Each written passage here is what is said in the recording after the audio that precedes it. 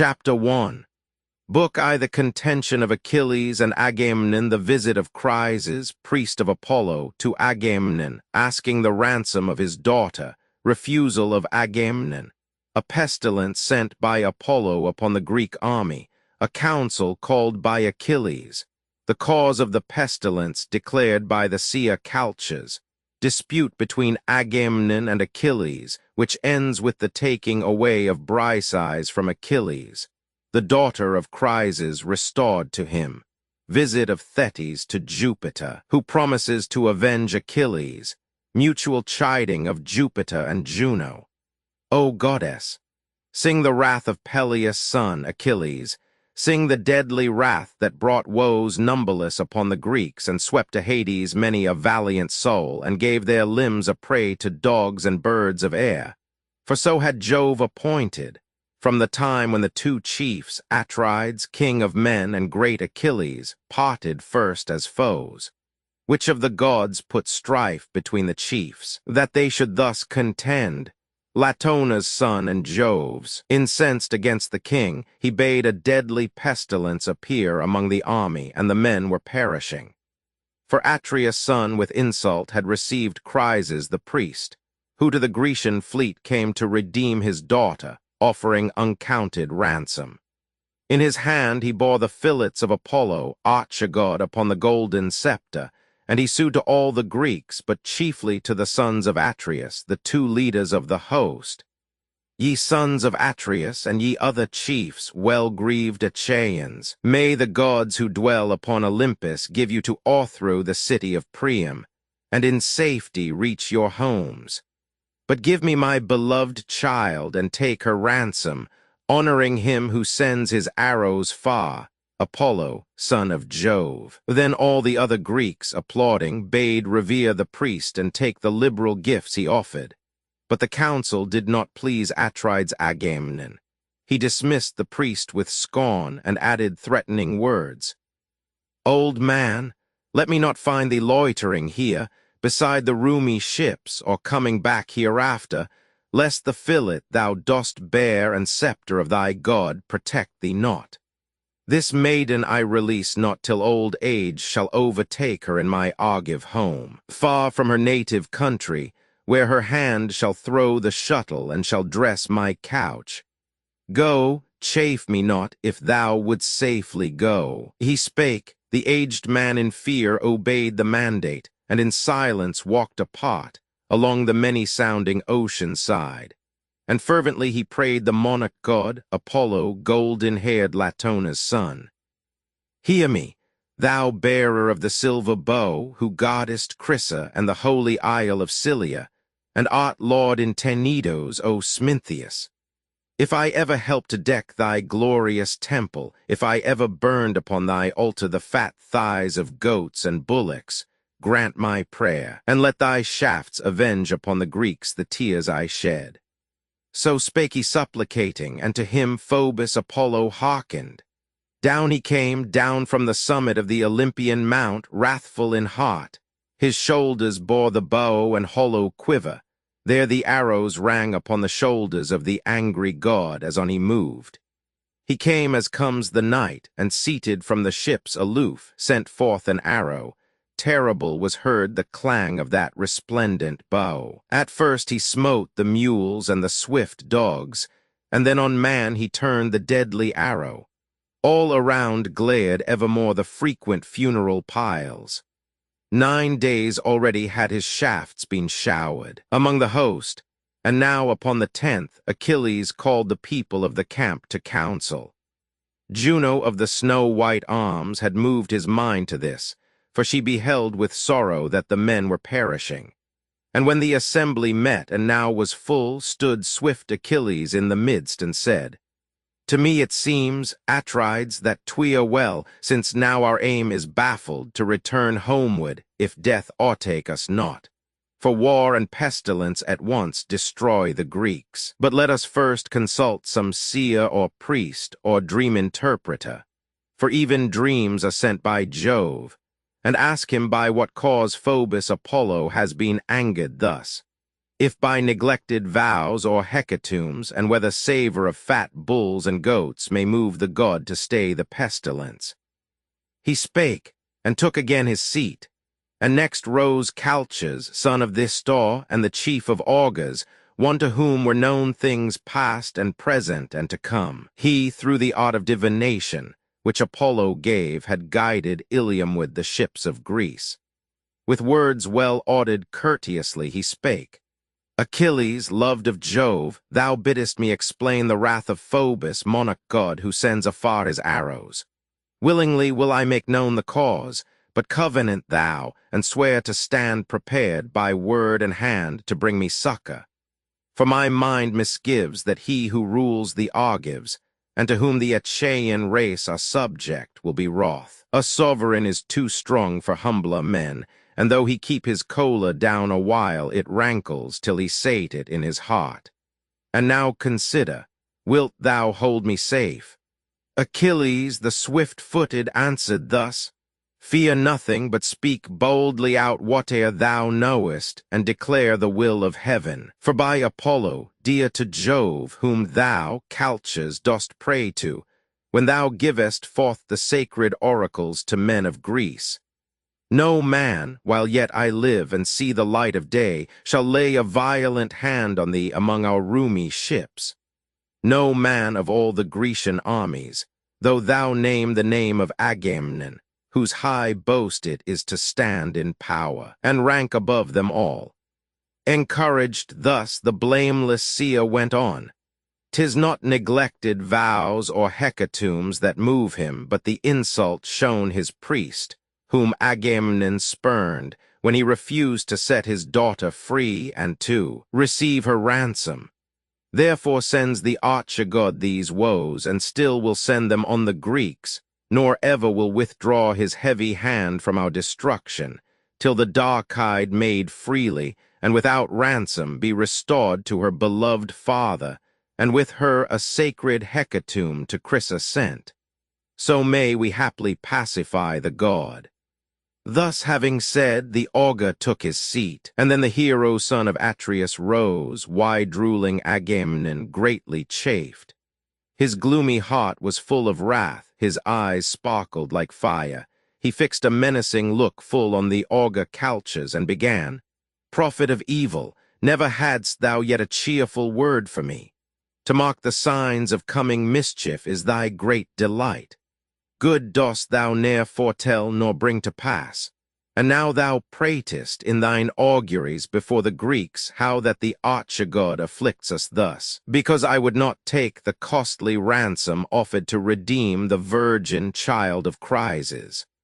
'Twas my choice to keep her with me, for I prize her more than Clytemnestra, bride of my young years, and deem her not less nobly graced than she, in form and feature, mind and pleasing arts. Yet will I give her back if that be best, for gladly would I see my people saved from this destruction. Let meet recompense meantime be ready, that I be not left alone of all the Greeks without my prize. That were not seemly. All of you perceive that now my share of spoil has passed from me. To him the great Achilles, swift of foot, replied, Renowned Atrides, greediest of men, where wilt thou that our noble Greeks find other spoil for thee, since none is set apart, a common store? The trophies brought from towns which we have sacked have all been shared among us, and we could not without shame bid every warrior bring his portion back. Yield, then, the maiden to the god, and we, the Achaeans, freely will appoint for thee threefold and fourfold recompense, should Jove give up to sack this well-defended Troy. Then the king Agamemnon answered thus, Nay, use no craft, all valiant as thou art, godlike Achilles. Thou hast not the power to circumvent nor to persuade me thus. Think'st thou that, while thou keepest safe thy prize, I shall sit idly down, deprived of mine? Thou bidst me give the maiden back. 'Tis well if to my hands the noble Greek shall bring the worth of what I lose, and in a shape that pleases me. else will I come myself, and seize and bear away thy prize, or that of Ajax or Ulysses, leaving him from whom I take his share with cause for rage. Another time we will confer of this. Now come and forth into the great salt sea launch a black ship, and muster on the deck men skilled to row, and put a hecatomb on board, and let the Phaeacic maid embark, Chryses. Send a prince to bear command, Ajax, Idomeneus, or the divine Ulysses. Or thyself, Pelides, thou most terrible of men, that with due rites thou soothe the anger of the archegod. Achilles the swift-footed with stern look thus answered, Ha, thou mailed in impudence and bent on lucre, who of all the Greeks can willingly obey thee on the march or bravely battling with the enemy? I came not to this war because of wrong done to me by the valiant sons of Troy. No feud had I with them. They never took my beeves or horses, nor in Phthea's realm, deep-soiled and populous, spoiled my harvest fields. For many a shadowy mount between us lies, and waters of the wide-resounding sea. Man unabashed, we follow thee that thou mayst glory in avenging upon Troy the grudge of Menelaus and thy own, thou shameless one. And yet thou haste for this nor thanks nor care. Thou threatenest now to take from me the prize for which I bore long toils in battle, and the Greeks decreed it mine. I never take an equal share with thee of booty when the Grecian host has sacked some populous Trojan town. My hands perform the harder labors of the field in all the tumult of the fight. But when the spoil is shared, the largest share of all is thine, while I, content with little, seek my ships, weary with combat. I shall now go home to Phthia. Better were it to return with my beaked ships. But here, where I am held in little honor, thou wilt fail, I think, to gather in large measure spoil and wealth. Him answered Agamemnon, king of men, Desert then, if thou wilt. I ask thee not to stay for me. There will be others left to do me honor yet, and best of all, the all-providing Jove is with me still. Thee I detest the most of all the men, ordained by him to govern. Thy delight is in contention, war, and bloody frays. If thou art brave, some deity, no doubt, hath thus endowed thee. Hence, then, to thy home with all thy ships and men. There domineer over thy Myrmidons, I heed thee not, nor care I for thy fury. Thus, in turn, I threaten thee. Since Phoebus takes away Chryses, I will send her in my ship and with my friends, and coming to thy tent, will bear away the Phaeacic maid thy prize. Briseis, that thou learn how far I stand above thee, and that other chiefs may fear to measure strength with me and brave my power. The rage of Peleus' son, as thus he spake, grew fiercer. In that shaggy breast his heart took counsel, whether from his thigh to draw the trenchant sword, and thrusting back the rest, smite down Atrides, or subdue his wrath and master his own spirit. While he thus debated with himself, and half unsheathed the ponderous blade, Pallas Athene came, sent from on high by Juno, the white-armed, who loved both warriors and made both her care. She came behind him, seen by him alone, and plucked his yellow hair. The hero turned in wonder, and at once he knew the look of Pallas and the awful gleaming eye, and thus accosted her with winged words. Why comest thou hither, daughter of the god who bears the aegis? Art thou here to see the insolence of Agamemnon, son of Atreus? Let me tell thee what I deem will be the event. That man may lose his life, and quickly too, for arrogance like this. Then thus the goddess, blue-eyed Pallas, spake. I came from heaven to pacify thy wrath, if thou wilt heed my counsel. I am sent by Juno the white-armed, to whom ye both are dear, who ever watches o'er you both. Refrain from violence. Let not thy hand unsheathe the sword, but utter with thy tongue reproaches, as occasion may arise. For I declare what time shall bring to pass. Threefold amends shall yet be offered thee in gifts of princely cost for this day's wrong. Now calm thy angry spirit and obey. Achilles the swift-footed answered thus, O goddess, be the word thou bring'st obeyed, however fierce my anger, for to him who hearkens to the gods give ear. So speaking, on the silver hilt he stayed his strong right hand, and back into its sheath thrust his good sword, obeying. She, meantime, returned to heaven, where Aegis-bearing Jove dwells with the other gods. And now again Pelides with opprobrious words bespake the son of Atreus, venting thus his wrath. Wine-bibber, with the forehead of a dog and a deer's heart, thou never yet hast dared to arm thyself for battle with the rest, nor join the other chiefs prepared to lie in ambush, such thy craven fear of death. Better it suits thee, midst the mighty host of Greeks, to rob some warrior of his prize who dares withstand thee. King thou art, and yet devourer of thy people. Thou dost rule a spiritless race. Else this day's insolence, Atrides, were thy last. And now I say, and bind my saying with a mighty oath, by this my scepter, which can never bear a leaf or twig, since first it left its stem among the mountains, for the steel has pared its boughs and bark away to sprout no more. And now the Achaean judges bear it, they who guard the laws received from Jupiter, such is my oath. The time shall come when all the Greeks shall long to see Achilles back, while multitudes are perishing by the hand of Hector the Manqueller. Thou, meanwhile, though thou lament, shalt have no power to help, and thou shalt rage against thyself to think that thou hast scorned the bravest of the Greeks. As thus he spake, Pelides to the ground flung the gold-studded wand and took his seat. Fiercely Atrides raged, but now uprose Nestor, the master of persuasive speech, the clear-toned Pylian orator, whose tongue dropped words more sweet than honey. He had seen 2 generations that grew up and lived with him on sacred Pylos pass away, and now he ruled the 3rd. With prudent words he thus addressed the assembly of the chiefs. Ye gods, what new misfortunes threaten Greece?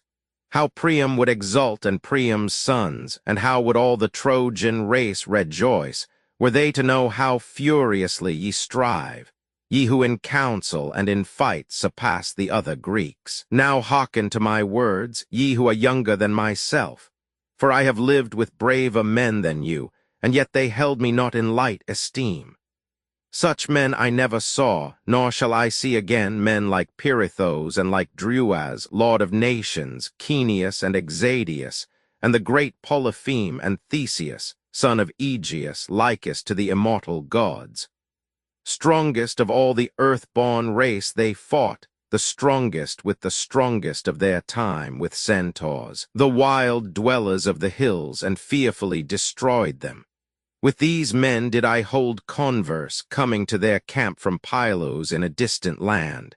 They sent to bid me join the war, and by their side I fought my best, but no man living now on the wide earth would dare to fight with them. Great as they were, they listened to my words and took my counsel. Hearken also ye, and let my words persuade you for the best. Thou, powerful as thou art, take not from him the maiden, suffer him to keep the prize decreed him by the sons of Greece. And thou, Pelides, strive no longer with the king, since never Jove on Skeptid prince bestowed like eminence to his. Though braver thou and goddess-born, yet hath he greater power and wider sway. Atrides, calm thy wrath, 'tis I who ask, against the chief who stands the bulwark of the Greeks in this fierce war. To him the sovereign Agamemnon said, The things which thou hast uttered, aged chief, are fitly spoken, but this man would stand above all others. He aspires to be the master, over all to domineer and to direct in all things. Yet I think there may be one who will not suffer this. For if by favor of the immortal gods he was made brave, have they for such a cause given him the liberty of insolent speech? Hereat the great Achilles, breaking in, answered, Yea, well might I deserve the name of coward and of wretch, should I submit in all things to thy bidding. Such commands lay thou on others, not on me. nor think I shall obey thee longer. This I say, and bear it well in mind. I shall not lift my hand to keep the maiden whom ye gave and now take from me. But whatever else may be on board that swift black ship of mine, beware thou carry not away, the least without my leave. Come, make the trial now, that these may see thy black blood bathe my spear. Then, rising from that strife of words, the twain dissolved the assembly at the Grecian fleet. Pelides to his tents and well-manned ships went with Patroclus and his warrior friends, while Agamemnon bade upon the sea launch a swift bark with 20 chosen men, to ply the oar and put a hecatomb upon it for the god. He thither led the Phaeacic maid Chryses. The command he gave to wise Ulysses. Forth they went, leader and crew, upon their watery path. Meanwhile he bade the camp be purified, and straight the warriors purified the camp, and casting the pollutions to the waves, they burned to Phoebus chosen hecatombs of bulls and goats beside the barren main, from which the savour rose in smoke to heaven. So was the host employed, but not the less did Agamemnon persevere to urge his quarrel with Pelides, and he thus addressed Talthybius and Eurybates, his heralds and his faithful ministers. Go ye to where Achilles holds his tent, and take the fair Briseis by the hand, and bring her hither. If he yield her not, I shall come forth to claim her with a band of warriors, and it shall be worse for him. He spake, and sent them forth with added words of menace. With unwilling steps they went beside the barren deep, until they reached the tents and vessels of the Myrmidons, and found Achilles seated by his tent and his black ship. Their coming pleased him not. They, moved by fear and reverence of the king, stopped, and bespake him not, nor signified their errand. He perceived their thought, and said, Hail, heralds, messengers of Jove and men, draw near, I blame you not. I only blame Atrides, who hath sent you for the maid, noble Patroclus. Bring the damsel forth, and let them lead her hence. My witnesses are ye before the blessed deities and mortal men and this remorseless king, if ever he shall need me to avert the doom of utter ruin from his host. Most sure it is, he madly yields himself to fatal counsels, thoughtless of the past and of the future, nor forecasting how the Greeks may fight unvanquished by their fleet. He spake. Meantime Patroclus had obeyed the word of his beloved friend. He brought the Phaeacic maid Briseis from the tent, and she was led away. The messengers returned to where their barks were moored, and she unwillingly went with them. Then in tears Achilles, from his friends withdrawing, sat beside the hoary ocean marge, and gazed on the black deep beyond, and stretched his hands, and prayed to his dear mother earnestly. Mother, since thou didst bring me forth to dwell brief space on earth, Olympian Jupiter, who thunders in the highest, should have filled that space with honors, but he grants them not. Wide-ruling Agamemnon takes and holds the prize I won, and thus dishonors me.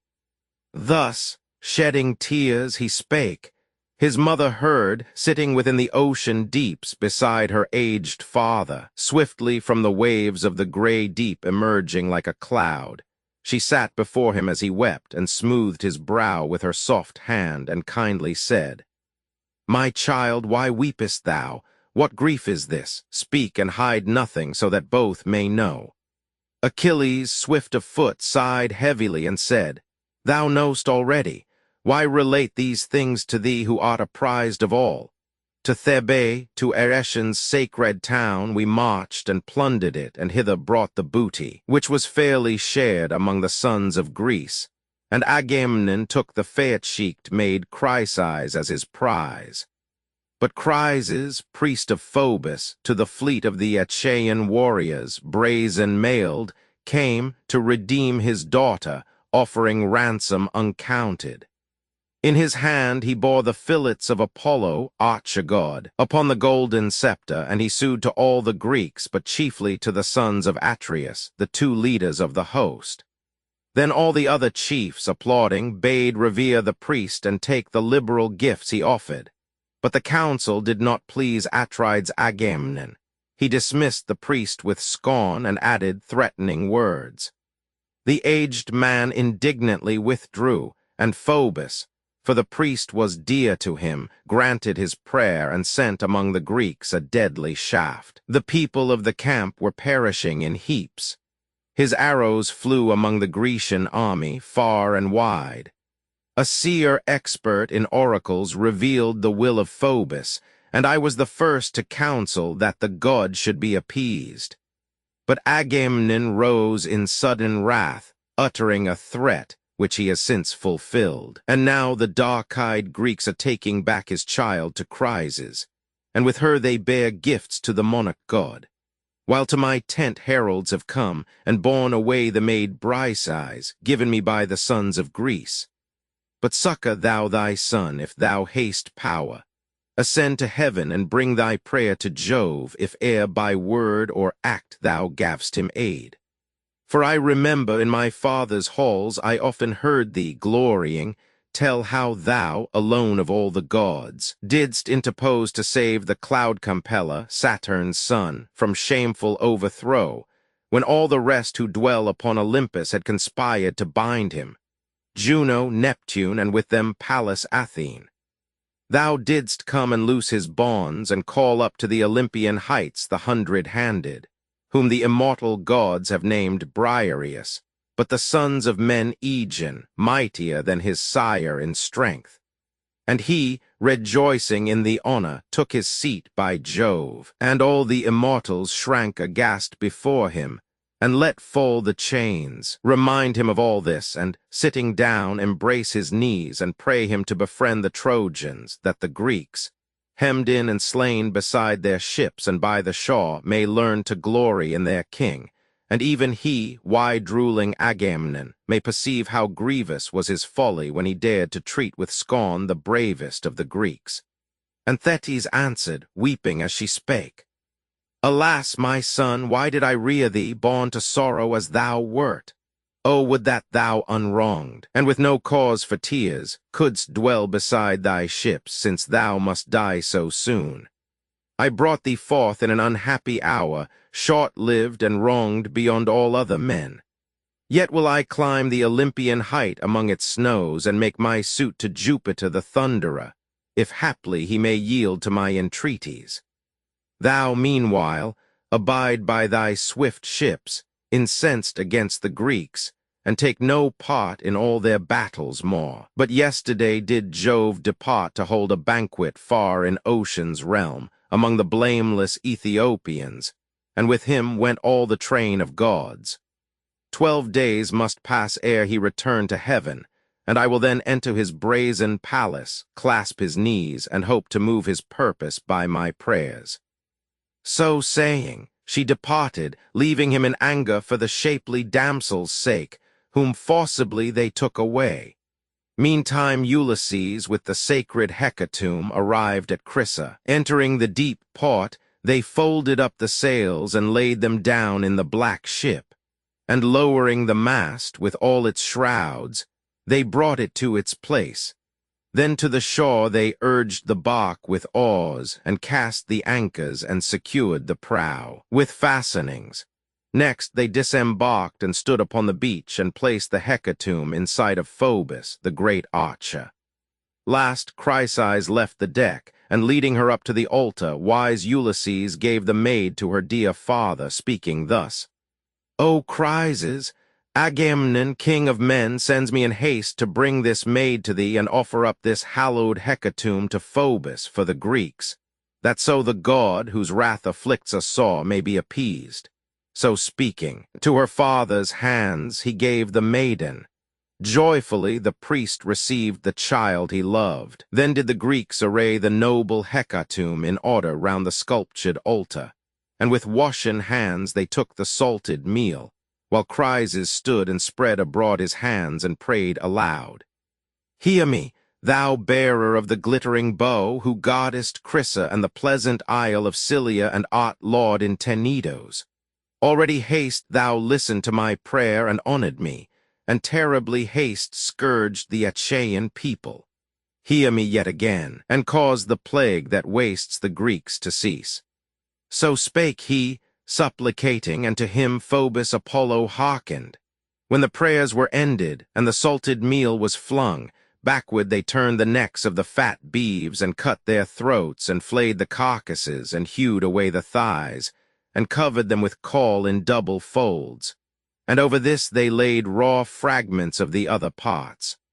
O'er all the aged priest poured dark red wine, and burned them on dry wood. A band of youths with 5-pronged spits beside him thrust these through the entrails, which they laid among the flames. And when the thighs were all consumed, and next the entrails tasted, all the rest was carved into small portions, and transfixed with spits, and roasted with nice care, and then withdrawn from the hot coals. This task performed, they made the banquet ready. All became its guests, and all were welcome to the equal feast. And when their thirst and hunger were allayed, boys crowned the ample urns with wreaths, and served the wine to all, and poured libations forth. Meantime the Argive youths that whole day long sang to appease the god. They chanted forth high anthems to the Archer of the skies. He listened to the strain, and his stern mood was softened. When at length the sun went down and darkness fell, they gave themselves to sleep beside the fastenings of their ships. And when appeared the rosy-fingered dawn, the child of morning, they returned to the great host of the Achaeans. Phoebus deigned to send a favoring breeze. At once they reared the mast and opened the white sails. The canvas swelled before the wind, and hoarsely round the keel the dark waves murmured as the ship flew on.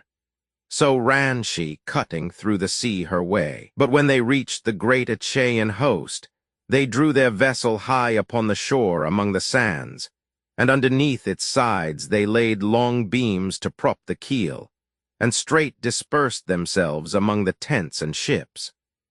The goddess-born Achilles, swift of foot, beside his ship still brooded o'er his wrath, nor came to council with the illustrious chiefs, nor to the war, but suffered idleness to eat his heart away. For well he loved clamor and combat. But when now, at length, the 12th day came, the ever-living gods returned together to the Olympian mount with Jove, their leader. Thetis kept in mind her son's desire, and with the early morn, emerging from the depths of ocean, climbed to the great heaven and the high mount, and found all-seeing Jove, who, from the rest apart, was seated on the loftiest pinnacle of many-peaked Olympus.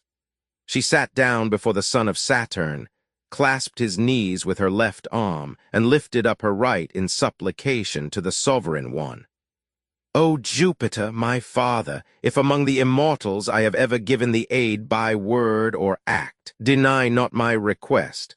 Honor my son, whose life is doomed to end so soon. For Agamemnon, king of men, hath done him shameful wrong. He takes from him and keeps the prize he won in war.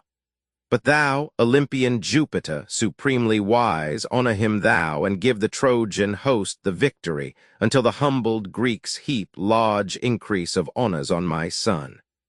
She spake, but cloud-compelling Jupiter answered her not. In silence long he sat, but Thetis, who had clasped his knees at first, clung to them still and prayed him yet again. O promise me and grant my suit, or else deny it, for thou needst not fear, and I shall know how far below the other gods thou holdest me in honor. As she spake, the cloud-compeller, sighing heavily, answered her thus. Hard things dost thou require, and thou wilt force me into new disputes with Juno, who will anger me again with contumelious words. Forever thus, in presence of the immortals, doth she seek cause of contention, charging that I aid the Trojans in their battles. Now depart, and let her not perceive thee. Leave the rest to be by me accomplished, and that thou mayst be assured, behold, I give the nod. For this, with me, the immortals know, portends the highest certainty. No word of mine which once my nod confirms can be revoked, or prove untrue, or fail to be fulfilled. As thus he spake, the son of Saturn gave the nod with his dark brows. The ambrosial curls upon the sovereign one's immortal head were shaken, and with them the mighty Mount Olympus trembled. Then they parted, she plunging from bright Olympus to the deep, and Jove returning to his palace home, where all the gods, uprising from their thrones at sight of the great father, waited not for his approach, but met him as he came. And now upon his throne the godhead took his seat, but Juno knew, for she had seen that Thetis of the silver feet, and child of the gray ancient of the deep, had held close counsel with her consort. Therefore she bespake the son of Saturn harshly, thus: O crafty one, with whom among the gods plottest thou now? Thus hath it ever been thy pleasure to devise, apart from me, thy plans in secret. Never willingly dost thou reveal to me thy purposes. Then thus replied the father of the gods and mortals: Juno, do not think to know all my designs, for thou wilt find the task too hard for thee, although thou be my spouse.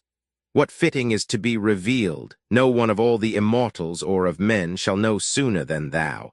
But when I form designs apart from all the gods, presume thou not to question me or pry into my plans. Juno, the large-eyed and august, rejoined: What words, stern son of Saturn, hast thou said?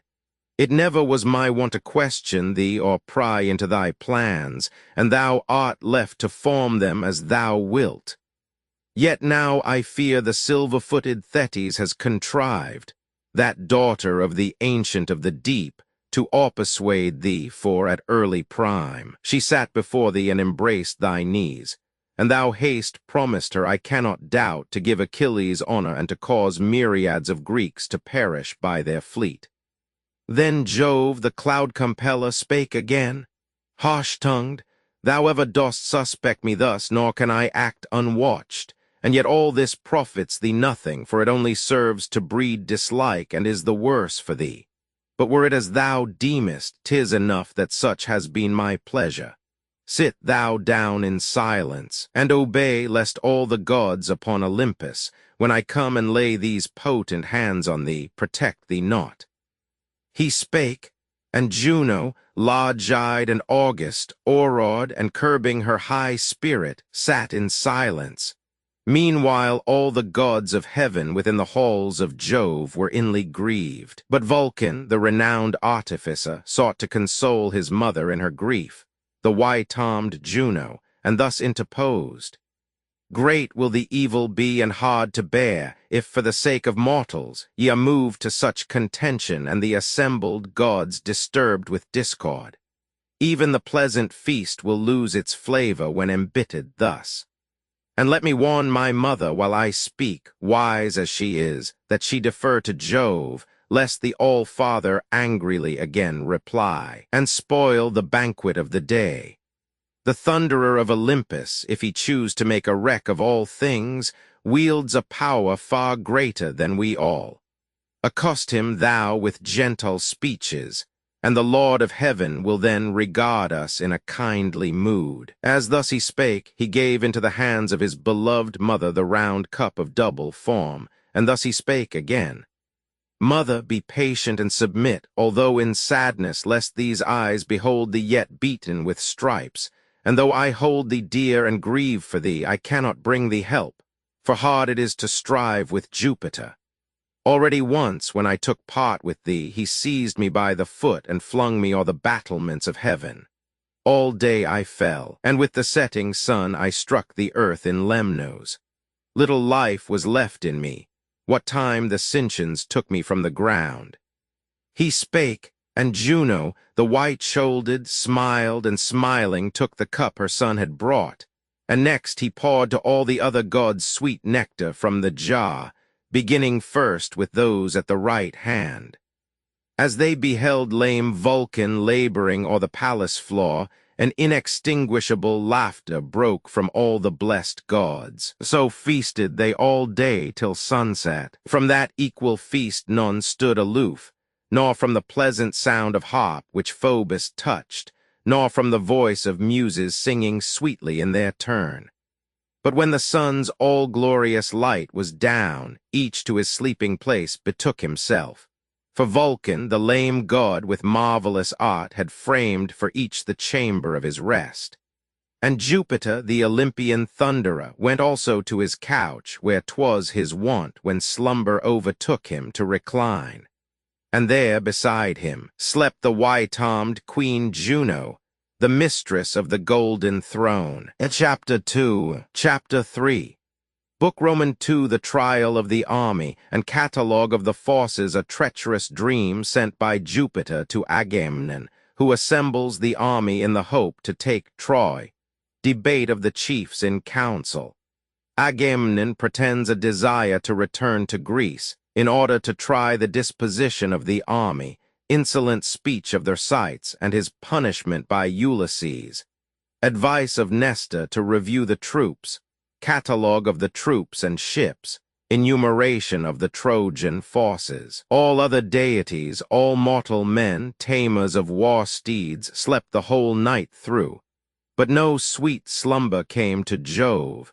His thoughts were ever busy with the anxious care to crown with honor Peleus' son, and cause myriads to perish at the Grecian fleet. At last, this counsel seemed the best, to send a treacherous dream to Agamemnon, son of Atreus. Then he called a dream, and thus addressing it with winged words, he said, "Go, fatal vision, to the Grecian fleet, and entering Agamemnon's tent, declare faithfully what I bid thee. Give command that now he arm with all the array of war the long-haired Greeks, for lo, the hour is come that gives into his hands the city of Troy with all its spacious streets. The powers who dwell in the celestial mansions are no more at variance.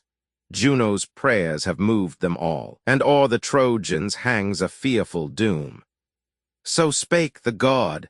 The vision heard, and went at once to where the Grecian barks were moored, and entered Agamemnon's tent, and found the king reposing, with the balm of sleep poured all around him.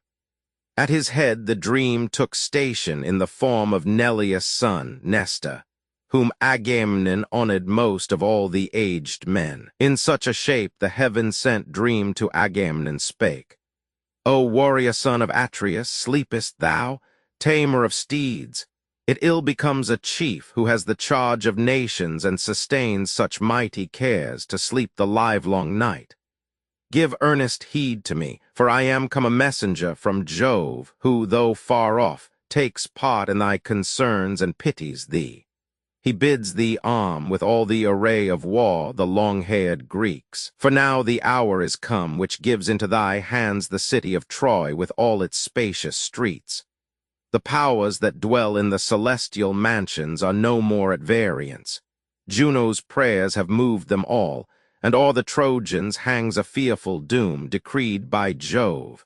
Bear what I say in mind, and when thy sleep departs, forget it not." He spake, and disappearing left the king musing on things that never were to be. For on that very day he thought to take the city of Priam. Fool, who little knew what Jupiter designed should come to pass, and little thought by his own act to bring great woe and grief on Greeks and Trojans both in hard-fought battles. From his sleep he woke, the heavenly voice still sounding in his ears, and sat upright, and put his tunic on, soft, fair, and new, and over that he cast his ample cloak, and round his shapely feet laced the becoming sandals. Next he hung upon his shoulders and his side the sword with silver studs, and took into his hand the ancestral scepter, old but undecayed, and with it turned his footsteps toward the fleet of the Achaean warriors brazen-mailed. Now Dawn, the goddess, climbed the Olympian height, foretelling day to Jupiter and all the immortal gods, when Agamemnon bade the shrill-voiced heralds call the long-haired Greeks. Together they proclaimed his will, and straight the warriors came in throngs. But first he bade a council of large-minded elders meet on Pylian Nestor's royal bark, and there laid his well-pondered thought before them. "My friends, give ear. A vision from above came to me sleeping in the balmy night. Most like to noble Nestor was its look, its face, its stature, and its garb. It stood beside me at my head, and thus it spake. O warrior son of Atreus, sleepest thou, tamer of steeds? It ill becomes a chief who has the charge of nations and sustains such mighty cares to sleep the livelong night. Give earnest heed to me, for I am come a messenger from Jove, who, though far off, takes part in thy concerns and pities thee. He bids thee arm with all the array of war the long-haired Greeks, for now the hour is come which gives into thy hands the city of Troy with all its spacious streets. The powers who dwell in the celestial mansions are no more at variance. Juno's prayers have moved them all, and o'er the Trojans hangs a fearful doom decreed by Jove. Bear what I say in mind. It spake and passed away, and with it fled my slumbers. Now must we devise a way to bring into the field the sons of Greece. I first will try, as best I may, with words and counsel flight from Troy with all our ships. Ye each with different counsels do your part. He spake, and took his seat, and after him Nestor, the king of sandy Pylus, rose with well-considered words. O friends, he said, leaders and princes of the Grecian race, had any other of the Argive host related such a dream, we should have said the tale is false and spurned the counsel given. But he has seen it who in rank and power transcends us all, and ours it is to see how we may arm for war the sons of Greece. He spake and left the council, and the rest, all skepted kings, arose, prepared to obey the shepherd of the people. All the Greeks meanwhile came thronging to the appointed place. As swarming forth from cells within the rock, coming and coming still, the tribe of bees fly in a cluster or the flowers of spring, and some are darting out to right and left. So from the ships and tents a multitude along the spacious beach in mighty throngs moved toward the assembly. Rumor went with them, the messenger of Jove, and urged them on. And now when they were met, the place was stunned with clamor. Earth, as the great crowd sat down, groaned under them. A din of mingled cries arose. 9 shouting heralds strove to hush the noisy crowd to silence, that at length the heaven-descended monarchs might be heard. And when the crowd was seated and had paused from clamor, Agamemnon rose. He held the scepter. Vulcan's skill had fashioned it, and Vulcan gave it to Saturnian Jove, and Jove bestowed it on his messenger, the Augusquella Hermes. He in turn gave it to Pelops, great in horsemanship, and Pelops passed the gift to Atreus next, the people's shepherd. Atreus, when he died, bequeathed it to Thyestes, rich in flocks, and last, Thyestes left it to be borne by Agamemnon, symbol of his rule o'er many isles and all the Argive realm. Leaning on this, he spake these winged words. Friends, Grecian heroes, ministers of Mars, Saturnian Jove hath in an evil net entangled me most cruelly. He gave his promise and his nod that, having razed Troy with her strong defenses, I should see my home again. But now he meditates to wrong me, and commands me to return, with lessened glory and much people lost, to Argos. Thus hath it seemed good to Jove the mighty, who hath overthrown the towers of many a city, and will yet o'erthrow. The ages yet to come will hear with shame that such a mighty army of the Greeks have waged a fruitless war, and fought in vain a foe less numerous. Yet no end appears to this long strife. Should Greeks and Trojans make a treaty, faithfully to number each, and should the Trojans count their citizens, and we the Greeks, disposed in rows of tens, should call the Trojans singly to pour out the wine for us, full many a company of 10 would lack its cup-bearer. So far, I judge, the sons of Greece outnumber those who dwell in Troy. But they have yet allies from many a city, men who wield the spear, withstanding my attempt to overthrow that populous town. 9 years of mighty Jove have passed already, and the planks that form our barks are mouldering, and the cables drop in pieces, and our wives within their homes with their young children sit expecting us. yet is the enterprise for which we came still unperformed. Now let us all obey the mandate I reveal, and hasten hence with all our fleet to our beloved homes, for Troy with her broad streets we cannot take. He spake, and in the bosoms of the crowd stirred every heart. Even those who heard him not were moved.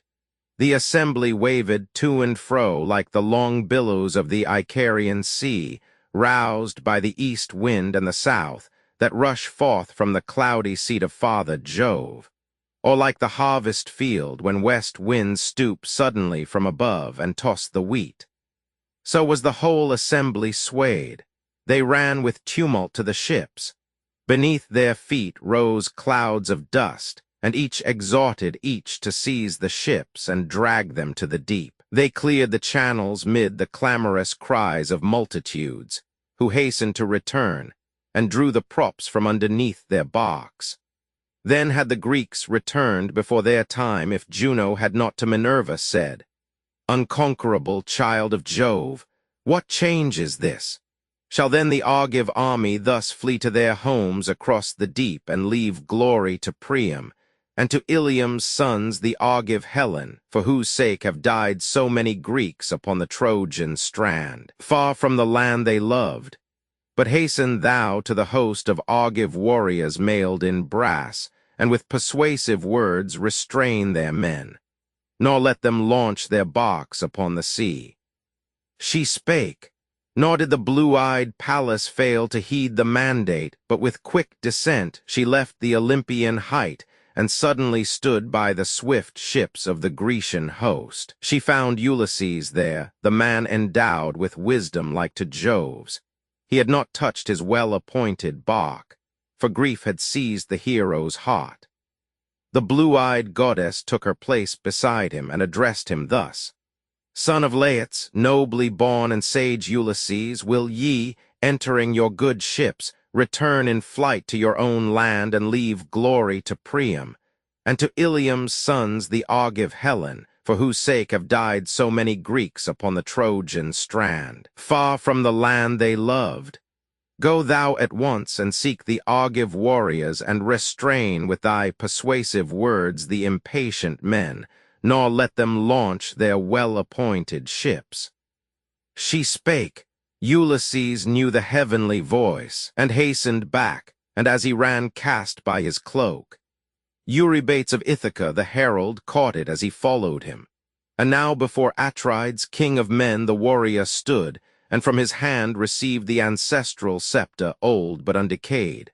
And bearing this, he went among the ships which brought the Achaean army, mailed in brass, and whomsoever he met upon his way, monarch or eminent among the host, he stopped him and addressed him blandly thus: "Good friend, this eager haste as if from fear befits thee not.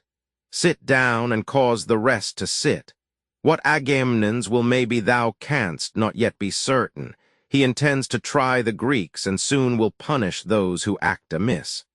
We cannot all have heard what he has said. Beware then lest his wrath fall heavily upon the sons of Greece. The monarch, foster child of Jupiter, is terrible enraged.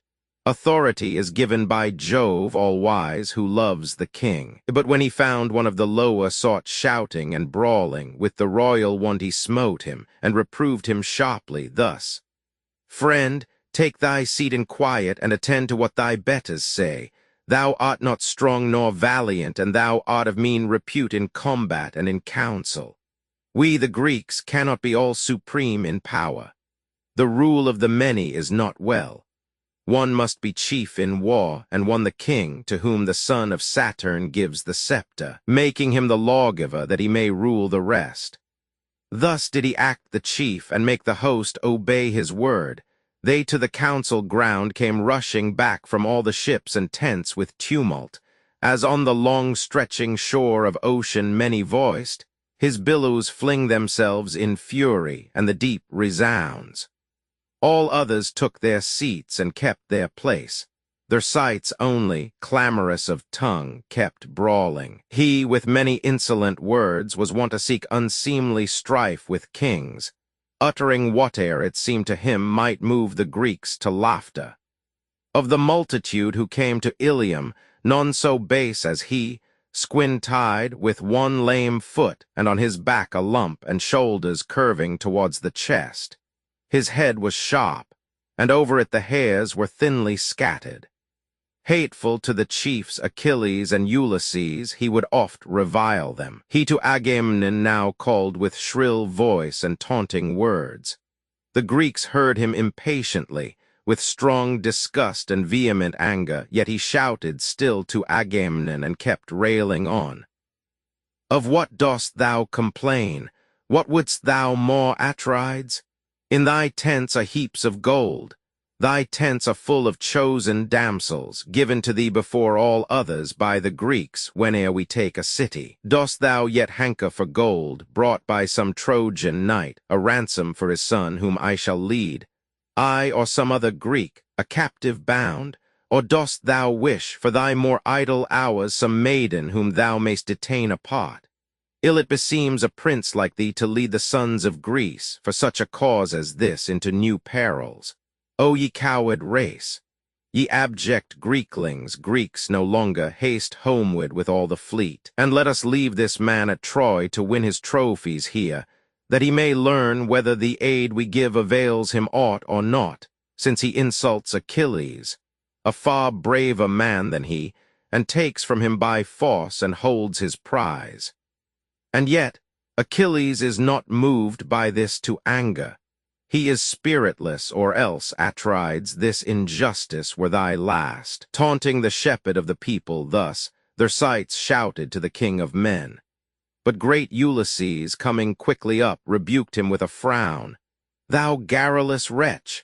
Glib as thou art of tongue, their sights cease, nor singly dare to seek dispute with kings. There came, I deem, no viler wretch than thou to Troy with Agamemnon. Prate no more of kings, reviling them and keeping watch for pretexts to return. We know not yet whether to go or to remain were best. Thou railest at the shepherd of the host, Atrides Agamemnon, for thou seest the Grecian heroes load him with rewards, while thou insultest him with scurrilous words. I tell thee now, and I shall keep my word. If e'er again I find thee railing on, as now thou dost, then let Ulysses wear his head no longer, let me not be called the father of Telemachus, if I shall fail to seize thee, and to strip thee bare of cloak and tunic, and whatever else covers thy carcass, and to send thee forth, howling, to our swift barks upon the shore, scourged from the council with a storm of blows. He spake, and with his scepter smote the back and shoulders of the scoffer, who crouched low and shed a shower of tears. A bloody whelk rose where the golden scepter fell. He took his seat, dismayed, and still in pain wiped off the tears from his smutched face. The multitude around him, though in anxious mood, were moved to smiles, and one addressed his neighbor thus. Strange that Ulysses does 1,000 things so well, so wise in counsel, and in war so brave. And for the Grecian army now he does the best of all, in silencing the chatter of this saucy slanderer, whose acrid temper will not soon again move him to rail with insolent speech at kings. So talked the multitude. Ulysses then, holding the scepter, rose, and by his side the blue-eyed Pallas in a herald's form commanded silence, that the Argive host, the mightiest and the meanest, might attend to what should now be said, and calmly weigh the counsel given them. With a prudent art Ulysses framed his speech, and thus he spake. The Greeks, O Atreus' son, would bring on thee dishonor in the eyes and speech of men, breaking the promise made when first they came from Argos, famed for steeds, that having spoiled this well-defended Troy, thou shouldst return a conqueror. And now, like tender boys or widowed women, all give way to grief and languish to return. 'Twere hard to bear if, after all our sufferings and our toils, we go back now. And yet Woa remains a single month away from wife and home chafes if the winter storms and angry sea detain him still on board his well-oared bark. And we have seen the 9th full year roll round since we came hither. Therefore blame I not the Greeks if they in their beaked ships repine at this delay. But then it were disgrace to linger here so long and journey home with empty hands.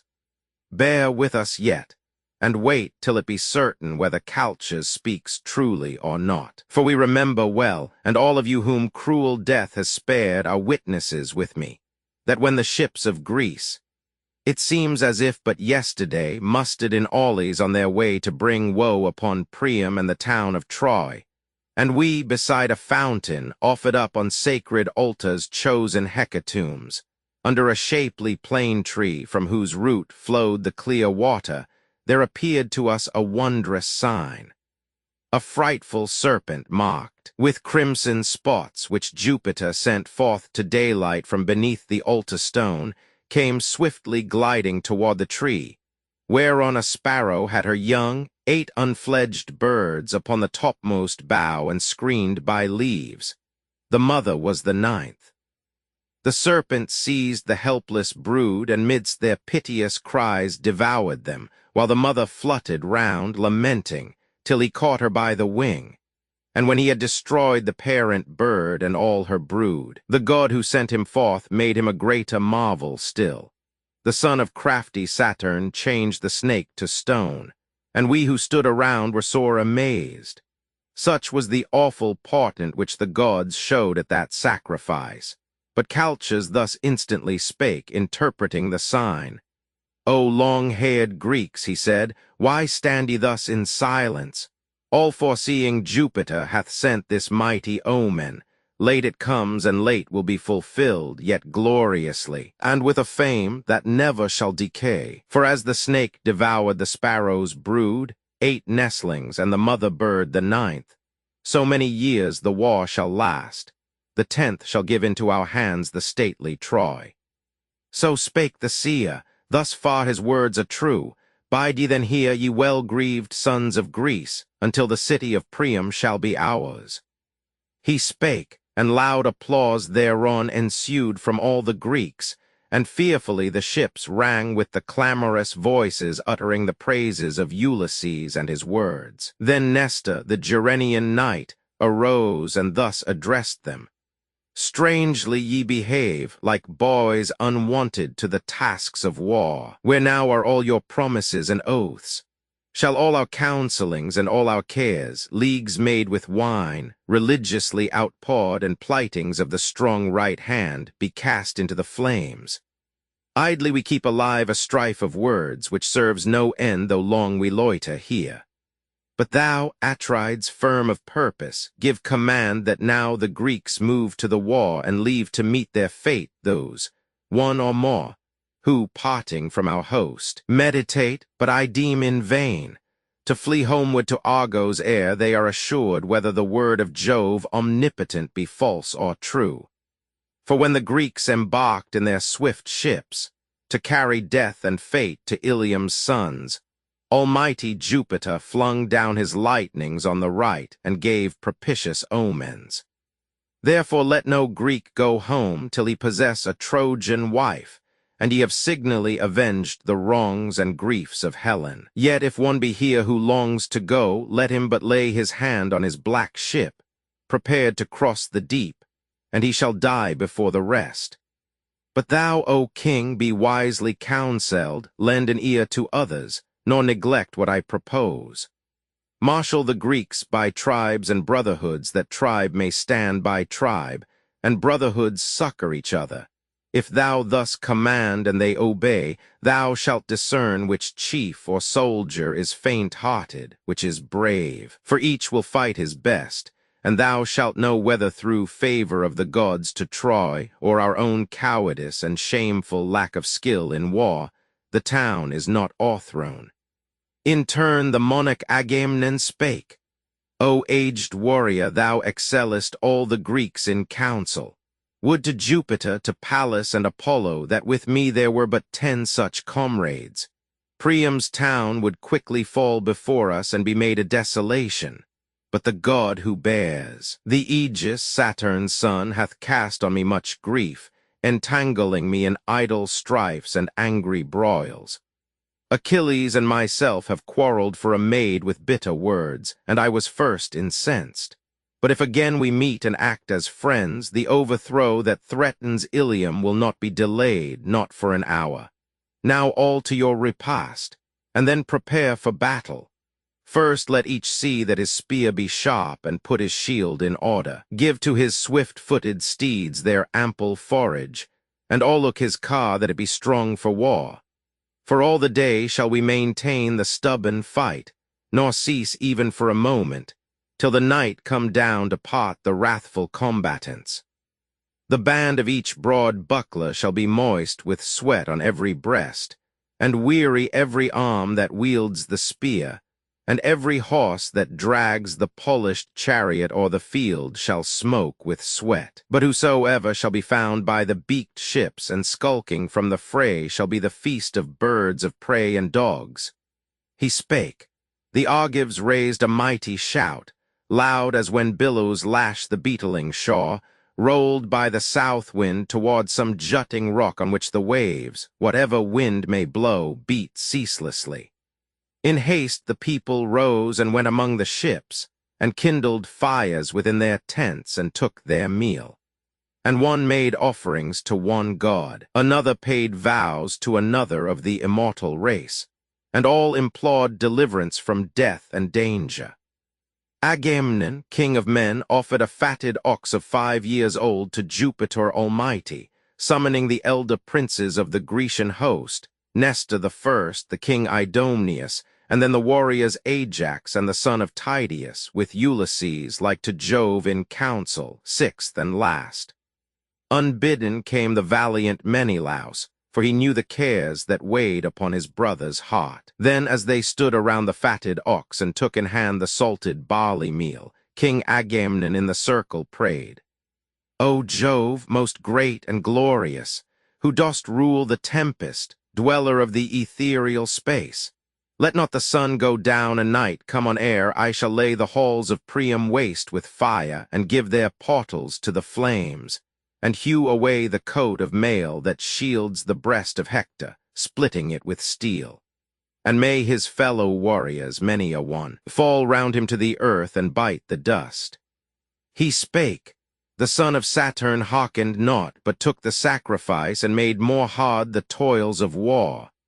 And now when they had prayed and strown the salted meal, they drew the neck of the victim back and cut the throat and flayed the carcass, hewed away the thighs and laid the fat upon them in a double fold, on which they placed raw strips of flesh, and these they burned with leafless billets. Then they fixed the entrails on the spits and held them forth above the flames, and when the thighs were burned and entrails tasted, all the rest was carved into small portions and transfixed with spits and roasted carefully and drawn away. And when these tasks were finished and the board was spread, they feasted. From that equal feast none went unsated. When they had appeased their thirst and hunger, the Gerenian knight Nestor stood forth and spake, Most glorious son of Atreus Agamemnon, king of men, waste we no time in prattle, nor delay the work appointed by the gods, but send the heralds of the Achaeans, brazen-mailed, to call the people to the fleet, while we pass in a body through their vast array and wake the martial spirit in their breasts. He spake, and Agamemnon, king of men, followed the counsel. Instantly he bade the loud-voiced herald summon to the war the long-haired Argives. At the call they came, quickly they came together, and the kings, nurslings of Jupiter, who stood beside Atrides, hastened through the crowd to form the army into ranks. Among them walked the blue-eyed Pallas, bearing on her arm the priceless aegis, ever fair and new, and undecaying. From its edge there hung 100 golden fringes, fairly wrought, and every fringe might buy a hecatomb. With this and fierce, defiant looks she passed through all the Achaean host, and made their hearts impatient for the march and strong to endure the combat without pause. For now the war seemed to them dearer than the wished return in their good galleys, to the land they loved. As when a forest on the mountaintop is in a blaze with the devouring flame and shines afar, so while the warriors marched, the brightness of their burnished weapons flashed on every side and upward to the sky. And as when waterfowl of many tribes, geese, cranes, and long-necked swans, disport themselves in Asia's fields beside Casta's streams, and to and fro they fly with screams and light, flock after flock, and all the fields resound. So poured from ships and tents the swarming tribes into Scamander's plain, where fearfully earth echoed to the tramp of steeds and men.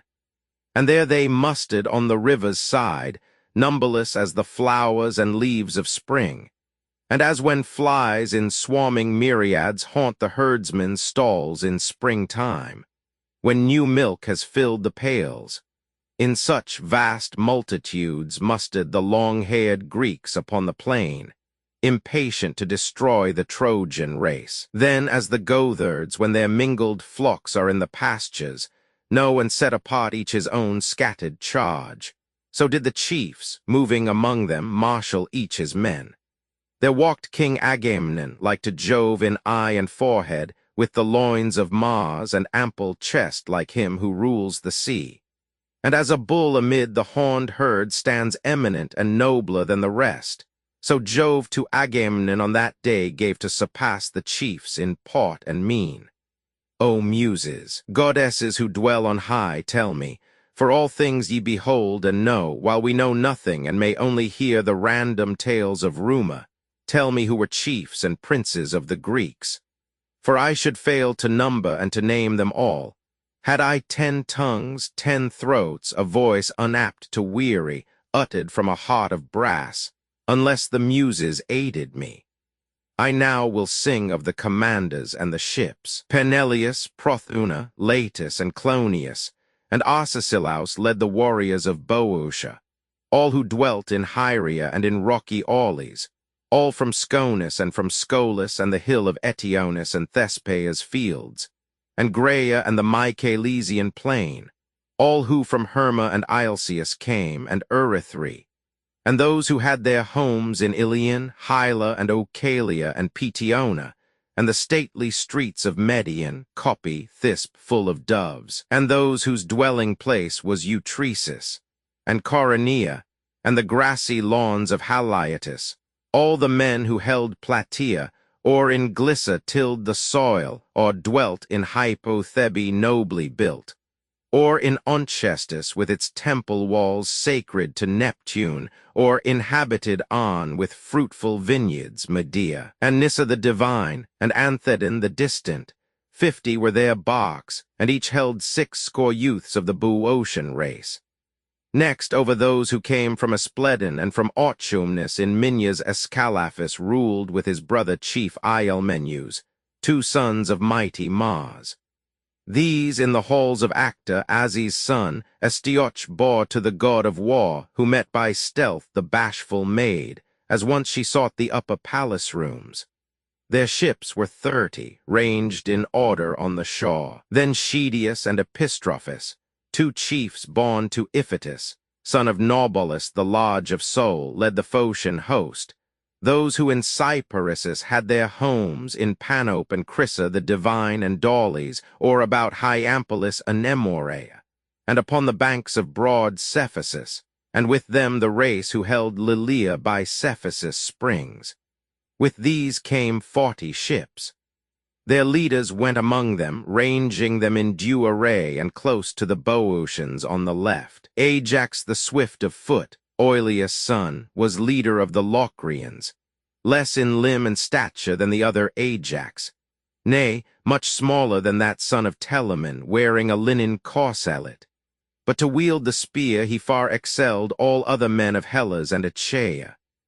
Those who dwelt in Sinus, Opus, Bessa, and the fields of Scapha and Caliaris and green Augeia, Tapha, and the meadows where Bogrius waters Thronium, followed him with 40 dark-hulled Locrian barks that came from coasts beyond Euboea's sacred isle.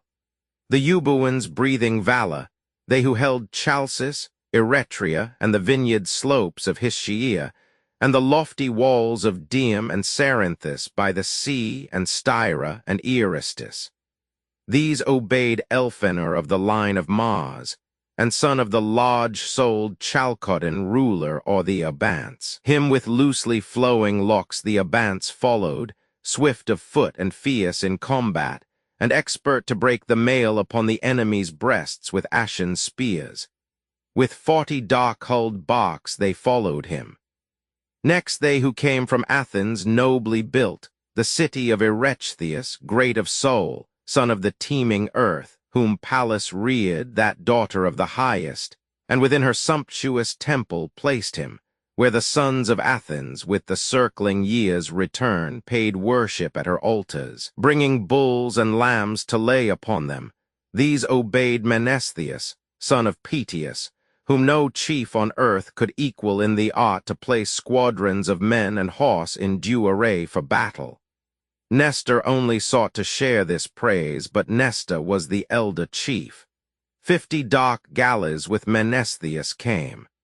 Ajax had brought 12 ships from Salamis, and these he stationed near the Athenian host. But they who dwelt in Argos, or within the strong-walled Turins, or Hermione and Asine with their deep, sheltering bays, Trozene and Aeone, and hills of Epidaurus planted all with vines, and they who tilled Aegina and the coast of Maces, Grecian warriors.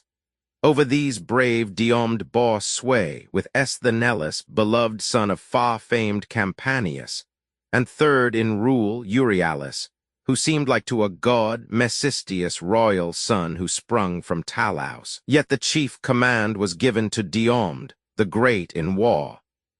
A fleet of 80 galleys came with them. The dwellers of Mycenae nobly built, of Corinth famed for riches, and the town of beautiful Cleone, they who tilled Ornea, Arethyria's pleasant land, and Sicyon, where of yore Adrastus reigned, and Hyperesia and the airy heights, of Gonosa and Pellene's fields, and they who came from Aegium and the shores around it, and broad lands of Hellas. These had 100 barks, and over them Atrides Agamemnon bore command, and with him came the largest train of troops and bravest. He was cased in gleaming mail, and his heart gloried when he thought how high he stood among the heroes, mightier far in power and leader of a mightier host. Then they who dwelt within the hollow vale of queenly laced Semen, they who held fair and Sparta, Messa full of doves, Brycea and Augea's rich domain, Amyclae and the town of Helos built close to the sea, and those who had their homes in Lais and the fields of Otilus. All these obeyed the brother of the king, the valiant Menelaus. 60 ships they brought, but these he ranged apart from those of Agamemnon. Through the ranks he went, and trusting in his valor, quickened theirs for battle. For his heart within him burned to avenge the wrongs of Helen and her tears. Then came the men who tilled the Pylian coast and sweet Aran, Thrier at the fords of Alpheus, and the stately palace homes of Epi, or in Cyparissus dwelt, or in Amphigenea, Teleum, Helos, and Dorium, where the Muses once met, journeying from Oechalian Eurytus, the Thracian Thamyris, and took from him his power of voice. For he had made his boast to overcome in song the daughters 9 of Jove the Aegis-bearer. They in wrath smote him with blindness, took the heavenly gift of song away, and made his hand forget its cunning with the harp. All those were led by Nestor, the Gerenian knight, who came to war on Troy with fourscore ships and 10. The Arcadians, dwelling by the lofty Mount Cyllene, near the tomb of Epitus, warriors who combat hand to hand, and they who tilled the fields of Pheneus and possessed Ochiumnus with all its flocks, or dwelt in Ripa and in Stratia, and the bleak Anisp, beaten with perpetual winds, and in Tegea and the lovely land of Mantinea, and in Stymphalus and in Parasia, came in 60 ships to Troy with Agapna for their chief, son of Anchius.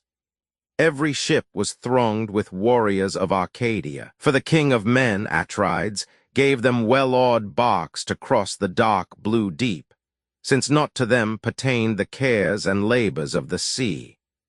Then from Buprasium and the sacred coast of Iliad, from Hyamine and remote Myrsinus and the Olenian precipice, and from Alicium came with chieftains the warriors, 10 swift galleys following each chieftain, crowded with Epean troops, and part obeyed Amphimachus, the son of Ctetus, and part with Thalpius came, the son of Eurytus Actorides, and part with brave Dios of the line of Amarynceus. Last Polyxenus, the godlike offspring of Agasthenes, whose father was Augeas, led the rest.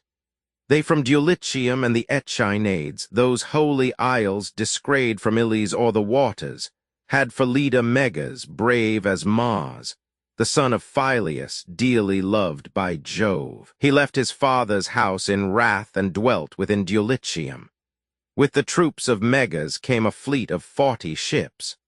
Ulysses led the Cephallenian men who dwelt in Ithaca or whose abode was leafy Neritus, and those who came from Crossalea and from Aegyptus the craggy and Zacynthus and the isle of Samos and Epirus, and from all the bordering lands. O'er these Ulysses ruled, a chief like Jove in council, and with him there came 12 galleys with their scarlet prows. Then with the Aetolians came Andremon's son Thoas, their leader. With him were the men of Pleuron and Pylene, Olnus and Chalcis on the sea-coast and the rocks of Calydon. For now no more the sons of large-souled Oeneus were alive on earth, nor lived the chief himself, and in his tomb was Meleager of the golden hair. And thus the Aetolian rule to Thoas came. A fleet of fourscore galleys followed him.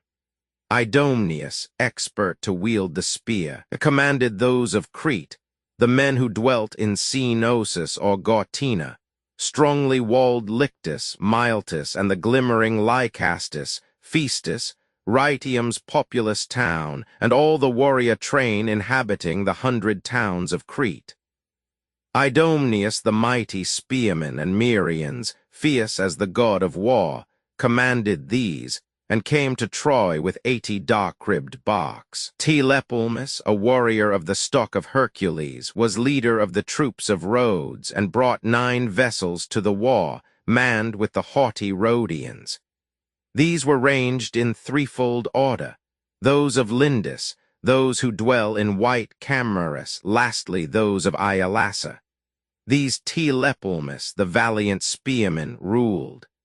Astyoch bore him to mighty Hercules, who led the maid from Ephyra, upon the banks of Selles, to be his wife, what time his valor had o'erthrown and made a spoil of many a city full of noble youths.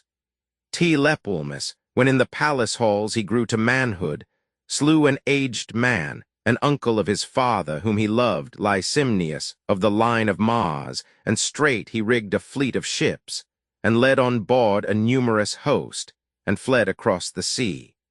For fearful were the threats of other sons and grandsons of the mighty Hercules.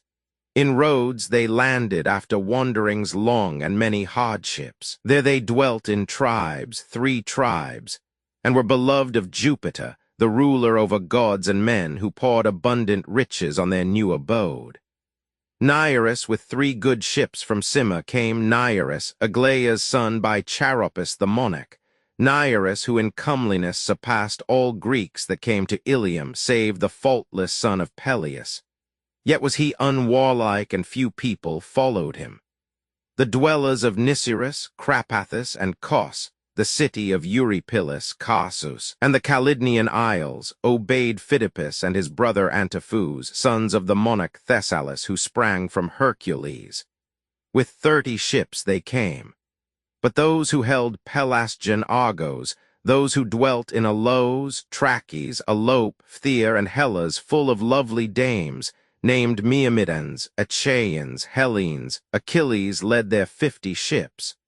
But they now heeded not the summons to the war, for there was none to form their ranks for fight. The great Achilles, swift of foot, remained within his ships, indignant for the sake of the fair-haired Briscus, whom he brought a captive from Leonessus after toils and dangers many. He had sacked and spoiled Leonessus, and o'erthrown the walls of Thebes and smitten Mines and Epistrophus, the warlike sons of King Evenus, sprung from old Salapius. For this cause he kept within his ships, full soon to issue forth. The men of Phylace, of Pyrrhasus, sacred to Ceres and offspread with flowers, and of Itona, mother of white flocks, and Troner on the sea, and Telium green with herbage. Over these, while yet he lived, the brave Protesilaus ruled. But now the dark earth covered him, and for his sake his consort, desolate in Phylace, tore her fair cheeks, and all unfinished stood his palace. For a Dardan warrior slew her husband as he leaped upon the land, the foremost of the Achaeans. Yet his troops were not without a leader, though they mourned their brave old chief. Podarces, loved by Mars, son of Iphiclus, rich in flocks, who sprang from Phylacus, led them and formed their ranks. A younger brother of the slain was he. The slain was braver. Though the warriors grieved to lose their glorious chief, they did not lack a general. 40 dark ships followed him. Then they who dwelt in Pheræ by the lake, Bobes, and in Bobe, Glaphyrae, and nobly built Iolchos, came to Troy, filling 11 galleys, and obeyed Eumelus, whom Alcestis the divine bore to Admetus.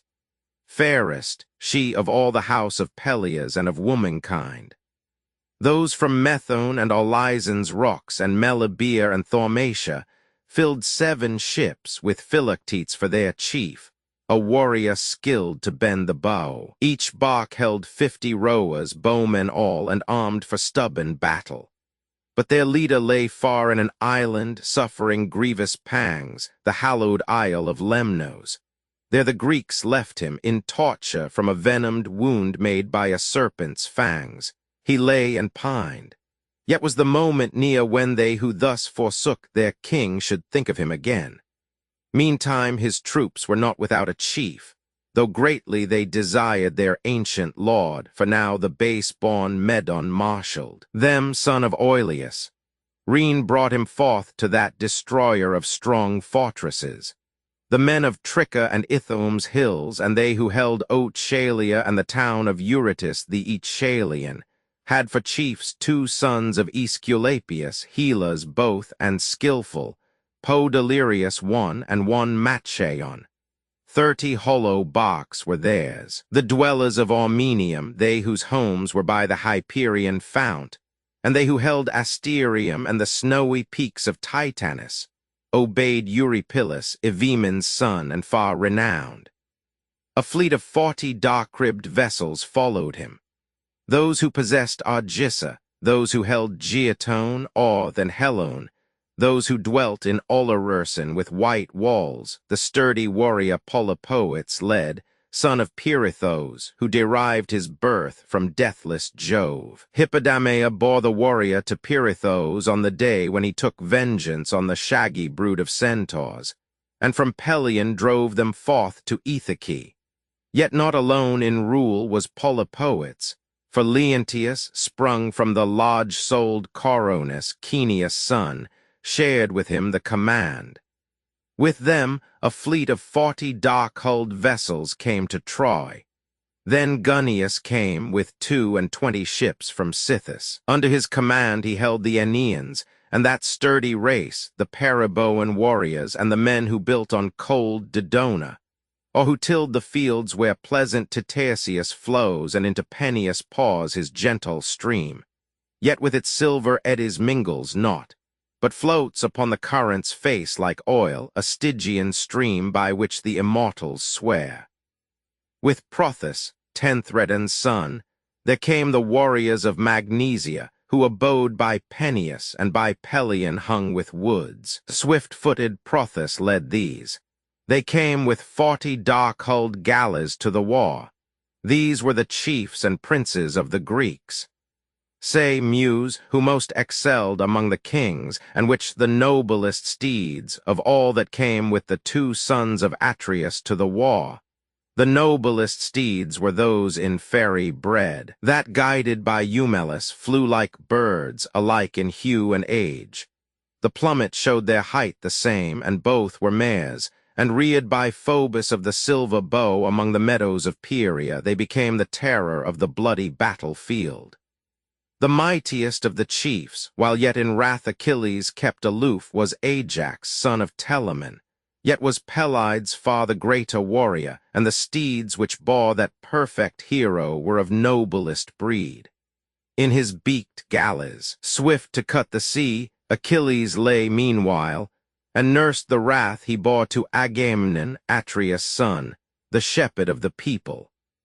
On the beach his warriors took their sport with javelins and quoits and bows, while near the chariots tied the horses, standing, browsed on lotus leaves and parsley from the marshes. But beneath the tents the closely covered chariots stood, while idly through the camp the charioteers, hither and thither sauntering, missed the sight of their brave lord and went not to the field. The army swept the earth as when a fire devours the herbage of the plains.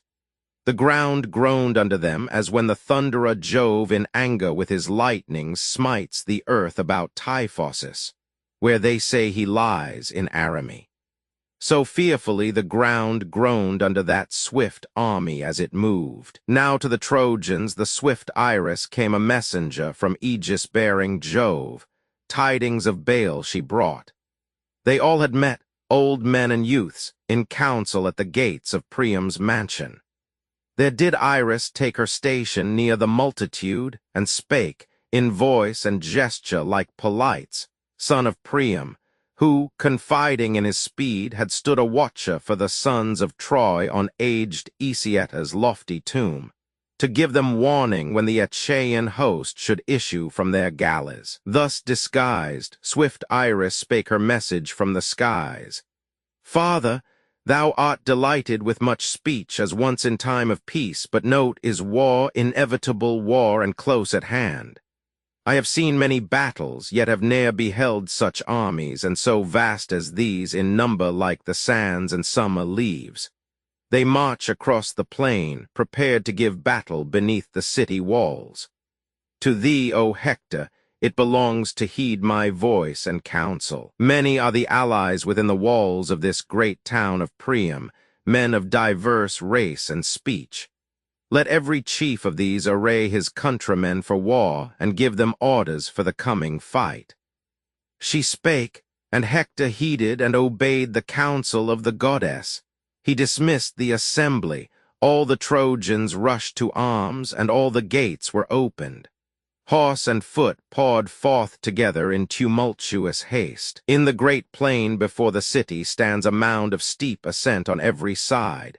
Men named it Batia, but the gods called it the swift Myrina's tomb, and here mustered the sons of Troy and their allies. Great Hector of the beamy helm, the son of Priam, led the Trojan race. The host of greatest multitude was marshaled there, and there the bravest, mighty with the spear. Aeneas marshaled the Dardanian troops, the brave son of Anchises. Venus bore the warrior to Anchises on the heights of Ida, where the mortal lover met the goddess. Yet he ruled them not alone. Two chiefs, Antena's sons Archilochus and Acamas, were with him in command, expert in all the many arts of war. The Trojans from Zelea, opulent men, who drank the dark Aesepus, over these, ruled Pandarus, Lycaon's valiant son, to whom the god Apollo gave his bow. The troops from Adrastea, they who dwelt within Apessus walls, or tilled the soil of Pityeia and Terea's heights, were led by Amphius and Adrastus, clad in linen corselets for the war, the sons of Merops the Percosian, skilled beyond all other men in the divina's art. Nor would he that his sons should seek the field of slaughter. They obeyed him not. The fates decreed their early death and urged them on. The dwellers of Percote, Practium and Cestus, and Abydos and divine Arispa followed Asius, great among the heroes and the son of Heotachus, Asius, who came with strong and fiery steeds, born from Arispa and from Selle's banks. Hippethos over the Pelasgian tribes, skilled spearmen, who abode among the fields of the deep-soiled Larissa, bore command Hippethos with Pytheus, who derived their race from Mars, and for their father claimed Pelasgian Lethus, son of Teutamus. And Acamas and Pererus, valiant chief, were captains of the Thracian men, whose fields were bounded by the rushing Hellespont. Euphemus led the Sicyones, expert to wield the spear in fight. The nobly born Trozenus was his father.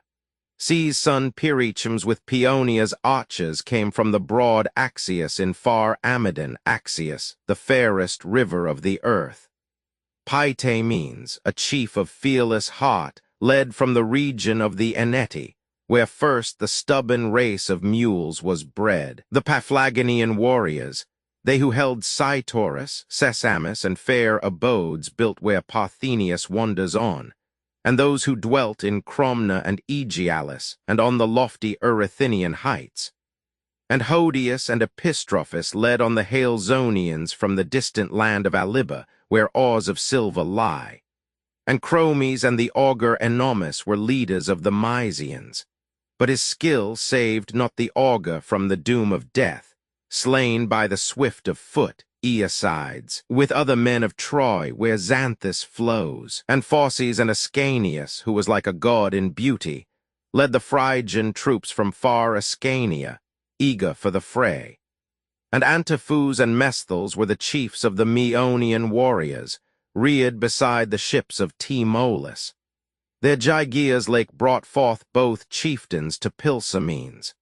Nasts was leader of the Carian troops, who spake in barbarous accents and possessed Miletus and the leafy mountain heights where dwell the Phthirians and Meorda's stream and airy peaks of Mycale. O'er these Amphimachus and Nasts held command, Amphimachus and Nasts, far-renowned sons of Nomian, him who, madly vain, went to the battle pranked like a young girl in golden ornaments.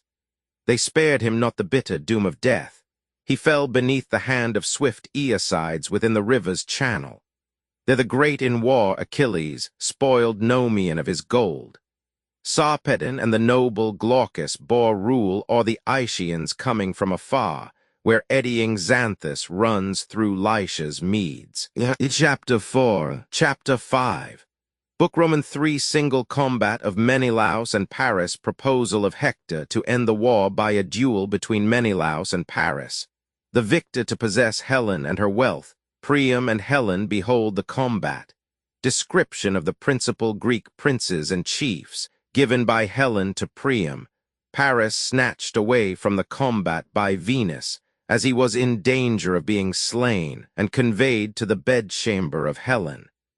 Now when both armies were arrayed for war, each with its chiefs, the Trojan host moved on with shouts and clang of arms, as when the cry of cranes is in the air, that, flying south from winter and its mighty breadth of rain, wing their way over ocean, and at dawn bring fearful battle to the pygmy race, bloodshed and death. But silently the Greeks went forward breathing valor, mindful still to aid each other in the coming fray, as when the south wind shrouds a mountain-top in vapors that awake the shepherd's fear, a surer covert for the thief than night, and round him one can only see as far as one can hurl a stone. Such was the cloud of dust that from the warriors' trampling feet rose round their rapid march and filled the air.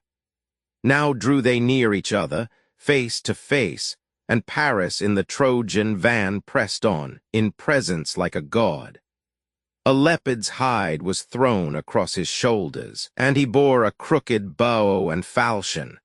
Brandishing two brazen-pointed javelins, he defied to mortal fight the bravest of the Greeks. Him Menelaus, loved of Mars, beheld advancing with large strides before the rest, and as a hungry lion who has made a prey of some large beast, a horned stag or mountain goat, rejoices, and with speed devours it, though swift hounds and sturdy youth press on his flank. So Menelaus felt great joy when Paris, of the godlike form, appeared in sight. For now he thought to wreak his vengeance on the guilty one, and straight sprang from his car to earth with all his arms. But when the graceful Paris saw the chief come toward him from the foremost ranks, his heart was troubled, and he turned and passed among his fellow warriors and avoided death. As one who meets within a mountain glade a serpent, starts aside with sudden fright, and takes the backward way with trembling limbs and cheeks all white. The graceful Paris thus before the son of Atreus shrank in fear, and mingled with the high-souled sons of Troy. Hector beheld and thus upbraided him harshly. O luckless Paris, nobly formed, yet woman-follower and seducer, thou shouldst never have been born, or else at best have died unwedded. Better were it far than thus to be a scandal and a scorn to all who look on thee. The long-haired Greeks, how they will laugh, who for thy gallant looks deemed thee a hero, when there dwells in thee no spirit and no courage. Wast thou such when, crossing the great deep in thy stanch ships with chosen comrades, thou didst make thy way among a stranger people and bear off a beautiful woman from that distant land, allied by marriage ties to warrior men? A mischief to thy father and to us and all the people, to our foes a joy and a disgrace to thee. Why couldst thou not await Atrides? Then hadst thou been taught from what a valiant warrior thou didst take his blooming spouse. Thy harp will not avail, nor all the gifts of Venus, nor thy locks, nor thy fair form, when thou art laid in dust. Surely the sons of Troy are faint of heart, else hadst thou, for the evil thou hast wrought, been laid beneath a coverlet of stone. Then Paris of the godlike presence spake in answer, Hector, thy rebuke is just, thou dost not wrong me. Dauntless is thy heart, 'tis like an axe when, wielded by the hand that hews the shipwright's plank, it cuts right through, doubling the wielder's force. Such tameless heart dwells in thy bosom. Yet reproach me not with the fair gifts which golden Venus gave. Whatever in their grace the gods bestow is not to be rejected. 'Tis not ours to choose what they shall give us. But if thou desirest to behold my prowess shown in combat, cause the Trojans and the Greeks to pause from battle, while, between the hosts, as I and the warlike Menelaus strive in single fight for Helen and her wealth. Whoever shall prevail and prove himself the better warrior, let him take with him the treasure and the woman and depart. While all the other Trojans, having made a faithful league of amity, shall dwell on Ilium's fertile plain, and all the Greeks return to Argos, famed for noble steeds, and to Achaea, famed for lovely dames. He spake, and Hector, hearing him, rejoiced, and went between the hosts, and with his spear held by the middle, pressed the phalanxes of Trojans back, and made them all sit down. The long-haired Greeks meanwhile, with bended bows, took aim against him, just about to send arrows and stones, but Agamemnon, king of men, beheld, and thus he cried aloud, Restrain yourselves, ye Argives, let not fly your arrows, ye Achaeans. Hector asks, he of the beamy helmet asks to speak. He spake, and they refrained, and all at once were silent. Hector then stood forth and said, Hearken, ye Trojans, and ye nobly armed Achaeans, to what Paris says by me. He bids the Trojans and the Greeks lay down their shining arms upon the teeming earth, and he and Menelaus, loved of Mars, will strive in single combat, on the ground between the hosts, for Helen and her wealth. And he who shall o'ercome and prove himself the better warrior to his home shall bear the treasure and the woman, while the rest shall frame a solemn covenant of peace. He spake, and both the hosts in silence heard. Then Menelaus, great in battle, said, Now hear me also, me whose spirit feels the wrong most keenly. I propose that now the Greeks and Trojans separate reconciled, for greatly have ye suffered for the sake of this my quarrel and the original fault of Paris.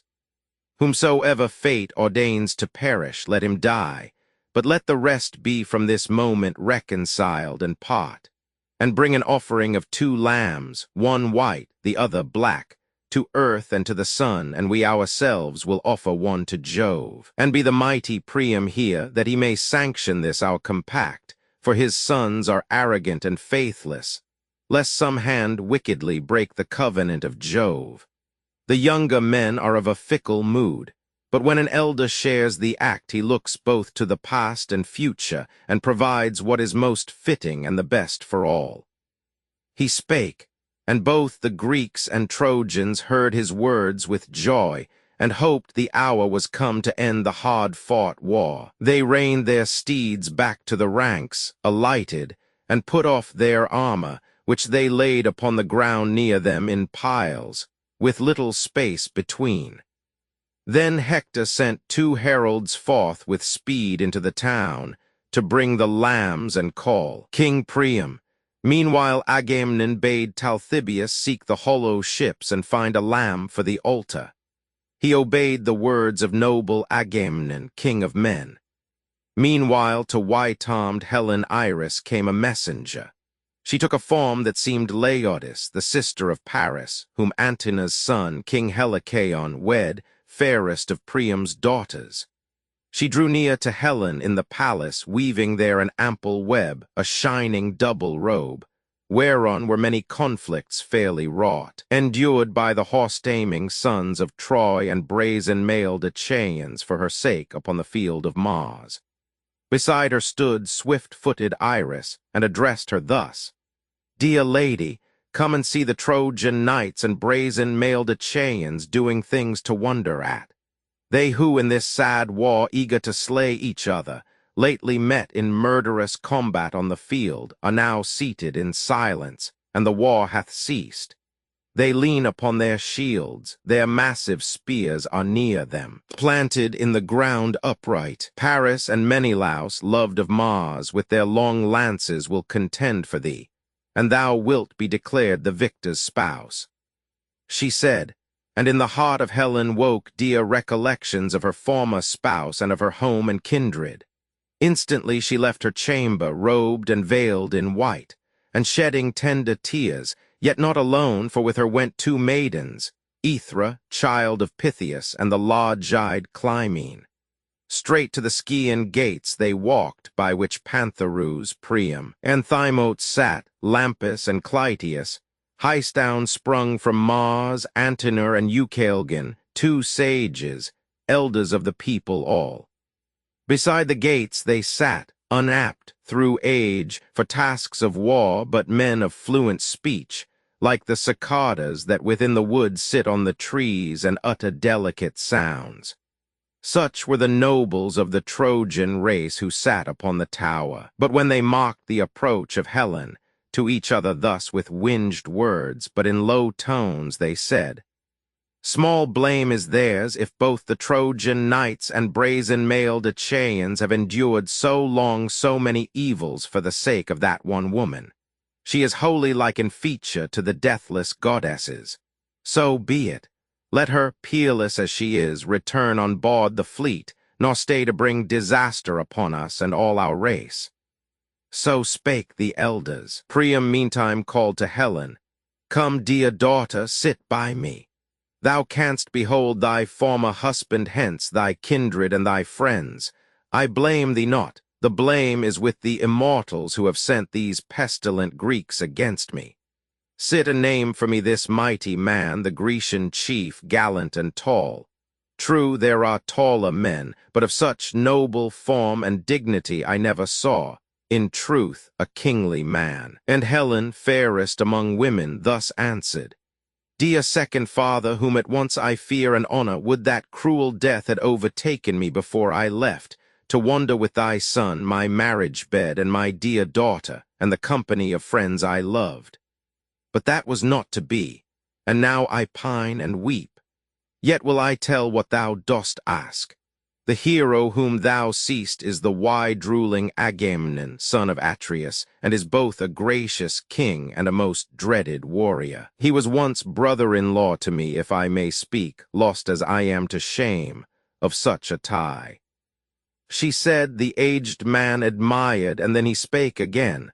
"O son of Atreus, born under a happy fate and fortunate among the sons of men, A mighty host of Grecian youths obey thy rule. I went to Phrygia once, that land of vines, and there saw many Phrygians, heroes on fleet steeds, the troops of Otreus and of Mygdon, shaped like one of the immortals. They encamped by the Sangarius. I was an ally, my troops were ranked with theirs upon the day when came the unsexed Amazons to war. Yet even there I saw not such a host as this of black-eyed Greeks who muster here. Then Priam saw Ulysses and inquired, Dear daughter, tell me also who is that less tall than Agamemnon, yet more broad in chest and shoulders. On the teeming earth his armor lies, but he from place to place walks round among the ranks of soldiery, as when the thick-fleeced father of the flocks moves through the multitude of his white sheep. And Jove descended, Helen answered thus, That is Ulysses, man of many arts, son of Laertes, reared in Ithaca, that rugged isle, and skilled in every form of shrewd device and action wisely planned. Then spake the sage Antenor, Thou hast said the truth, O lady. This Ulysses once came on an embassy, concerning thee to Troy with Menelaus, great in war. And I received them as my guests, and they were lodged within my palace, and I learned the temper and the qualities of both. When both were standing mid the men of Troy, I marked that Menelaus's broad chest made him the more conspicuous. But when both were seated, greater was the dignity seen in Ulysses. When they both addressed the council, Menelaus briefly spake in pleasing tones, though with few words, as one not given to loose and wandering speech, although the younger. When the wise Ulysses rose, he stood with eyes cast down and fixed on earth, and neither swayed his scepter to the right nor to the left, but held it motionless, like one unused to public speech. He seemed an idiot out of humor, but when forth he sent from his full lungs his mighty voice, and words came like a fall of winter snow, no mortal then would dare to strive with him for mastery in speech. We less admired the aspect of Ulysses than his words. Beholding Ajax then, the aged king asked yet again, Who is that other chief of the Achaeans, tall and large of limb, taller and broader-chested than the rest? Helen, the beautiful and richly robed, answered, Thou seest the mighty Ajax there, the bulwark of the Greeks. On the other side, among his Cretans, stands Idomeneus, of godlike aspect, near to whom are grouped the leaders of the Cretans. Oftentimes the warlike Menelaus welcomed him within our palace when he came from Crete. I could point out and name the other chiefs of the dark-eyed Achaeans. Two alone, princes among their people, are not seen, Castor the fearless horseman, and the skilled in boxing, Pollux, twins. One mother bore both them and me. Came they not with the rest from pleasant Lacedaemon to the war? Or, having crossed the deep in their good ships, shunned they to fight among the valiant ones of Greece, because of my reproach and shame? She spake, but they already lay in earth in Lacedaemon, their dear native land. And now the heralds through the city bore the sacred pledges of the gods, 2 lambs and joyous wine, the fruit of earth, within a goat skin. One of them, Idasus, brought a glistening vase and golden drinking cups, and summoned in these words the aged king. Son of Laomedon, arise. The chiefs who lead the Trojan knights and brazen-mailed Achaeans pray thee to descend at once into the plain, that thou mayst ratify a faithful compact. Alexander now and warlike Menelaus will contend with their long spears for Helen. She and all her treasures are to be the conqueror's prize, while all the other Trojans, having made a faithful league of amity, shall dwell on Ilium's fertile plain, and all the Greeks return to Argos, famed for noble steeds, and to Achaea, famed for lovely dames. He spake, and Priam, shuddering, heard and bade the attendants yoke the horses to his car. Soon were they yoked. He mounted first and drew the reins. Antenor took a place within the sumptuous car, and through the Scaean gates they guided the fleet coursers toward the field. Now when the twain had come where lay the hosts of Trojans and Achaeans, down they stepped upon the teeming earth, and went among the assembled armies. Quickly, as they came, rose Agamemnon, king of men, and next uprose the wise Ulysses. To the spot the illustrious heralds brought the sacred things that bind a treaty, and with mingled wine they filled a chalice, and upon the hands of all the kings poured water. Then the son of Atreus drew a dagger which he wore slung by his sword's huge sheath, and clipped away the forelocks of the lambs, and parted them among the Trojan and Achaean chiefs, and stood with lifted hands and prayed aloud. O Father Jupiter, who rulest all from Ida, mightiest, most august, and thou, O all-beholding and all-hearing Sun, ye rivers, and thou earth, and ye who dwell beneath the earth and punish after death those who have sworn false oaths, bear witness ye, and keep unbroken this day's promises. If Alexander in the combat slay my brother Menelaus, he shall keep Helen and all her wealth, while we return homeward in our good ships. If otherwise the bright-haired Menelaus take the life of Alexander, Helen and her wealth shall be restored, and they of Troy shall pay such fine as may be meet, and may be long remembered in the ages yet to come. And then if, after Alexander's fall, Priam and Priam's sons refuse the fine, I shall make war for it, and keep my place by Troy until I gain the end I seek. So spake the king, and with the cruel steel cut the lambs' throats and laid them on the ground, panting and powerless, for the dagger took their lives away.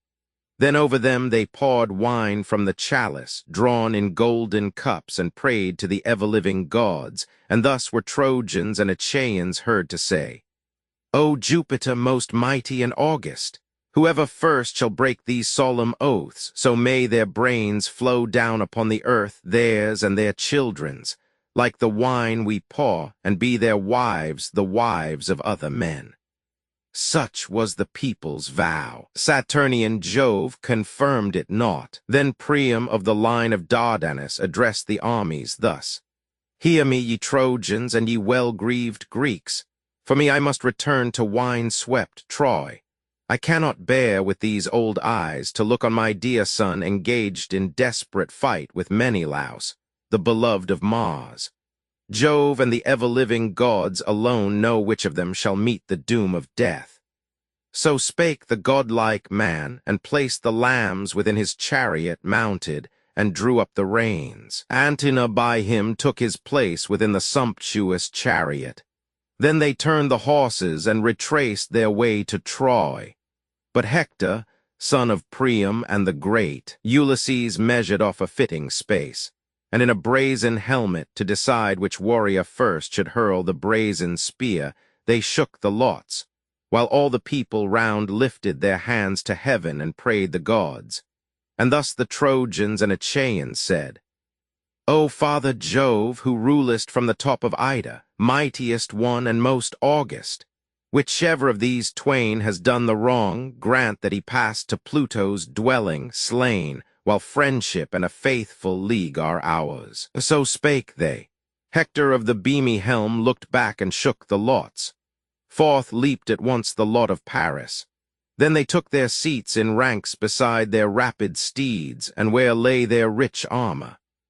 Paris the divine, husband of bright-haired Helen, there put on his shining panoply, upon his legs fair greaves with silver clasps, and on his breast his brother's mail, Lycaon's, fitting well his form. Around his shoulders then he hung his silver-studded sword, and stout, broad shield, and gave his glorious brows the dreadful helm, dark with its horsehair plume. A massive spear filled his right hand. Meantime the warlike son of Atreus clad himself in like array.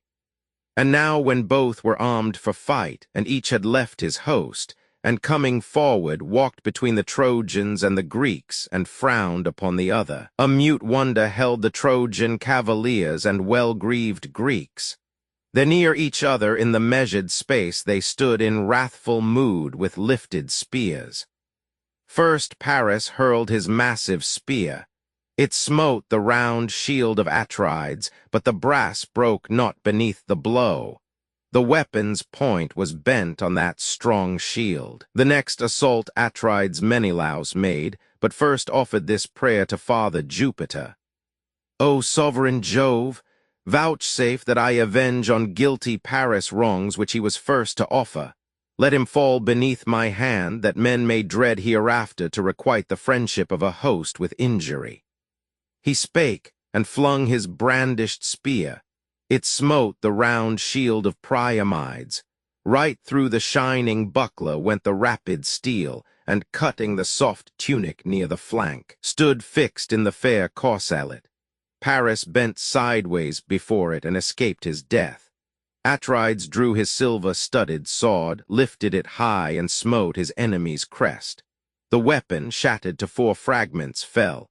He looked to the broad heaven and thus exclaimed, O Father Jove, thou art of all the gods the most unfriendly. I had hoped to avenge the wrong by Paris done me, but my sword is broken in my grasp, and from my hand the spear was vainly flung and gave no wound. He spake, and rushing forward, seized the helm of Paris by its horsehair crest, and turned and dragged him toward the well-armed Greeks. Beneath his tender throat the embroidered band that held the helmet to the chin was choking him. And now had Menelaus dragged him thence, and earned great glory if the child of Jove, Venus, had not perceived his plight in time. She broke the ox-hide band. An empty helm followed the powerful hand. The hero saw, swung it aloft and hurled it toward the Greeks, and there his comrades seized it. He again rushed with his brazen spear to slay his foe. But Venus, for a goddess easily can work such marvels, rescued him, and wrapped in a thick shadow, bore him from the field and placed him in his chamber, where the air was sweet with perfumes. Then she took her way, to summon Helen. On the lofty tower she found her midst a throng of Trojan dames, and plucked her perfumed robe. She took the form and features of a spinner of the fleece, an aged dame who used to comb for her the fair white wool in Lacedaemon's halls, and loved her much. In such an humble guise the goddess Venus thus to Helen spake, Come hither, Alexander sends for thee. He now is in his chamber and at rest on his carved couch, in beauty and attire resplendent, not like one who just returns from combat with a hero, but like one who goes to mingle in the choral dance, or, when the dance is ended, takes his seat. She spake, and Helen heard her deeply moved. Yet when she mocked the goddess's fair neck, beautiful bosom, and soft, lustrous eyes, her heart was touched with awe, and thus she said, Strange being, why wilt thou delude me still? Wouldst thou decoy me further on among the populous Phrygian towns, or those that stud pleasant Maeonia, where there haply dwells someone of mortal race whom thou dost deign to make thy favorite? Hast thou seen, perhaps, that Menelaus, having overpowered the noble Alexander, seeks to bear me, hated as I must be, to his home? And hast thou therefore fallen on this device? Go to him, sit by him, renounce for him the company of gods, and never more return to heaven, but suffer with him. Watch beside him till he take thee for his wife or handmaid. Thither I shall never go, to adorn his couch and to disgrace myself. The Trojan dames would taunt me. Oh, the griefs that press upon my soul are infinite. Displeased, the goddess Venus answered, Wretch, incense me not, lest I abandon thee in anger and detest thee with a zeal as great as is my love, and lest I cause Trojans and Greeks to hate thee, so that thou shalt miserably perish. Thus she spake, and Helen, Jove-begotten, struck with awe, wrapped in a robe of shining white, went forth in silence from amidst the Trojan dames, unheeded, for the goddess led the way. When now they stood beneath the sumptuous roof of Alexander, straightway did the maids turn to their wonted tasks, while she went up, fairest of women, to her chamber. There the laughing Venus brought and placed a seat right opposite to Paris. Helen sat, daughter of aegis-bearing Jove, with eyes averted, and reproached her husband thus, Comest thou from battle? Rather would that thou hadst perished by the mighty hand of him who was my husband. It was once, I know, thy boast that thou wert more than peer in strength and power of hand, and practice with the spear to warlike Menelaus. Go then now, defy him to the combat once again. And yet I counsel thee to stand aloof, nor rashly seek a combat, hand to hand, with fair-haired Menelaus, lest perchance he smite thee with his spear, and thou be slain. Then Paris answered, Woman, chide me not thus harshly. True it is that with the aid of Pallas, Menelaus hath obtained the victory, but I may vanquish him in turn, for we have also gods with us. Give we the hour to dalliance. Never yet have I so strongly proved the power of love, not even when I bore thee from thy home in pleasant Lacedaemon, traversing the deep in my good ships, and in the isle of Cranae made thee mine. Such glow of love possesses me, and sweetness of desire. He spake, and to the couch went up. His wife followed, and that fair couch received them both. Meantime Atrides, like a beast of prey, went fiercely ranging through the crowd in search of godlike Alexander. None of all the Trojans, or of their renowned allies, could point him out to Menelaus, loved of Mars. And had they known his lurking place, they would not for his sake have kept him hid, for like Black Death they hated him.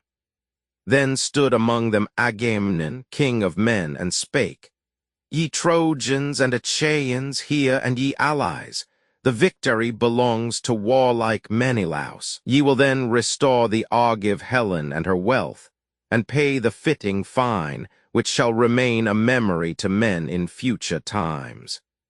Thus spake the son of Atreus, and the rest of the Achaean host approved his words. Chapter 6. Chapter 7. Book Roman 4. The breaking of the truce, and the first battle a council of the gods, who decide that the war shall go on. Minerva sent down to cause the breaking of the truce. Pandarus persuaded by her to aim an arrow at Menelaus, who is wounded by it, and healed by Machaon. Exhortations of Agamemnon addressed to the Greek chiefs. A furious battle and great slaughter on both sides. Meantime the immortal gods with Jupiter upon his golden pavement sat and held a council. Hebe, honored of them all, ministered nectar, and from cups of gold they pledged each other, looking down on Troy. When purposely to kindle Juno's mood to anger, Saturn's son, with biting words that well betrayed his covert meaning, spake.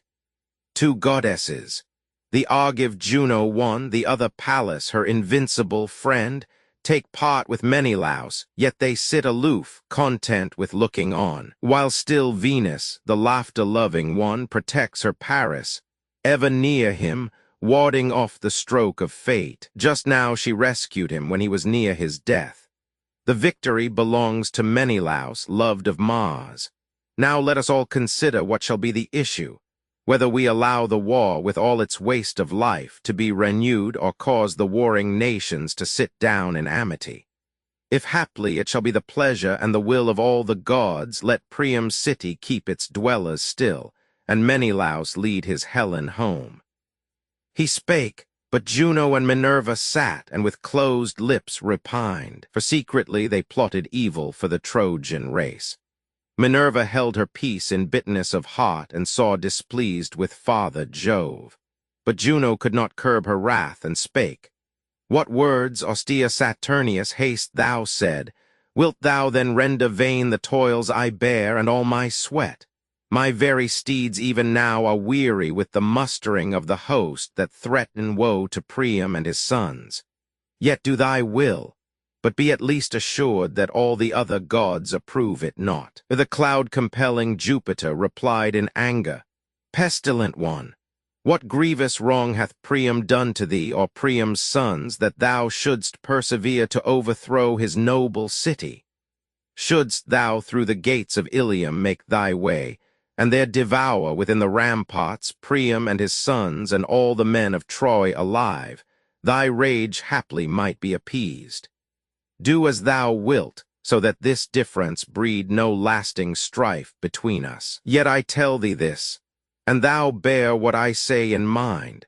In time to come, should I design to level in the dust some city where men dear to thee are born, seek not to thwart my vengeance, but submit. For now I fully yield me to thy wish, though with unwilling mind, wherever dwell the race of humankind beneath the sun and starry heaven. Of all their cities Troy has been by me most honored, sacred Troy and Priam, and the people who obey Priam, the wielder of the ashen spear. For there my altars never lacked their rites, feasts, incense, and libations duly paid. Then Juno the majestic with large eyes rejoined, the cities most beloved by me are three, Mycenae with her spacious streets, Argos and Sparta. Raze them to the ground, if they be hateful to thee. I shall ne'er contend to save them, nor repine to see their fall, for earnestly as I might seek to rescue them from ruin, all my aid would not avail, so much the mightier thou. Yet doth it ill become thee thus to make my efforts vain. I am a goddess sprung from the same stock with thee. I am the child of crafty Saturn, and am twice revered, both for my birth and that I am the spouse of thee who rulest over all the gods. Now let us each yield somewhat, I to thee and thou to me. The other deathless gods will follow us. Let Pallas be dispatched to that dread battlefield on which are ranged the Trojans and Achaeans, and stir up the Trojan warriors first to lift their hands against the elated Greeks and break the league.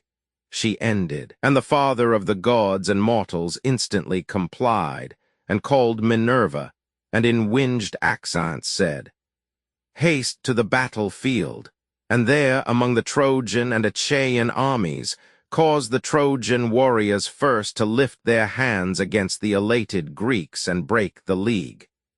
So saying, Jupiter to Pallas gave the charge she wished already. She in haste shot from the Olympian summits, like a star sent by the crafty Saturn's son to warn the seamen or some mighty host in arms. A radiant meteor scattering sparkles round. So came and lighted Pallas on the earth amidst the armies. All who saw were seized with wonder, Trojan knights and well-armed Greeks, and many a one addressed his comrade thus, Sure we shall have the wasting war again, and stubborn combats, or it may be Jove, the arbiter of wars among mankind, decrees that the two nations dwell in peace. So Greeks and Trojans said. The goddess went among the Trojan multitude disguised. She seemed Laodocus, Antenor's son, a valiant warrior, seeking through the ranks for godlike Pandarus. At length she found Lycaon's gallant and illustrious son, standing with buckled warriors ranged around, who followed him from where Aesepus flows. And standing near, she spake these winged words, Son of Lycaon, wilt thou hear my words, brave as thou art? Then wilt thou aim a shaft at Menelaus. Thus wilt thou have earned great thanks and praise from all the men of Troy, and chiefly from Prince Paris, who will fill, foremost of all, thy hands with lavish gifts, when he shall look on Menelaus slain, the warlike son of Atreus, by thy hand, and laid upon his lofty funeral pile. Aim now at Menelaus the renowned an arrow, while thou offerest a vow to Lycian Phoebus, mighty with the bow, that thou wilt bring to him a hecatomb of firstling lambs, when thou again shalt come within thine own Zelea's sacred walls.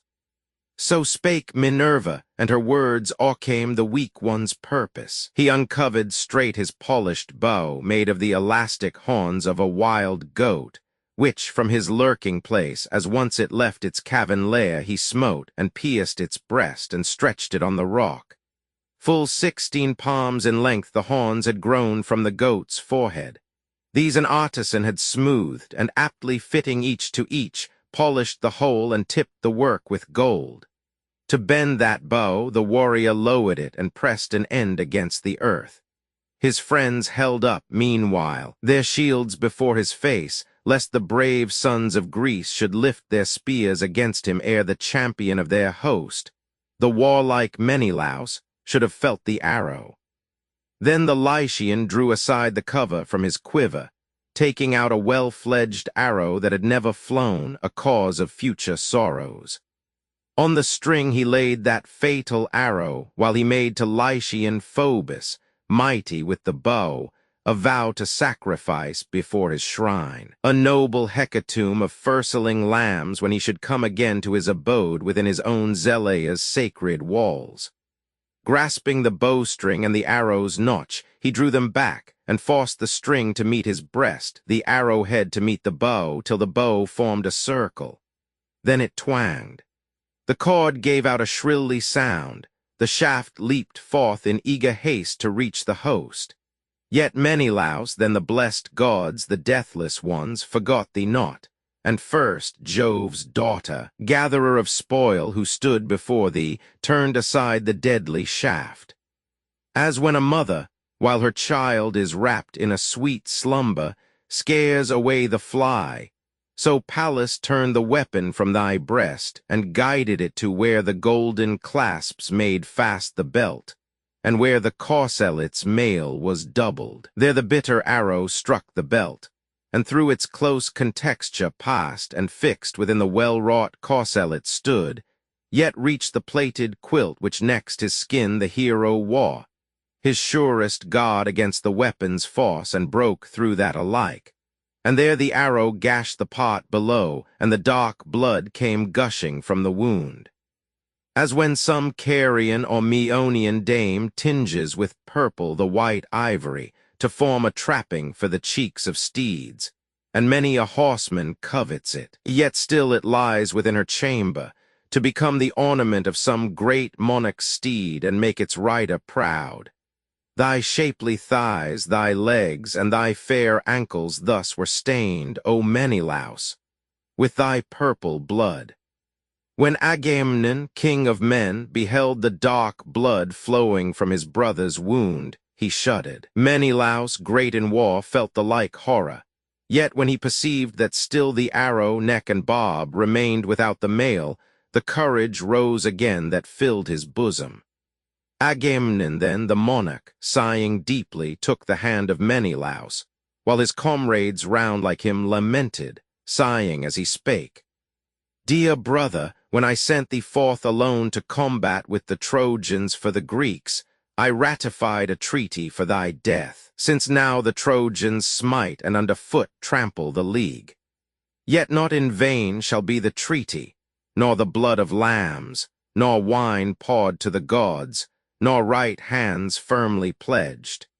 For though it please not now Olympian Jove to make the treaty good, he will in time cause it to be fulfilled, and they shall pay dearly with their own heads and with their wives and children for this wrong. And this I know in my undoubting mind.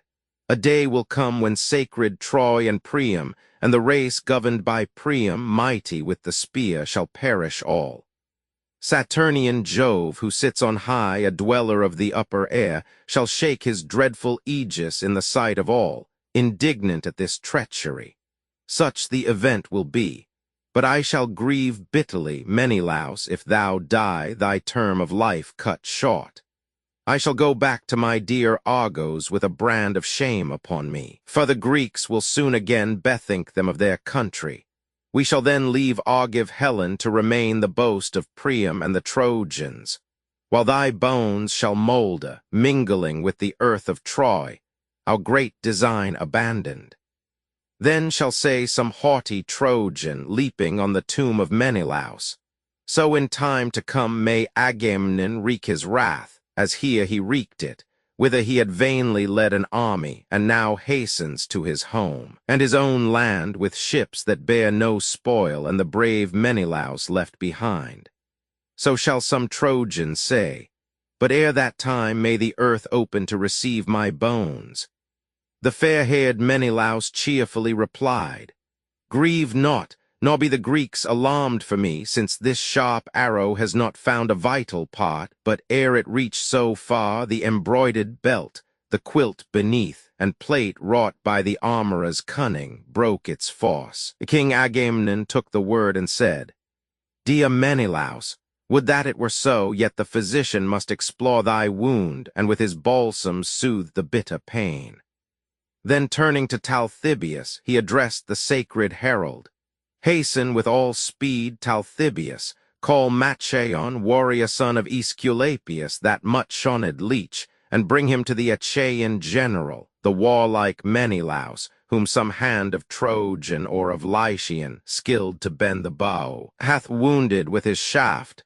A deed for him to exult in, but a grief to us. He spake, nor failed the herald to obey, but hastened at the word, and passed among the squadrons of Achaea, mailed in brass, in search of great Machaon. Him he found as midst the valiant ranks of buckled men he stood, the troops who followed him to war from Tricky, nurse of steeds. Then, drawing near, the herald spake to him in winged words, O son of Aesculapius, come in haste. King Agamemnon calls thee to the aid of warlike Menelaus, whom some hand of Trojan or of Lycian, skilled to bend the bow, hath wounded with his shaft. A deed for him to exult in, but a grief to us.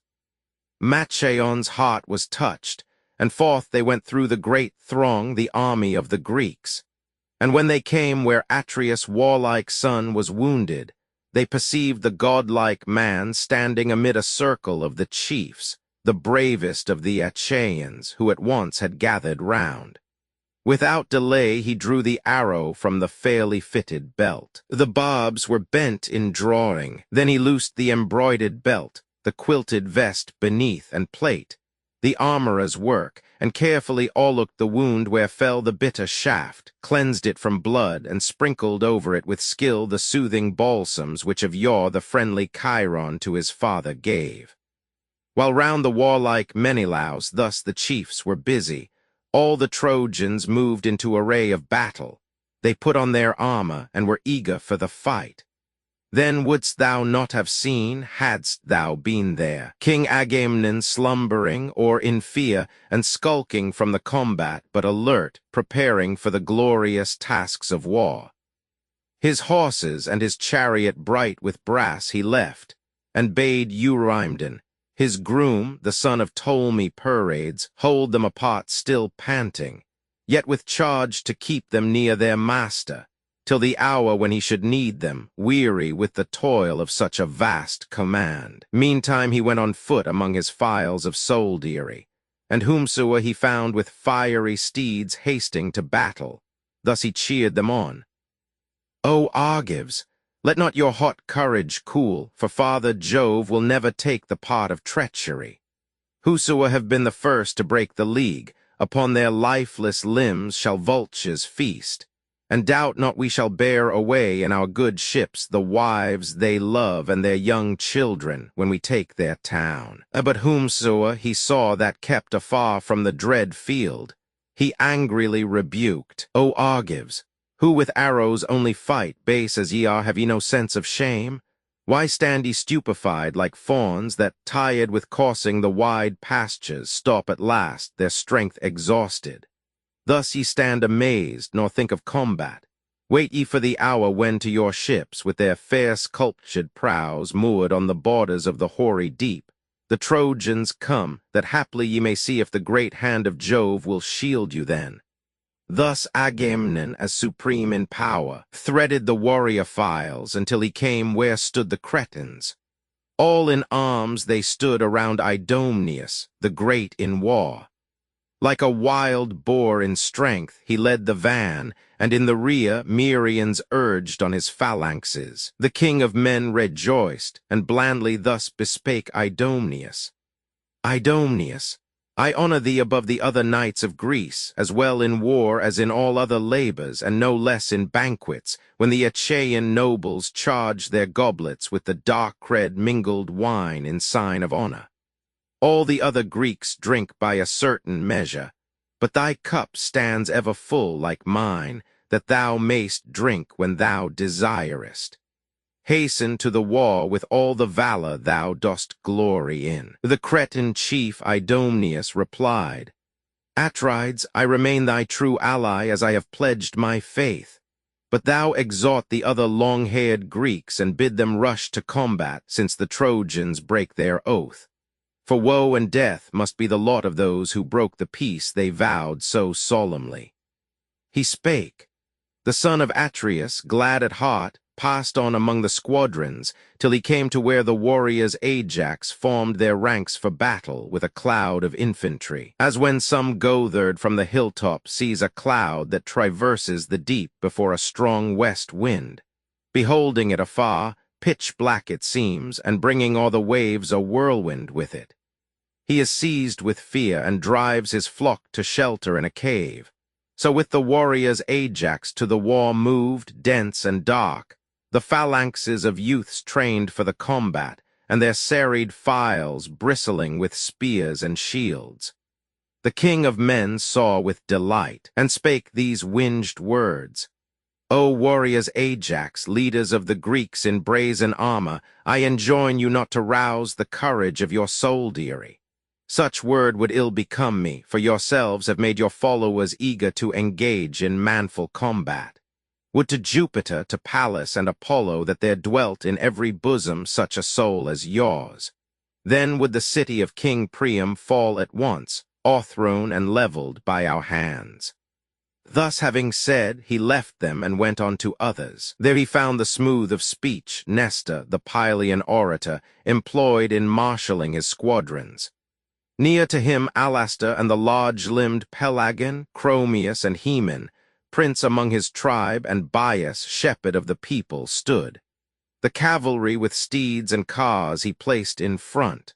A vast and valiant multitude of infantry he stationed in the rear, to be the bulwark of the war.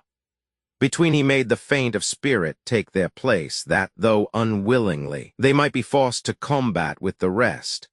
And first he gave his orders to the horsemen, bidding them to keep their coursers reined, nor let them range at random through the tumult of the crowd. And let no man, too vain of horsemanship, and trusting in his valor, dare advance beyond the rest to attack the men of Troy, nor let him fall behind the rest, to make our ranks the weaker. Whoso from his car can reach an enemy's, let him stand and strike with his long spear, for 'tis the shrewder way. By rules like these, which their brave hearts obeyed, the men of yore laid level towns and towers. The aged man, long versed in tasks of war, counselled them thus. King Agamemnon heard, delighted, and in winged words he said, O aged man, would that thy knees were firm as is thy purpose, and thy strength as great. But age, the common fate of all, has worn thy frame. Would that some others had thy age, and thou wert of the number of our youths. Then answered Nestor, the Gerenian knight, O son of Atreus, I myself could wish that I were now as when of yore I struck the high-born Eruthalian down. The gods bestow not all their gifts on man at once. If I were then a youth, old age in turn is creeping o'er me. Still I keep among the knights, and counsel and admonish them. The office of the aged, younger men, they who can trust their strength, must wield the spear. He spake. The son of Atreus passed him by, pleased with his words, and moving onward came where, with the Athenians ever prompt to raise the war-cry, grouped around him, stood the knight Menestheus, son of Peteus. Near to these was wise Ulysses with his sturdy band of Cephalonians. None of these had heard the clamor of the battle, for the hosts of Trojan knights and Greeks had just begun to move, and there they waited for the advance of other squadrons marching on to charge the Trojans and begin the war anew. The king of men, Atrides, was displeased and spake, and chid them thus with winged words. O son of Peteus, foster child of Jove, and thou, the man of craft and evil wiles, why stand ye here aloof, irresolute, and wait for others? Ye should be the first to meet the foe and stem the battle's rage. I bid you first to banquets which the Greeks give to their leaders, where ye feast at will on roasted meats and bowls of pleasant wine. Now, ere ye move, ye willingly would see 10 Grecian squadrons join the deadly strife. The man of many arts, Ulysses, spake and frowned. O Atreus' son, what words are those which pass thy lips? How canst thou say that we avoid the battle? Ever when the Greeks seek bloody conflict with the Trojan knights, thou, if thou wilt, and if thou givest heed to things like these, shalt with thine eyes behold the father of Telemachus engaged in combat with the foremost knights that form the Trojan van. Thou utterest empty words.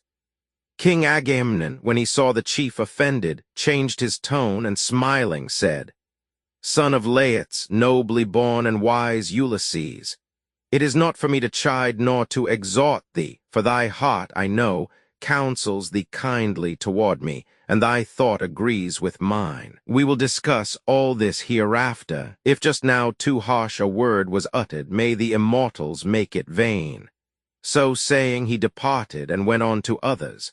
By his steeds and by his car that shone with fastenings of brass, he found the son of Tydeus, large-souled Diomed, and Esthenelus, the son of Capaneus, standing beside him.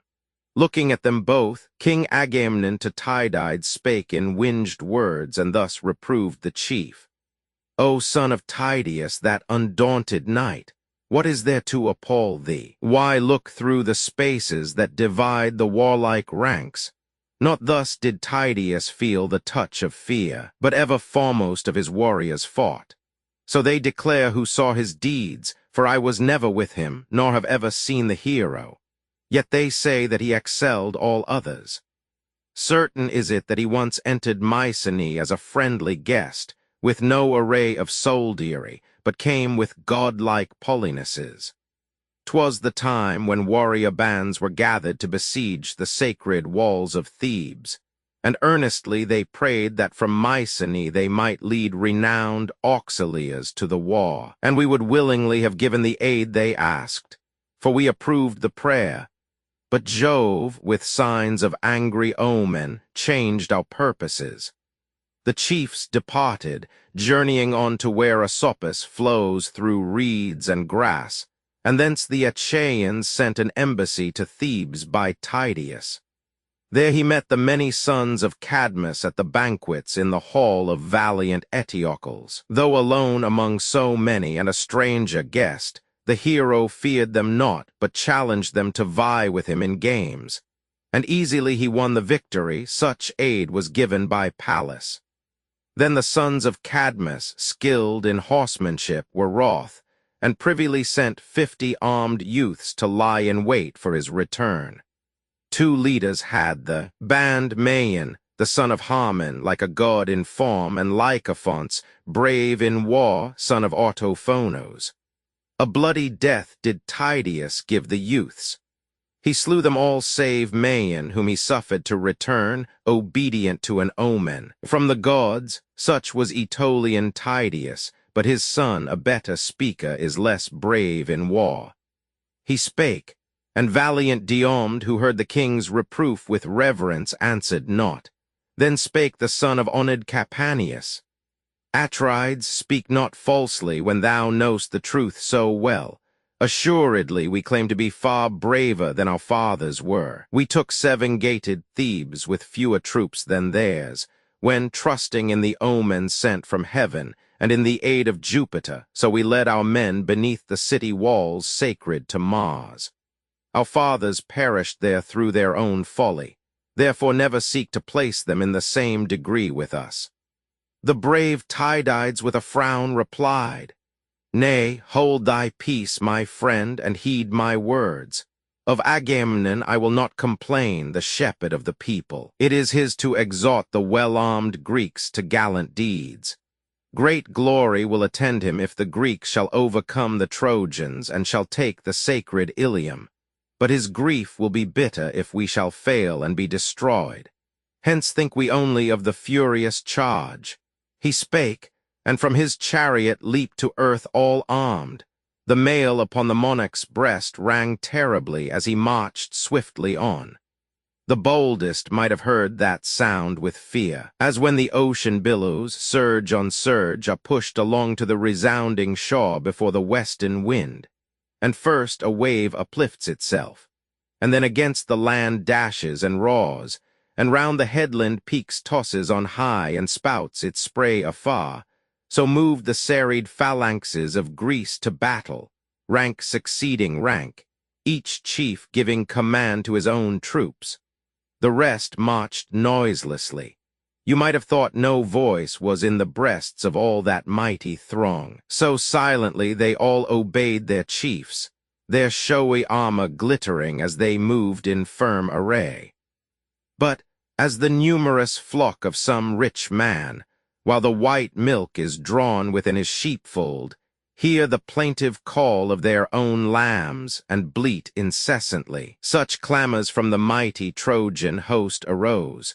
Nor was the war-cry one, nor one the voice, but words of mingled languages, for they were called from many different climes. These Mars encouraged to the fight, but those the blue-eyed Pallas. Terror too was there, and fright and strife that rages unappeased, sister and comrade of man-slaying Mars, who rises small at first, but grows, and lifts her head to heaven and walks upon the earth. She, striding through the crowd and heightening the mutual rancor, flung into the midst contention, sauce of bale to all alike. And now when met the armies in the field, the ox-hide shields encountered, and the spears and might of warriors mailed in brass. Then clashed the bossy bucklers, and the battle din was loud.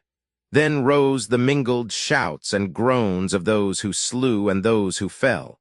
The earth ran with their blood, as when the winter streams rush down the mountain sides, and fill below with their swift waters, poured from gushing springs, some hollow vale. The shepherd on the heights hears the far roar. Such was the mingled din that rose from the great armies when they met.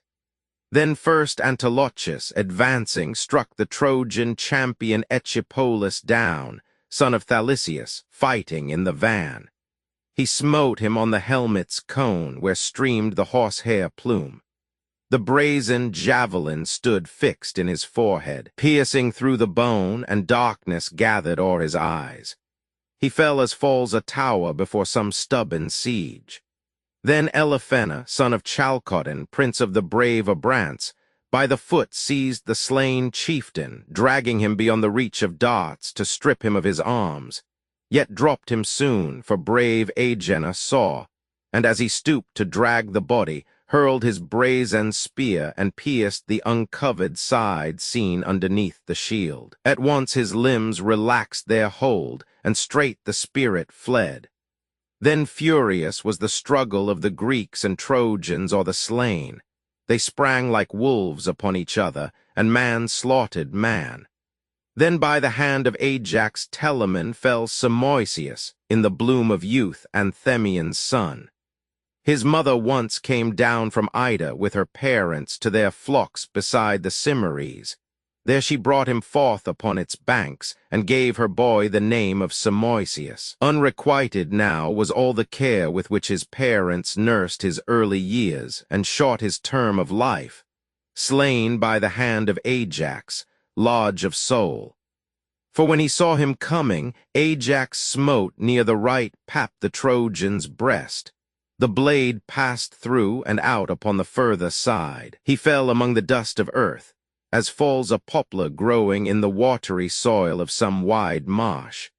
A fair, smooth bowl with boughs only on high, which with his gleaming axe some artisan has felled to bend its trunk into the circle of some chariot wheel.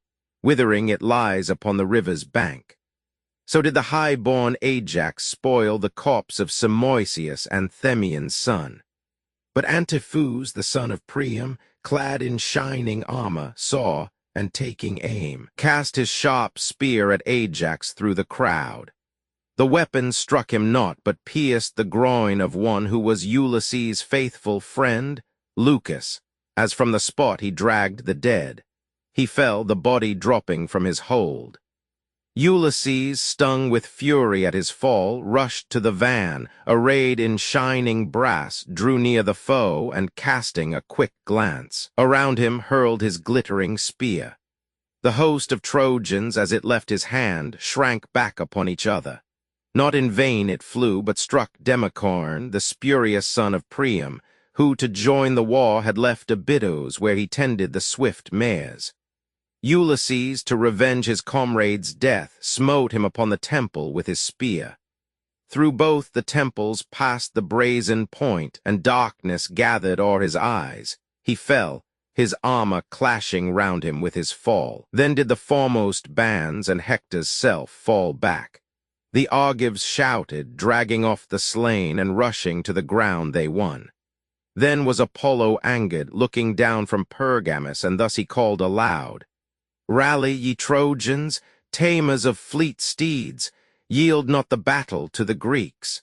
Their limbs are not of stone or iron to withstand the trenchant steel ye wield. Nor does the son of fair-haired Thetis now, Achilles, take part in the battle, but sits, brooding o'er the choler that devours him in his ships." Thus from the city spake the terrible god. Meantime Tritonian Pallas, glorious child of Jupiter, went through the Grecian ranks where they wavered and revived their zeal. Dios, son of Amarynceus, then met his hard fate. The fragment of a rock was thrown by hand at his right leg and struck the ankle. Pyrrhus, son of Imbrasus, who came from Enos, leading to the war his Thracian soldiers, flung it, and it crushed tendons and bones, and down the warrior fell in dust, and toward his comrades stretched his hands and gasped for breath.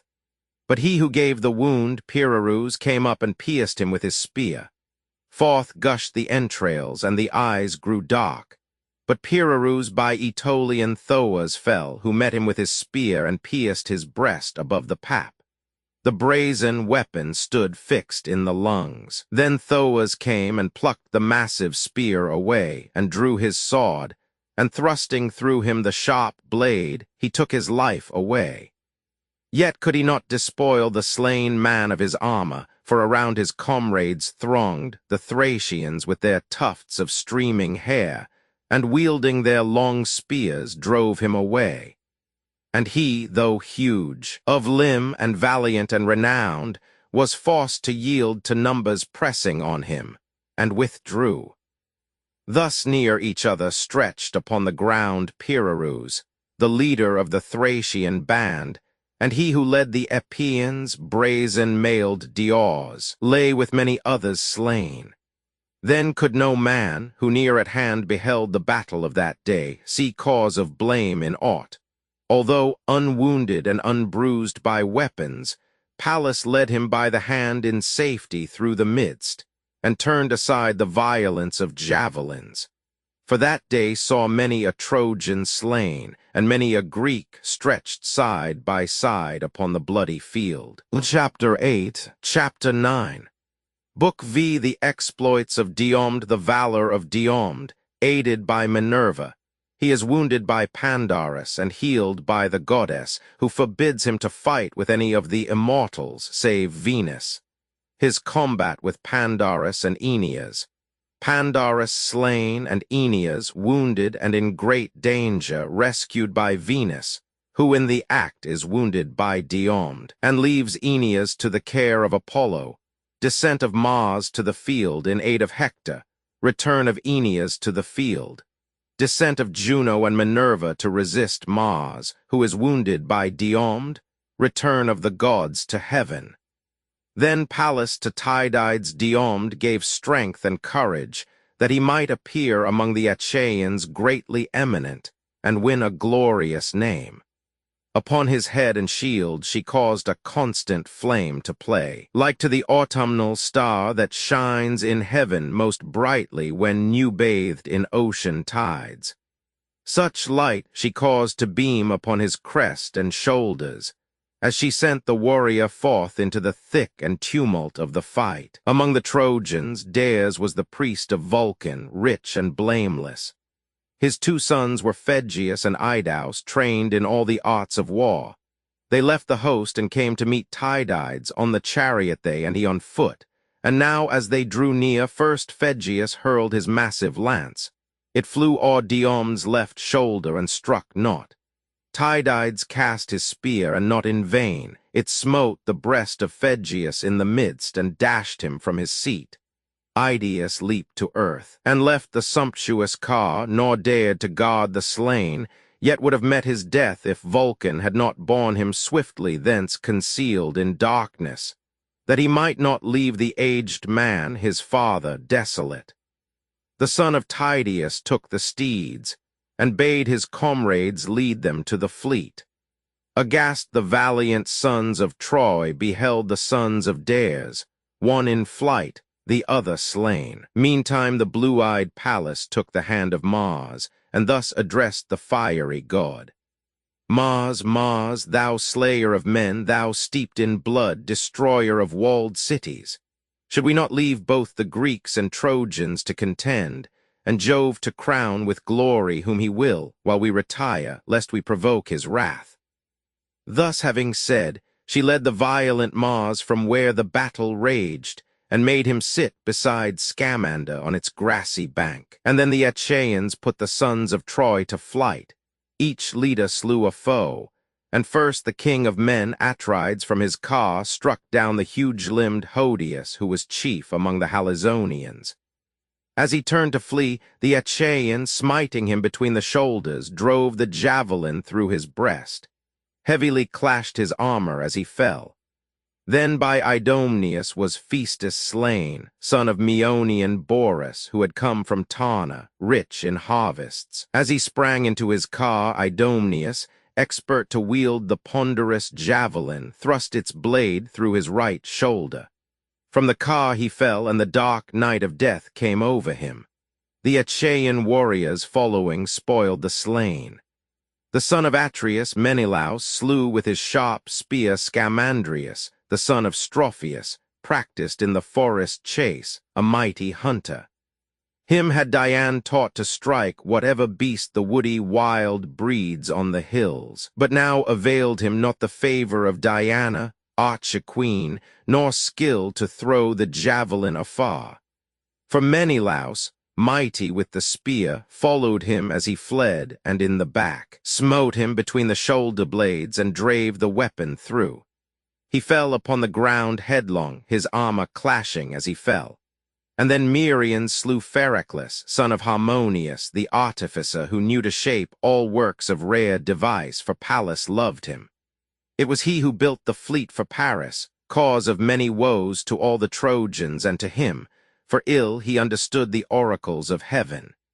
Him did Merions, pursuing long Autake, and smiting him on the right hip, pierced through the part beneath the bone and near the bladder. On his knees with sad lament so he fell, and death involved him in its shade. And then by Meges was Pedsius slain, Antena's base-born son, whose noble wife, Theno, reared him with as fond a care as her own children for her husband's sake. And now the mighty spearman, Phyleus' son, drew near and smote him with his trenchant lance where meet the head and spine, and pierced the neck beneath the tongue. And forth the weapon came between the teeth. He fell, and in the fall gnashed with his teeth upon the cold, bright blade. Then did Evaemon's son Eurypylus strike down Hypsena, nobly born, the son of great Dolopian, Scamander's priest, whom all the people honored as a god. Evaemon's gallant son, o'ertaking him in flight, with one stroke of his falchion hewed his brawny arm away. The bloody limb dropped to the ground, and the dark night of death came o'er his eyes, so cruel fate decreed. Thus toiled the heroes in that stubborn fight, nor would you now have known to which array, Trojan or Greek, Tydides might belong. For through the field he rushed with furious speed, like a swollen river when its current takes the torrent's swiftness, scattering with a sweep the bridges. Nor can massive dikes withstand its fury, nor embankments raised to screen the grassy meadows, while the rains of Jove fall heavily, and harvests, late the joy of toiling youth, are beaten to the ground. Thus by Tydides the close phalanxes of Troy were scattered, nor could they endure, all numerous as they were, his strong assault. As Pandarus, Lycaon's eminent son, beheld Tydides rush athwart the field, breaking the ranks, he drew his crooked bow and smote the chief's left shoulder as he came, striking the hollow corselet. The sharp point broke through, and blood came gushing o'er the mail. Then called aloud Lycaon's eminent son. Brave Trojans, great in mastery of steeds, press on. The bravest of the Grecian host is smitten, nor, I think, can long survive the grievous wound, if it be true that I, at the command of Phoebus, son of Jove, have left my home upon the Lycian shore. Thus boastfully he spake, but his swift shaft slew not Tydides, who had now withdrawn, and standing by his steeds and chariot, spake to Esthenelus, the son of Capaneus, "Haste down, kind Esthenelus, and with thy hand draw the sharp arrow from my shoulder here." He spake, and Esthenelus at once leaped down, stood by his side, and from his shoulder drew the winged arrow deeply fixed within. The blood flowed forth upon the twisted rings of mail, while Diomed the valiant prayed, "Hear me, O child of aegis-bearing Jove, goddess invincible. If ever thou didst aid me or my father in the heat of battle, aid me, Pallas. Yet again, give me to slay this Trojan. Bring him near within my javelin's reach, who wounded me and now proclaims, the boaster, that not long shall I behold the brightness of the sun." So prayed he, and Minerva heard his prayer and lightened all his limbs, his feet, his hands, and standing near him spake these winged words, "War boldly with the Trojans, Diomed, for even now I breathe into thy frame the ancestral might and fearless soul, that dwelt in Tydeus, peerless with the steed and shield. Lo, I remove the darkness from thine eyes, that thou mayst well discern the gods from men. And if a god should tempt thee to the fight, beware to combat with the immortal race. Only should Venus, child of Jupiter, take part in battle, wound her with thy spear." The blue-eyed Pallas spake and disappeared, and Diomed went back into the field and mingled with the warriors. If before his spirit moved him fiercely to engage the men of Troy, a threefold courage now inspired him, as a lion who has leaped into a fold, and he who guards the flock has wounded but not slain him, feels his rage waked by the blow. The affrighted shepherd then ventures not near, but hides within the stalls, and the forsaken sheep are put to flight, and huddling, slain in heaps, till o'er the fence the savage bounds into the fields again. Such was Tydides midst the sons of Troy. Astinorus first he slew, Hypena next, the shepherd of the people. One he pierced high on the bosom with his brazen spear, and smote the other on the collarbone with his good sword, and hewed from neck and spine the shoulder. There he left the dead, and rushed to Abaz and to Polyadus, sons of old Eurydamas, interpreter of visions. Ill the aged man had read his visions when they joined the war. They died, and Diomed the valiant spoiled the slain. Xanthus and Thorin he encountered next, the sons of Phaenops, born in his old age. No other child had he to be his heir, and he was wan with length of years. These two Tydides smote and took their lives, and left grief to their father and regretful cares, since he no more should welcome their return from war, and strangers should divide his wealth. Then smote he Chromius and Echaemen, sons of Dardan Priam, in one chariot both. As on a herd of beeves a lion springs while midst the shrubs they browse, and breaks their necks, heifer or ox, so sprang he on the twain and struck them, vainly struggling, from their car, and spoiled them of their arms, and took their steeds, and bade his comrades lead them to the fleet. Aeneas, who beheld him scattering thus the embattled ranks before him, straightway went through the thick fight, amid encountering spears, in search of godlike Pandarus. He found Lycaon's blameless and illustrious son, and stood before him, and addressed him thus: "Where is thy bow, O Pandarus, and where thy winged arrows? Where the old renown in which no warrior here can vie with thee, and none upon the Lycian shore can boast that he excels thee? Hasten, and lift up thy hands in prayer to Jupiter, and send an arrow at this man, woe he be, who thus prevails and thus afflicts our host, and makes the knees of many a strong man weak. Strike him, unless he be some god incensed at Troy for sacrifice withheld, since hard it is to bear the anger of a god." Lycaon's son, the far-renowned, replied, Aeneas, leader of the Trojans mailed in brass, to me this man in all things seems like warlike Diomed. I know his shield, high helm, and steeds, and yet I may not say that this is not a god. But if he be, the chief of whom I speak, the warlike son of Tydeus, not thus madly would he fight, without some god to aid him.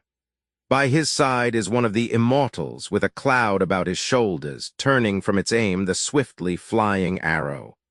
'Twas but late I aimed a shaft that pierced the hollow mail on his left shoulder, and I thought him sent to Pluto, but I slew him not. Some god must be offended with me. I have here no steeds or car to mount. Far off at home there stand within Lycaon's palace walls 11 chariots, fair and fresh and new. Each has an ample cover, and by each are horses yoked in pairs that champ their oats and their white barley. When I left my home, Lycaon, aged warrior, counselled me within his sumptuous halls that with my steeds and chariot I should lead the sons of Troy in the fierce battle.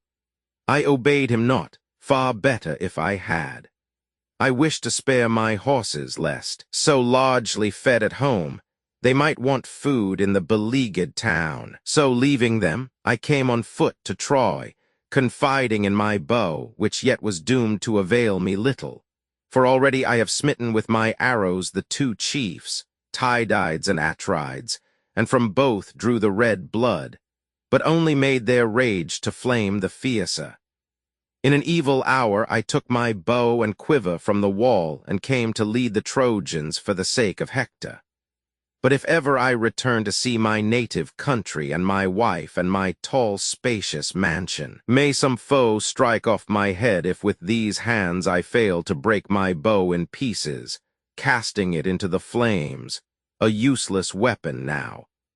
The Trojan chief Aeneas answering said, Nay, talk not so. It cannot but be thus until upon a chariot and with steeds we try our prowess with this man in war. Haste, mount my chariot here, and thou shalt see how well a Trojan horse is trained to range the field of battle, in the swift pursuit hither and thither, or in rapid flight. And they shall bring us safely to the town should Jove a second time bestow the meed of glory on Tydides.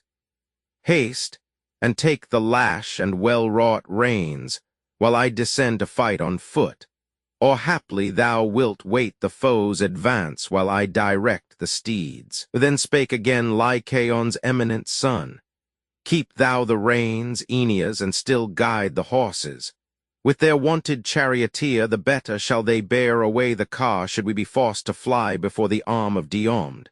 Lest taking flight, they range unmasted when they hear thy voice no more, nor bear us from the combat, and the son of Tydeus, having slain us, shall lead thence thy firm-hoofed coursers. Therefore guide them still, them and the chariot, while with this keen spear I wait the Greek, as he is rushing on. They spake, and climbing the magnificent car, turned toward Tydides the swift-footed steeds.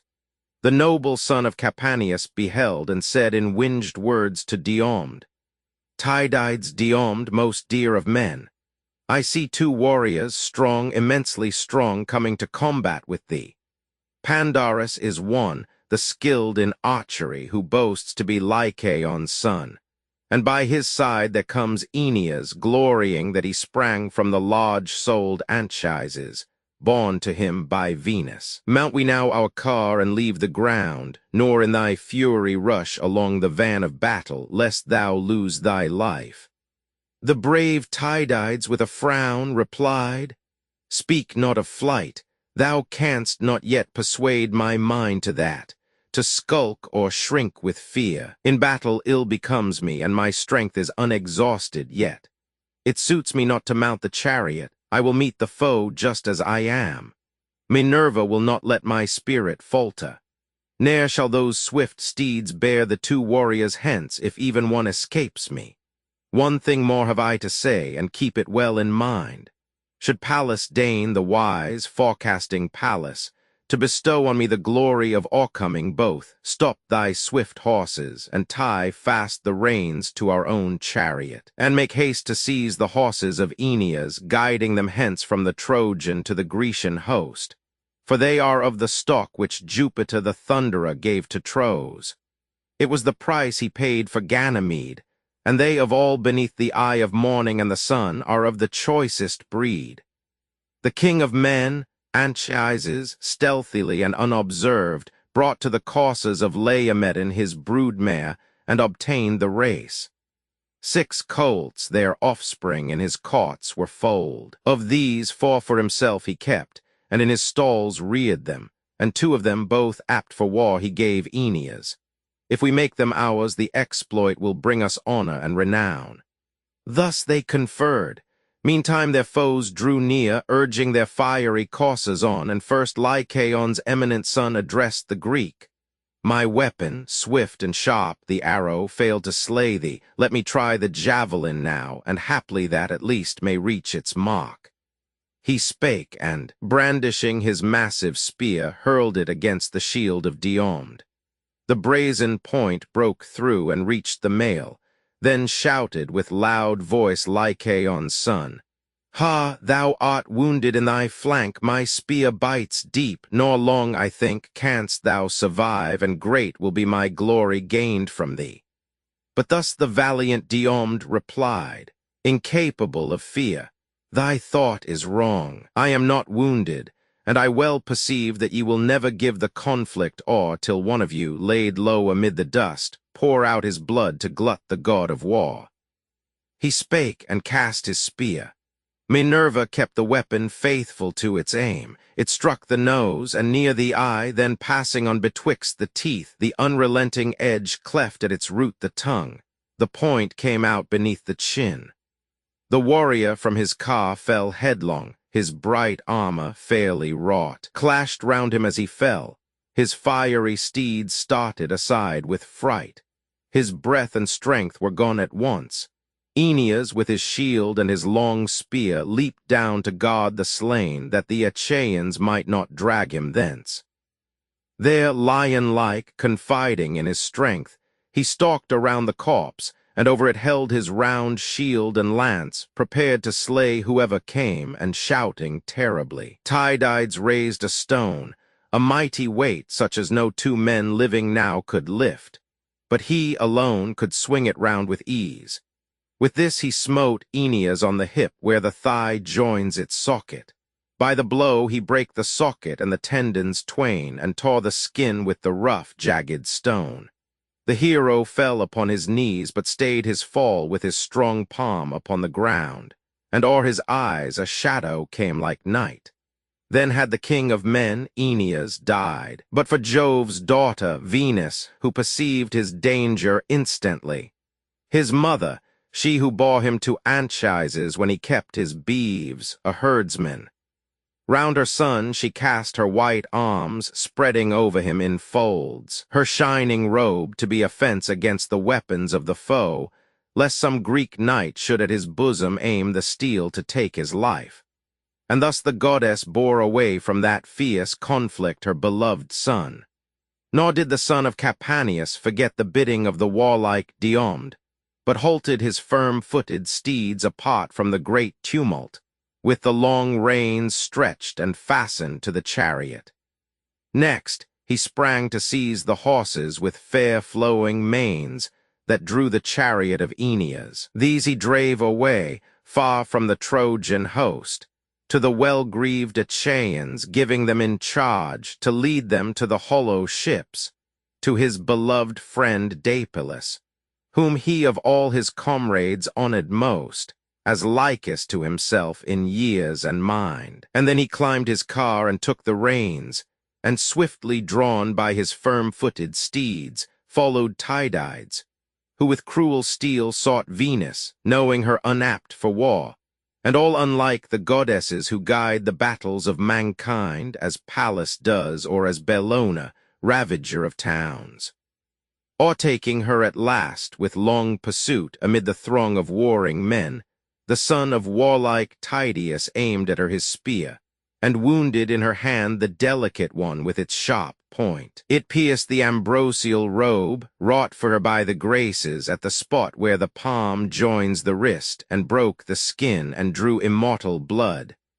The Ica, such as from the blessed gods may flow, for they eat not the wheaten loaf, nor drink dark wine, and therefore they are bloodless and are called immortal. At the stroke the goddess shrieked and dropped her son. Apollo in his arms received, and in a dark cloud rescued him, lest any of the Grecian knights should aim a weapon at his breast to take his life. Meantime the brave Tydides cried aloud, "Leave wars and battle, goddess. Is it not enough that thou delude weak womankind? Yet if thou ever shouldst return to bear a part in battle, thou shalt have good cause to start with fear when war is only named." He spake, and she departed, wild with pain, for grievously she suffered. Instantly fleet-footed Iris took her by the hand and led her from the place, her heart oppressed with anguish and her fair cheek deathly pale. She found the fiery Mars, who had withdrawn from that day's combat to the left, and sat, his spear and his swift coursers hid from sight, in darkness. At his feet she fell and prayed her brother fervently that he would lend his steeds that stood in trappings wrought of gold. "Dear brother, aid me. Let me have thy steeds to bear me to the Olympian mount, the home of gods, for grievously the wound I bear afflicts me." 'Twas a mortal gave the wound, Tydides, who would even fight with Jove. She spake, and Mars resigned to her his steeds with trappings of bright gold. She climbed the car, still grieving, and beside her Iris took her seat and caught the reins and plied the lash.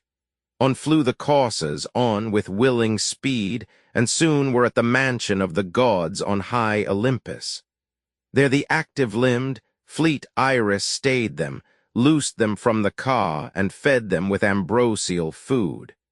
Meanwhile, the goddess Venus at Dione's feet had cast herself. The mother round her child threw tenderly her arms, and with her hand caressed her brow and spake, and thus inquired, "Which of the dwellers of the skies, dear child, has dealt thus cruelly with thee as one, caught in the doing of some flagrant wrong?" And thus did Venus, queen of smiles, reply, "The son of Tydeus, arrogant Diomed, wounded me as I sought to bear away from battle's dangers my beloved son Aeneas, dear beyond all other men. For now no longer does the battle rage between the Greeks and Trojans, but the Greeks venture to combat even with the gods. Dione, great among the goddesses, rejoined, "Submit, my daughter, and endure, though inly grieved. For many of us who dwell upon the Olympian mount have suffered much from mortals, and have brought great miseries upon each other. First, it was the fate of Mars to suffer, when Aloeus' sons, Otus and mighty Ephialtes, made their fetters fast upon his limbs. He lay chained 13 months within a brazen cell, and haply there the god, whose thirst of blood is never cloyed, had perished, but for aid which Erebia gave, the beautiful, his stepmother. She made his miseries known to Mercury, who set him free by stealth, withered and weak with long imprisonment. And Juno suffered when Amphitrion's son, the valiant, dared to plant in her right breast a 3-pronged arrow, and she writhed with pain. And Pluto suffered when the hero son of Aegis-bearing Jove, with a swift shaft, smote him beside the portals of the dead, and left him filled with pain.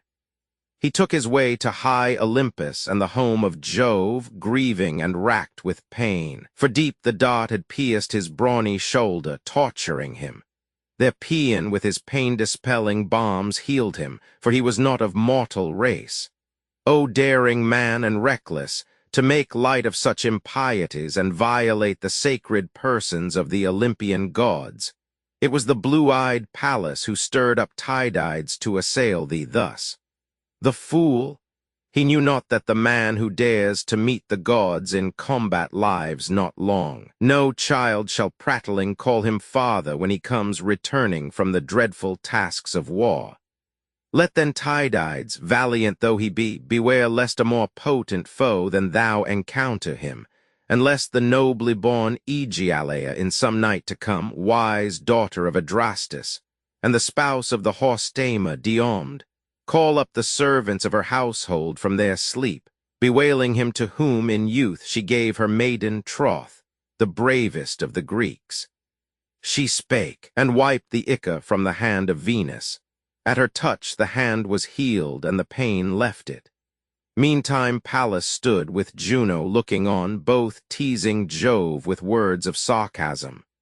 Blue-eyed Pallas thus addressed the god, "O Father Jupiter, wilt thou be angry at the word I speak?"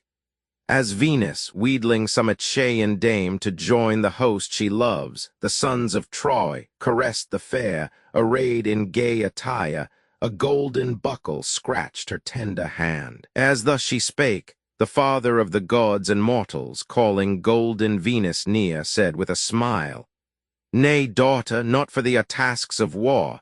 Be gentle marriage rites thy care. The labors of the battlefield pertain to Pallas and the fiery Mars." Thus with each other talked the gods, while still the great in battle, Diomed, pursued Aeneas, though he knew that Phoebus stretched his arm to guard the warrior. Small regard had he for the great god, and much he longed to strike Aeneas down and bear away the glorious arms he wore.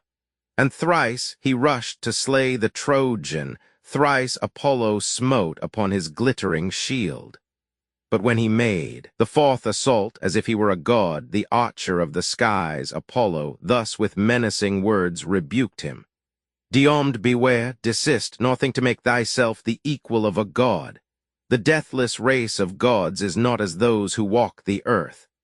He spake. The son of Tydeus, shrinking back, gave way before the anger of the god who sends his shafts afar. Then Phoebus bore Aeneas from the tumult to the height of sacred Pergamus, where stands his fane, and there Latona and the Archer queen. Diana, in the temple's deep recess, tended him and brought back his glorious strength.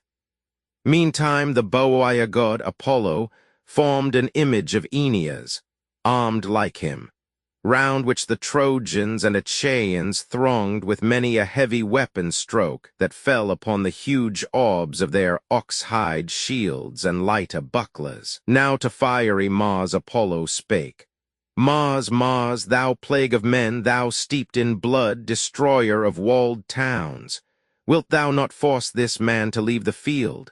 Wilt thou not meet in arms this daring son of Tydeus, who would even fight with Jove?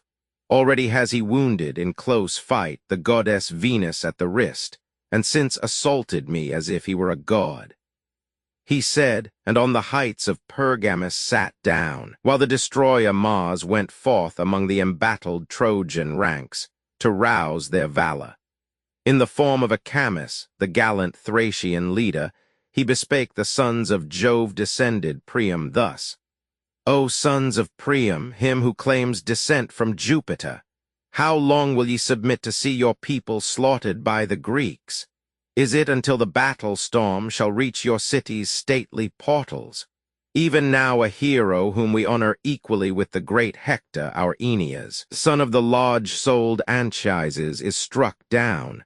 Haste, let us rescue our beloved friend." He spake, and into every heart his words carried new strength and courage. In that hour Sarpedon chid the noble Hector thus, "Where is the prowess, Hector, which was thine so lately? Thou hast said that thou alone, thy kindred and thy brothers, could defend the city without armies or allies. Now I see none of these. They all, like hounds before a lion, crouch and slink away, while the Confederates bear the brunt of war. I am but an auxiliar come from far from Lycia, where the eddying Xanthus runs. There left I a beloved wife, and there an infant child and large possessions such as poor men covet. Yet do I exhort my Lycians to the combat, and myself would willingly engage this foe of Troy, although I here have nothing which the Greeks might bear or drive away. Thou standest still, meanwhile, nor dost thou bid the rest to keep their ground and bear the battle for their wives. Yet have a care lest, as if caught at length in the strong meshes of a mighty net, ye find yourselves the captives and the prey of enemies, who quickly will destroy your noble peopled city.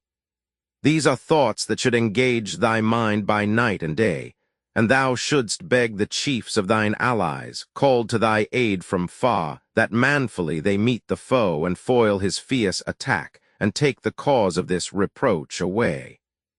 Sarpedon spake, and Hector, all in arms, stung by his words, and leaping from his car, brandished his spears, and went among the hosts and rallied them to battle. Terrible the conflict that ensued. The men of Troy made head against the Greeks. The Greeks stood firm, nor ever thought of flight. As when the wind strews chaff about the sacred threshing floors while wheat is winnowed, and before the breeze the yellow Ceres separates the grain from its light husk, which gathers in white heaps, even so the Greeks were whitened o'er with dust raised in that tumult by the horses' hoofs and rising to the brazen firmament, as toward the fight the charioteers again urged on their coursers. Yet the Greeks withstood the onset and struck forward with strong arms. Meantime the furious Mars involved the field in darkness to befriend the sons of Troy, and went through all the ranks, and well fulfilled the mandate which Apollo gave the god who wields the golden falchion, bidding him kindle the courage of the Trojan host, whene'er he saw the auxiliar of the Greeks, Minerva, leave the combat. Then the god brought from the sanctuaries in a shrine Aeneas, filling with recovered strength that shepherd of the people. He beside his comrades placed himself, and they rejoiced to see him living and unharmed and strong as ever. Yet they questioned not. Their task was different, set them by the god who bears the silver bow, and Mars the slayer of men, and raging strife that never is appeased. The Ajaces and Ulysses and the son of Tydeus roused the Achaeans to the fight. For of the strength and clamor of the foe they felt no fear, but calmly stood to bide the assault, as stand in air the quiet clouds which Saturn's sun upon the mountain-tops piles in still volumes when the north wind sleeps, and every ruder breath of blustering air that drives the gathered vapors through the sky.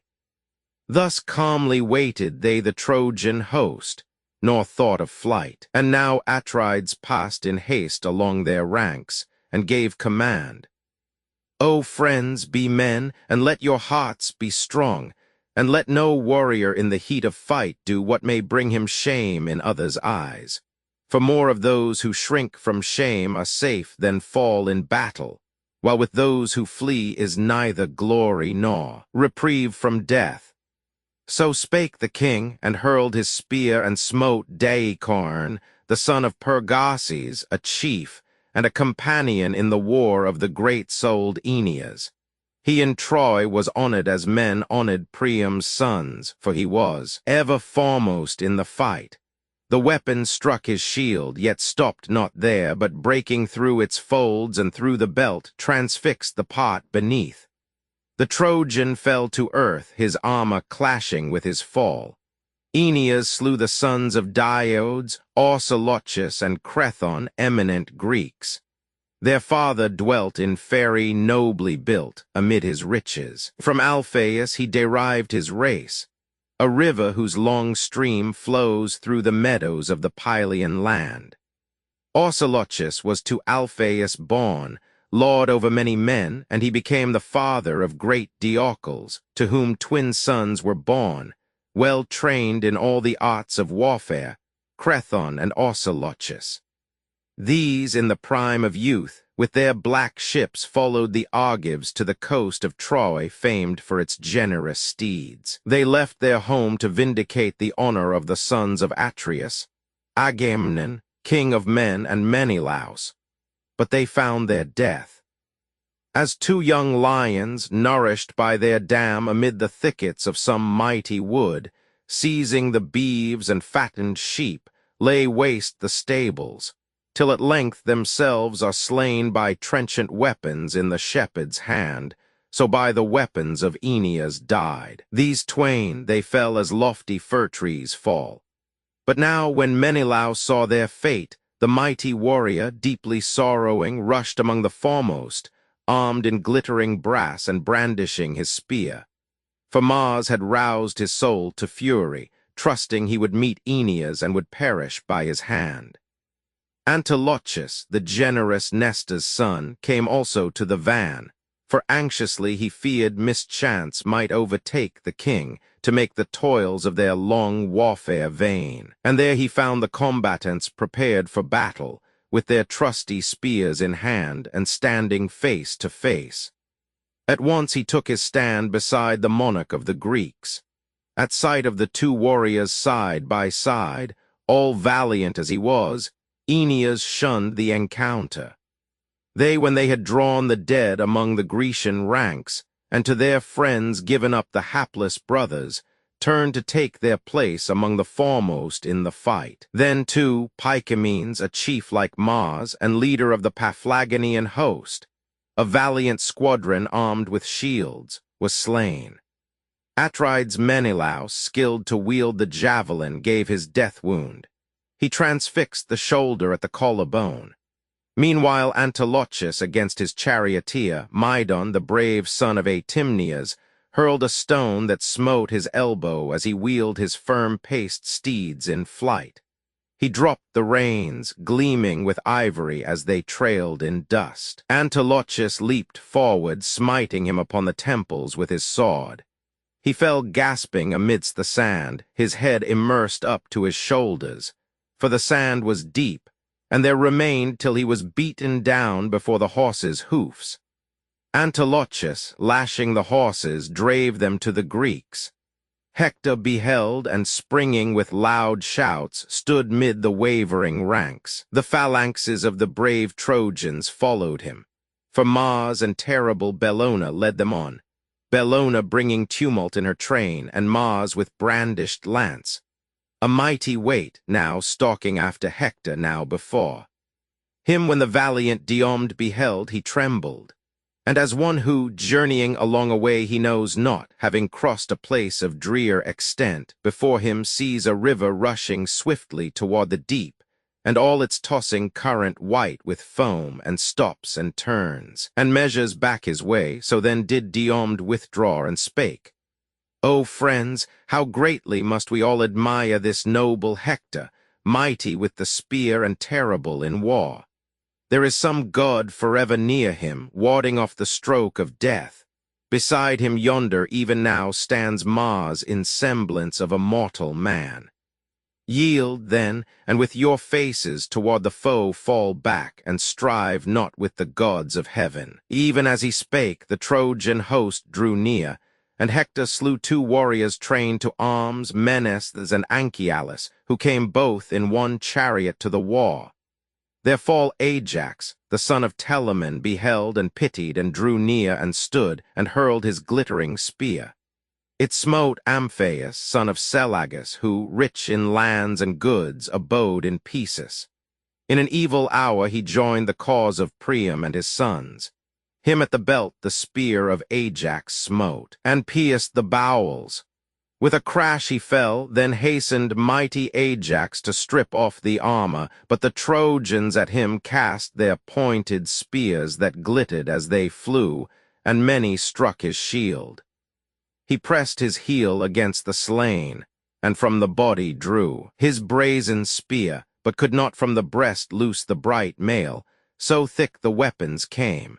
And such the wary dread with which he saw the bravest of the Trojans closing round, many and fierce, and all with spears outstretched. And he, though strong and valiant and renowned, driven from the ground, gave way to mightier force. So toiled the warriors through that stubborn fight, when cruel fate urged on Telepomus, the great and valiant son of Hercules, to meet Sarpedon, mighty as a god. And now as each to each advanced, the son and grandson of the cloud-compeller Jove, thus first Telepomus addressed his foe. Sarpedon, Lycian monarch, what has brought thee hither, trembling thus and inexpert in battle? Lying flatterers are they that call thee son of Jupiter who bears the aegis. For unlike the heroes thou, born to the Thunderer in times of old, nor like my daring father, Hercules the lion-hearted, who once came to Troy to claim the causes of Laomedon. With but 6 ships and warriors but a few, he laid the city waste and made its streets a desolation. Thou art weak of heart, and round thee are thy people perishing. Yet even wert thou brave, thy presence here from Lycia's coast would prove of small avail to Troy. For slain in combat here by me, thou to the gates of Hades shalt go down. Sarpedon, leader of the Lycians, thus made answer. True it is, Tlepolemus, that he laid waste the sacred city of Troy for the base dealings of Laomedon, the monarch who with railing words repaid his great deservings, and kept back the steeds for which he came so far. But thou, thy fate is slaughter and black death from this my spear, and fame will come to me, and one more soul go down to Hades. As Sarpedon spake, Tlepolemus upraised his ashen spear, and from the hands of both the chiefs at once their massive weapons flew. Sarpedon smote full in the throat his foe. The cruel point passed through the neck, and night came o'er his eyes. Tlepolemus, in turn, on the left thigh had struck Sarpedon with his ponderous lance. The weapon, cast with vigorous hand and arm, pierced deep and touched the bone, but Jupiter averted from his son the doom of death. His noble comrades raised and bore away the great Sarpedon from the battlefield, trailing the long spear with them. Bitter pain it gave him. In their haste they marked it not, nor thought to draw the ashen weapon forth, that he might mount the car. So eagerly his anxious bearers hurried from the war. On the other side, the well-armed Greeks took up the slain Tlepolemus to bear him thence. The great Ulysses, large of soul, beheld, and felt his spirit moved, as anxiously he pondered whether to pursue the son of Jove the Thunderer, or turn and take the life of many a Lycian. Yet to slay Jove's mighty son was not his destiny, and therefore Pallas moved him to engage the crowd of Lycian warriors. Then he slew Coeranus and Alastor, Chromius, Alcander, Halius, and Prytanes Noemon. And yet more the noble Greek had slain, if crested Hector, mighty chief, had not perceived the havoc, and arrayed in shining armor, hurried to the van of battle, carrying terror to the hearts of the Achaeans. As he saw him near, Sarpedon was rejoiced, yet sadly said, O son of Priam, leave me not a prey to these Achaeans. Aid me, let me breathe my latest breath in Troy, since I no more can hope, returning to my native land, to gladden my dear wife and little son. He spake, and crested Hector answered not, still pressing forward, eager to drive back the Greeks in quick retreat, and take the life of many a foe. Then did the noble band who bore the great Sarpedon lay him down beneath a shapely beech, a tree of Jove the aegis-bearer. Their stout Pelagon, his well-beloved comrade, from his thigh drew forth the sharp blade of the ashen spear. Then the breath left him, and his eyes were closed in darkness. But the light came back again as, breathing over him, the fresh north wind revived the spirit in his laboring breast. But not for Mars nor Hector mailed in brass fled the Achaeans to their fleet, nor yet advanced they on the foe, but step by step gave way before him, for they had perceived the god of war was with the sons of Troy, whom last did Hector, Priam's son, and Iron Mars lay low. The godlike chief Teuthras, and great among the Grecian knights, Austs, and the Aetolian Treches, famed as spearmen and Onomaus, and the son of Onops, Helimes, and after these belted Auspius, who in Hyla made his home, intent on gathering wealth beside the lake Cephisus, on whose borders dwelt Boeotians many lords of fertile lands. the white-armed goddess Juno, when she saw the Argives falling in that cruel fray, addressed Minerva with these winged words. O thou unconquerable goddess, born to Jove the aegis-bearer, what is this? It was an idle promise that we made to Menelaus, that he should behold Troy with its strong defenses overthrown and reach his home again, if thus we leave Mars the destroyer to his ravages. Come, let us bring our friends effectual aid. So spake she, and her bidding was obeyed by blue-eyed Pallas. Juno the August, daughter of mighty Saturn, laid in haste the harness with its ornaments of gold upon the horses. He rolled the wheels, each with 8 spokes, and joined them to the ends of the steel axle, fellies wrought of gold, bound with a brazen rim to last for aye, a wonder to behold. The hollow naves were silver and on gold, and silver cords was slung the chariot seat. In silver hooks rested the reins, and silver was the pole where the fair yoke and poitrels, all of gold, were fastened. Juno, eager for the strife, led the swift-footed steeds beneath the yoke. Then Pallas, daughter of the god who bears the aegis, on her father's palace floor let fall in dainty folds her flowing robe of many colors, wrought by her own hand, and putting on the mail of Jupiter, the cloud compeller, stood arrayed in arms for the stern tasks of war. Her shoulder bore the dreadful aegis with its shaggy brim bordered with terror. There was strife, and there was fortitude, and there was fierce pursuit, and there the Gorgon's head, a ghastly sight, deformed and dreadful, and a sign of woe when borne by Jupiter. Upon her head she placed a golden helmet with 4 crests and fair embossed, of strength that might withstand the armed battalions of 100 towns. Then stepped into her shining car, and took her massive spear in hand, heavy and huge, with which whole ranks of heroes are o'erthrown before the daughter of the mighty one incensed against them. Juno swung the lash and swiftly urged the steeds. Before their way, on sounding hinges of their own accord, flew wide the gates of heaven, which evermore the hours are watching, they who keep the mount, Olympus and the mighty heaven, with power to open or to close their cloudy veil. Thus through the gates they drave the obedient steeds, and found Saturnius, where he sat apart from other gods, upon the loftiest height of many-peaked Olympus. Juno there, the white-armed goddess, stayed her chariot wheels, and thus accosting Jove, she questioned him. O Father Jupiter, does not thy wrath rise at those violent deeds of Mars? Thou seest how many of the Achaeans he has slain, and what brave men. Nay, thus it should not be. Great grief is mine, but Venus and the god Phobos, who bears the silver bow, rejoice to see this lawless maniac range the field and urge him on.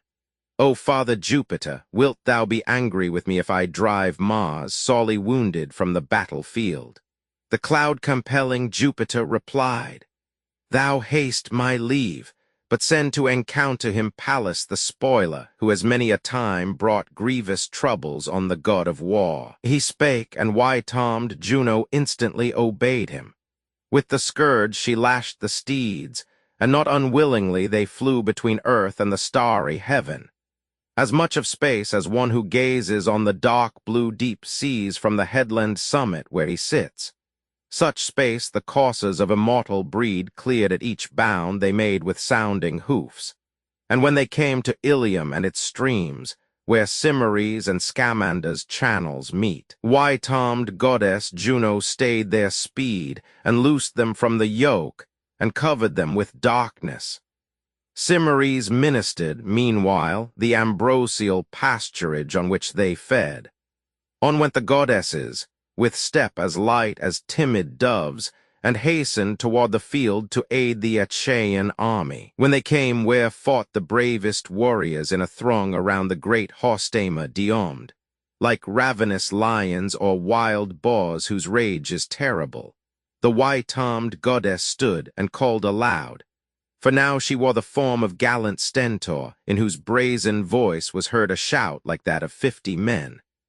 Shame on you, Argive's wretches, who in form and form alone are heroes. While we yet had great Achilles in the war, the men of Ilium dared not pass beyond their gates, so much they feared his mighty spear. But now they push the battle to our hollow ships, far from the town. As thus the goddess spake, new strength and courage woke in every breast. Then blue-eyed Pallas hastened to the son of Tydeus. By his steeds she found the king, and by his chariot, as he cooled the wound made by the shaft of Pandarus. The sweat beneath the ample band of his round shield had weakened him, and weary was his arm. He raised the band, and from the wounded limb wiped off the clotted blood. The goddess laid her hand upon the chariot yoke and said, Tydeus hath left a son unlike himself, for he, though low in stature, was most brave. And when he went an envoy and alone to Thebes, the populous Cadmean town, and I, enjoining him to keep aloof from wars and rash encounters, bade him sit quietly at the feasts in palace halls, still, to his valiant temper true. He gave challenges to the Theban youths, and won the prize with ease in all their games. Such aid I gave him. Now I stand by thee in turn, protect thee, and exhort thee manfully to fight against the Trojans. But today either the weariness of toil unnerves thy frame, or withering fear besets thy heart. Henceforth we cannot deem thee, as of late, the offspring of Oneids skilled in war. And then the valiant Diomed replied, I know thee, goddess, daughter of great Jove the Aegis-bearer, therefore will I speak freely and keep back nothing. No base fear unmans me, nor desire of ease, but well I bear in mind the mandate thou hast given. Thou didst forbid me to contend with gods, except that if Jove's daughter, Venus, joined the battle, I might wound her with my spear. But now I have withdrawn, and given command that all the Greeks come hither, for I see that Mars is in the field and leads the war. Again the blue-eyed Pallas answering said, Tydides Diomed, most dear of men, nay, fear thou nothing from this Mars, nor yet from any other of the gods, for I will be thy sure defense. First urge thy course full against Mars with thy firm-footed steeds. Engage him hand to hand. Respect him not, the fiery, frantic Mars, the unnatural plague of man, the fickle god, who promised me and Juno lately to take part with us against the Trojans and befriend the Greeks. Now he forgets and joins the sons of Troy. She spake, and laid her hand on Esthenelus to draw him from the horses. Instantly he leaped to earth. The indignant deity took by the side of Diomed her place. The beechen axle groaned beneath the weight of that great goddess and that man of might. Then Pallas seized the lash and caught the reins, and urging the firm-footed coursers, drave full against Mars, who at that moment slew huge Periphas, the mightiest one of all the Aetolian band, Oshesius' famous son. While bloody-handed Mars was busy yet about the slain, Minerva hid her face in Pluto's helmet, that the god might fail to see her. As that curse of humankind beheld the approach of noble Diomed, he left the corpse of Periphas unspoiled where he had fallen, and where he breathed his last, and came in haste to meet the Grecian knight. And now, when they were near and face to face, Mars o'er the chariot yoke and horses' reins first hurled his brazen spear, in hope to take his enemy's life. But Pallas with her hand caught it and turned it, so that it flew by and gave no wound. The valiant Diomed made with his brazen spear the next assault, and Pallas guided it to strike the waist where girded by the baldric. In that part she wounded Mars, and tore the shining skin, and drew the weapon back. The furious god uttered a cry as of 9,000 men, or of 10,000, rushing to the fight. The Greeks and Trojans stood aghast with fear, to hear that terrible cry of him whose thirst of bloodshed never is appeased by blood, as when in time of heat the air is filled with a black shadow from the gathering clouds and the strong blowing wind. So furious Mars appeared to Diomed. As in a cloud he rose to the broad heaven and to the home of gods on high Olympus. Near to Jove he took his seat in bitter grief, and showed the immortal blood still dropping from his wound, and thus with winged words complaining said, O Father Jupiter, does not thy wrath rise at these violent deeds? 'Tis ever thus that we, the gods, must suffer grievously from our own rivalry in favoring man, and yet the blame of all this strife is thine, for thou hast a mad daughter, ever wrong, and ever bent on mischief.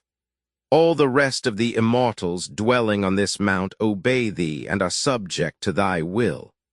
Her only thou hast never yet restrained, by word or act, but dost indulge her freaks because the pestilent creature is thy child. And now she moves the insolent Diomed to raise his hand against the immortal gods. And first he wounded Venus in the wrist, contending hand to hand. And then he sought to encounter me in arms, as if he were the equal of a god. My own swift feet carried me thence, else might I long have lain in anguish under heaps of carcasses, or helplessly been mangled by his sword. The cloud compeller, Jove, replied and frowned. Come not to me, thou changeling, to complain. Of all the gods upon the Olympian mount I like thee least, who ever dost delight in broils and wars and battles. Thou art like thy mother Juno, headstrong and perverse. Her I can scarcely rule by strict commands, and what thou sufferest now, I deem, is due to her bad counsels. Yet 'tis not my will that thou shouldst suffer longer, who dost share my lineage, whom thy mother bore to me. But wert thou born, destroyer as thou art, to any other god, thou hadst long since lain lower than the sons of Uranus. So spake he, and to Paeon gave command to heal the wound, and Paeon bathed the part with pain-dispelling balsams, and it healed. For Mars was not to die. As when the juice of figs is mingled with white milk and stirred, the liquid gathers into clots while yet it whirls with the swift motion, so was healed the wound of violent Mars. Then he bathed the god, and robed him richly, and he took his seat, delighted by Saturnian Jove. Now, having forced the curse of nations, Mars to pause from slaughter, Argive Juno came with Pallas, her invincible ally, back to the mansion of imperial Jove. Chapter 10, Chapter 11. Book VI interviews between Glaucus and Diomed, and Hector and Andromache, successes of the Greeks. Hector recalled to Troy by Helenus to appoint a procession of the Trojan matrons to the temple of Minerva, meeting of Glaucus and Diomed, who recognize each other as old friends, their exchange of weapons, meeting of Hector and Andromache, and return of Hector and Paris to the field. Now from that stubborn conflict of the Greeks and Trojans had the gods withdrawn. The fight of men encountering men with brazen spears still raged from place to place upon the plain between the Xanthus and the Cimmerians. And first of all did Ajax Telamon, the bulwark of the Achaeans, break the ranks of Troy and raise the hopes of those who fought beside him. For he smote the bravest man of all the Thracian warriors, Acamas, son of Eusorus, strong and large of limb. His spearhead, through the plumed helmet's cone entering the forehead of the Thracian, pierced the bone, and darkness gathered o'er his eyes. The valiant Diomed slew Axylus, the son of Teuthras. To the war he came from nobly built Arispa, great his wealth, and greatly was he loved, for courteously he welcomed to his house beside the way all comers. None of these could interpose between him and his death, for Diomed slew him and his attendant charioteer, Calisius.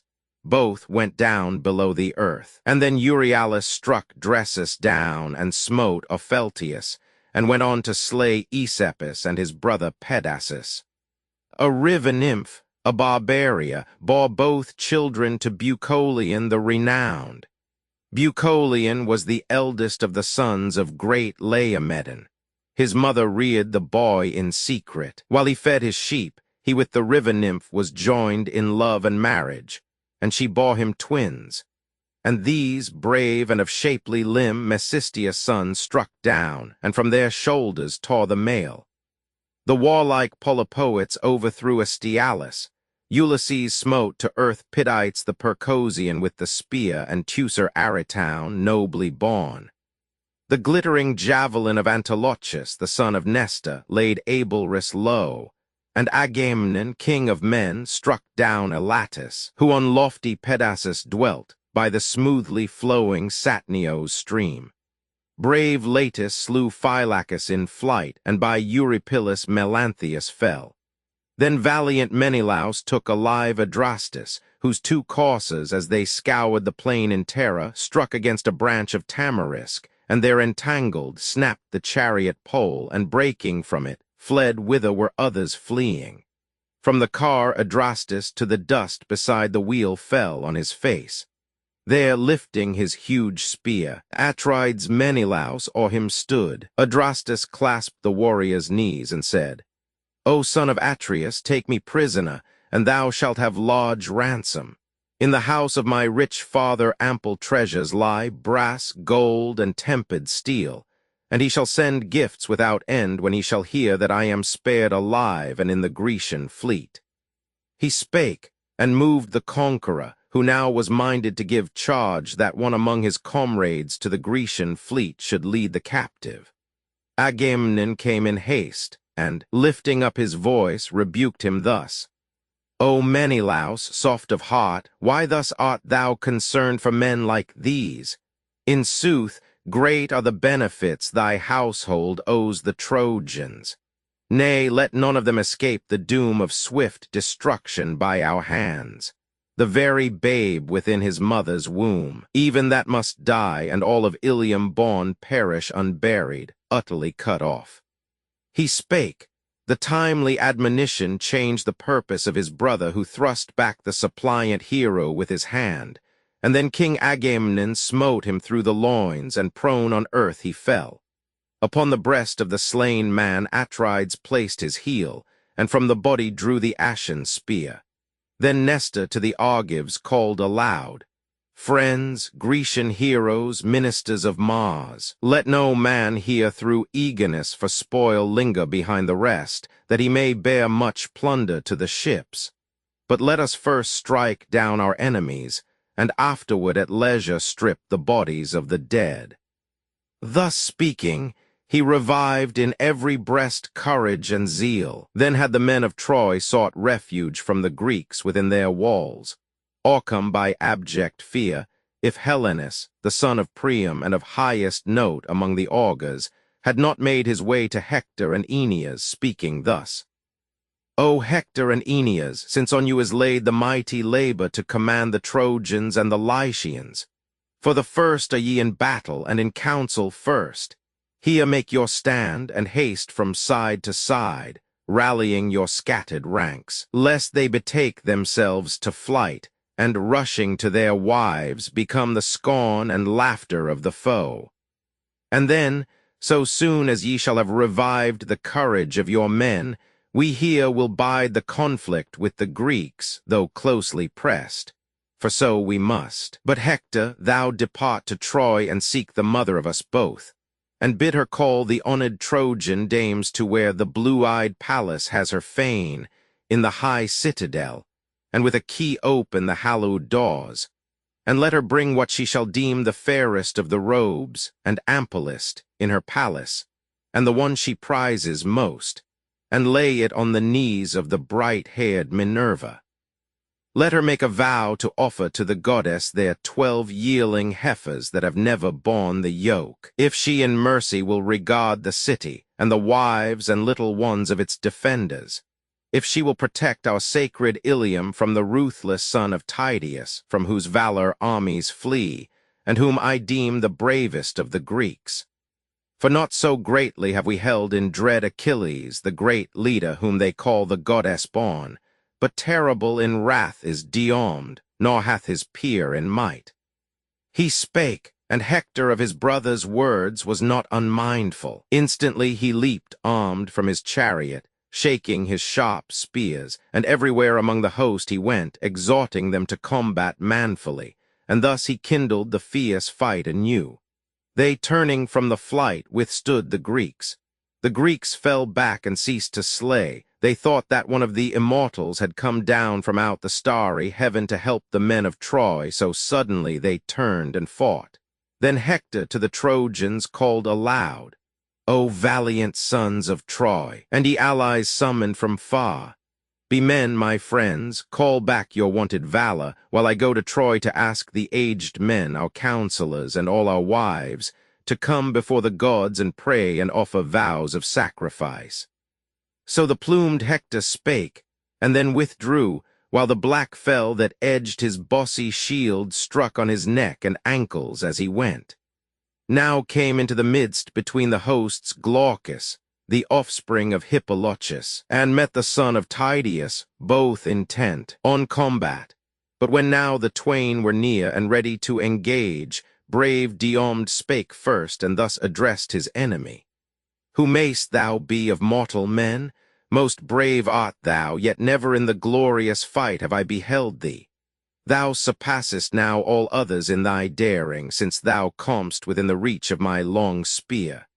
The sons of most unhappy men are they who meet my arm. But if thou comest from above, a god, I war not with the gods of heaven. For even brave Lycurgus lived not long, the son of Dryas, who engaged in strife with the celestial gods. He once pursued the nurses of the frantic Bacchus through the hallowed ground of Nyssa. All at once they flung to earth their sacred implements, Lycurgus the manslayer beating them with an ox-driver's goad.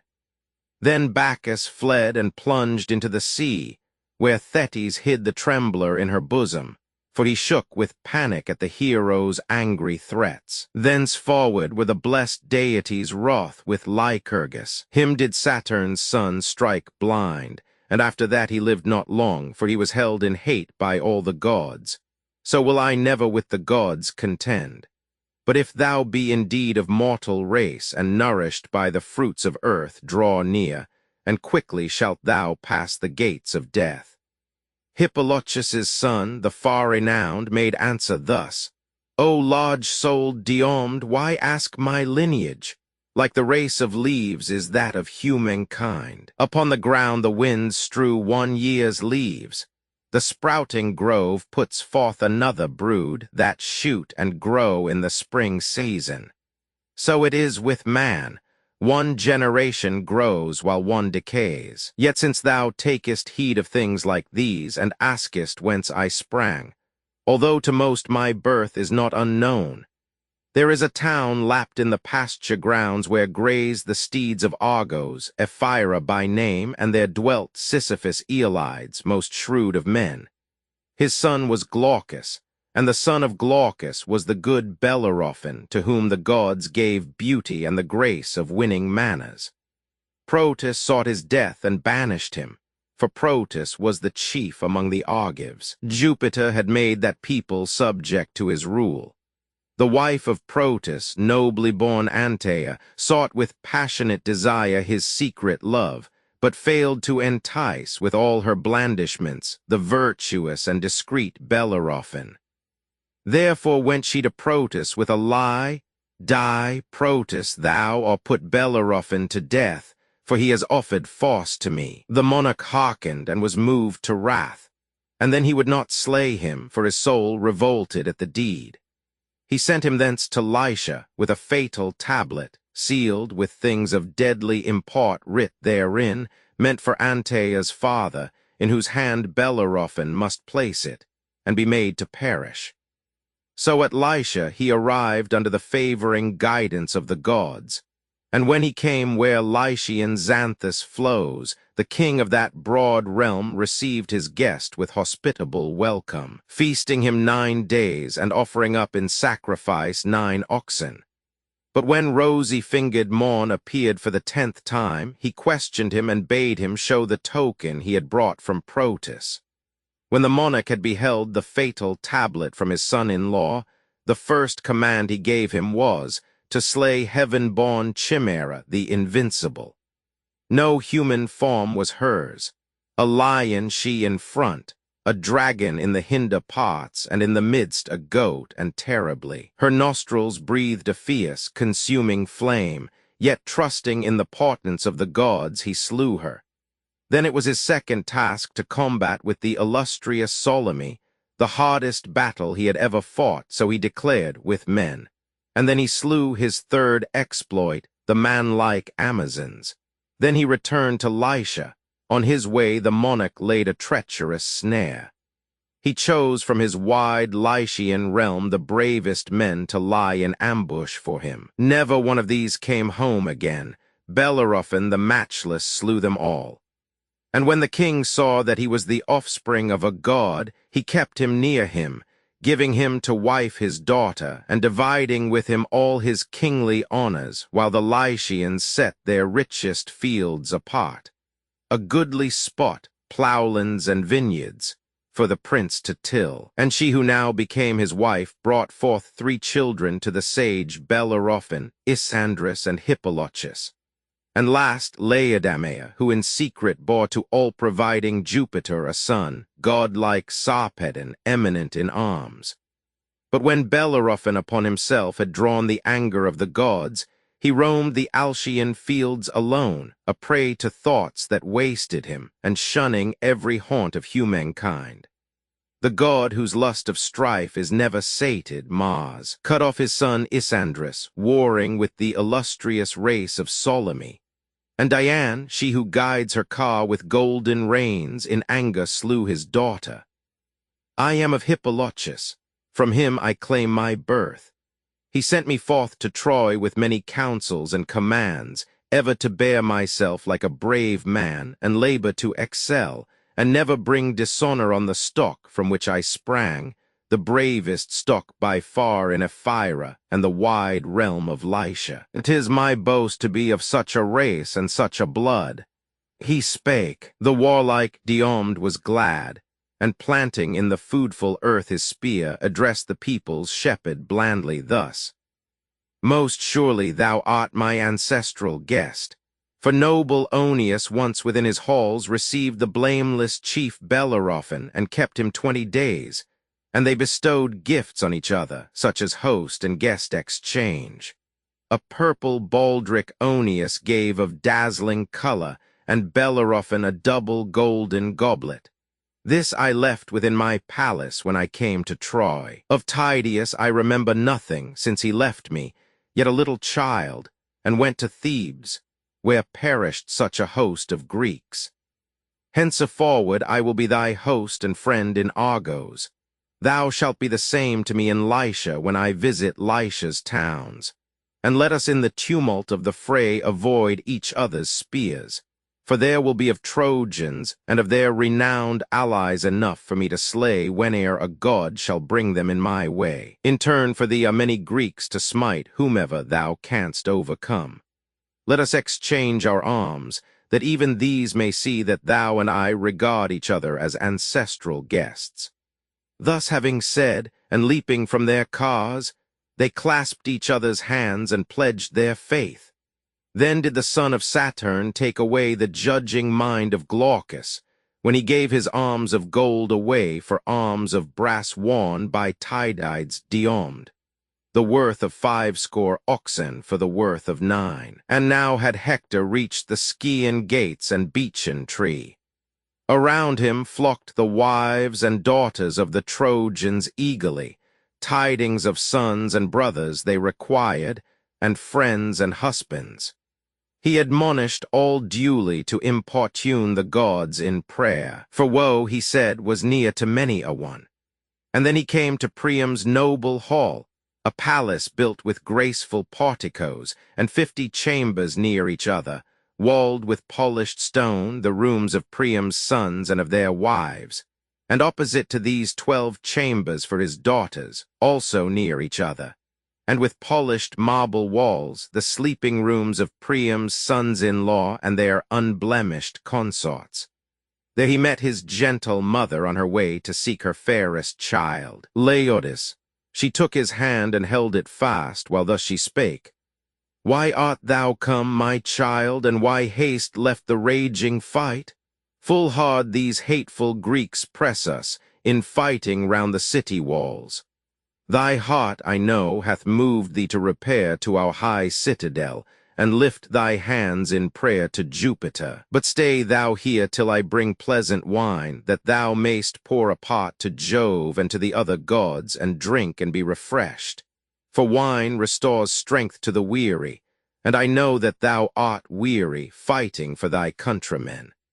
Great Hector of the crested helm replied, My honoured mother, bring not pleasant wine, lest that unman me, and my wonted might and valour leave me. I should fear to pour dark wine to Jupiter with hands unwashed. Nor is it fitting that a man like me, defiled with blood and battle dust, should make vows to the cloud-compeller, Saturn's son. But thou, with incense, seek the temple reared to Pallas the despoiler, calling first our honoured dames together.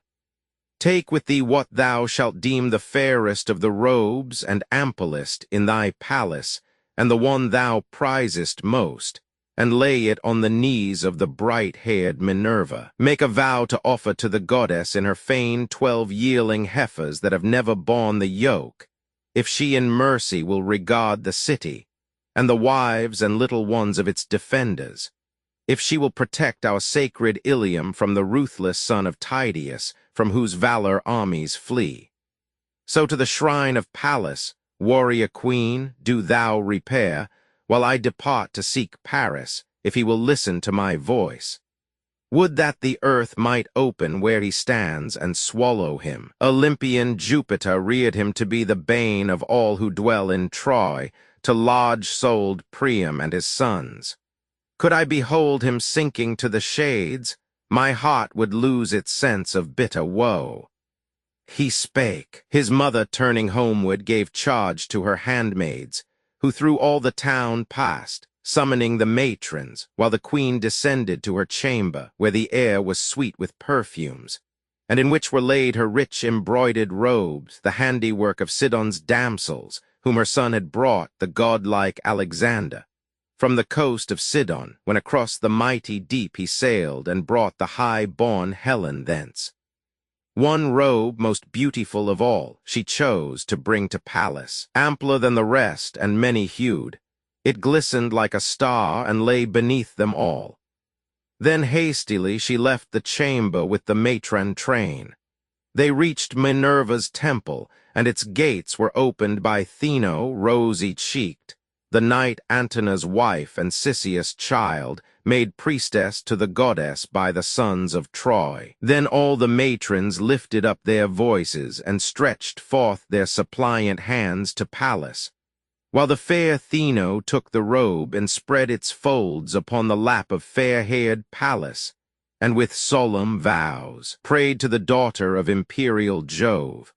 O venerated Pallas, guardian power of Troy, great goddess, shatter thou the lance of Diomed, and let him fall in death before the Scaean gates, that we forthwith may offer to thee in thy temple here 12 yearling heifers that have never worn the yoke, if thou wilt pity us and spare the wives of Trojans and their little ones.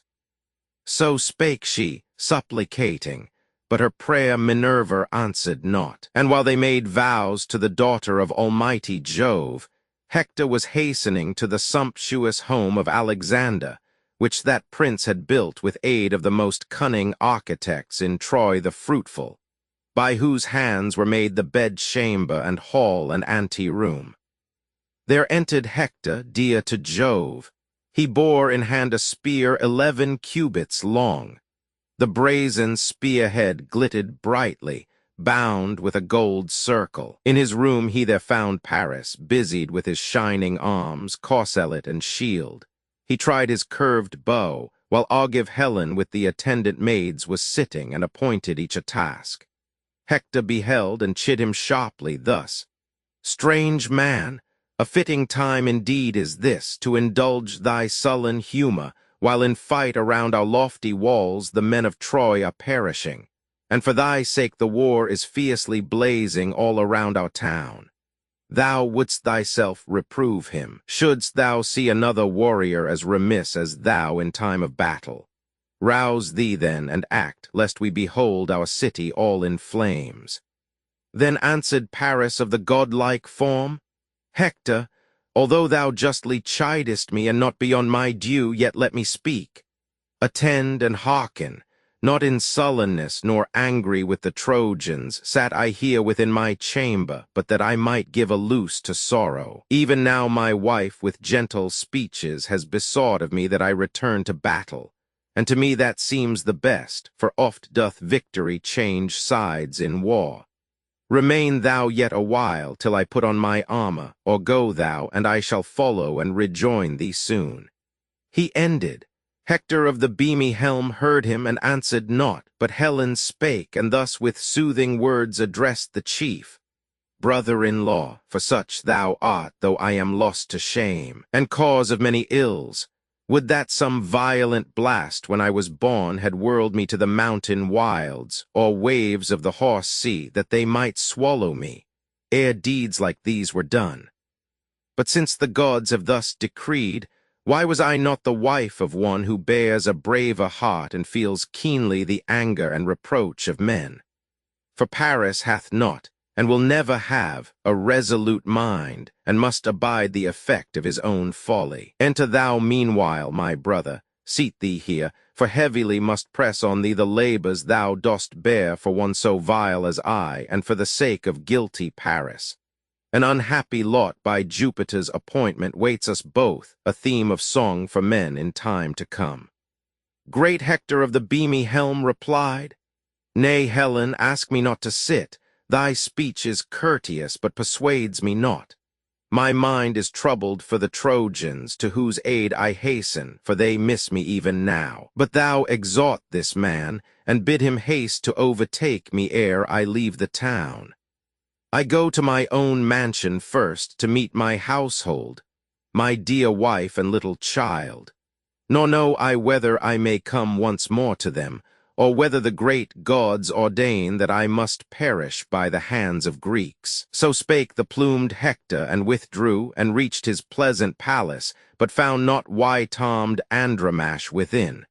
For she was in the tower, beside her little son and well-robed nurse, and sorrowed, shedding tears. And Hector, seeing that his blameless wife was not within, came forth again, and stood upon the threshold, questioning the maids. I pray you, damsels, tell me whither went white-armed Andromache. Has she gone forth to seek my sisters, or those stately dames, my brother's wives? Or haply has she sought the temple of Minerva, where are met the other bright-haired matrons of the town to supplicate the dreaded deity? Then said the diligent housewife in reply, Since thou wilt have the truth, thy wife is gone not to thy sisters, nor those stately dames, thy brother's wives, nor went she forth to join the other bright-haired matrons of the town, where in Minerva's temple they are met to supplicate the dreaded deity, but to the lofty tower of Troy she went when it was told her that the Trojan troops lost heart, and that the valor of the Greeks prevailed. She now is hurrying toward the walls like one distracted, with her son and nurse. So spake the matron.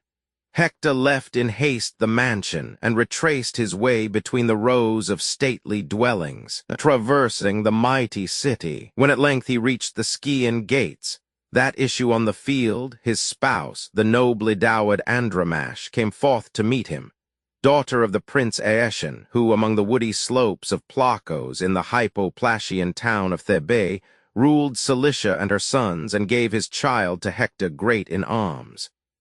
She came attended by a maid who bore a tender child, a babe too young to speak, upon her bosom. Hector's only son, beautiful as a star, whom Hector called Scamandrius, but all else Astyanax, the city's lord, since Hector stood the sole defense of Troy.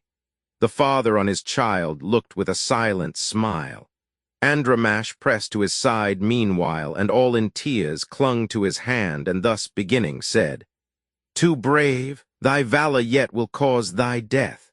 Thou haste no pity on thy tender child, nor me, unhappy one, who soon must be thy widow. All the Greeks will rush on thee to take thy life. A happier lot were mine if I must lose thee to go down to earth. For I shall have no hope when thou art gone, nothing but sorrow. Father have I none, and no dear mother. Great Achilles slew my father when he sacked the populous town of the Cilicians, Thebae with high gates. 'Twas there he smote Aetion, yet forbore to make his arms a spoil. He dared not that, but burned the dead with his bright armor on, and raised a mound above him. Mountain nymphs, daughters of Aegis-bearing Jupiter, came to the spot and planted it with elms. 7 brothers had I in my father's house, and all went down to Hades in one day. Achilles the swift-footed slew them all among their slow-paced bullocks and white sheep. My mother princess on the woody slopes of Placos with his spoils he bore away, and only for large ransom gave her back. But her Diana, arch-queen, struck down within her father's palace. Hector, thou art father and dear mother now to me, and brother and my youthful spouse besides. In pity keep within the fortress here, nor make thy child an orphan, nor thy wife a widow. Post thine army near the place of the wild fig tree, where the city walls are low and may be scaled. Thrice in the war the boldest of the foe have tried the spot, the Ajaces and the famed Idomeneus, the 2 chiefs born to Atreus and the brave Tydides, whether counselled by some seer or prompted to the attempt by their own minds. Then answered Hector, great in war, "All this I bear in mind, dear wife, but I should stand ashamed before the men and long-robed dames of Troy, were I to keep aloof and shun the conflict, coward-like. Not thus my heart prompts me, for greatly have I learned to dare and strike among the foremost sons of Troy, upholding my great father's fame and mine. Yet well in my undoubting mind I know the day shall come in which our sacred Troy and Priam, and the people over whom spear-bearing Priam rules, shall perish all. But not the sorrows of the Trojan race, nor those of Hecuba herself, nor those of royal Priam, nor the woes that wait my brothers many and brave, who all at last, slain by the pitiless foe, shall lie in dust, grieve me so much as thine, when some mailed Greek shall lead thee weeping hence, and take from thee thy day of freedom. Thou in Argos then shalt, at another's bidding, ply the loom, and from the fountain of Messes draw water, or from the Hypereian spring, constrained unwilling by thy cruel lot. And then shall someone say who sees thee weep, this was the wife of Hector, most renowned of the horse-taming Trojans, when they fought around their city. So shall someone say, and thou shalt grieve the more, lamenting him who haply might have kept afar the day of thy captivity. Oh, let the earth be heaped above my head in death before I hear thy cries as thou art borne away. So speaking, mighty Hector stretched his arms to take the boy. The boy shrank crying back to his fair nurse's bosom, scared to see his father helmeted in glittering brass, and eyeing with affright the horsehair plume that grimly nodded from the lofty crest.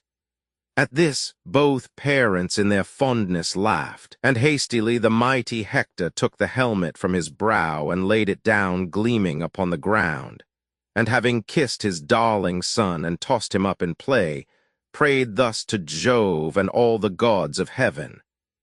O Jupiter and all ye deities, vouchsafe that this my son may yet become among the Trojans eminent like me, and nobly rule in Ilium. May they say, this man is greater than his father was, when they behold him from the battlefield bring back the bloody spoil of the slain foe, that so his mother may be glad at heart. So speaking, to the arms of his dear spouse he gave the boy. She on her fragrant breast received him, weeping as she smiled. The chief beheld, and moved with tender pity, smoothed her forehead gently with his hand, and said, "Sorrow not thus, beloved one, for me. No living man can send me to the shades before my time. No man of woman born, coward or brave, can shun his destiny. But go thou home, and tend thy labors there, the web, the distaff, and command thy maids to speed the work. The cares of war pertain to all men born in Troy, and most to me." Thus speaking, mighty Hector took again his helmet, shadowed with the horsehair plume, while homeward his beloved consort went, oft looking back and shedding many tears. Soon was she in the spacious palace halls of the Minquella Hector. There she found a troop of maidens. With them all she shared her grief, and all in his own house bewailed. The living Hector, whom they thought no more to see returning from the battlefield, safe from the rage and weapons of the Greeks, nor waited Paris in his lofty halls. But when he had put on his glorious arms, glittering with brass, he traversed with quick steps the city. And as when some courser, fed with barley in the stall, and want to bathe in some smooth-flowing river, having snapped his halter, gaily scampers o'er the plain, and in the pride of beauty bears aloft his head, and gives his tossing mane to stream upon his shoulders, while his flying feet bear him to where the mares are wont to graze. So came the son of Priam, Paris, down from lofty Pergamus in glittering arms, and glorious as the sun, held on his way exulting, and with rapid feet. He found his noble brother Hector as he turned to leave the place in which his wife and he had talked together. Alexander then, of godlike form, addressed his brother thus: "My elder brother, I have kept thee here waiting, I fear, for me, though much in haste, and came less quickly than thou didst desire." And Hector of the plumed helm replied, "Strange being, no man justly can dispraise thy martial deeds, for thou art truly brave. But oft art thou remiss and wilt not join the combat. I am sad at heart to hear the Trojans, they who suffer for thy sake 1,000 hardships, speak so ill of thee. Yet let us go. We will confer of this another time, if Jove should e'er vouchsafe that to the immortal gods of heaven we pour in our own halls the cup of liberty when we have chased the well-armed Greeks from Troy." Chapter 12. Chapter 13. Book Romans 7, the combat of Hector and Ajax, prowess of Hector, meeting of Minerva and Apollo near the Scaean gates. They incite Hector to challenge the Greeks to a single combat. Ajax selected by lot to meet Hector, the combat ended by the night. Proposal of Antenor to deliver Helen to the Greeks. Refusal of Paris, who offers to restore her wealth. Rejection of this offer by Agamemnon. A truce for burying the dead. The Greek camp fortified. The illustrious Hector spake, and rapidly passed through the gate, and with him issued forth his brother Alexander, eager both for war and combat. As when God bestows, to glad the long-expecting mariners, a favorable wind while wearily they beat the ocean with their polished oars, their arms all nerveless with their length of toil, such to the expecting Trojans was the sight of the two chiefs. First Alexander slew Menestheus, who in On had his home, a son of Areitharus the king. Large-eyed Philomedusa brought him forth to the mace-bearer Areitharus. And Hector smote Aeonius, the spear piercing his neck beneath the brazen casque, and straightway he dropped lifeless. Glaucus then, son of Hippolochus, and chief among the Lycians, in that fiery onset slew Iphinus, son of Dexius, with his spear. It pierced the warrior's shoulder as he sprang to mount his rapid car, and from the place he fell to earth. His limbs relaxed in death now, when Minerva of the azure eyes beheld them in the furious combat thus wasting the Grecian host. She left the peaks of high Olympus, and came down in haste to sacred Ilium. Straight Apollo flew to meet her, for he marked from Pergamus her coming, and he greatly longed to give the victory to the Trojans. As they met beside the beechen tree, the son of Jove, the king Apollo, spake to Pallas thus: Why haste thou, daughter of imperial Jove, thus left Olympus in thine eager haste? Seek'st thou to turn in favor of the Greeks' war's wavering chances?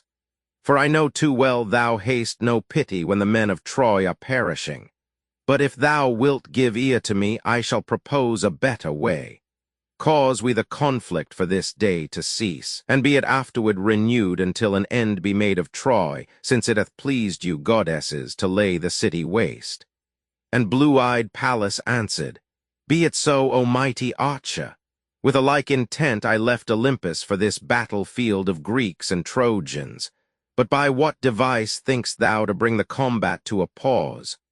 Then spake the king Apollo, son of Jove, in turn to Pallas, Let us seek to rouse the fiery spirit of the Trojan knight Hector, that he may challenge in the field some Greek to meet him, singly and alone, in mortal combat. Then the well-armed Greeks, stung by the bold defiance, will send forth a champion against Priam's noble son. He spake. The blue-eyed goddess gave assent, and straightway Helenus, beloved son of Priam, in his secret mind perceived the purpose of the gods consulting thus, and came and stood by Hector's side, and said, O Hector, son of Priam, and like Jove in counsel, wilt thou hearken to my words, who am thy brother? Cause the Trojans all and all the Greeks to sit, while thou shalt stand proclaiming challenge to the bravest man among the Achaeans to contend with thee in mortal combat. It is not thy fate to fall and perish yet, for thus have said the ever-living gods, whose voice I heard. He spake, and Hector, hearing him, rejoiced, and went between the hosts. He bore his spear, holding it in the middle, and pressed back the ranks of Trojans, and they all sat down.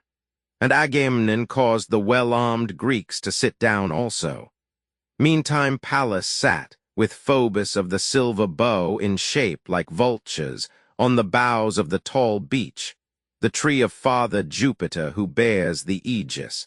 And they looked with great delight upon the array of warriors in thick rows, horrid with shields and helm and bristling spears. As when the west wind, rising fresh, breathes o'er the deep and darkens all its face with waves, so seemed the Greeks and Trojans as they sat in ranks upon the field, while Hector stood between the armies and bespake them thus: Ye Trojans, and ye well-armed Greeks, give ear to what my spirit bids me speak. The son of Saturn, throned on high, hath not vouchsafed to ratify the treaty we have made, but meditates new miseries for us both, till ye possess the towery city of Troy, or, vanquished, yield yourselves beside the barks that brought you o'er the sea. With you are found the bravest sons of Greece. If one of these is moved to encounter me, let him stand forth and fight with noble Hector. I propose and call on Jove to witness, that if he shall slay me with the long blade of his spear, my arms are his to spoil and to bestow among the hollow ships.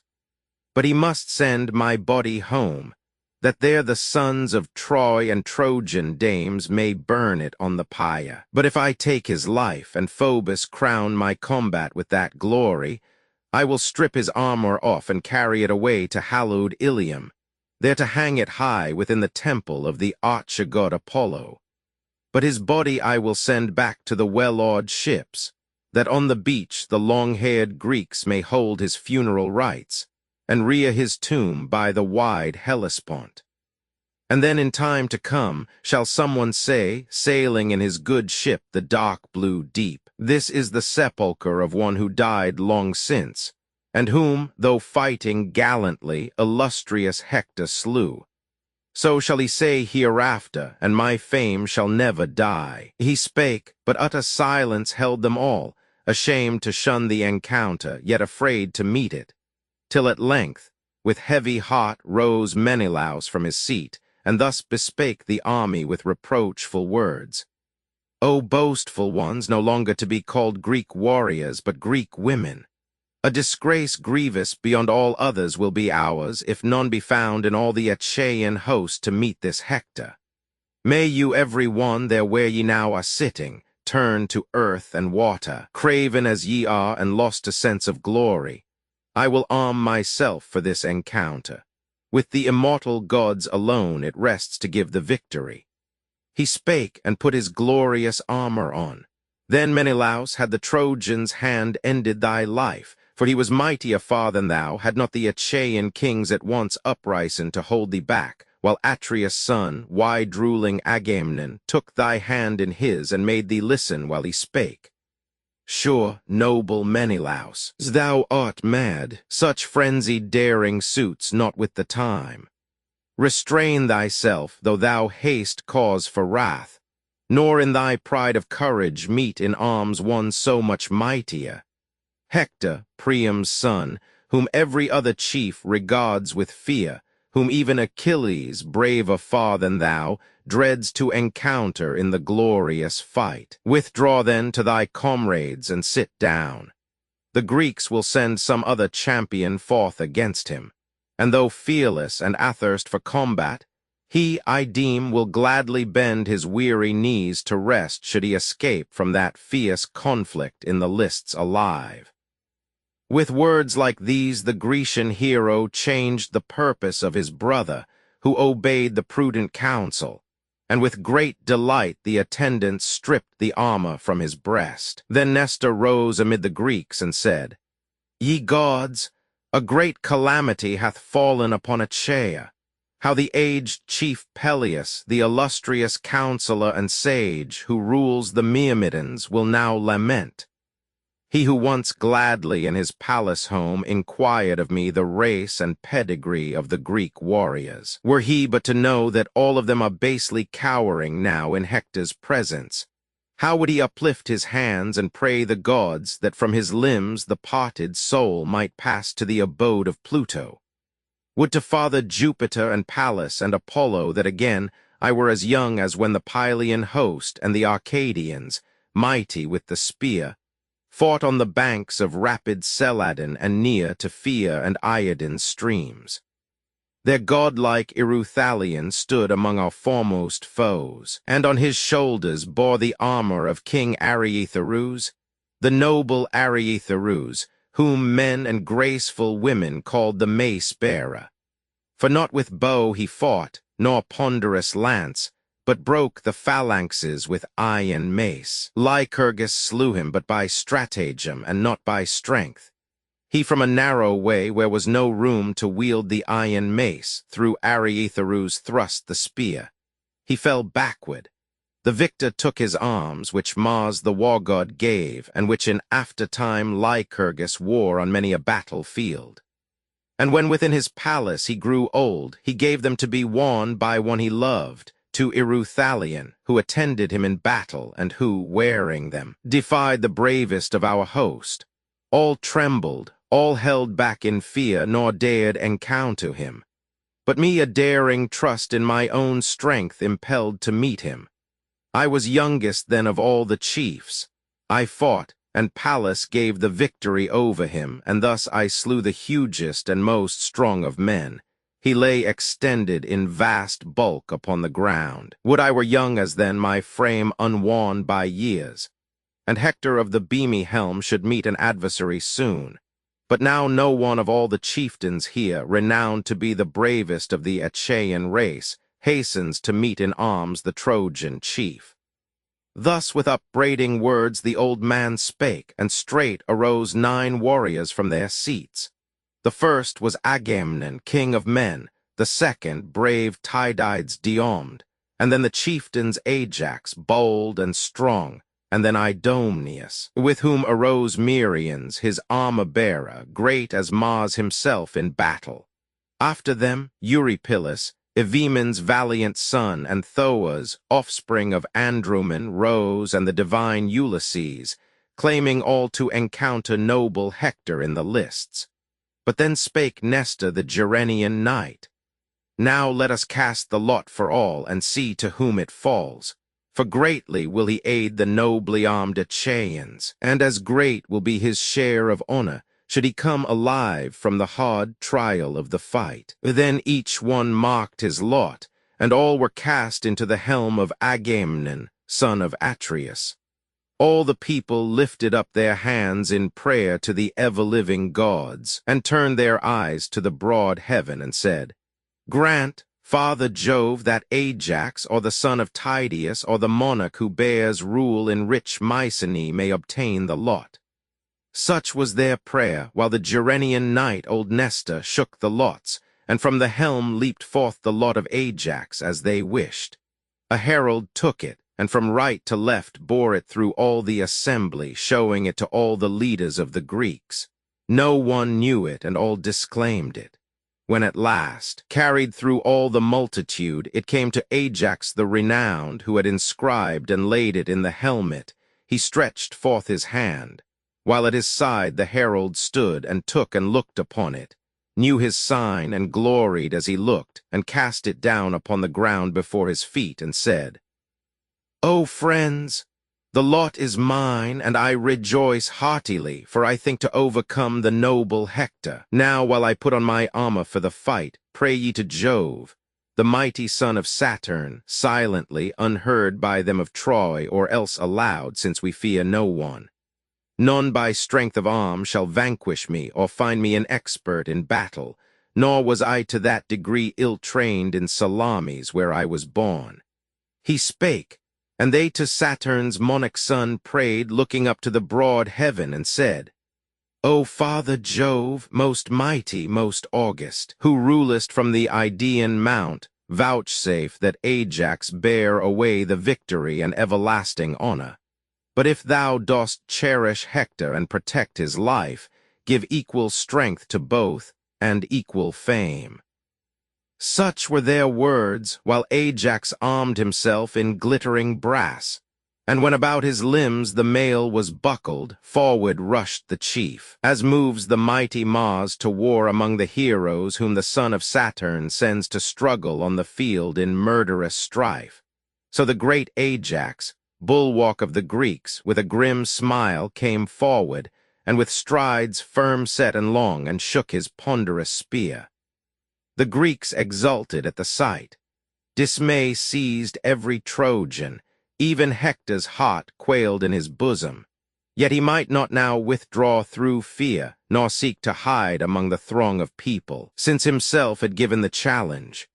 Ajax, drawing near, upheld a buckler like a rampart, bright with brass and strung with ox hides 7. The cunning hand of Titius, skilled beyond all other men in leather work, had wrought it at his home in Hyla.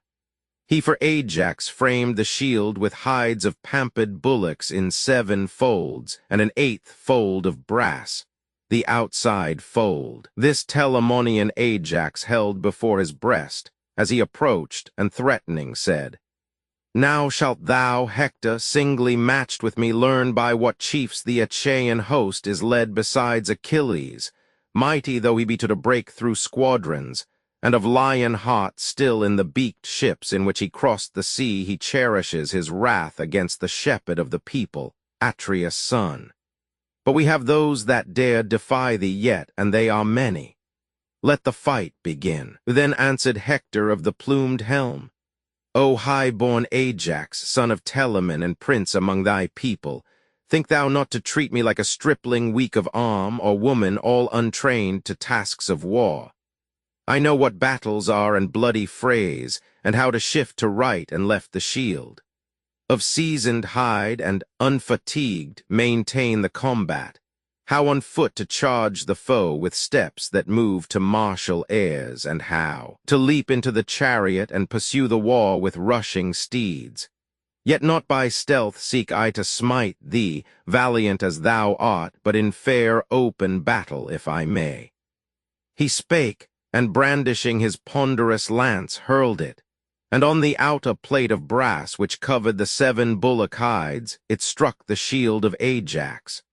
Through the brass and through 6 folds of hides the irresistible spear cut its swift way, and at the 7th was stopped. Then high-born Ajax cast his massive spear in turn, and drove it through the fair, round shield of Priam's son. Through that bright buckler went the rapid weapon, pierced the well-wrought mail, and tore the linen tunic at the flank. But Hector stooped and thus avoided death. They took their spears again, and coming close, like lions in their hunger, or wild boars of fearful strength, joined battle. Priam's son sent his spear forward, striking in the midst the shield of Ajax, but it broke not through the brass. The metal turned the weapon's point. While Ajax, springing onward, smote the shield of Hector, drave his weapon through, and checked his enemy's swift advance, and wounded him upon the shoulder, and the black blood flowed. Yet not for this did plumed Hector cease from combat, but went back, and lifting up a huge, black, craggy stone that near him lay, flung it with force against the middle boss of the broad sevenfold shield that Ajax bore. The brass rang with the blow. Then Ajax raised a heavier stone and whirled it, putting forth his arm's immeasurable strength. It brake through Hector's shield as if a millstone's weight had fallen. His knees gave way. He fell to earth headlong, yet still he kept his shield. At once Apollo raised him up, and now with swords encountering hand to hand, they both had flown to wound each other if the heralds sent as messengers from Jupiter and men had not approached. Idaeus from the side of Troy, Talthybius from the Grecian host, wise ancients both. Betwixt the twain they held their scepters, and the sage Idaeus spake. Cease to contend, dear sons, in deadly fray. Ye both are loved by cloud-compelling Jove, and both are great in war. As all men know, the night is come, be then the night obeyed. And Telamonian Ajax answered thus. Idaeus first let Hector speak of this, for he it was who challenged to the field the bravest of the Grecian host, and I shall willingly obey if he obeys. To him in turn the plumed Hector said, Ajax, although God gave thee bulk and strength and prudence, and in mastery of the spear thou dost excel the other Greeks, yet now pause we from battle, and the rivalry of prowess for this day. Another time we haply may renew the fight, till fate shall part us and bestow the victory on one of us.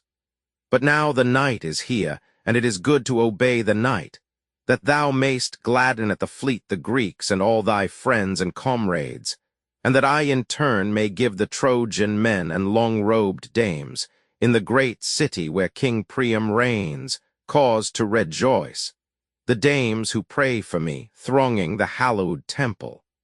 Let us now each with the other leave some noble gift, that all men, Greek or Trojan, thus may say, they fought indeed in bitterness of heart, but they were reconciled and parted friends.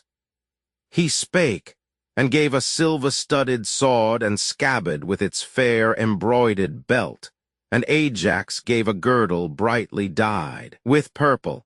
Then they both departed, one to join the Grecian host, and one to meet the Trojan people, who rejoiced to see Hector alive, unwounded, and now safe from the great might and irresistible arm of Ajax. Straightway to the town they led him, for whose life they scarce had dared to hope. And Ajax also by the well-armed Greeks, exulting in his feats of arms, was brought to noble Agamemnon. When the chiefs were in his tents, the monarch sacrificed a bullock of 5 summers to the son of Saturn, sovereign Jupiter. They flayed the carcass, dressed it, carved away the limbs, divided into smaller parts the flesh, fixed them on spits, and roasted them with care, and drew them from the fire. And when the task was finished and the banquet all prepared, they feasted, and there was no guest who lacked his equal part in that repast. The son of Atreus, Agamemnon, brave and lord of wide dominions, gave the chine entire to Ajax as his due. Now when the calls of thirst and hunger ceased, the aged chief Nestor, whose words had ever seemed most wise, opened the council with this prudent speech. Atrides and ye other chiefs of Greece, full many a long-haired warrior of our host hath perished. Cruel Mars hath spilt their blood beside Scamander's gentle stream. Their souls have gone to Hades. Give thou then command that all the Greeks tomorrow pause from war and come together at the early dawn, and bring the dead in chariots drawn by mules and oxen, and consume them near our fleet with fire, that we, when we return from war, may carry to our native land the bones, and give them to the children of the slain. And then will we go forth and heap from earth, upon the plain, a common tomb for all around the funeral pile, and build high towers with speed beside it, which shall be alike a bulwark for our navy and our host. And let the entrance be a massive gate, through which shall pass an ample chariot way, and in a circle on its outer edge sink we a trench so deep that neither steeds nor men may pass, if these proud Trojans yet should in the coming battles press us sore. He spake. The princes all approved his words. Meanwhile, beside the lofty citadel of Ilium and at Priam's palace gates in turbulence and fear the Trojans held a council, and the wise Antenor spake. Hearken, ye Trojans, Dardans, and allies, to what my sober judgment bids me speak. Send we the Argive Helen back with all her treasures. Let the sons of Atreus lead the dame away. For now we wage the war after our faith is broken, and I deem we cannot prosper till we make amends. He spake and sat him down. The noble chief Paris, the fair-haired Helen's husband, rose to answer him and spake this winged speech. Thy words, Antenor, please me not. Thy skill could offer better counsels. If those words were gravely meant, the gods have made thee mad. But let me hear, amid these knights of Troy, speak openly my mind. Give up my wife I never will, but all the wealth I brought with her from Argos I most willingly restore with added treasures of my own. He said, and took his seat, and in the midst Dardanian Priam rose, a counselor of godlike wisdom, and thus sagely spake. Hear me, ye Trojans, Dardans, and allies. I speak the thought that rises in my breast. Take now, as ye are wont, your evening meal, and set a watch and keep upon your guard. But let Idaeus to the hollow ships repair at morning, and to Atreus' sons, to Agamemnon and his brother king, make known what Paris, author of this strife, proposes, and with fairly ordered speech ask further if they will consent to pause from cruel battle till we burn the dead. Then be the war renewed till fate shall part the hosts and give to one the victory. He spake. The assembly listened and obeyed. All through the camp in groups they took their meal. But with the morn Idaeus visited the hollow ships, and found the Achaean chiefs, followers of Mars, in council near the prow of Agamemnon's bark. And standing there, the loud-voiced herald spake his message thus. Ye sons of Atreus, and ye other chiefs of all the tribes of Greece, I come to you from Priam and the eminent men of Troy, to say, if it be pleasing to your ears, what Alexander, author of the war, proposes. All the wealth which in his ships he brought to Troy would he had perished first. He will, with added treasures of his own, freely restore, but her who was the wife of gallant Menelaus he denies to render back, though all who dwell in Troy join to demand it. I am furthermore bidden to ask if you consent to pause from cruel battle till we burn our dead. Then be the war renewed till fate shall part the hosts and give to one the victory. He spake, and all were silent for a space. Then spake at length the valiant Diomed. Let none consent to take the Trojans' goods, nor even Helen, for a child may see the utter ruin hanging over Troy. He spake. The admiring Greeks confirmed with shouts the words of Diomed the knight, and thus King Agamemnon to Idaeus said, Idaeus, thou thyself hast heard the Greeks pronounce their answer. What to them seems good pleases me also. For the slain I give consent to burn them. To the dead we bear no hatred. When they fall the right of fire should soon be paid. Let Juno's husband, Jove the Thunderer, bear witness to our truce. The monarch spake, and raised to all the gods his scepter, while Idaeus took his way to hallowed Ilium. There in council sat Trojans and Dardans, waiting his return. He came, and standing in the midst declared his message. Then they all went forth in haste, some to collect the slain and some to fell trees in the forest. From their well-benched ships the Achaeans also issued, some to bring the dead together, some to gather wood. Now from the smooth, deep ocean stream the sun began to climb the heavens, and with new rays smote the surrounding fields. The Trojans met, but found it hard to know their dead again. They washed away the clotted blood and laid, shedding hot tears, the bodies on the cars. And since the mighty Priam's word forbade all wailing, silently they bore away their slaughtered friends, and heaped them on the pyre with aching hearts. And when they had consumed the dead with fire, returned to hallowed Troy. The nobly armed Achaeans also heaped their slaughtered warriors on the funeral pile with aching hearts. And when they had consumed their dead with fire, they sought their hollow ships. And ere the morning came, while earth was gray with twilight, by the funeral pile arose a chosen band of Greeks, who, going forth, heaped round it from the earth a common tomb for all, and built a wall and lofty towers near it, a bulwark for the fleet and host. And in the wall they fitted massive gates, through which there passed an ample chariotway, and on its outer edge they sank a trench, broad, deep, and planted it with pointed stakes. So labored through the night the long-haired Greeks. The gods who sat beside the thunderer Jove admired the mighty labor of the Greeks. But Neptune, he who shakes the earth, began, "O Father Jove, henceforth will any one of mortal men consult the immortal gods. Seest thou not how the long-haired Greeks have reared a wall before their navy, and have drawn a trench around it, yet have brought the gods no liberal hecatombs? Now will the fame of this their work go forth wherever shines the light of day, and men will quite forget the wall which once we built with toiling hands, Phobos, Apollo, and myself, around the city of renowned Laomedon." And cloud-compelling Jove in wrath replied, "Earth-shaking power, what words are these? Some god of meaner rank and feebler arm than thou might haply dread the work the Greeks have planned. But as for thee, thy glory shall be known wherever shines the day. And when at last the crested Greeks, departing in their ships, shall seek their native coasts, do thou o'erthrow the wall they built, and sink it in the deep, and cover the great shore again with sand. Thus shall their bulwark vanish from the plain."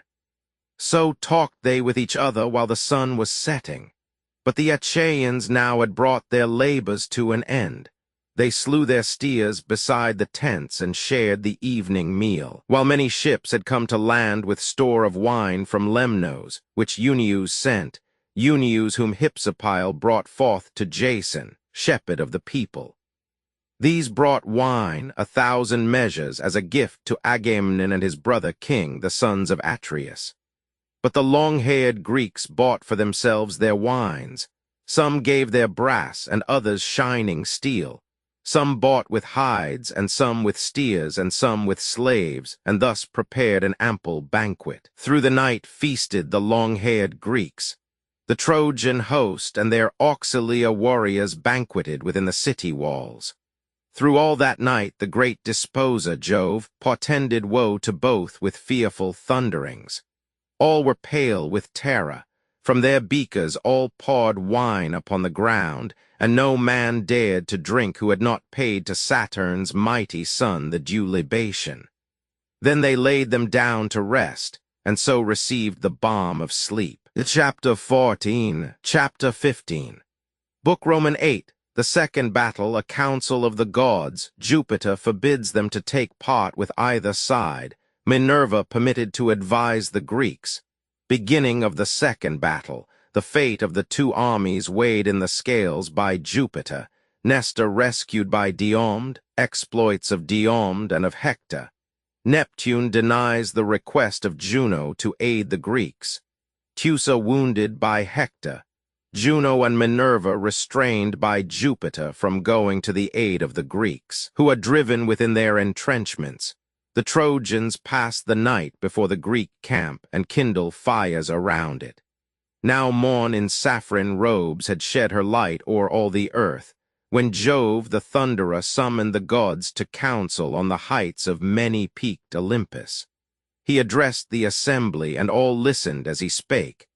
Hear, all ye gods and all ye goddesses, while I declare the thought within my breast. Let none of either sex presume to break the law I give, but cheerfully obey, that my design may sooner be fulfilled.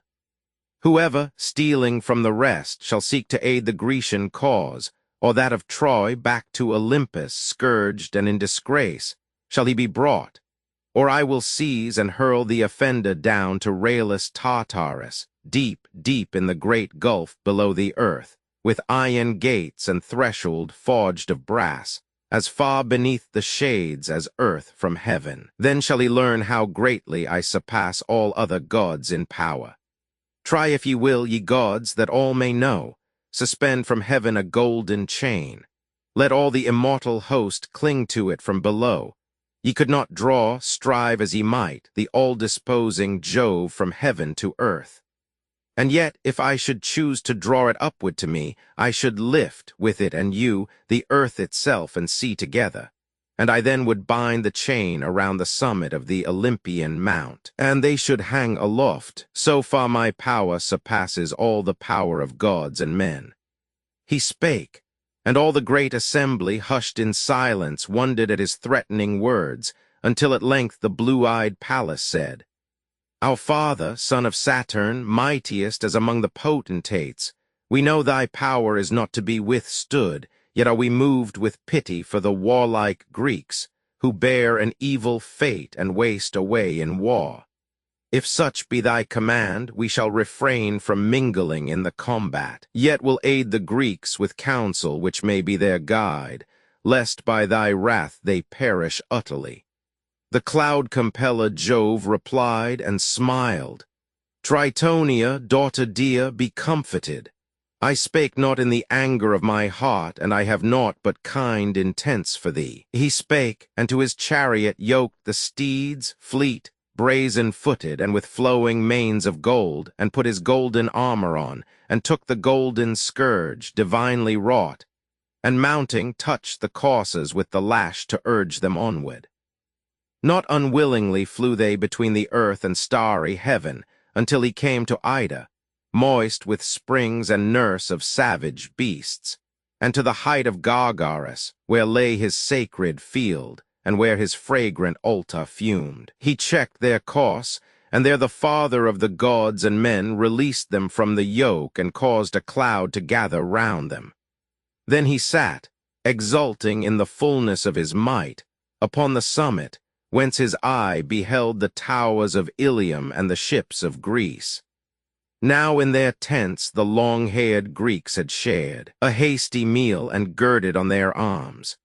The Trojans also in their city armed themselves for war, as eager for the fight, though fewer, for a hard necessity forced them to combat for their little ones and wives. They set the city portals wide, and forth the people issued, foot and horse together, and a mighty din arose. And now when host met host, their shields and spears were mingled in disorder. Men of might encountered, cased in mail, and bucklers clashed their bosses. Loud the clamor. Cries of pain and boastful shouts arose from those who fell and those who slew, and earth was drenched with blood. While yet 'twas morning, and the holy light of day grew bright, the men of both the hosts were smitten and were slain.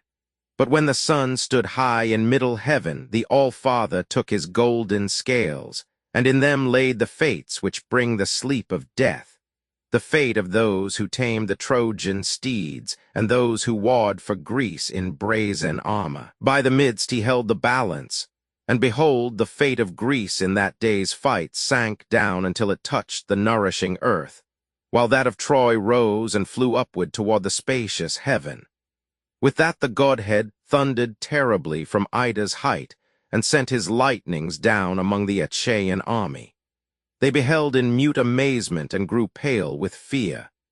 Then neither dared Idomeneus remain, nor Agamemnon on the ground, nor stayed the chieftains Ajax, ministers of Mars. Gerenian Nestor, guardian of the Greeks, alone was left behind, and he remained unwillingly. A steed of those that drew his car was sorely wounded by a shaft which Alexander, fair-haired Helen's spouse, sent from his bow. It pierced the forehead where the mane begins, and where a wound is death. The arrow pierced him to the brain. He reared and whirled in torture with the wound and scared his fellow coursers, while the aged man hastened to sever with his sword the thongs that bound him to the car. The rapid steeds of Hector bore their valiant master on with the pursuing crowd. The aged chief had perished then, if gallant Diomed had not perceived his plight. He lifted up his voice, and shouting to Ulysses, said, "High-born Ulysses, man of subtle shifts, son of Laertes, whither dost thou flee? Why like a coward turn thy back? Beware lest there some weapon smite thee. Stay and guard this aged warrior from his furious foe." So spake he, but the much-enduring man Ulysses heard not the reproof, and passed rapidly toward the hollow ships of Greece. Tydides, single-handed, made his way among the foremost warriors till he stood before the horses of the aged son of Neleus, and in winged accents said, "The younger warriors press thee sore, old chief. Thy strength gives way, the weariness of age is on thee. Thy attendant is not strong. Thy steeds are slow. Mount then my car, and see what Trojan horses are, how rapidly they turn to right and left, and chase and flee. I took them from the terror of the field, Aeneas. To our servants leave thine own, while we with these assault the Trojan knights, and teach even Hector that the spear I wield can make as furious havoc as his own." He spake, and Nestor the Gerenian knight complied. The two attendants, valiant men, Esthenelus and the good Eurymedon, took charge of Nestor's steeds. The chieftains climbed the car of Diomed, and Nestor took into his hand the embroidered reins and lashed the horses with the scourge. They quickly came to Hector. As the Trojan hastened on, the son of Tydeus hurled a spear. It missed, but spared not Aenopius, him who held the reins, the hero's charioteer and son of brave Thebeus. In the breast between the paps it smote him. From the car he fell, and the swift horses started back. His soul and strength passed from him. Hector bitterly grieved for his death, yet left him where he fell, and sought another fitting charioteer. Nor had the fiery coursers long to wait a guide, for valiant Archeptolemus, the son of Iphitus, was near at hand. And him he caused to mount the chariot drawn by his fleet steeds, and gave his hand the reins. Then great had been the slaughter, fearful deeds had then been done. The Trojans had been scared into their town like lambs into the fold. Had not the father of the immortal gods and mortal men beheld, and from on high terribly thundered, sending to the earth a bolt of fire?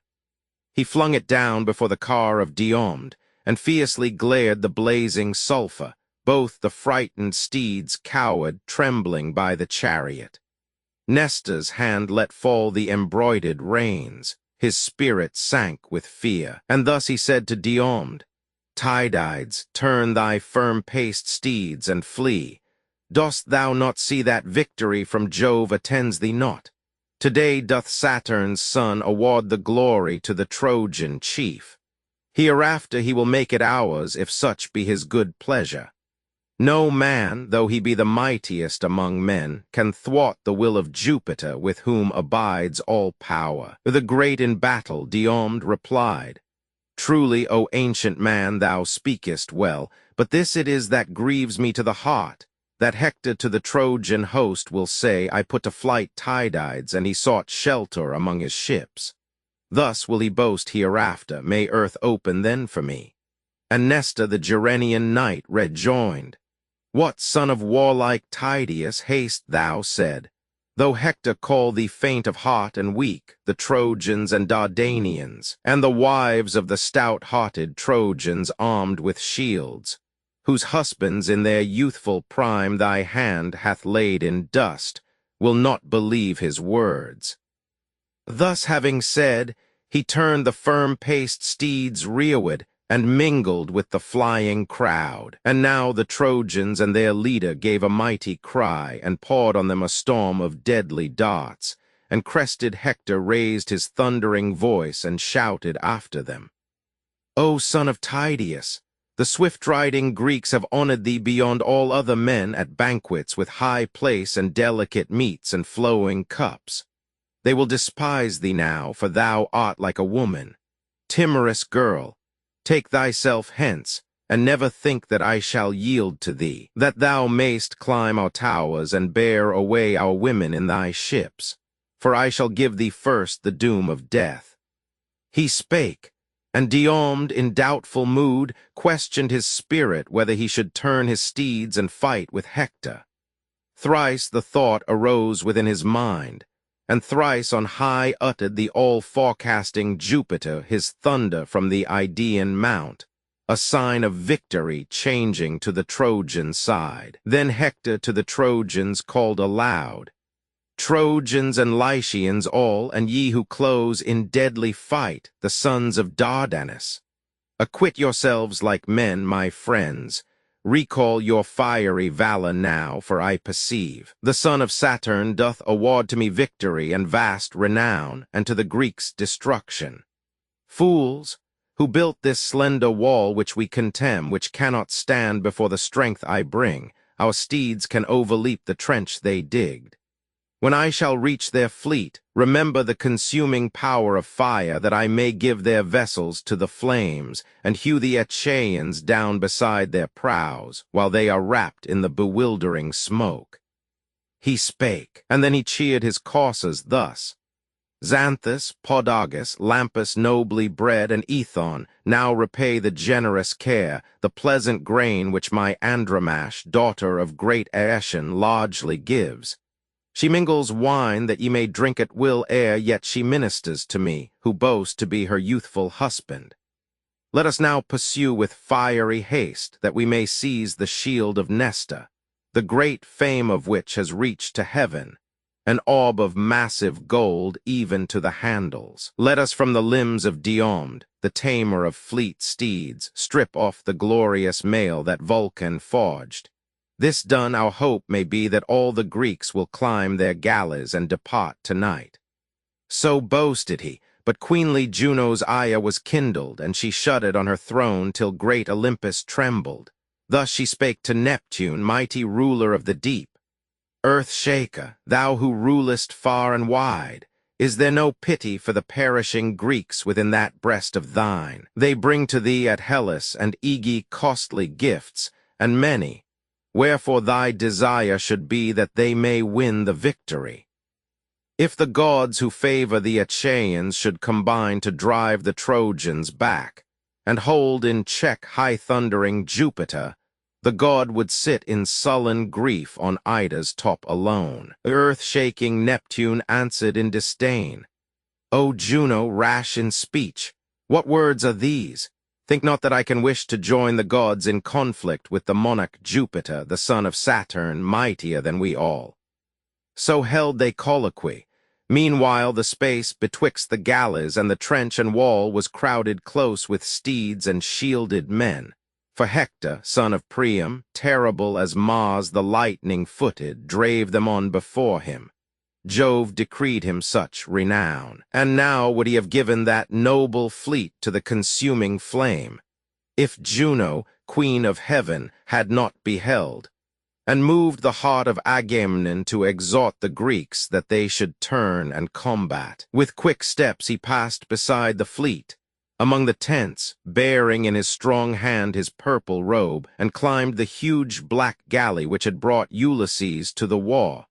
For in the midst it lay, and thence the king might send his voice to either side, as far as to the tents of Ajax and Achilles, who had moored their galleys at the different extremes of the long camp, confiding in their might of arm and their own valor.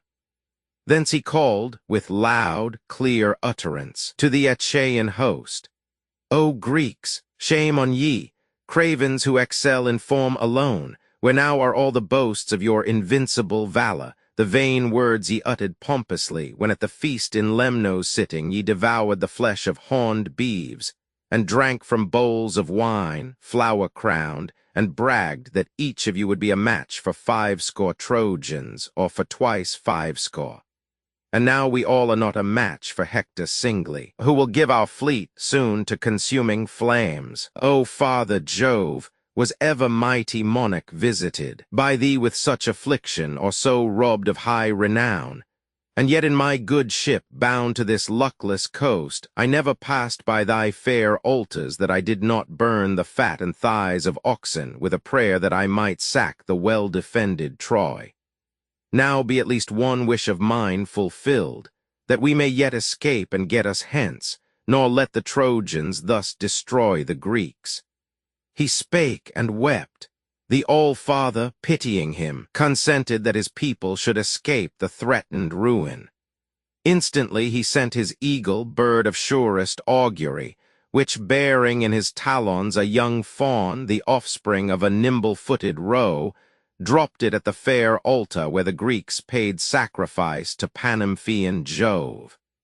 And they, when they beheld, and knew that Jove had sent the bird, took courage, rallying, and rushed against the Trojans. Then no chief of all the Greeks, though many they, could boast that he before Tydides urged his steeds to sudden speed and drave them o'er the trench, and mingled in the combat. First of all he struck down Agelaus, Phradmond's son, armed as he was, who turned his car to fly, and as he turned, Tydides with his spear transfixed his back between the shoulder blades and drave the weapon through his breast. He fell to earth, his armor clashing with his fall. Then Agamemnon followed, and with him his brother Menelaus. After these the chieftains Ajax, fearful in their strength, Idomeneus, and he who bore his arms, Merians like Mars in battlefield, as Eurypylus, Evaemon's glorious son, and ninthly Teucer came, who bent his bow beneath the shield of Ajax Telamon, for Ajax moved his shield from side to side, and thence the archer looked abroad and aimed his arrows thence. Whoever in the throng was struck fell lifeless. Teucer all the while, as hides a child behind his mother's robe, sheltered himself by Ajax, whose great shield concealed the chief from sight. What Trojan first did faithful Teucer slay? Orsilochus, Dita, and Ophelestes, Ormenus, Chromius, and Lycophonts nobly born, and Hamapound, Polyremon's son, and Melanippus. One by one the shafts of Teucer stretched them on their mother earth. Then Agamemnon, king of men, rejoiced as he beheld him with his sturdy bow, breaking the serried phalanxes of Troy, and came and, standing near, bespake him thus. Beloved Teucer, son of Telamon, prince of the people, ever be thy shafts aimed thus, and thou shalt be the light and pride of Greece, and of thy father Telamon, who reared thee from a little child with care in his own halls, though spurious was thy birth. Go on to do him honor, though he now be far away. And here I say to thee, and I will keep my word, if Jupiter the aegis-bearer and Minerva deign to let me level the strong walls of Troy, to thee will I assign the noblest prize after my own, a tripod, or 2 steeds and chariot, or a wife to share thy bed. And thus the blameless Teucer made reply, Why, glorious son of Atreus, wouldst thou thus admonish me, while yet I do my best, and pause not in the combat? From the time when we began to drive the enemy back to Ilium, I have smitten and have slain their warriors with my bow. 8 barbed shafts I sent, and each has pierced some warlike youth, but this fierce wolf-dog have I failed to strike. He spake, and sent another arrow forth at Hector with an eager aim. It missed its mark, but struck Gorgythion down, the brave and blameless son of Priam. Through his breast the arrow went. Fair Castianira brought the warrior forth, a dame from Aesima, beautiful as a goddess. As within a garden droops a poppy to the ground, bowed by its weight and by the rains of spring, so drooped his head within the heavy casque. And then did Teucer send another shaft at Hector, eager still to smite. It missed its aim again, for Phoebus turned aside the arrow, but it struck the charioteer of Hector, aught Sheptolmus the brave, when rushing to the fight and pierced his breast close to the nipple. From the car he fell, the swift steed started back, and from his limbs the life and strength departed. A deep grief for his slain charioteer came darkly o'er the mind of Hector, yet though sorrowing he left him where he fell, and straightway called Cebriones, his brother who was near, to mount and take the reins. Cebriones heard and obeyed. Then from the shining car leaped Hector with a mighty cry, and seized a ponderous stone, and bent to crush him ran at Teucer, who had from his quiver drawn one of his sharpest arrows, placing it upon the bowstring. As he drew the bow, the strong-armed Hector hurled the jagged stone and smote him near the shoulder, where the neck and breast are sundered by the collar bone, a fatal spot. The bowstring brake. The arm fell nerveless. On his knees the archer sank and dropped the bow. Then did not Ajax leave his fallen brother to the foe, but walked around him, sheltering him beneath his shield, till two dear friends of his, Menestheus, son of Echius and Alastor nobly born, approached, and took him up and carried him, heavily groaning, to the hollow ships. Then did Olympian Jove again inspire the Trojan host with valor, and they drave the Achaeans backward to the yawning trench. Then Hector came with fury in his eyes among the foremost warriors, as a hound, sure of his own swift feet, attacks behind the lion or wild boar, and tears his flank, yet warily observes him as he turns. So Hector followed close the long-haired Greeks, and ever slew the hindmost as they fled. Yet now, when they in flight had crossed again the trench and palisades, and many a one had died by Trojan hands, they made a halt before their ships, and bade each other stand, and lifted up their hands and prayed aloud as to all the gods, while Hector, urging on his long-maned steeds, and with stern eyes that seemed the eyes of Gorgon or of murderous Mars, hither and thither swept across the field. The white-armed Juno saw, and sorrowing addressed Minerva with these winged words, "Army, thou daughter of the god who bears the aegis, shall we not descend to aid the perishing Greeks in their extremity? A cruel doom is theirs to fall, destroyed by one man's rage, the terrible assault of Hector, son of Priam, who has made insufferable havoc in the field." And thus in turn the blue-eyed Pallas spake. That warrior long ere this had lost his life, slain by the Greeks on his paternal soil, but that my father's mind is warped by wrath. Unjust to me and harsh, he thwarts my aims, forgetting all I did for Hercules, his son.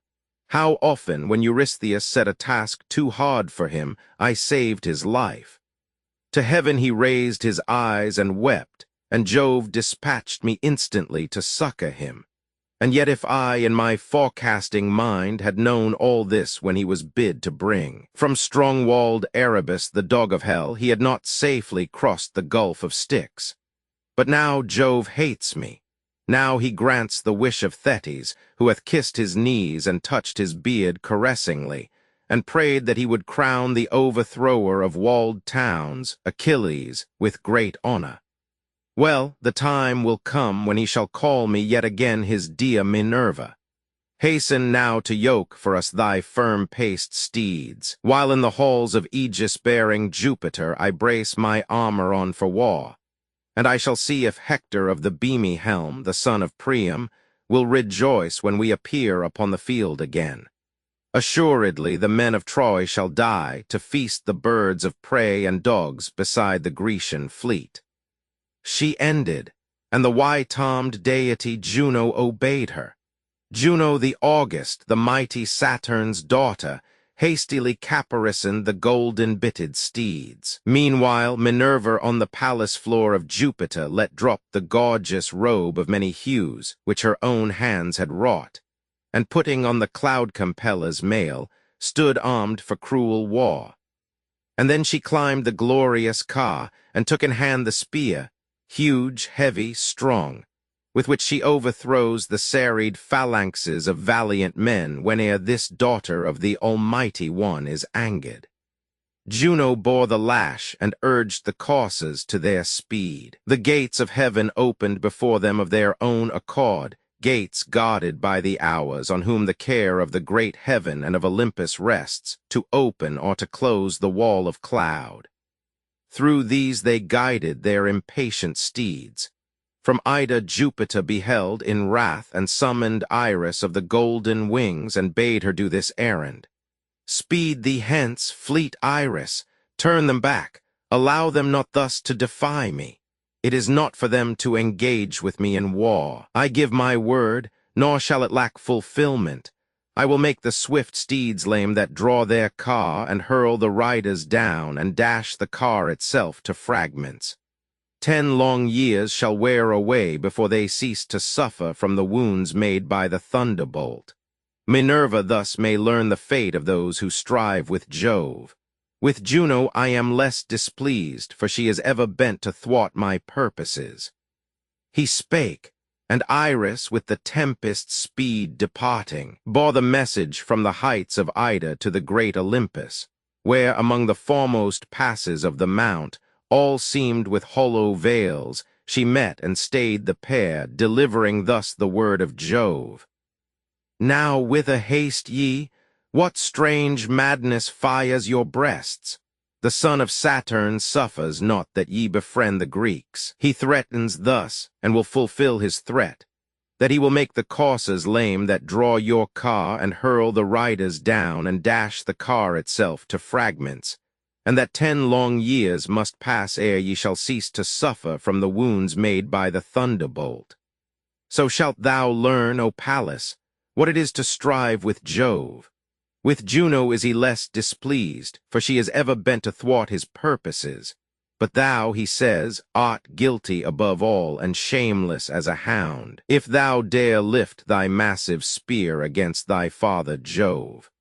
So spake fleet-footed Iris, and withdrew, and thus again to Pallas Juno said, Child of the Aegis-bearer, let us strive with Jove no longer for the sake of men, but let one perish and another live, as chance may rule the hour, and let the god, communing with his secret mind, mete out to Greeks and Trojans their just destiny. She spake, and turned the firm-paced coursers back, the coursers with fair flowing manes. The Hours unyoked them, bound them to the ambrosial stalls, and leaned against the shining walls the car, while Juno and Minerva went among the other deities and took their place upon their golden seats, though sad at heart. Then with his steeds and in his bright-wheeled car came Jove from Ida to the dwelling place of gods upon Olympus. There did he who shakes the islands loose the steeds and bring the chariot to its place, and o'er it spread its covering of lawn. The Thunderer seated himself upon his golden throne, the great Olympus trembling as he stepped, while Juno and Minerva sat apart together, nor saluted him, nor asked of aught. But he perceived their thoughts and said, Juno and Pallas, why so sad? Not long ye toiled in glorious battle to destroy the Trojans, whom ye hold in bitter hate. This strength of mine, and this invincible arm not all the gods upon the Olympian mount can turn to flight, while your fair limbs were seized with trembling ere ye entered on the shock and havoc of the war. Now let me say, and well the event would have fulfilled my words, that, smitten with the thunder from my hand, your chariots never would have brought you back to this Olympus and the abode of gods. He spake, while Pallas and the Queen of Heaven repined with close-pressed lips, and in their hearts devised new mischiefs for the Trojan race. Silent Minerva sat, nor dared express as the anger that she bore her father Jove. But Juno could not curb her wrath, and spake, What words, austere Saturnius, hast thou said? Thou art, we know, invincible in might, yet must we sorrow for the heroic Greeks who by a cruel fate are perishing. We stand aloof from war if thou require, yet would we counsel the Achaean host, lest by thy wrath they perish utterly. And then the cloud-compeller answering said, O Juno, large-eyed and august, if thou look forth tomorrow, Thou shalt then behold the all-powerful son of Saturn laying waste with greater havoc still the mighty host of warlike Greeks. For Hector, great in war, shall pause not from the conflict, till he rouse the swift-paced son of Peleus at the ships, when pent in narrow space, the armies fight for slain Patroclus, such the will of fate. As for thyself, I little heed thy rage, not even shouldst thou wander to the realm where earth and ocean end, where Saturn sits beside Iapetus, and neither light of overgoing suns nor breath of wind refreshes them, but gulfs of Tartarus surround them. Shouldst thou even thither bend thy way, I shall not heed thy rage, who art beyond all others shamelessly perverse. He ceased, but wide-tomed Juno answered not. And now into the sea the sun's bright light went down, and o'er the foodful earth was drawn night's shadow. Most unwillingly the sons of Troy beheld the sunset.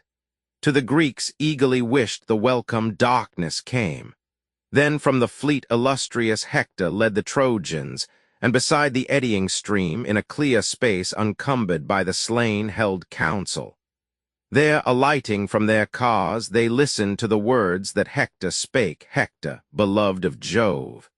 He held a spear, in length 11 cubits, with a blade of glittering brass, bound with a ring of gold. On this he leaned, and spake these winged words, Hear me, ye Trojans, Dardans, and allies.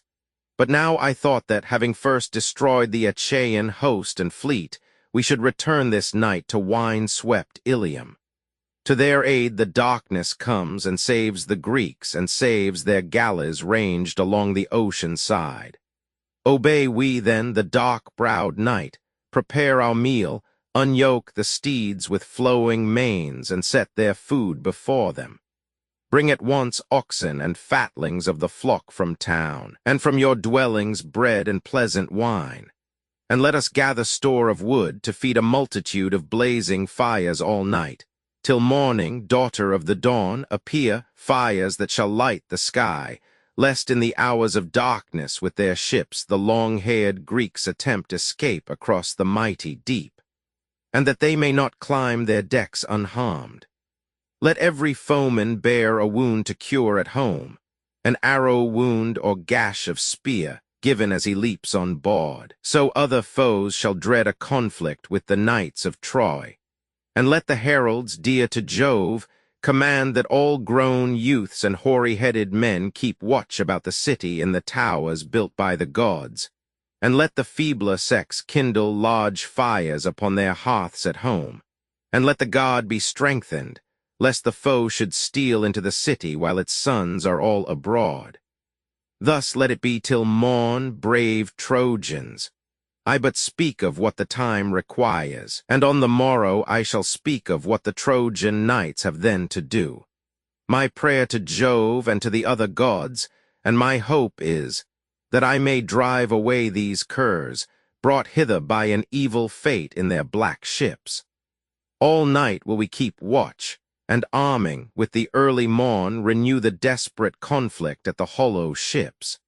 Then shall I see if valiant Diomed Tydides has the power to make me leave the Grecian galleys for the city walls, or whether I shall slay him with my spear, and take his bloody spoils. Tomorrow's sun will make his valor known, if he withstand the assault of this my weapon. Yet I think the sunrise will behold him slain among the first, with many comrades lying round. Would that I knew myself as certainly secure from death and the decays of age, and to be held in honor like the gods Apollo and Minerva, as I know this day will bring misfortune to the Greeks. So Hector spake, and all the Trojan host applauded. From the yoke forthwith they looped the sweaty steeds, and bound them to the cars with halters. To the town they sent in haste for oxen and the fatlings of the flock, and to their homes for bread and pleasant wine, and gathered fuel in large store. The winds bore up the fragrant fumes from earth to heaven. So, high in hope, they sat the whole night through in warlike lines, and many watch-fires blazed, as when in heaven the stars look brightly forth round the clear shining moon, while not a breeze stirs in the depths of air, and all the stars are seen, and gladness fills the shepherd's heart. So many fires in sight of Ilium blazed, lit by the sons of Troy between the ships and eddying Xanthus. On the plain there shone 1,000. 50 warriors by each fire sat in its light. Their steeds beside the cars, champing their oats and their white barley, stood and waited for the golden morn to rise. Chapter 16. Chapter 17. Book Roman 9, the embassy to Achilles Agamemnon's proposal to raise the siege opposed by Diomed and Nestor. A council. Ulysses, Ajax, and Phoenix sent to Achilles to request a reconciliation. Their reception, their persuasions, and their ill success. The Trojans thus kept watch, while through the night the power of flight, companion of cold fear, wrought on the Greeks, and all their bravest men were bowed beneath a sorrow hard to bear. As when two winds upturn the fishy deep, the north wind and the west that suddenly blow from the Thracian coast, the black waves rise at once and fling the seaweed to the shore, thus were the Achaeans troubled in their hearts. Atrides, deeply grieving, walked the camp, and bade the clear-voiced heralds call by name to council all the chiefs, but not aloud. The king himself among the foremost gave the summons. Sadly that assembly took their seats, and Agamemnon in the midst rose, shedding tears, as down a lofty rock, darkening its face, a fountain's waters flow, and deeply sighing, thus addressed the Greeks. O friends, the chiefs and princes of the Greeks, Saturnian Jove hath in an evil snare most cruelly entangled me. He gave his promise once that I should overthrow this strong-walled Ilium and return. But now he meditates a fraud and sends me back to Argos without glory, and with loss of many warriors. Thus doth it seem good doubtless to Jove Almighty, who hath cast the towers of many a city down to earth, and will cast others down. His might excels all other might. But let us now obey as I shall counsel you, and in our ships haste to our own dear country, for I see that Troy with its broad streets can ne'er be ours. He spake, and all were silent. Silent long remained the sorrow-stricken sons of Greece, till Diomed, the brave in battle, spake.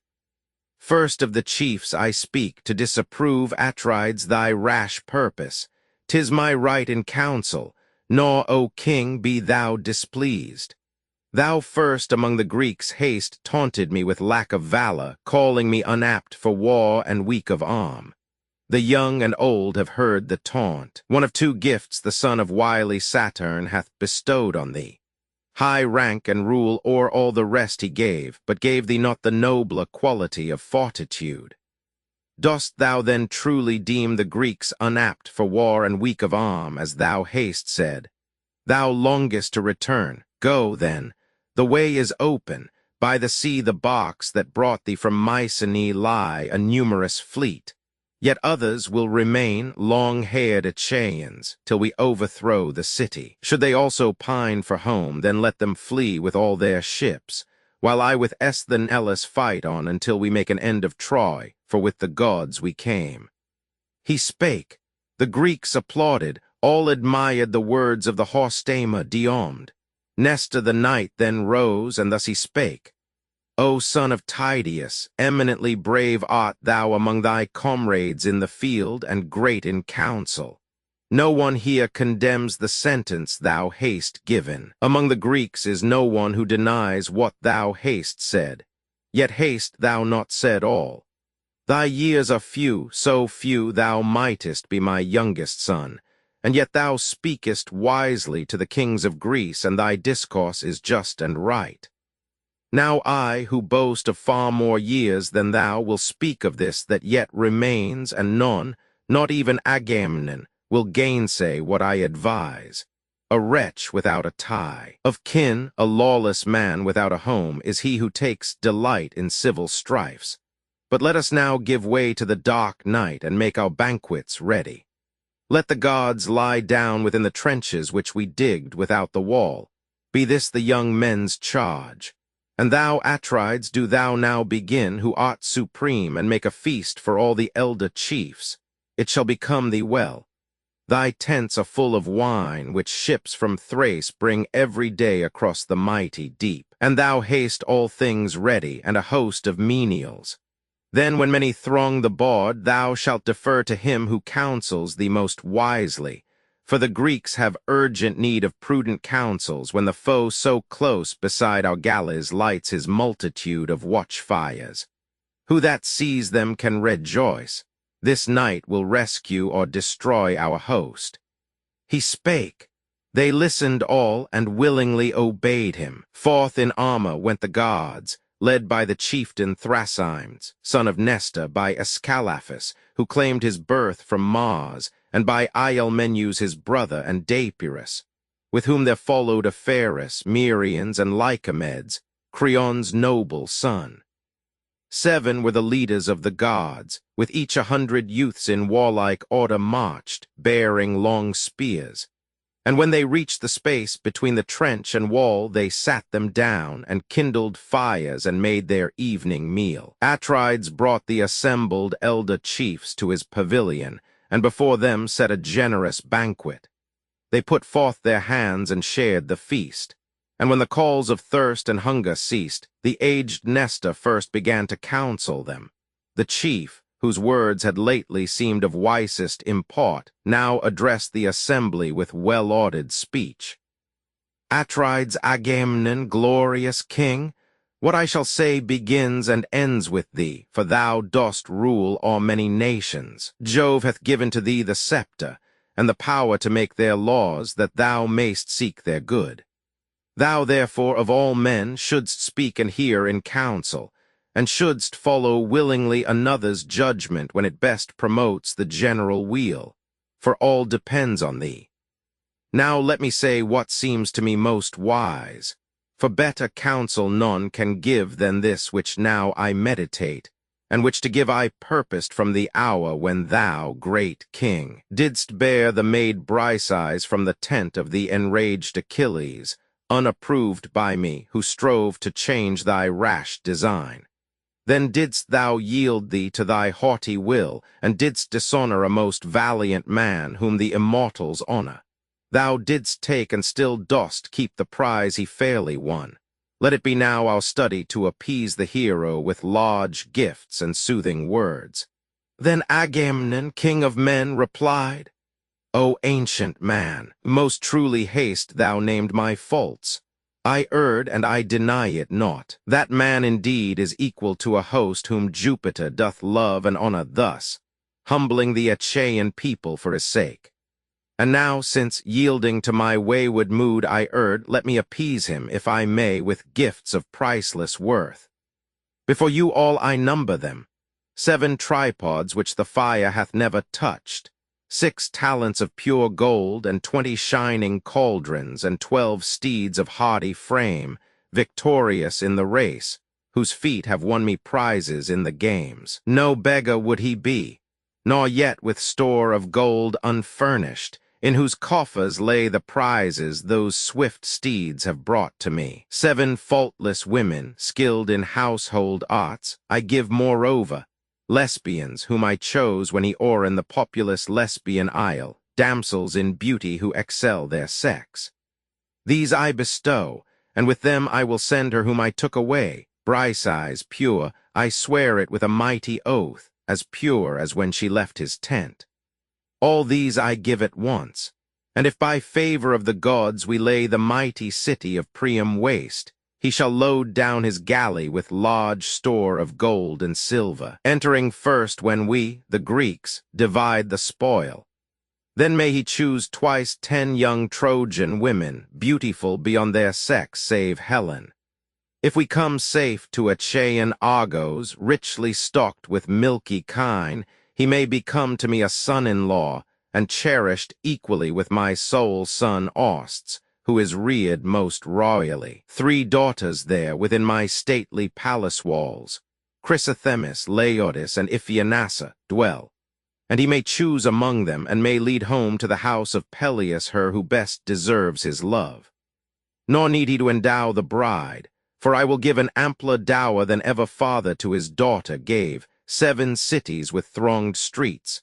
Cardamile, Inope, grassy Hera, Phery famed afar, Anthea with rich pasture fields, Epea beautiful, and Pedasus with all its vineyards. All are near the sea, and stand the last before you reach the coast of sandy Pylos.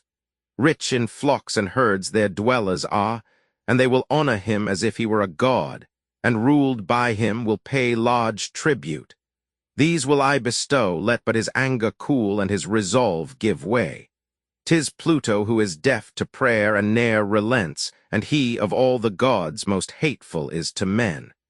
Now let the son of Peleus yield at length to me, who stand above him in authority and years. Then answered Nestor the Gerenian knight, Atrides Agamemnon, glorious king, gifts not to be contemned thou offerest to Prince Achilles. Let us now dispatch a chosen embassy who shall proceed at once to where Pelides holds his tent. I name the men, and cheerfully will they perform the duty.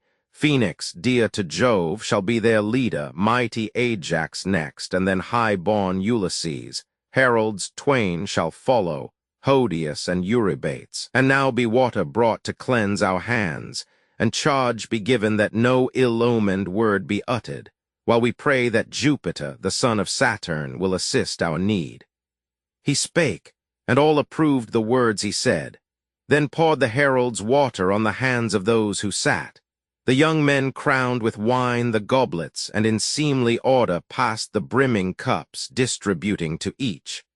Part to the gods they poured, and next they drank as each might choose. And then the embassy hastened from Agamemnon's tent. To each Gerenian Nestor spake in turn, and fixed his eyes on each intently, most of all upon Ulysses, and with many a charge to turn Pelides from his angry mood.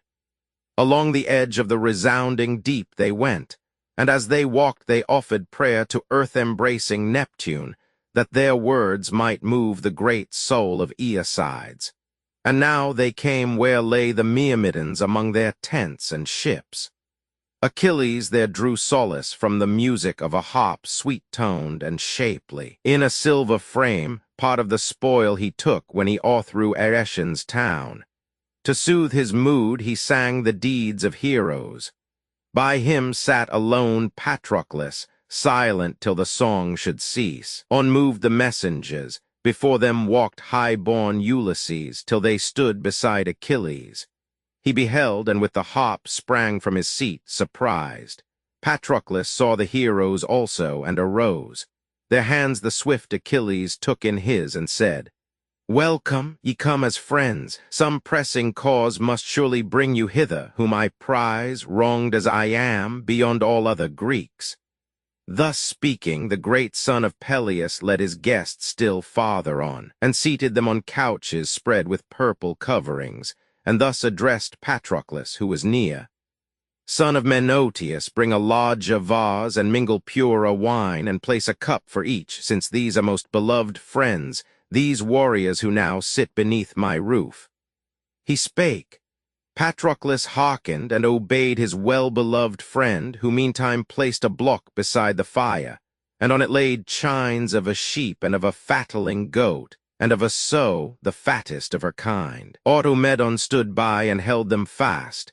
Achilles took the knife and skillfully carved them in portions, and transfixed the parts with spits. Patroclus, the divine in form, woke to ablaze the fire, and when the flame had ceased to rise, he raked the glowing coals apart, and o'er them stretched the spits, and strewed, raising the flesh, the sacred salt o'er all. And when he had made ready and had spread the banquet on the board, Patroclus took the bread and offered it to all the guests in shapely canisters. Achilles served the meats, and took his seat against the wall in front of great Ulysses. There he bade his friend Patroclus offer sacrifice, casting the first rich morsels to the flames. The guests put forth their hands and shared the feast. And when the calls of hunger and of thirst were felt no longer, Ajax gave a nod to Phoenix, which divine Ulysses saw, and filled his cup and drank to Peleus' son. Thy health, Achilles! Princely feasts like this attend us both in Agamemnon's tent and here, for here is all that makes a feast complete. Yet now is not the time to think of pleasant banquets, for our thoughts are turned, O Jove-born warrior, to a fearful time of slaughter and the fate of our good ships, whether we save them harmless, or the foe destroy them, if thou put not on thy might. For now the haughty Trojans, and the troops who come from far to aid them, pitch their camp close to our fleet and wall, and all around kindle their many fires, and boast that we no longer have the power to drive them back from our black galleys. Jupiter, the son of Saturn, shows them favorable signs with lightnings from above. And terrible in aspect and in valor, Hector makes sad havoc, trusting in the aid of Jove, and neither reverences gods nor men, such rage possesses him. He prays that soon the morn may rise, that he may hew the prows from all our ships and give them to the flames, and slay the Greeks, bewildered with the smoke. For me, I greatly fear the gods will grant that he fulfill his threat, and that our doom will be to perish on the Trojan coast, and far away from Argos, famed for steeds. Rise, then, though late, rise with a resolute mind, and from the hard-pressed sons of Greece drive back the assailing Trojans. Thou wilt else lament hereafter, when the evil shall be done and shall admit no cure. Bethink thee well how from the Greeks thou mayst avert the day of their destruction. O my friend, when first he sent thee forth to Agamemnon's help from Phthio's coast, thy father Peleus said, My child, from Juno and Minerva comes the gift of valor if they choose to give. But curb thou the high spirit in thy breast, for gentle ways are best, and keep aloof from sharp contentions, that the old and young among the Greeks may honor thee the more. Such was the old man's charge, forgotten now. Yield then, and lay thy wrath aside. Large gifts doth Agamemnon offer, to appease thy wounded spirit. Hear me if thou wilt, recount what gifts the monarch in his tent hath promised thee. 7 tripods which the fire hath never touched, 6 talents of pure gold, and 20 shining cauldrons, and 12 steeds of hardy frame, victorious in the race, whose feet have won him prizes in the games. No beggar would he be, nor yet with store of gold unfurnished, in whose coffers lay the prizes those swift-footed steeds have won. 7 faultless women, skilled in household arts, he offers, Lesbians whom he chose when thou didst overrun the populous Lesbian isle, in beauty eminent among their sex. These he bestows, and with them he will send her whom he took away. Briseis, pure he swears it with a mighty oath, as pure as when she left thy tent. All these he gives at once, and if by favor of the gods we lay the mighty city of Priam waste, thou shalt load down thy galley with large store of gold and silver, entering first when we, the Greeks, divide the spoil. Then mayst thou choose twice 10 young Trojan women, beautiful beyond their sex save Helen. If we come safe to Achaean Argos, richly stocked with milky kine, thou mayst become to him a son-in-law, and cherished equally with his sole son Austs, who is reared right royally. 3 daughters there within the monarch's stately halls, Chrysothemis, Laodice, and Iphianassa, dwell, and thou mayst choose among them, and mayst lead home to the house of Peleus her who best deserves thy love. Nor needest thou endow the bride, for he will give an ampler dower than ever father to his daughter gave, 7 cities with thronged streets, Cardamile, Inope, grassy Hera, Phery famed afar, Antheia with rich pasture grounds, Epea beautiful, and Pedasus with all its vineyards. All are near the sea, and stand the last before you reach the coast of sandy Pylos. Rich in flocks and herds their dwellers are, and they will honor thee as if thou wert a god, and ruled by thee will pay large tribute. These will he bestow, let but thine anger cease. But if the son of Atreus and his gift still move thy hate, at least have pity on the afflicted Greeks, pent in their camp, who now would honor thee as if thou wert a god. And thou shalt gain great glory as their champion, and shalt slay this Hector, who even now is close at hand, and in a murderous frenzy makes his boast that none of all the chieftains whom the fleet of Greece brought hither equals him in might. The swift Achilles answered him and said, Son of Laertes, nobly born and versed in wise devices, let me frankly speak just as I think and just as I shall act, and then you will not importune me more. Hateful to me, as are the gates of hell, is he who, hiding one thing in his heart, utters another. I shall speak as seems to me the best, nor deem I that the son of Atreus or the other Greeks can move my settled purpose, since no thanks are paid to him who with the enemy maintains a constant battle. Equal is the meed of him who stands aloof and him who fights manfully. Both the coward and the brave are held in equal honor, and they die an equal death, the idler and the man of mighty deeds. For me there is no store of wealth laid up from all that I have borne, exposing life in battle. As a bird brings to her unfledged young the food she finds, though she herself be fasting, so have I had many a night unvisited by sleep, and passed in combat many a bloody day, fighting beside these warriors for their wives. 12 cities have I with my fleet laid waste, and with my myrmidons have I o'erthrown 11 upon this fertile Trojan coast. Full many a precious spoil from these I bore, and to Atrides Agamemnon gave. He, loitering in his fleet, received them all, few he distributed, and many kept. To chiefs and princes he indeed assigned prizes, which now they hold. From me alone of all the Greeks he takes my prize, he takes my bride whom well I loved. And let him keep the damsel. But what need is there that Greeks wage war against the Trojans? For what cause did Agamemnon, gathering from our realms an army, lead it hither? Was it not because of fair-haired Helen? Are the sons of Atreus, then, the only men on earth who love their wives? Nay, every good man loves and cherishes his spouse, and mine I loved tenderly, though the captive of my spear. And now, since he hath taken my reward away and treacherously dealt with me, let him not try again, for I am warned, and he will not persuade me. Let him take counsel with thee, Ulysses, and the rest, how to drive back the enemy and save the fleet from flames. Already has he done much without me.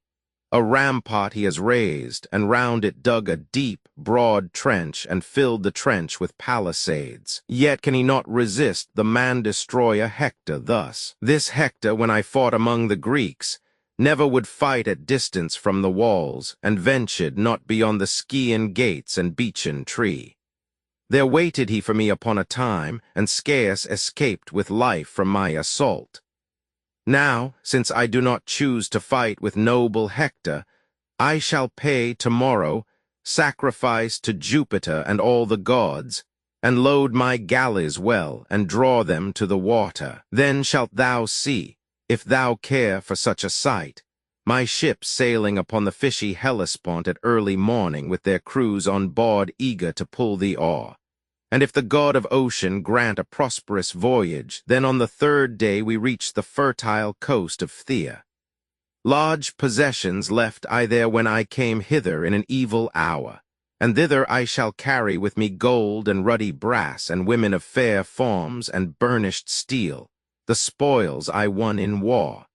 The prize he gave me, Agamemnon, son of Atreus, takes with many insults back. Bear him this message.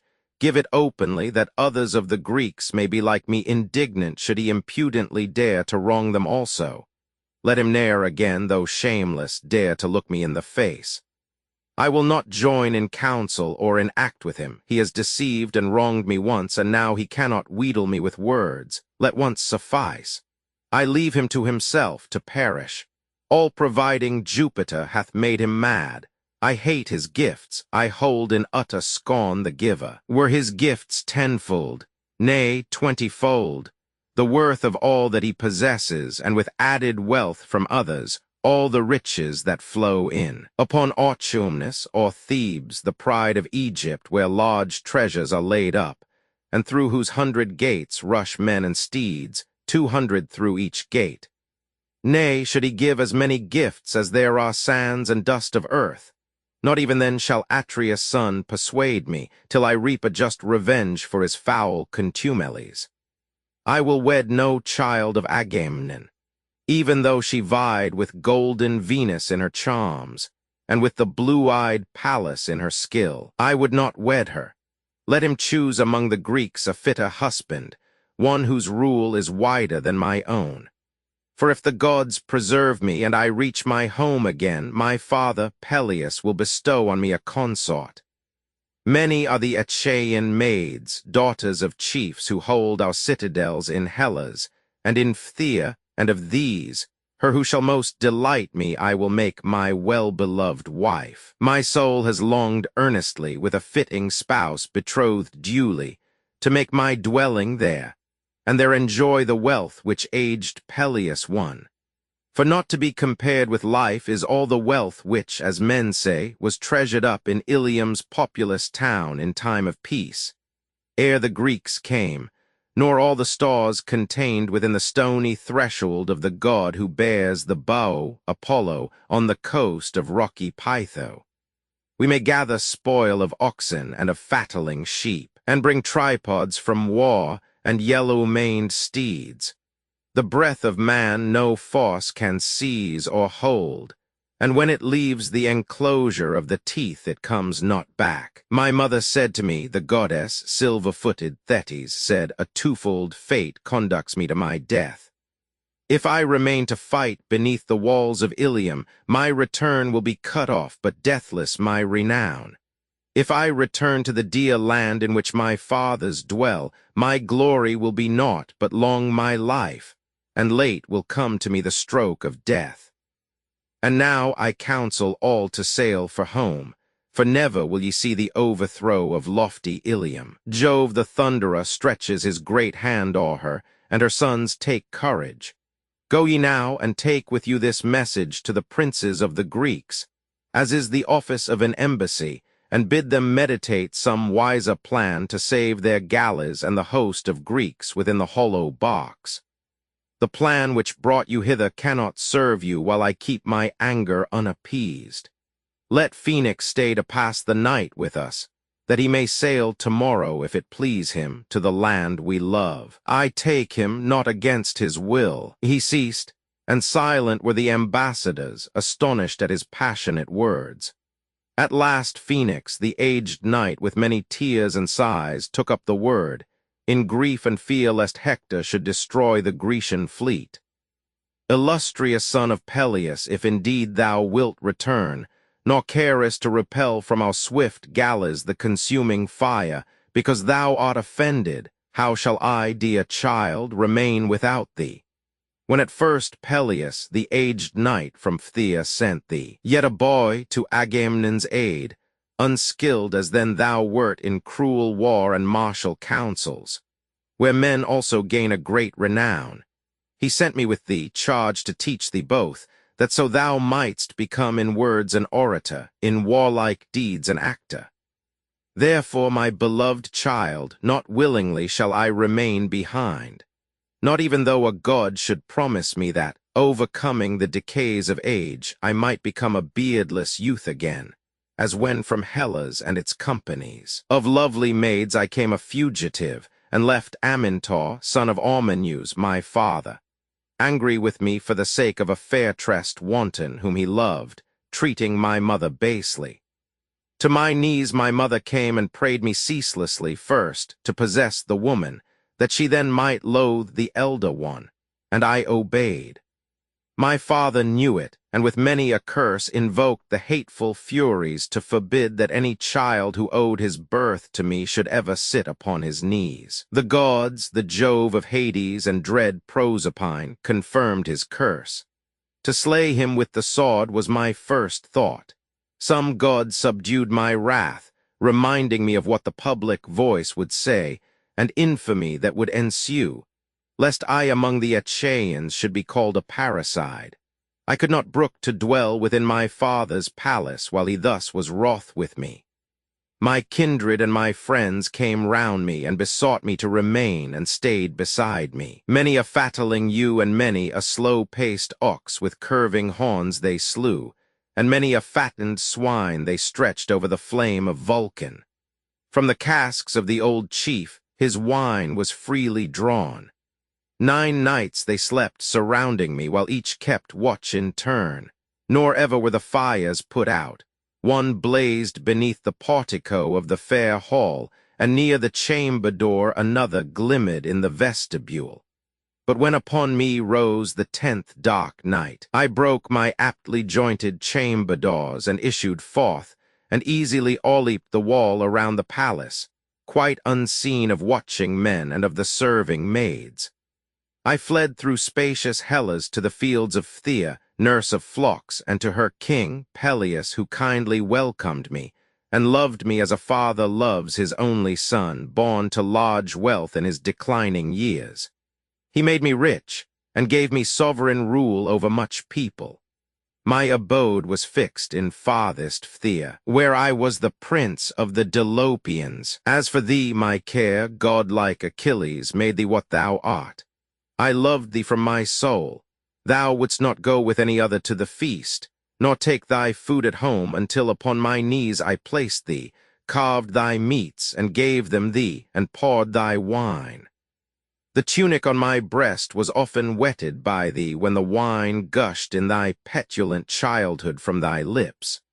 Thus many things did I endure for thee, and many toils perform. And since the gods vouchsafed no son to me, it was my thought to train thee as a son, that thou mightst be, O godlike man, the bulwark of my age.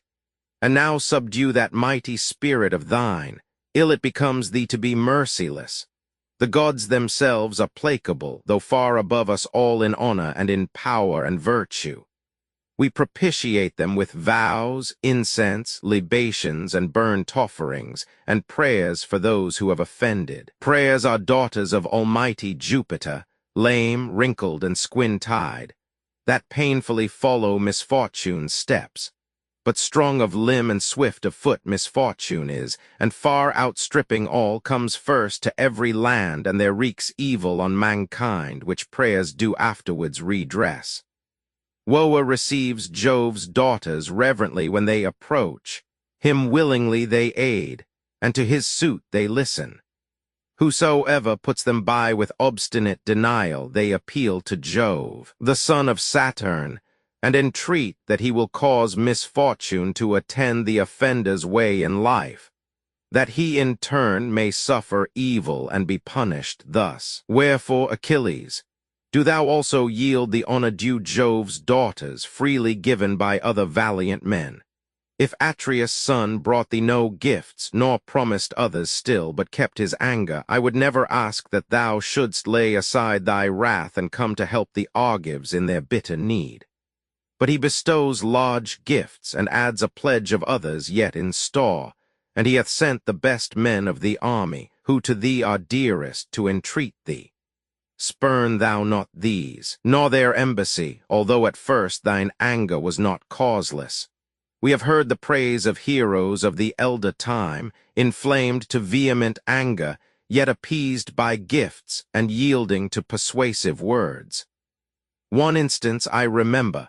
Long ago it happened, and I will relate it here among my friends. Around the city walls of Calydon did the Curetes strive in battle with the Aetolians. They destroyed each other fearfully. The Aetolians fought to save the pleasant town of Calydon, and the Curetes warred to lay it waste.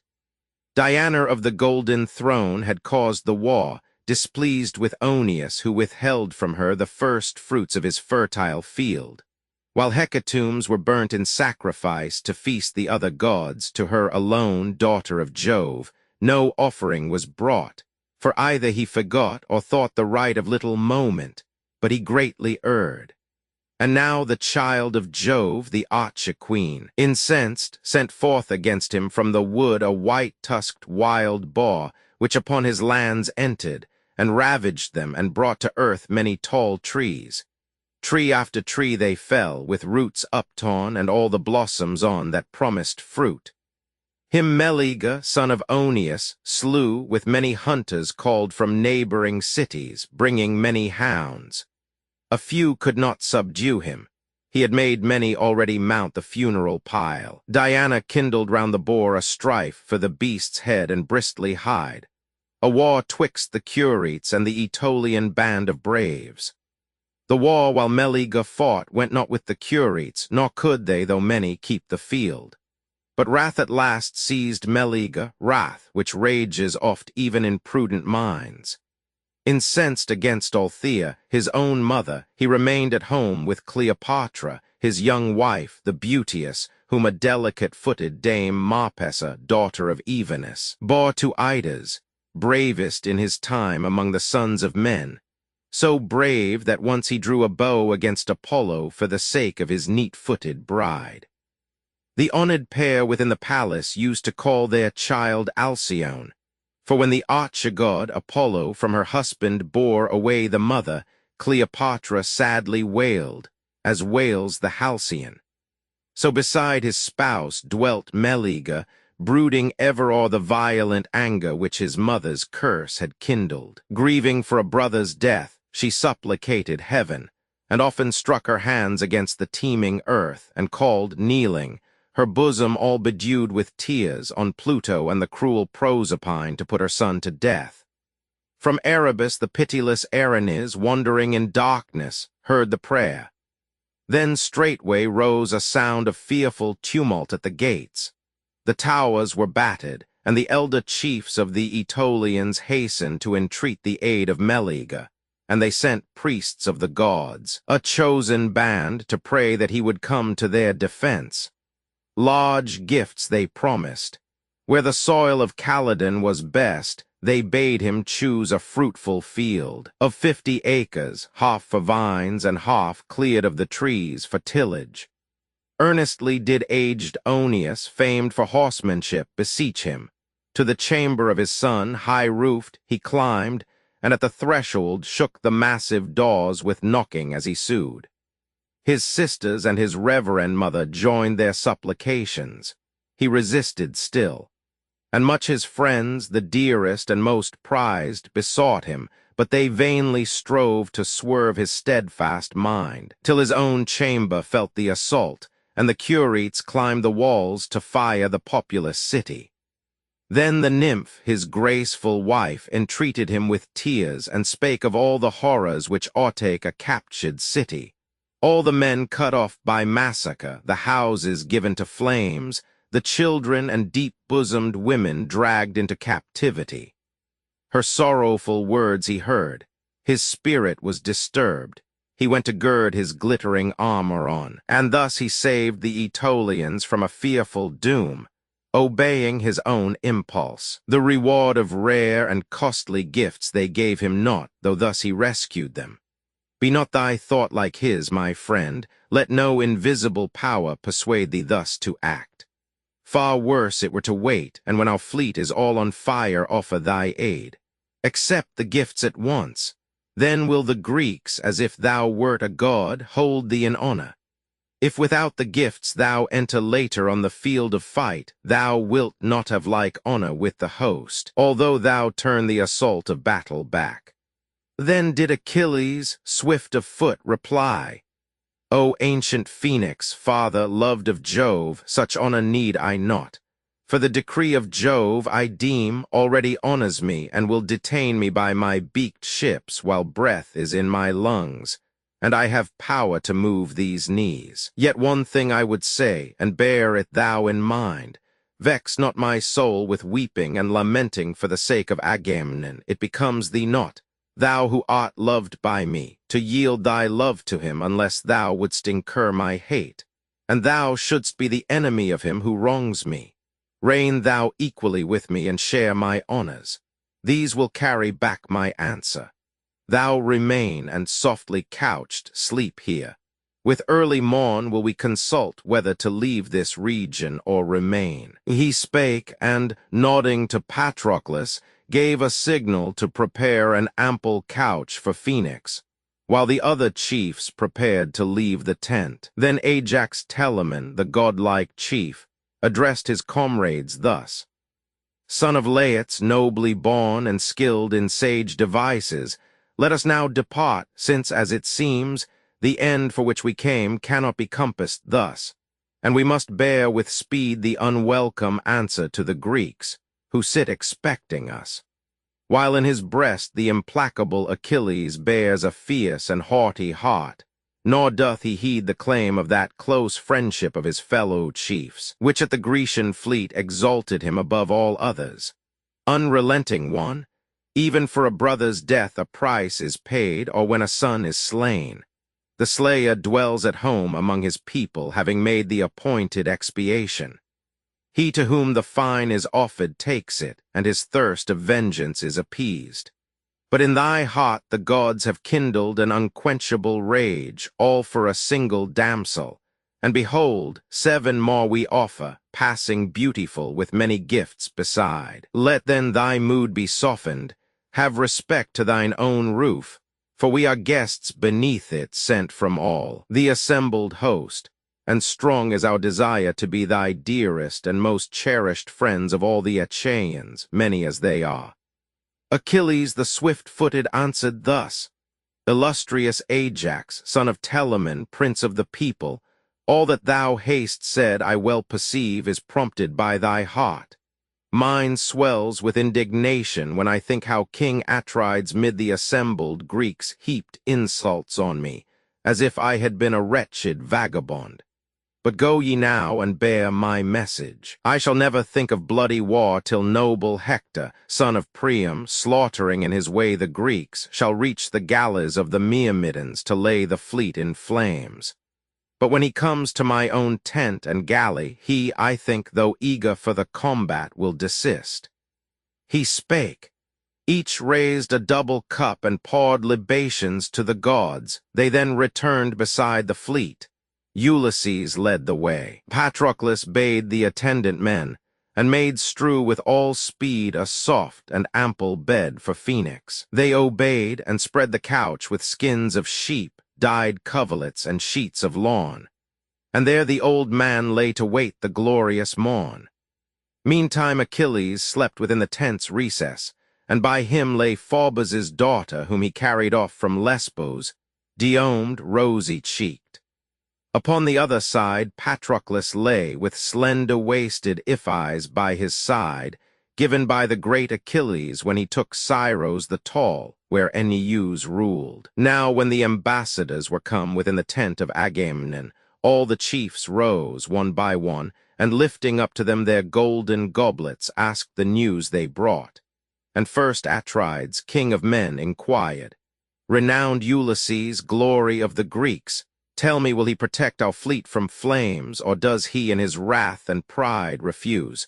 Then spake the hardy chief Ulysses thus: "Atrides Agamemnon, glorious king of men, he will not let his wrath abate, but rages yet more fiercely, and contemns thee and thy gifts. He leaves thee to consult with thine Achaeans by what means to save the fleet and army. For himself he means tomorrow with the early dawn to launch his well-appointed galleys on the sea, and will advise the other Greeks to spread the sails for home, since they will never see the overthrow of lofty Troy.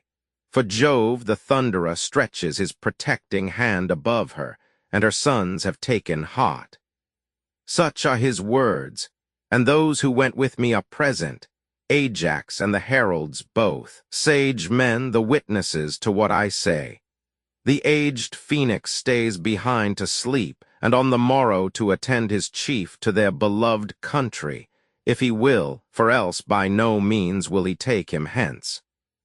He spake, and all were silent, all amazed at what they heard, for these were bitter words. Long sat the sons of Greece in silent thought, till Diomed the great in battle spake: "Atrides Agamemnon, glorious king of men, I would thou hadst not deigned to ask the illustrious son of Peleus for his aid with offer of large gifts, for arrogant he is at all times. Thou hast made him now more insolent. Now leave him to himself, to go or to remain. He yet will fight when his mood changes, or some god within shall move him. Let us do what I advise. Betake we all ourselves to rest, but first refresh ourselves with food and wine. In them is strength and spirit. When the rosy morn shall shine, command thou that the foot and horse be speedily drawn up before the fleet, and thou encourage them with cheerful words, and fight among them in the foremost rank. He spake. The kings assented, and admired the words of the horse-tamer Diomed, and pouring out libations, to their tents they all departed, and lay down to rest, and took into their souls the balm of sleep. Chapter 18, Chapter 19. Book X, the night adventure of Diomed and Ulysses Agamemnon's distress at the obstinacy of Achilles. Consults with Menelaus, Nestor, Ulysses, and Diomed. A council. Diomed and Ulysses set out for the enemy's camp to learn his designs. Death of Dolon, the Trojan spy, Rhesus the Thracian killed in his tent and his horses taken. All the night long the captains of the Greeks slept at the ships, and pleasant was their sleep, save only Agamemnon, Atreus' son, the shepherd of the people. Not to him, vexed with 1,000 cares, came gentle sleep. As when the husband of the light-haired queen of heaven sends forth his thunders, ushering in some wide-involving shower, rain, hail, or snow whitening the fields, or opening o'er some land the ravenous jaws of unrelenting war, so frequent were the groans which from his heart Atrides uttered. For within his breast his heart was troubled. Looking toward the plain of Troy, he wondered at the many fires blazing before the city, and the sound of flutes and fifes and tumult of the crowd. But when he turned him toward the fleet and host of Greece, he tore his hair, and flung it up to Jove, and vented his great heart in groans. And now at length it seemed to him most wise to seek Nelean Nestor, and with him devise some plan by which to turn aside the threatened evil from the Greeks. He rose, and drew his tunic o'er his breast, and laced the graceful sandals to his well-shaped feet, and o'er his shoulders threw the blood-stained hide of a huge tawny lion that reached down even to the ground, and took in hand his spear.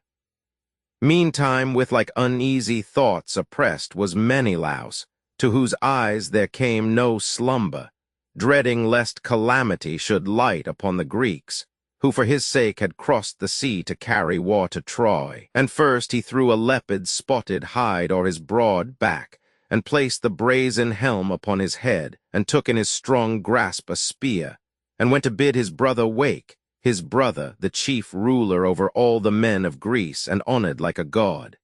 He found him at his galley's prow in act to sheath his shoulders in the shining mail, and pleased to greet his coming. To the king thus Menelaus, great in battle, spake, "Why arm thyself, my brother? Wouldst thou send a warrior to explore the Trojan camp? None will accept the task, I fear, to creep alone at dead of night, a spy within the hostile lines. A bold man must he be." Then answered Agamemnon, king of men, "Most noble Menelaus, much we need wise counsel, thou and I, to save our men and galleys from destruction, since the will of Jove is changed. Now hath the god respect to Hector's sacrifices, for in truth I never heard of one who in one day performed such mighty deeds as Hector, dear to Jove, just now hath wrought, though not the son of goddess or of god. Those deeds will be, I deem, for many a day a cause of bitter sorrow to the Greeks, such evil hath he wrought. Now go at once, and from their galleys call Idomeneus and Ajax, while to noble Nestor's tent I go, and pray that he will rise and give their orders to the sacred band of gods. For they will hearken to him, since his son commands them jointly with Merians, the armor-bearer of Idomeneus, both named by us to that important trust." Then Menelaus, great in battle, said, "What wilt thou, then, and what dost thou command? That I remain with them until thou come, or, having given the message, seek thee here?" Again the monarch Agamemnon spake, "Wait there, lest as we go I meet thee not, for many ways are through the camp. But thou in going shout aloud and bid them all be vigilant, accosting everyone by his paternal name and giving each due honor. Bear thyself not haughtily, we too must labor, for when we were born Jove laid this hard condition on us all. So spake he, and, dismissing with that charge his brother, hastened to where Nestor lay, the shepherd of his people. Him he found on his soft couch within his tent beside his dark brown ship. Around him scattered shone his arms, a shield, 2 spears, a gleaming helm and pliant belt, with which the ancient man girded himself when arming to lead on his men to murderous fight.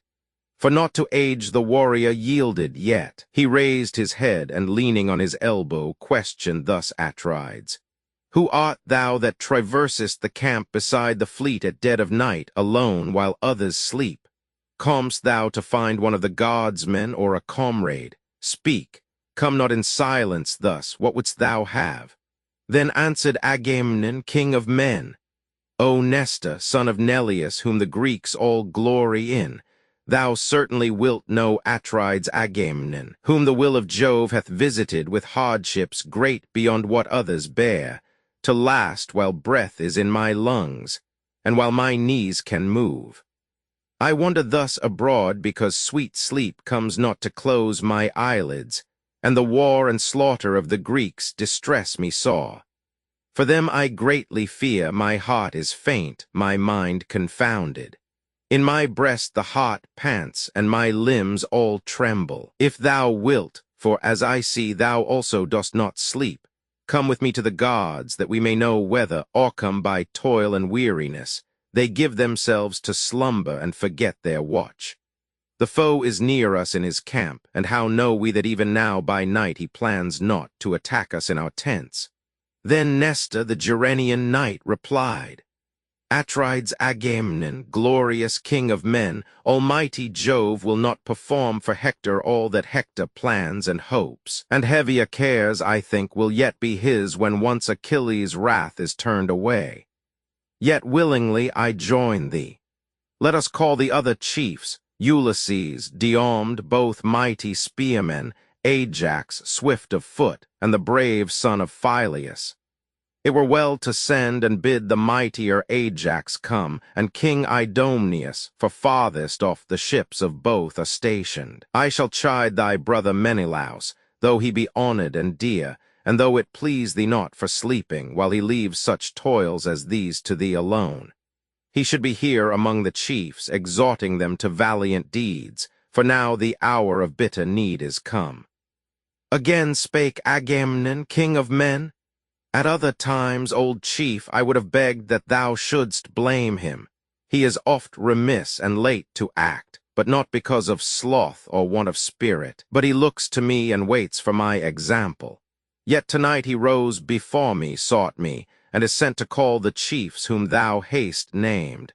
And now let us go on and meet them where they wait, among the gods and just before the gates, for I appointed that the trysting place.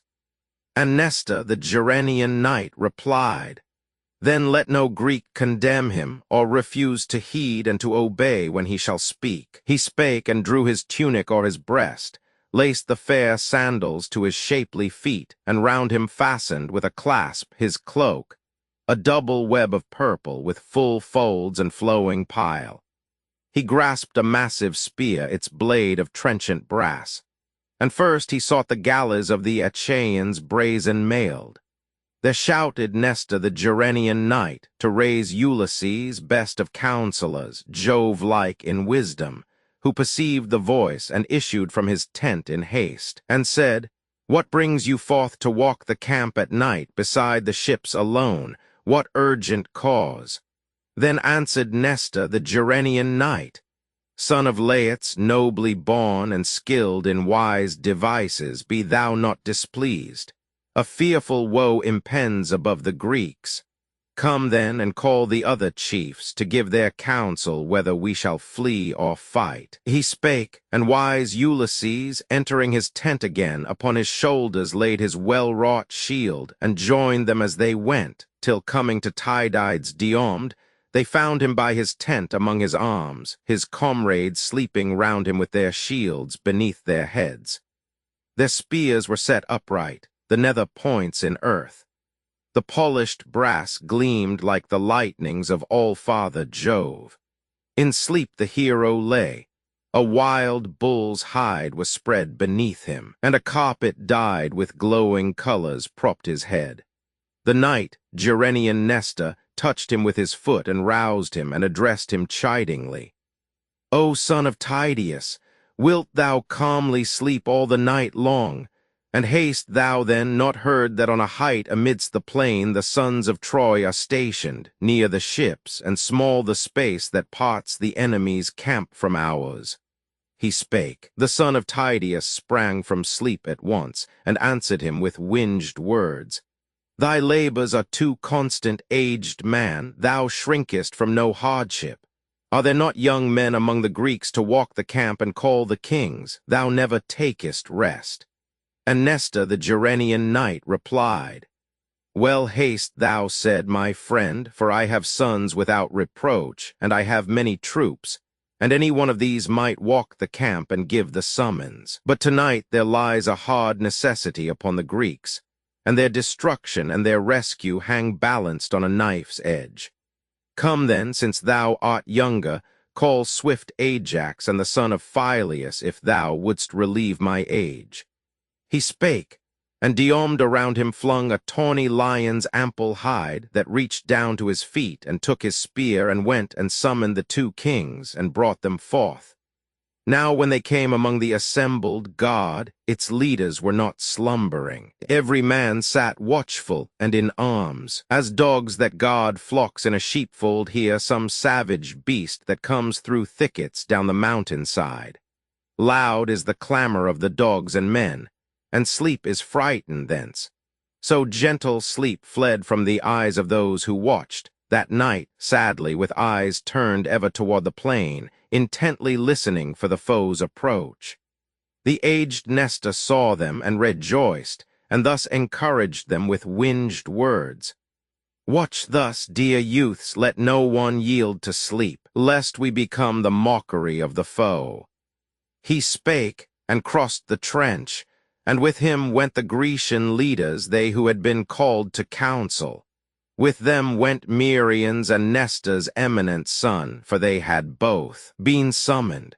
Crossing to the other side of that deep trench, they found an open space clear of the dead, in which they sat them down, just where the fiery Hector, having slain many Achaeans, turned him back when night came o'er him.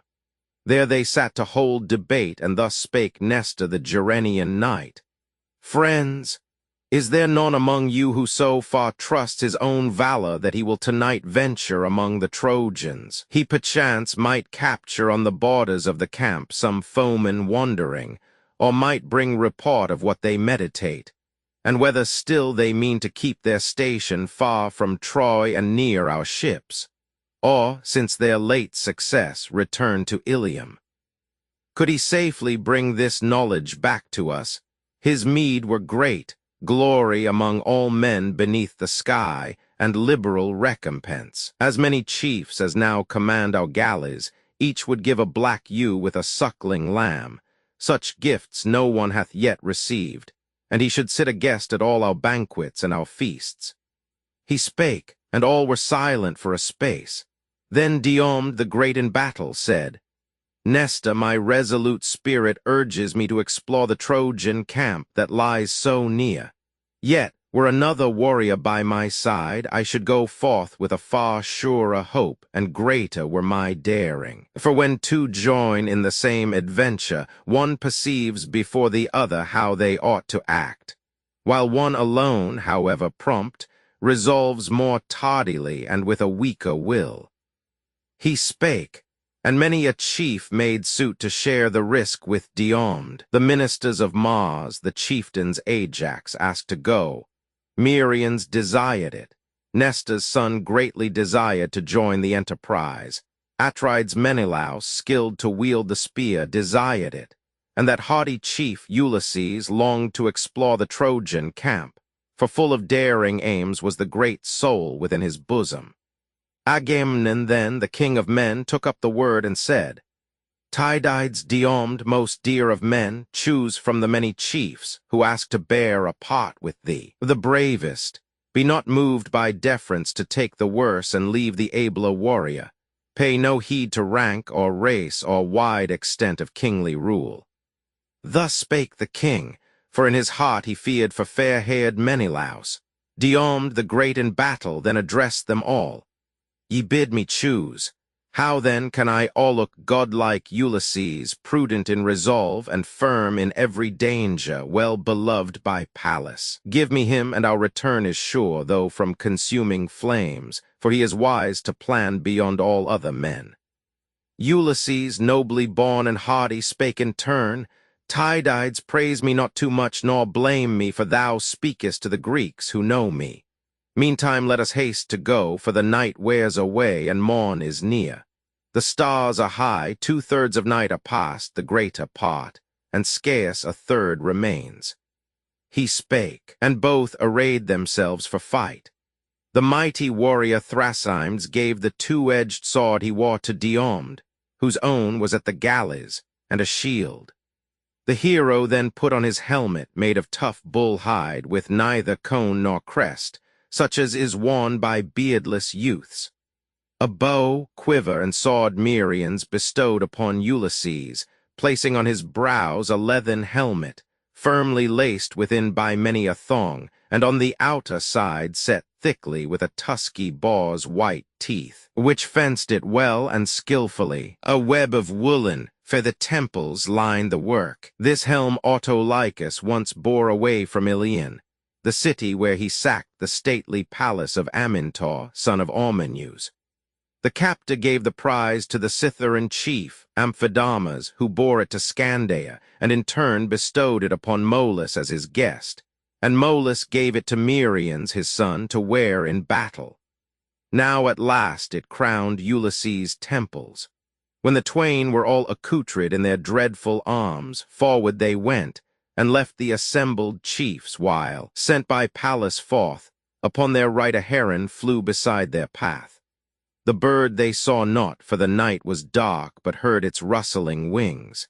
Ulysses at the sound rejoiced, and supplicated Pallas thus, Hear, daughter of the aegis-bearer Jove, thou who art near me in all dangers, thou whose eye is on me wheresoe'er I go, befriend me, Pallas, yet again, and grant that, laden with great glory, we return safe to the galleys, mighty deeds performed, and woe inflicted on the Trojan race. Next Diomed the great in battle prayed, Daughter invincible of Jove, give ear also to me.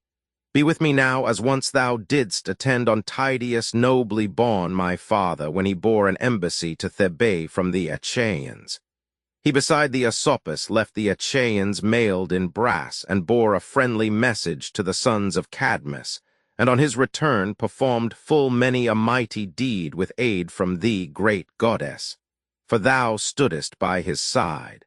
Stand now by me, be thou my shield and guard, and I in turn will offer up to thee a yearling heifer, broad between the horns, which never ploughman yet hath tamed to bear the yoke. Her to thine altar will I bring with gilded horns to be a sacrifice. So prayed they. Pallas listened to their prayers, and having supplicated thus the child of Jove Almighty, the two chiefs went on like lions through the darkness of the night, through slaughter, heaps of corses and black blood. Nor now had Hector suffered the brave sons of Troy to sleep, but summoned all the chiefs, leaders, and princes of the host, and thus addressed the assembly with well-ordered words. Who of you all will promise to perform the task I set him for a large reward? For ample shall his meed be. I will give a chariot and 2 steeds with lofty necks, swifter than the swift galleys of the Greeks. Great glory will be his whoever dares approach those ships and bring the knowledge thence whether the fleet is guarded as before, or whether, yielding to our arms, the foe is meditating flight, and through the night Orcum with weariness keeps watch no more. He spake, and all were silent for a space. Now there was one among the Trojan chiefs whose father was Eumedes of the train of reverend heralds. Dolon was his name, and he was rich in gold and brass, deformed in face but swift of foot, an only son among 5 sisters. He stood forth among the Trojans and replied to Hector thus: "My daring spirit, Hector, urges me to visit the swift ships and learn the state of the Greek host. But hold thy scepter forth, and solemnly attest the gods that thou wilt give to me the horses, and the car engrailed with brass, which bear the illustrious son of Peleus. I shall not explore in vain, nor balk thy hope of me, for I will pass into the camp until I reach the ship of Agamemnon, where the chiefs are now debating whether they shall fly or fight." He spake, and Hector held the scepter forth, and swore, "Be Jupiter the Thunderer, husband of Juno, witness that those steeds shall bear no other Trojan than thyself. That honor I confirm to thee alone." He spake. It was an idle oath, yet gave new courage to the spy, who instantly upon his shoulders hung his crooked bow, and round him flung a grey wolf's hide, and placed a casque of otter skin upon his head, and took his pointed javelin, and made haste to reach the Grecian fleet. Yet was he doomed never to leave that fleet again, nor bring tidings to Hector.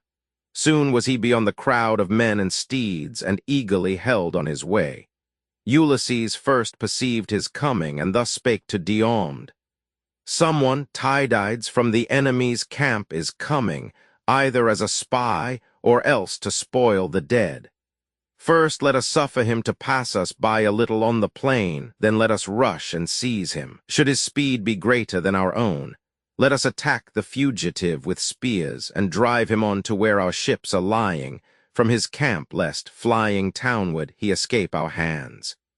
He spake, and both lay down without the path among the dead, while he unwarily passed by them. When he now had gone as far as 2 yoked mules might at the furrow's end precede a pair of oxen, for by mules the plough is drawn more quickly through the soil of the deep fallow. Then they rose, and rushed to seize him. As he heard their steps he stopped, in hope that his companions had been sent from Troy by Hector to conduct him back.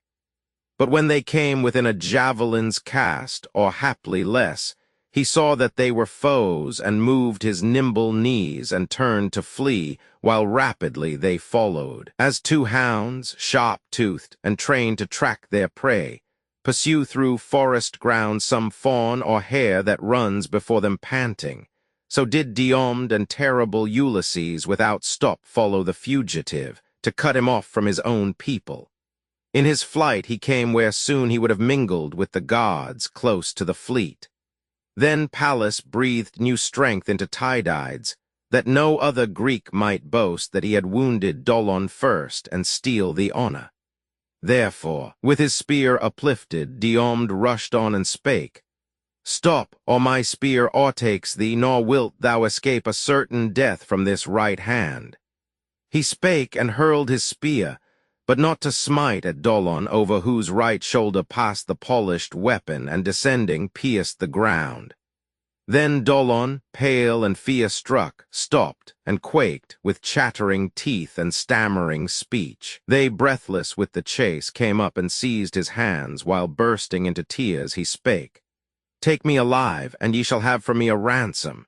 There is store of brass and gold and well-wrought steel, of which a princely share my father will bestow when he shall hear of me alive and at the Grecian fleet."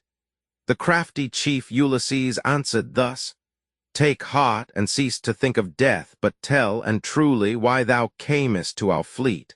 Was it to strip the bodies of the dead? Camest thou, sent by Hector as a spy among our ships, or of thine own accord?" And Dolon answered, trembling still with fear, "Hector, against my will and to my hurt, persuaded me. He promised to bestow on me the firm-paced coursers, and the car engrailed with brass, which bear the illustrious son of Peleus, and enjoined me by the aid of darkness to approach the foe and learn. Whether ye guard your galleys as before, or, overcome by us, consult on flight, and wearied with the hardships of the day, have failed to set the accustomed nightly watch. The man of craft, Ulysses, smiled and said, Truly thy hope was set on princely gifts, the steeds of war-renowned Aeacides, hard to be reined by mortal hands, or driven as by any, save by Peleus' son himself, whom an immortal mother bore. But come, tell me, and tell the truth, where hast thou left Hector, the leader of the host, and where are laid his warlike arms, where stand his steeds, where are the sentinels, and where the tents of other chiefs? On what do they consult? Will they remain beside our galleys here, or do they meditate, since, as they say, the Greeks are beaten, a return to Troy? Dolon, Eumed's son, made answer thus, What thou requirest I will truly tell. Hector is with his counselors, and now, apart from all the bustle at the tomb of Ilus the divine, he plans the war. Sentries of whom thou speakest there are none, no chosen band, O hero, has in charge to guard the camp. By all their blazing fires, constrained by need, the Trojans keep awake, and each exhorts his fellow to maintain the watch. Not so the auxiliar troops who came from far. They sleep, and since they have no wives nor children near, they let the Trojans watch. Then thus the man of wiles, Ulysses, spake how sleep they mingled with the knights of Troy or by themselves. Tell me that I may know. Dolon, Eumed's son, made answer thus, What thou requirest I will truly tell. On one hand toward the sea the bowmen lie of Caria and Paeonia, and with them Lelegans, Caucans, and the gallant tribe of the Pelasgians. On the other hand toward Thymbra are the Lycians, the proud race of Mysia, Phrygia's knights, and cavalry of the Meonians. Why should ye inquire the place of each? If ye design tonight to penetrate into the Trojan camp, there are the Thracians newly come, apart from all the others. With them is their king Rhesus, the son of Ioneus. His steeds are far the largest and most beautiful I ever saw. The snow is not so white, the wind is not so swift. His chariot shines with gold and silver, and the coat of mail in which he came to Troy is all of gold, and gloriously and marvelously bright, such as becomes not mortal men to wear, but the gods only. Now to your swift ships lead me, or bind me fast with thongs, and here leave me till your return, and ye shall know whether the words I speak be true or false.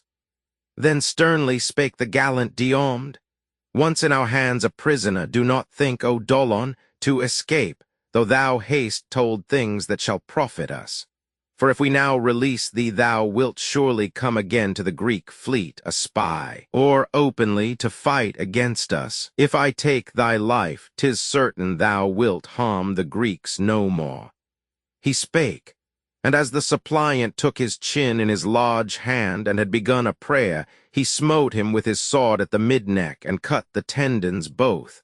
The severed head, while yet he spake, fell rolling in the dust. And then they took his helm of otter skin, the wolf's hide, sounding bow and massive spear. The nobly born Ulysses in his hand lifted the trophies high, devoting them to Pallas, deity of spoil, and prayed, Delight thyself, O goddess, in these arms, for thee we first invoke of all the gods upon Olympus. Guide us now to find the camp and courses of the sons of Thrace. He spake, and raising them aloft he hung the spoils upon a tamarisk, and brake reeds and the spreading branches of the tree to form a mark, that so on their return they might not in the darkness miss the spot. Then onward, mid strewn arms and pools of blood, they went, and soon were where the Thracians lay. There slept the warriors, overpowered with toil. Their glittering arms were near them, fairly ranged in triple rows, and by each suit of arms 2 coursers. Rhesus slumbered in the midst. Near him were his fleet horses, which were made fast to the chariot's border by the reins. Ulysses saw them first, and pointing, said, This is the man, O Diomed, and these the steeds described by Dolon whom we slew. Come then, put forth thy strength of arm, for ill doth it become thee to stand idle here, armed as thou art. Loose thou the steeds, or else slay thou the men, and leave the steeds to me. Oh, he spake. The blue-eyed Pallas straightway gave strength to Tydides, who on every side dealt slaughter. From the smitten by the sword rose fearful groans, the ground was red with blood. As when a ravening lion suddenly springs on a helpless flock of goats or sheep, so fell Tydides on the Thracian band, till 12 were slain. Whomever Diomed approached and smote, the sage Ulysses seized, and drew him backward by the feet, that thus the flowing-maned coursers might pass forth unhindered, nor, by treading on the dead, be startled, for they yet were new to war. Now when the son of Tydeus reached the king, the 13th of his victims, him he slew as he breathed heavily, for on that night a fearful dream in shape Oneides' son stood o'er him, sent by Pallas. Carefully Ulysses meantime loosed the firm-paced steeds, and fastening them together, drave them forth, urging them with his bow. He had not thought to take the showy lash that lay in sight on the fair chariot seat. In going thence he whistled, as a sign to Diomed, who lingered, pondering on his next exploit, whether to seize the chariot where was laid the embroidered armor, dragging it away, or lifting it aloft to bear it thence, or take more Thracian lives. As thus his thoughts were busy, Pallas, standing near him, spake. O son of large-souled Tydeus, think betimes of thy return to where the galleys lie, else may some god arouse the sons of Troy, and thou be forced to reach the ships by flight. As she spake, he knew the goddess by her voice, and leaped upon a steed. Ulysses lashed the horses with his bow, and on they flew toward the swift galleys of the Grecian host. Apollo, bearer of the silver bow, kept no vain watch, and angry when he saw Minerva at the side of Diomed. Down to the mighty host of Troy he came, and roused from sleep a Thracian counselor, Hippocorn, a kinsman of the house of Rhesus. Leaping from his couch, he saw the vacant spot where the swift steeds had stood, and weltering in their blood the dying chiefs he saw and wept aloud, and called by name his dear companion. Then a clamor rose and boundless tumult as the Trojans came all rushing to the spot, and marveling at what the daring warriors, who were now returning to the hollow ships, had done. And when these warriors now had reached the spot where Hector's spy was slain, Ulysses, dear to Jupiter, reined in the fiery steeds, and Diomed leaped down and took the spoil, blood-stained, and gave it to Ulysses' hands, and mounted. Then again they urged the steeds, which, not unwilling, flew along the way. First Nestor heard the approaching sound, and said, Friends, chiefs and princes of the Greeks, my heart, truly or falsely, urges me to speak. The trampling of swift steeds is in my ears. Oh, that Ulysses and the gallant son of Tydeus might be bringing at this hour firm-footed coursers from the enemy's camp. Yet must I fear that these, our bravest chiefs, have met disaster from the Trojan crew. While he was speaking, yet the warriors came. They sprang to earth. Their friends, rejoicing, flocked around them, greeting them with grasp of hands and with glad words, while the Gerenian knight Nestor inquired, Declare, illustrious chief, glory of Greece, Ulysses, how ye took these horses from the foe, or did some god bestow them? They are glorious as the sun. Oft am I midst the Trojans, for though old, I lag not idly at the ships. Yet ne'er have my eyes looked on coursers like to these. Some god, no doubt, has given them, for to Jove, the god of storms, and Pallas, blue-eyed child of Aegis-bearing Jove, ye both are dear. Then sage Ulysses answered, Pride of Greece, Nelean Nestor, truly might a god have given us nobler steeds than even these. All power is with the gods, but these of which thou askest, aged man, are brought from Thrace and newly come. Brave Diomed hath slain their lord, and 12 companions by his side, all princes. Yet another victim fell, a spy whom, near our ships, we put to death, a man whom Hector and his brother chiefs sent forth by midnight to explore our camp. He spake, and gaily caused the firm-paced steeds to pass the trench. The other Greeks, well pleased, went with him. When they reached the stately tent of Diomed, they led the coursers on to stalls where Diomed's fleet horses stood champing the wholesome corn, and bound them there with halters neatly shaped. Ulysses placed upon his galleys stern the bloody spoil of Dolon, to be made an offering to Pallas. Then, descending to the sea, they washed from knees and neck and thighs the grime of sweat. And when in the salt wave their limbs were cleansed, and all the frame refreshed, they stepped into the polished basins of the bath, and having bathed and rubbed with fragrant oil their limbs, they sat them down to a repast, and from a brimming jar beside them drew, and poured to Pallas first, the pleasant wine. Chapter 20. Chapter 21. Book Roman 11, the third battle, and exploits of Agamemnon, renewal of the fight by Agamemnon, his prowess. Hector warned by Iris not to fight till Agamemnon is wounded, Agamemnon disabled. Hector makes great havoc till checked by Ulysses and Diomed, Diomed wounded by Paris and rescued by Ajax, who rallies the Greeks, Machaon wounded. Conversations of Nestor and Patroclus. Now did the morning from her couch beside renowned Tithonus rise, that she might bring the light to gods and men, when Jupiter to the swift galleys of the Grecian host sent baleful strife, who bore in hand aloft war's ensigns. On the huge black ship that brought Ulysses in the center of the fleet, she stood, where she might shout to either side, to Telamonian Ajax in his tents and to Achilles, who had ranged their ships at each extreme of the Achaean camp, relying on their valor and strong arms. Loud was the voice, and terrible, in which she shouted from her station to the Greeks, and into every heart it carried strength and the resolve to combat manfully and never yield. The battle now to them seemed more to be desired than the return to their dear country in their roomy ships.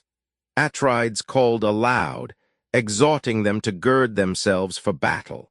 Then he clad himself in glittering brass. First to his thighs he bound the beautiful greaves with silver clasps, then fitted to his chest the breastplate given by Cinyras, a pledge of kind intent. For when he heard in Cyprus that the Greeks were bound for Ilium in their ships, he sent this gift, a homage to the king of men. 10 were its bars of tawny bronze, and 12 were gold, and 20 tin. And on each side were 3 bronze serpents stretching toward the neck, curved like the colored bow which Saturn's sun sets in the clouds, a sign to men. He hung his sword, all glittering with its golden studs, about his shoulders. In a silver sheath it nestled, which was slung on golden rings. And then he took his shield, a mighty orb and nobly wrought and strong and beautiful, bound with 10 brazen circles. On its disk were 20 bosses of white tin, and one of tawny bronze just in the midst, where glared a Gorgon's head with angry eyes, round which were sculptured fear and flight. Along its band of silver twined a serpent wrought in bronze, with 3 heads springing from one neck and formed into an orb. Upon his head he placed a helmet rough with studs on every side, and with 4 bosses, and a horsehair plume that nodded fearfully on high. He took in hand 2 massive spears, brass-tipped and sharp, that shone afar and sent their light to heaven, where Juno and Minerva made a sound like thunder in mid-sky, as honoring the sovereign of Mycenae rich in gold. Each chief gave orders to his charioteer to stay his horses firmly by the trench, while they rushed forth in arms. At once arose, ere yet the sun was up, a mighty din. They marshaled by the trench the men on foot. The horse came after, with short space between. The son of Saturn sent among their ranks confusion, and dropped down upon the host dews tinged with blood, in sign that he that day would send to Hades many a valiant chief. The Trojans, on their side, in the mid-plain drew up their squadrons on a hill, around the mighty Hector, and Polydamas the blameless, and Aeneas, who among the sons of Troy was honored like a god, and 3 sons of Antenor who were named, Agenor and the noble Polybus, and the young Acamas of godlike bloom. Their Hector in the van uplifted bore his broad round shield. As some portentous star breaks from the clouds and shines, and then again enters their shadow, Hector thus appeared among the foremost, issuing his commands, then sought the hindmost. All in brass he shone like lightnings of the aegis-bearer Jove, as when 2 lines of reapers, face to face, in some rich landlord's field of barley or wheat move on, and fast the severed handfuls fall, so springing on each other, they of Troy and they of Argos smote each other down, and neither thought of ignominious flight. They met each other man to man, they rushed like wolves to combat. Cruel strife looked on rejoicing. She alone of all the gods was present in the battle. All the rest, far off, sat quiet in their palaces, the glorious mansions built for them along the summits of Olympus. Yet they all blamed Saturn's son that he should honor thus the Trojans. The All-Father heeded not their murmurings, but seated by himself apart, exulting in his sovereignty, looked on the city of Troy, the ships of Greece, the gleam of arms, the slayers and the slain. While yet 'twas morn, and still the holy light of day was brightening, fast the weapons smote on either side, and fast the people fell. But at the hour when on the mountain slope the wood-cutter makes ready his repast, weary with felling lofty trees, and glad to rest, and eager for the grateful meal, the Greeks, encouraging each other, charged and broke the serried phalanxes of Troy. First Agamemnon, springing forward, slew the shepherd of his people and their chief Bienna, and his trusty comrade next, the charioteer Oileus, who had leaped down from his chariot to confront the king. Him Agamemnon with his trenchant spear smote in the forehead as he came. The helm of massive brass was vain to stay the blow. The weapon pierced it and the bone, and stained the brain with blood. It felled him rushing on. The monarch stripped the slain, and leaving them with their white bosoms bare, went on to slay Issus and Antiphus, King Priam's sons, one born in wedlock, one of Beza birth, both in one chariot. Issus held the reins, while Antiphus, the high-born brother, fought. These had Achilles once on Ida's height made prisoners, as they fed their flocks. He bound their limbs with osier bands, but gave them up for ransom to the Trojans. Now the king of men, Atrides Agamemnon, pierced Issus above the nipple with his spear, and with his falchion smiting Antiphus beside the ear, he hurled him from his car. Then hastening up, and stripping from the dead their shining mail, he knew them. He had seen both at the ships to which the fleet of foot, Achilles, brought them bound from Ida's side, as when a lion comes upon the haunt of a swift hind, to make an easy prey of her young fawns, and with his powerful teeth seizing them, takes their tender lives, while she, though nigh, can bring no aid, but yields herself to mortal fear, and to escape his rage, flies swiftly through the wood of close-grown oaks, with sweaty sides. Thus none of all the host of Trojans could avert from Priam's sons their fate, but fled in terror from the Greeks. Next on Pisander and Hippolochus Atrides rushed, brave warriors both, and sons of brave Antimachus, the chief who took gold and rich gifts from Paris and refused to let the Trojans render Helen back to fair-haired Menelaus. His 2 sons, both in one car and reining their fleet steeds, Atrides intercepted. They let fall the embroidered reins, dismayed as lion-like forward he came, and cowering thus they prayed, "Take us alive, Atrides, and accept a worthy ransom, for Antimachus keeps in his halls large treasures, brass and gold, and well-wrought steel, and he will send from these large ransom, hearing we are at the fleet alive." So prayed they with bland words, and met harsh answer.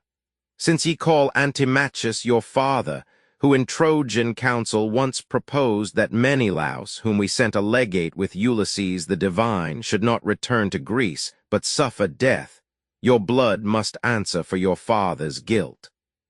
So spake the king, and striking with his spear Pisander's breast, he dashed him from the car. Prone on the ground he lay. Hippolochus leaped down and met the sword. Atrides lopped his hands and drave the weapon through his neck, and sent the head to roll among the crowd. And then he left the dead and rushed to where the ranks were in disorder. With him went his well-armed Greeks. There they who fought on foot slaughtered the flying foot.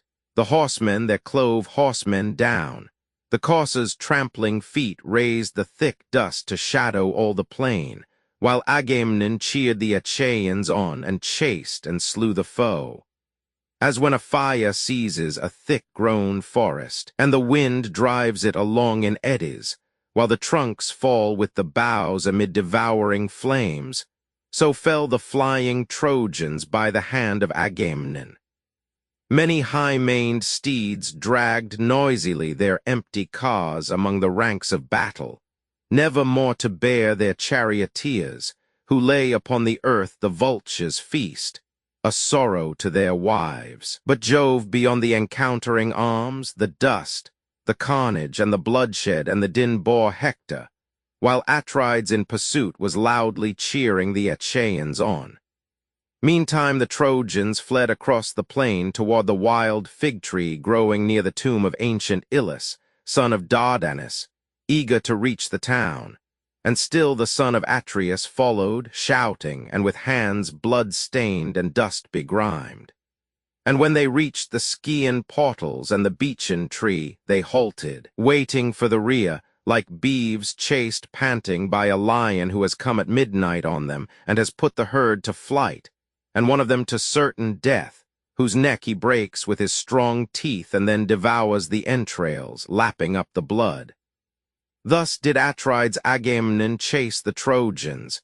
Still he slew the hindmost, still they fled before him. Many by his hand fell from their chariots prone, for terrible beyond all others with the spear was he. But when he now was near the city wall, the Father of immortals and of men came down from the high heaven, and took his seat on many-fountained Ida. In his grasp he held a thunderbolt, and this command he gave to Iris of the golden wings. Haste, Iris fleet of wing, and bear my words to Hector, while he sees the king of men, Atrides, in the van and dealing death among the ranks of warriors, let him still give way, encouraging his men to hold unflinching battle with the enemy. But when Atrides, wounded by a spear or arrow, shall ascend his chariot, then will I nerve Hector's arm with strength to slay until he come to the good ships of Greece, and the sun set and hallowed night come down.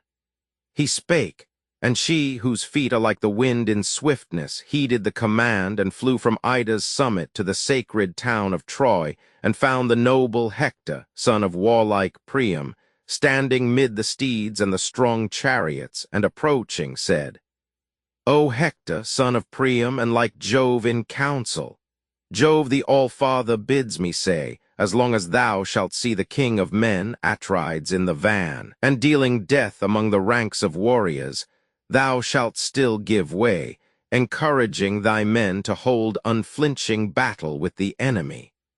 But when Atrides, wounded by a spear or arrow, shall ascend his chariot, then will Jove endue thy arm with strength to slay until thou come to the good ships of Greece, and the sun set, and hallowed night come down. So the fleet Iris spake and went her way, while Hector, leaping from his car in arms and wielding his sharp spears, went everywhere among the Trojan ranks, exhorting them to combat and renewed the stubborn fight. They rallied and stood firm against the Greeks. The Greeks, in turn, made strong their phalanxes. The battle raged again, as front to front they stood, while Agamemnon eagerly pressed forward, proud to lead the van in fight. Say Muses, dwellers of Olympus, who first of the Trojans or their brave allies encountered Atreus' son. Iphidamas, son of Antenor, strong and daring, bred on the rich soil of Thrace, the nurse of flocks. His grandsire Cisseus, from whose loins the fair Theno sprang, had reared him from a child within his palace, and when he attained youth's glorious prime, still kept him, giving him his child to wife.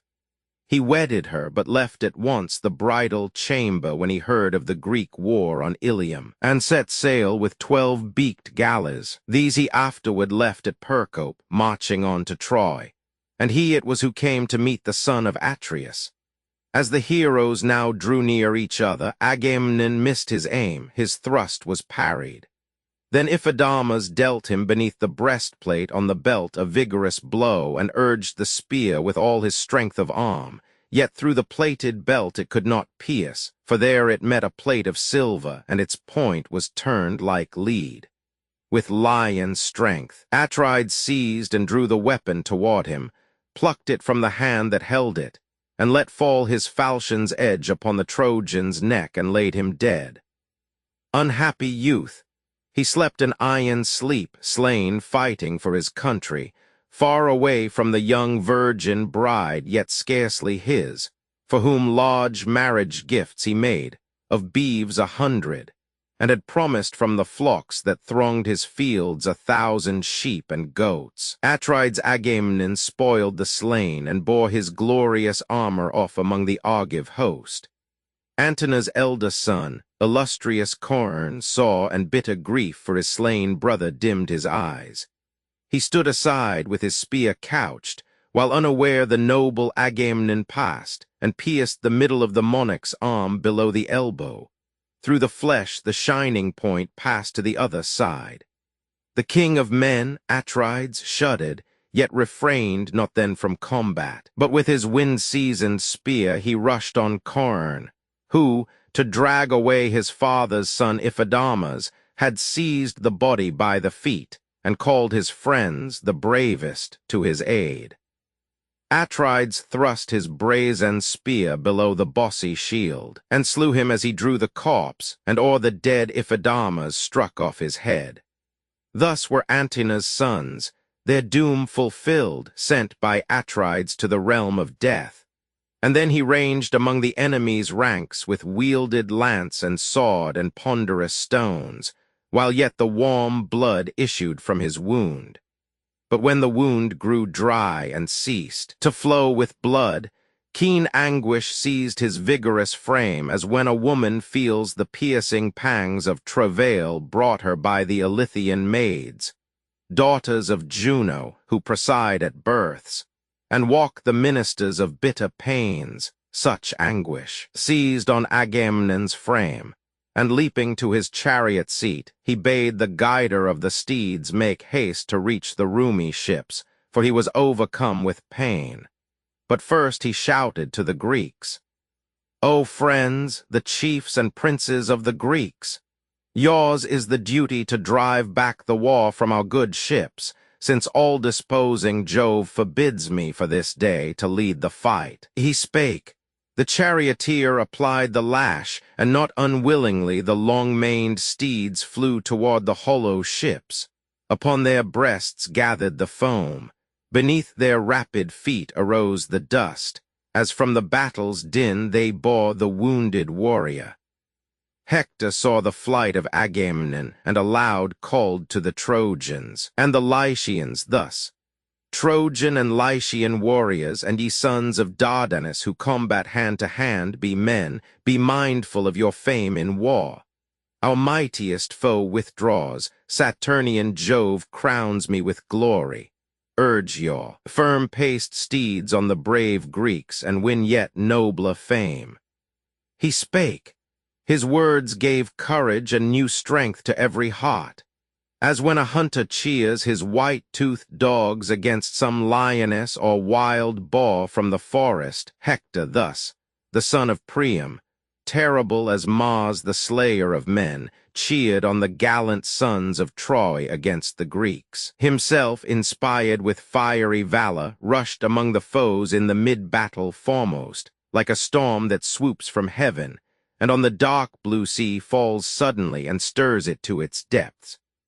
who then was slain the first, and who the last by Hector, Priam's son, whom Jove designed to honor? First Asius, Euolop's son of Clytes and Autonorus, and then Opites and Opheltius, next to whom Aesymnus, Agelaus, Orus fell, and resolute Hipponus the last. All these, the princes of the Greeks, he slew, then smote the common crowd, as when a gale blows from the west upon the mass of cloud piled up before the south wind's powerful breath, and tears it with a mighty hurricane, while the swoln billows tumble, and their foam is flung on high before the furious blast.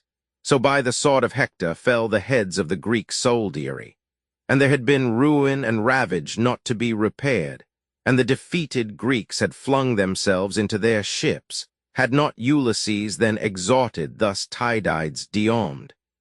Tydides, what has quenched within our hearts their fiery valor? Come, my friend, and take thy stand beside me. Foul disgrace where ours should crested Hector make our fleet his prize. And thus the valiant Diomed replied, Most willingly I stand and bear my part in battle, but with little hope, for Jove, the god of storms, awards the day to Troy. He spake, and pierced Thymbraeus with his spear through the left breast, and dashed him from his car. Meanwhile Ulysses struck Molion down, the prince's stately comrade. These they left, never to fight again, and made their way through the thick squadrons, carrying as they went confusion with them. As two fearless boars rush on the hounds, so, mingling in the war, they bore the foe before them, and the Greeks welcomed a respite from the havoc made by noble Hector. Next they seized a car which bore two chiefs, the bravest of their host, sons of Percosian Merops, who was skilled beyond all men in portents. He enjoined his sons to keep aloof from murderous war. Yet did they not obey him, for the fate that doomed the twain to death impelled them on. And Diomed, the mighty with the spear, spoiled them of life and bore their armor off, a glittering prize. Meantime Ulysses slew Hippodamus and next Hyperochus. The son of Saturn looked from Ida's height and bade the battle rage on either side with equal fury. Both the encountering hosts slew and were slain. Tydides with his spear smote on the hip the chief Agastrophus, the son of Paeon, thoughtless wretch, whose steeds were not at hand for flight. His charioteer held them at distance, while their master rushed among the foremost warriors till he fell. Hector perceived his fall as through the files he looked, and straightway hastened to the spot with shouts. And after him came rapidly the phalanxes of Trojans. Diomed the great in battle shuddered as he saw, and thus addressed Ulysses, who was near. Lo, the destroyer furious Hector comes, let us stand firm and face and drive him back. He said and cast his brandished lance, nor missed the mark. It smote the helm on Hector's head. The brass glanced from the brass, it could not pierce to the fair skin. The high and threefold helm, a gift from Phoebus, turned the point aside. The chief fell back, and mingling with the throng, dropped on one knee, and yet upheld himself with one broad palm upon the ground, while night darkened his eyes.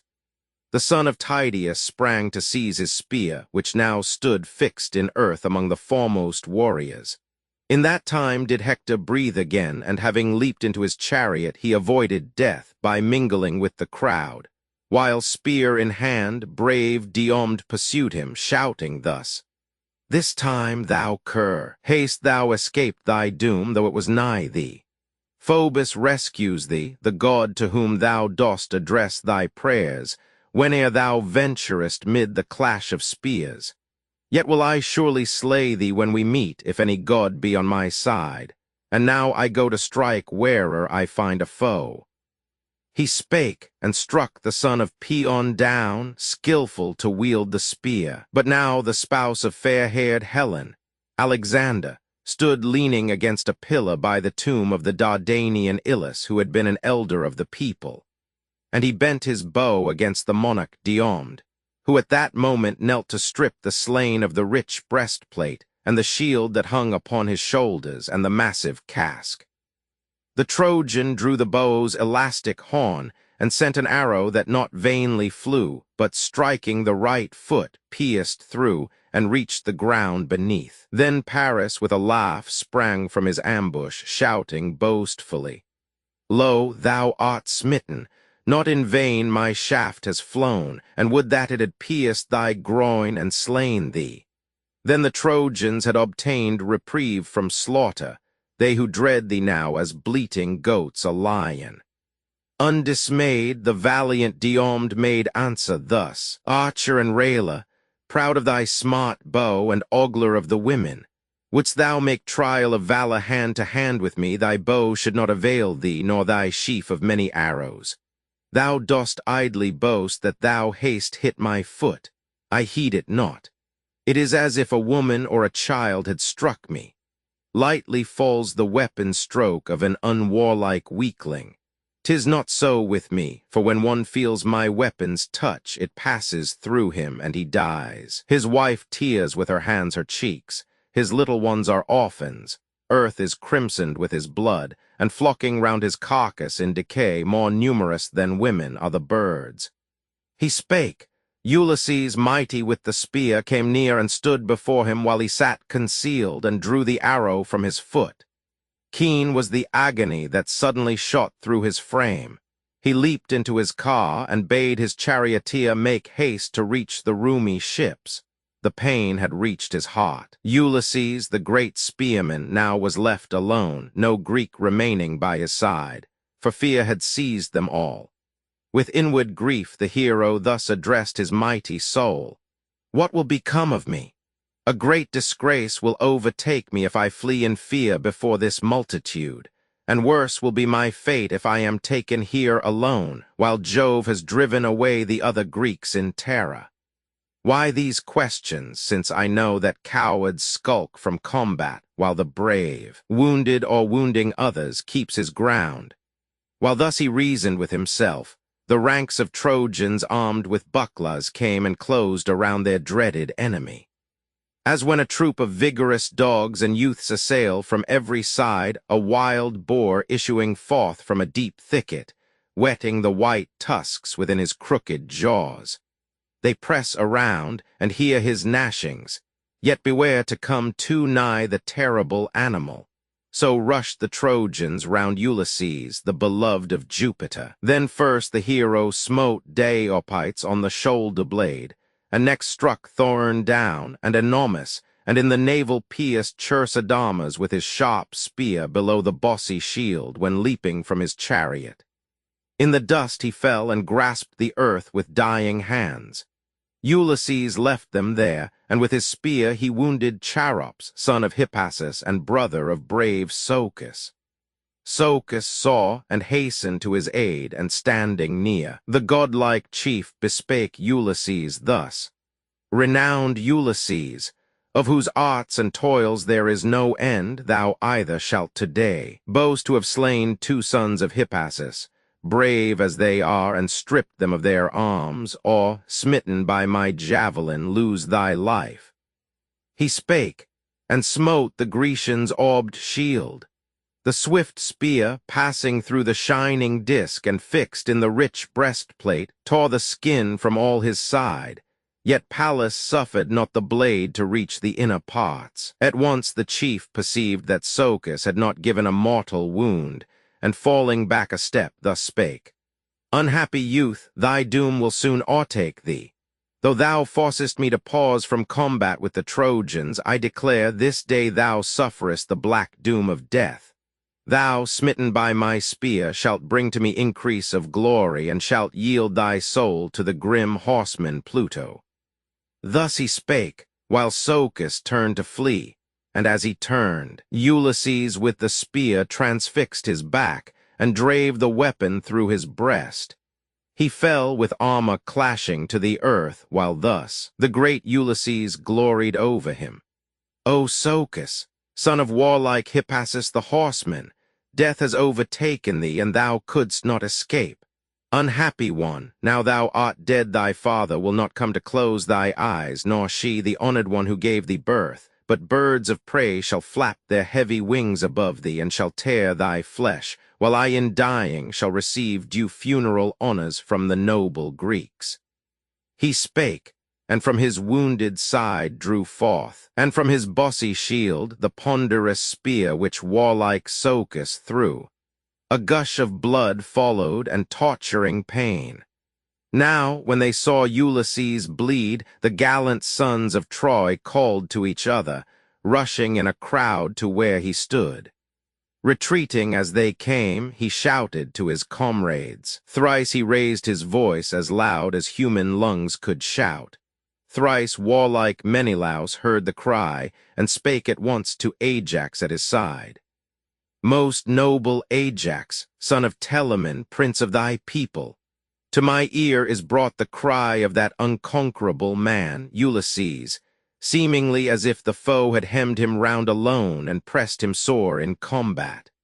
Break we through the crowd and bring succor lest harm befall him, though so brave, fighting among the Trojans thus alone, and lest the Greeks should lose their mighty chief. He spake, and led the way, his godlike friend followed. They found Ulysses, dear to Jove, the Trojans thronging round him like a troop of ravening jackals round an antlered stag which one who hunts upon the mountainside hath stricken with an arrow from his bow. By flight the stag escapes, while yet the blood is warm, and easily the limbs are moved. But when at last the shaft hath quelled his strength, the hungry jackals in the forest shade among the hills attack him, till by chance the dreaded lion comes. Alarmed they flee, and he devours the prey. So in that hour many and brave, the sons of Troy pursued Ulysses, skilled in war and wiles, while he wielded the spear and warded off the day of death. Then Ajax, coming near him, stood with his tall buckler like a tower of strength beside him, and the Trojans fled in fear on all sides. Warlike Menelaus took Ulysses by the hand and led him forth from the thronged spot, while his attendant brought the chariot near him. Ajax sprang upon the Trojans, slaying Doricles, a son of Priam basely born. Then Pandorus he wounded. Next he struck Lysander down, Peirasus and Pylots. As a stream, swollen to a torrent by the showers of Jove, sweeps down from hill to plain, dry oaks and pines, and pours into the sea a muddy flood, so mighty Ajax routed and pursued the Trojans o'er the plain, and cut his way through steeds and warriors. Hector knew not this. He fought where on the battle's left, beside the Xanthus, fastest fell the slain, and round great Nestor and the brave Idomeneus arose a mighty tumult. In that throng did Hector mingle with his spear and steeds, performing feats of valor, and laid waste the ranks of youthful warriors. Yet the Greeks would not have yielded ground, if Paris, spouse of fair-haired Helen, had not forced the chief Machaon, fighting gallantly, to pause. For with an arrow triple-barbed he pierced the chief's right shoulder, and the valiant Greeks feared lest the battle turn and he be slain. And thus Idomeneus to Nestor said, Nelean Nestor, glory of the Greeks, haste, mount thy chariot, let Machaon take a place beside thee. Urge thy firm-paced steeds rapidly toward the fleet. A leech like him, who cuts the arrow from the wound and soothes the pain with balms, is worth a host to us. He spake, and the Gerenian knight obeyed and climbed the car in haste. Machaon, son of Aesculapius, the peerless leech, mounted beside him. Nestor lashed the steeds, and toward the roomy ships, which well they knew and longed to reach, they flew with eager speed. Meantime Cebrians, who had his seat by Hector in the chariot, saw the ranks of Troy disordered, and addressed the chief. While we, O Hector, here amid the Greeks just in the skirts of the tumultuous fray, the other Trojans, men and steeds, are thrown into confusion where the warriors throng, for Telamonian Ajax puts their ranks to rout. I know him well by that broad shield borne on his shoulders. Thither let us drive our steeds and chariot, where in desperate strife meet horse and foot and hew each other down, and a perpetual clamor fills the air. He spake, and with the whistling lash he struck the long-maned steeds, and as they felt the stroke, forward they flew with the swift car among the Greeks and Trojans, trampling in their way corpses and shields. The axle underneath was steeped in blood. The rim of the chariot seat was foul with the red drops which from their hoofs the coursers sprinkled and the wheels threw up. Then Hector strove, by rushing on the crowd, to pierce it and break through it. To the Greeks his coming brought destruction and dismay, and well his spear was wielded. Through the ranks of other warriors with the spear he ranged, with sword and ponderous stones. Yet warily he shunned the fight with Ajax Telamon. Then Father Jove Almighty touched with fear the heart of Ajax. All amazed he stood, and cast his sevenfold buckler of bull's hide upon his back, and terrified withdrew. Now casting glances like a beast of prey from side to side, he turned to right and left, and slowly yielding moved knee after knee. As when the rustics with their hounds drive off a hungry lion from their stalls of kine, whom, watching all the night, they suffer not to make their herd a prey. But he, intent on ravin, rushes forward, yet in vain. For many a javelin flies from daring hands against him, many a blazing torch is swung, at which, though fierce, he trembles, and at morn stalks off in sullen mood. So Ajax, sad at heart and fearing for the Grecian fleet, unwillingly fell back before the foe. And as when entering in a field an ass slow-paced, whose flanks have broken many a shaft to splinters, crops the harvest as it grows, and boys attack him with their rods, though small their strength. But scarce till he has browsed his fill can drive him forth, so did the gallant sons of Troy, and their allies from distant lands, continually pursue the mighty son of Telamon, and hurl their spears against the center of his shield. And now he wheeled as conscious of great valor, and repulsed the crowding phalanxes, and now again he turned to flee. And thus he kept the foe from reaching the swift galleys, while he stood between the Greeks and Trojans, terrible in wrath. The javelins hurled by daring hands against him, some hung fixed in his broad shield, and many, ere they came to his fair skin, fell midway, eager though they were to pierce the warrior's side, and plunged into the earth. Eurypylus, Evaemon's noble son, saw Ajax sorely pressed with many darts, and came and stood beside him, taking aim with his bright spear, and in the liver smote, beneath the midriff, Apisaon, son of Phorcys, and a prince among his tribe. His knees gave way, and down he sank in death. But godlike Alexander, who beheld the slayer stripping Apisaon's corpse of armor, at that moment bent his bow and pierced Eurypylus in the right thigh. The reed brake in the wound. He writhed with pain, and mingled with his fellows in the ranks, avoiding death, yet shouting to the Greeks, "O friends, the chiefs and leaders of the Greeks, rally and keep your ground. Ward off the fate of death from Ajax, who is sorely pressed with darts, and much I fear may not escape safe from this stormy conflict.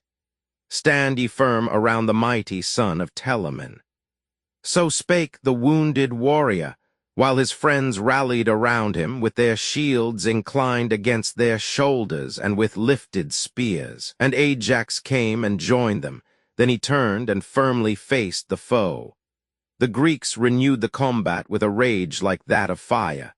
Now meantime the Nelean coursers, steeped in sweat, were bearing Nestor and the prince Machaon from the battle. On the prow of his great ship, Achilles, swift of foot, looked forth, and gazing on the hard-fought fray and the sad rout, beheld them. Then he called his friend Patroclus, shouting from the ship. Patroclus heard within the tent and came, glorious as Mars. Yet with that day began his woes.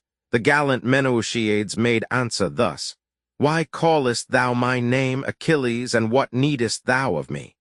And thus rejoined Achilles, swift of foot, "Son of Menoetius, nobly born and well beloved by me, the Greeks, I deem, will soon be at my knees imploring aid. for now a hard necessity besets their host.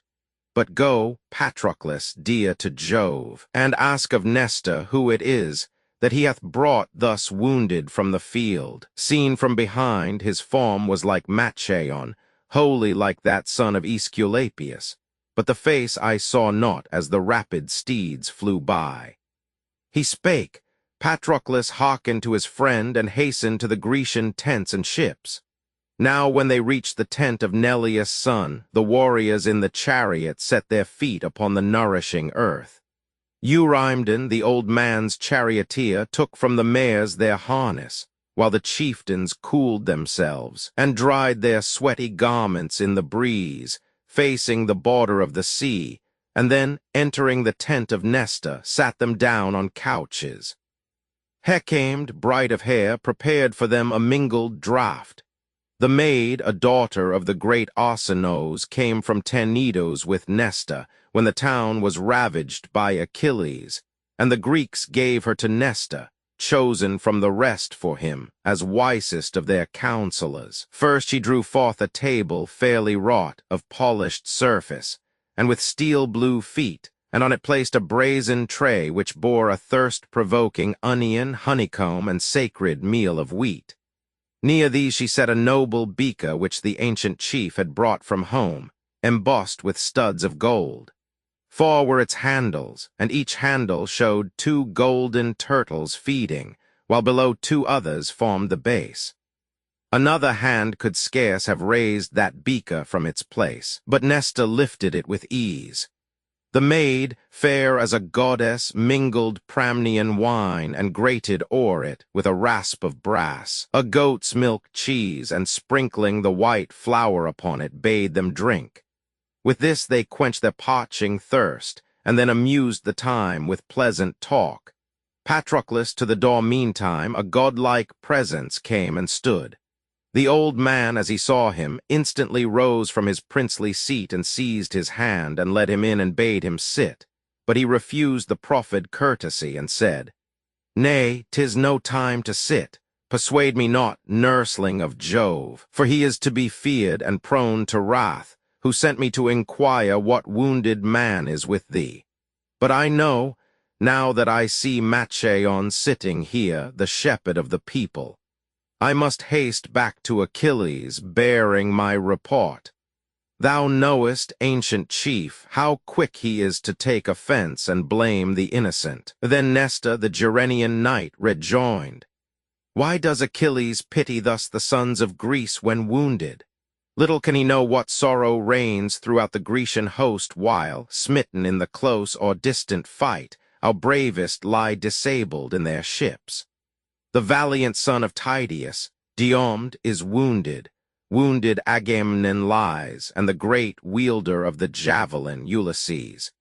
By an arrow in the thigh Eurypylus is smitten, and I now bring home this warrior with an arrow wound. Yet doth Achilles, valiant as he is, care nothing for the Greeks.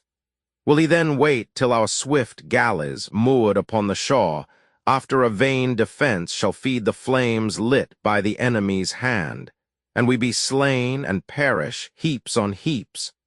My strength is now not that which dwelt in these once active limbs. Would I were strong and vigorous as of yore, when strife arose between our men and those of Ilies for our oxen driven away, and driving off their beeves in turn, I slew the Ilian chief, the brave Itymoneus, son of Hyperochus.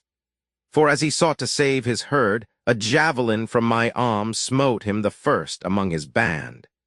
He fell, his rustic followers fled on every side, and mighty was the spoil we took. Of beeves we drave off 50 herds, as many flocks of sheep, of swine as many, and of goats an equal number, and of yellow steeds thrice 50. These were mares, and by their sides ran many a colt. We drave them all within Nelean Pylos in the night. Well pleased was Neleus that so large a booty fell to me, who entered on the war so young.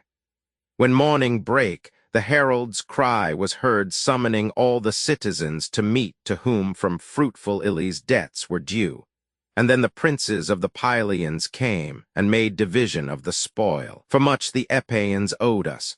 We were yet but few in Pylos, and had suffered grievously. The mighty Hercules in former years had made us feel his wrath, and of our men had slain the bravest. Of the 12 who drew their birth from Neleus, I alone am left, the others fell. The Epeans brazen-mailed saw this, delighted, and insulted us, and did us wrong. When now the spoil was shared, the old man for himself reserved a herd of oxen, and a numerous flock of sheep, 300, with their shepherds, for to him large debts were due in Iliad. He had sent 4 horses once of peerless speed with cars to win a tripod, the appointed prize. Augeas, king of men, detained them there and sent the grieving charioteer away. My father, angered at the monarch's words and acts, took large amends, and gave the rest to share among the people, that no one might leave the ground defrauded of his right. All this was justly done, and we performed due sacrifices to the gods throughout the city. When the 3rd day came and brought the Epeans all at once in all their strength, both men on foot and prancing steeds. With these came the Molians twain, well armed, though young and yet untrained to war.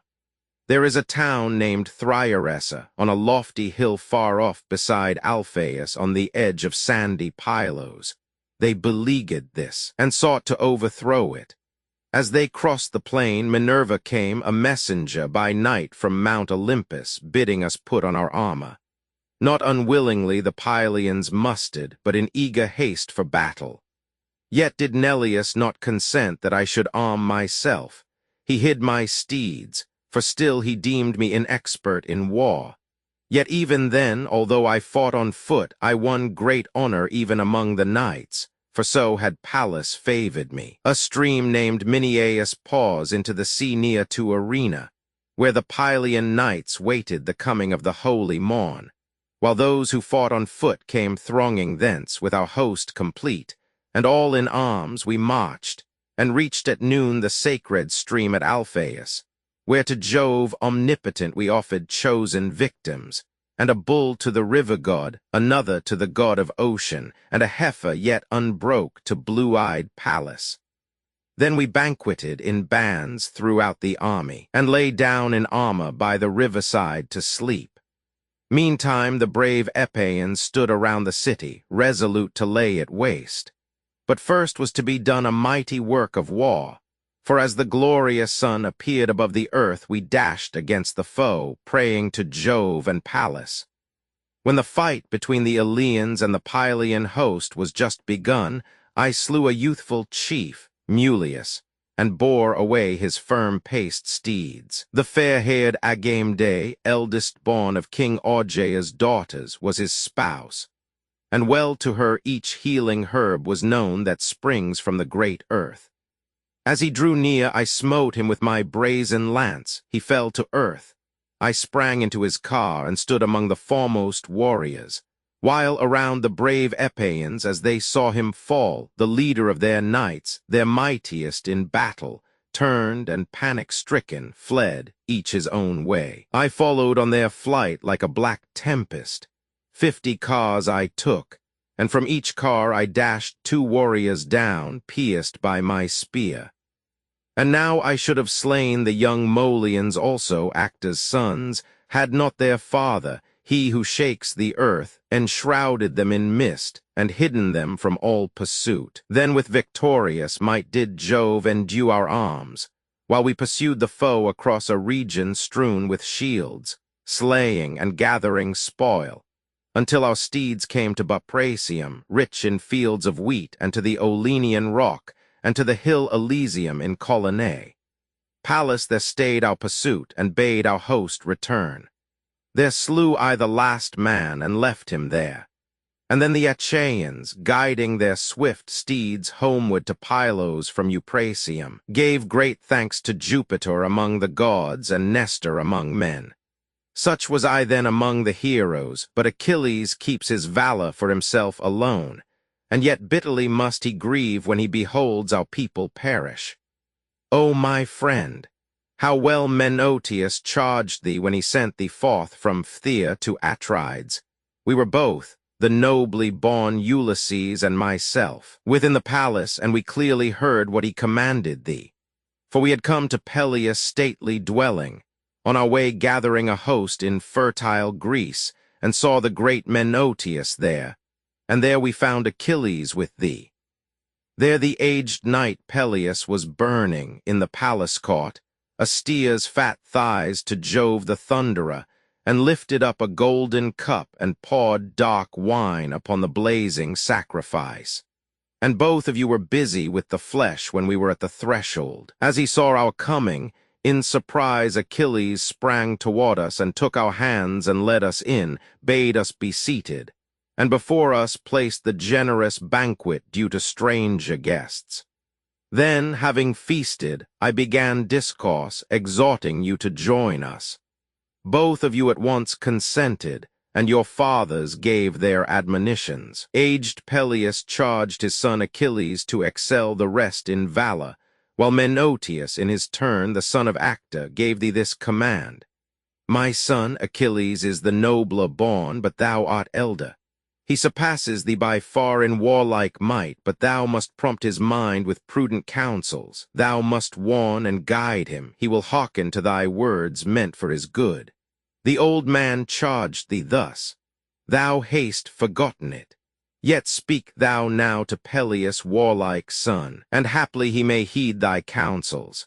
Thou perchance mayst bend his will, who knows? By thy persuasive words for wholesome are the warnings of a friend. Yet if he shrink from some predicted doom, or if his goddess mother have revealed aught of Jove's counsels to him, then at least let him send thee to war, and let his troop of Myrmidons go with thee, so that thou mayst carry succor to the Greeks. Yet more let him permit thee in the field to wear his glorious armor, that the Trojan host, beholding thee so like to him, may shun the combat, and the warlike sons of Greece, hard-pressed, may breathe again and find at length a respite from the conflict.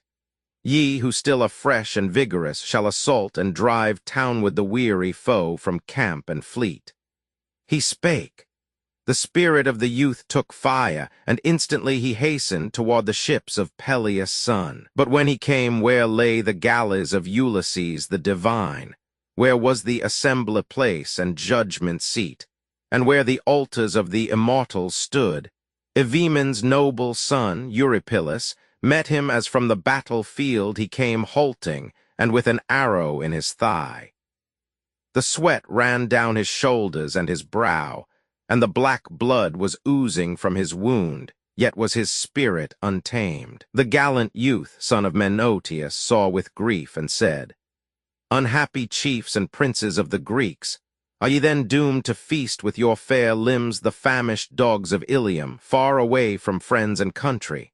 Tell me, child of Jove, gallant Eurypylus, will yet the Greeks withstand the mighty Hector, or give way and perish, overtaken by his spear? And thus the wise Eurypylus replied, Nursling of Jove, Patroclus, for the Greeks there is no help, and all at their black ships must perish. For within them even now all those who were our bravest warriors lie, wounded in close encounter or from far, by Trojan hands, whose strength with every hour becomes more terrible.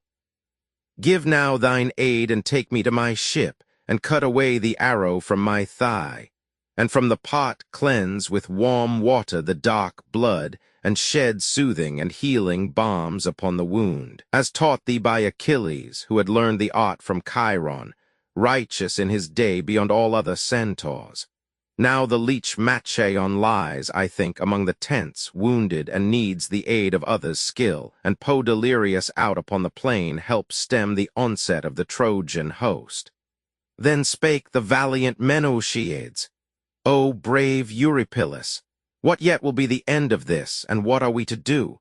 Even now I bear a message on my way from reverend Nestor, guardian of the Greeks, to the great warrior Peleus' son, and yet I must not leave thee in thine hour of need.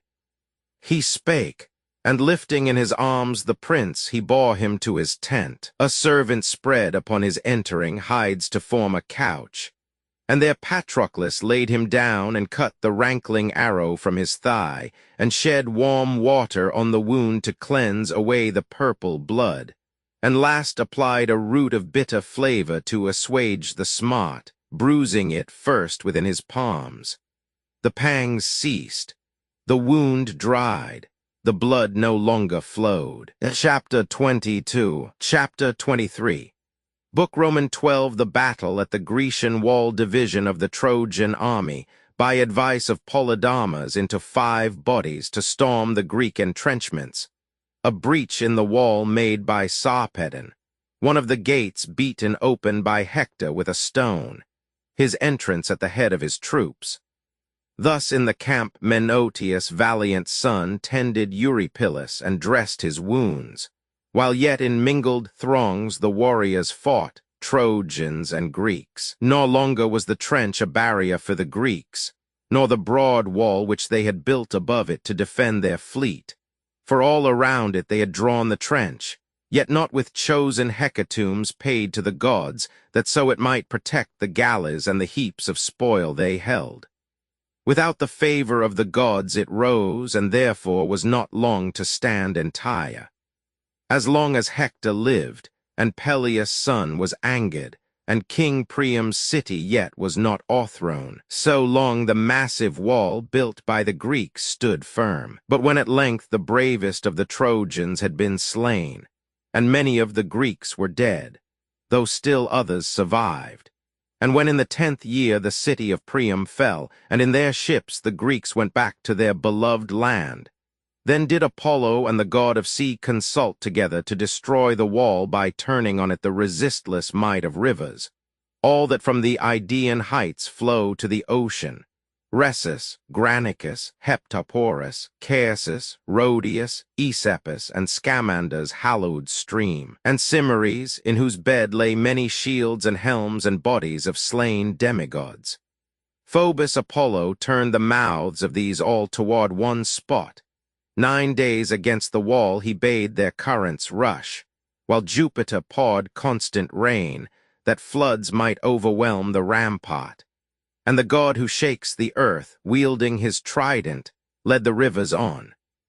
He flung among the billows the huge beams and stones which, with hard toil, the Greeks had laid for the foundations. Thus he leveled all beside the hurrying Hellespont, destroyed the bulwarks utterly, and overspread the long broad shore with sand. And then he brought again the rivers to the ancient beds in which their gently flowing waters ran. This yet was to be done in time to come by Neptune and Apollo. Meanwhile raged battle and tumult round that strong-built wall. The towers in all their timbers rang with blows, and driven as by the scourge of Jove, the Greeks, hemmed closely in beside their roomy ships, trembled at Hector, the great scatterer of squadrons, fighting, as he did before, with all a whirlwind's might, as when a boar or lion mid the hounds and huntsmen stands, fearfully strong and fierce of eye, and they in square array assault him, and their hands fling many a javelin. Yet his noble heart fears not, nor does he fly, although at last his courage cause his death, and oft he turns and tries their ranks, and where he makes a rush the ranks give way. So Hector moved and turned among the crowd, and bade his followers cross the trench. The swift-paced horses ventured not the leap, but stood upon the edge and neighed aloud, for the wide space affrighted them. And hard it was to spring across or pass from side to side, for on each side the brink was steep, and bristled with sharp stakes, close set and strong, which there the warrior sons of Greece had planted, a defense against the foe. No steed that whirled the rapid car along could enter, but the soldiery on foot eagerly sought to pass, and in these words Polydamas to daring Hector spake. Hector, and ye who lead the troops of Troy and our auxiliars, rashly do we seek to urge our rapid steeds across the trench so hard to pass, beset with pointed stakes, and the Greek wall so near. The troops of horse cannot descend nor combat there. The space is narrow. They would all be slain. If Jove, the thunderer of the skies, designed to crush the Greeks and succor Troy, I should rejoice were the design at once fulfilled, and all the sons of Greece ingloriously cut off, far from their Argos.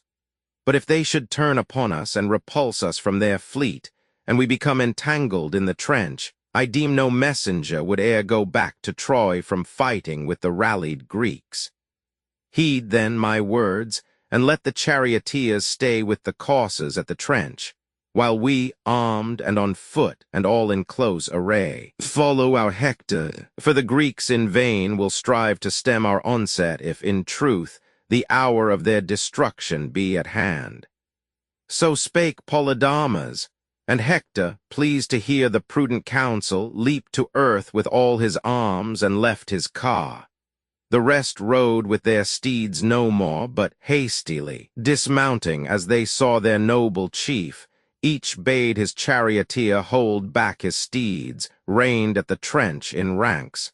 And then apart they mustered in 5 columns, following close their leaders. First, the largest, bravest band, those who with resolute daring longed to break the rampart and to storm the fleet, were led by Hector and the good Polydamas, joined with Cebrians, for Hector left his chariot to the care of one who held an humbler station than Cebrians. Paris, Alcathous, and Aegina led a second squadron. Helenus, a son of Priam, and Deiphobus, a youth of godlike form, his brother, took command of yet a third, with whom in rank was joined the hero Asius, son of Heotachus, whose bright-haired coursers of majestic size had borne him from Arispa and the banks of Selles. Aeneas led the fourth, the brave son of Anchises, and with him were joined Archilochus and Acamas, sons of Antenor, skilled in arts of war. The band of Troy's illustrious allies followed Sarpedon, who from all the rest had chosen to partake in the command, Glaucus and brave Asteropaeus. These he deemed the bravest under him, yet he stood foremost of them all in warlike might. Then all, with their stout bucklers of bull's hide adjusted to each other, bravely marched against the Greeks, who, as they deemed, must fly before them and must fall by their black ships. Then all the other Trojans and the allies from foreign shores obeyed the counsel given by good Polydamas. But Asius, son of Heotachus and prince of men, chose not to leave his chariot and his charioteer, but drave with them against the roomy ships. Vain youth, he was not destined to return, borne by his steeds and chariot from the fleet, and from the fate he braved to wine-swept Troy. His evil fate o'ertook him from the spear of great Idomeneus, Deucalion's son. For toward the galleys moored upon the left he hastened by the way in which the Greeks, with steeds and cars, retreated from the plain. Thither he drave his coursers. There he found the gates not closed, nor the long bar across, but warriors held them open to receive in safety their companions as they fled from battle to the fleet. Exultingly he turned his coursers thither, and his men followed him, shouting, for they thought the Greeks could not abide their onset, but must yield and perish by their ships. Deluded men! They met 2 mighty warriors at the gate, the brave descendants of the Lapithae, that warlike tribe. Pirithous' gallant son was one named Polypoetes. With him stood Leonteus, strong as Mars, the slayer of men. By the tall gates they stood, as giant oaks stand on the mountains and abide the wind and the tempestuous rains of all the year, firm planted on their strong and spreading roots. So they, confiding in their strength of arm, waited for mighty Asius hasting on, and fled not. Onward came the hostile troop, with their tough shields uplifted and with shouts. All rushing toward the massive wall they came, following King Asius, and Iamnus, Orsts, Thorin, Acamas the son of Asius, and Oenomaus. Meanwhile Leonteus and his comrade had retired within, encouraging the well-armed Greeks to combat for the fleet.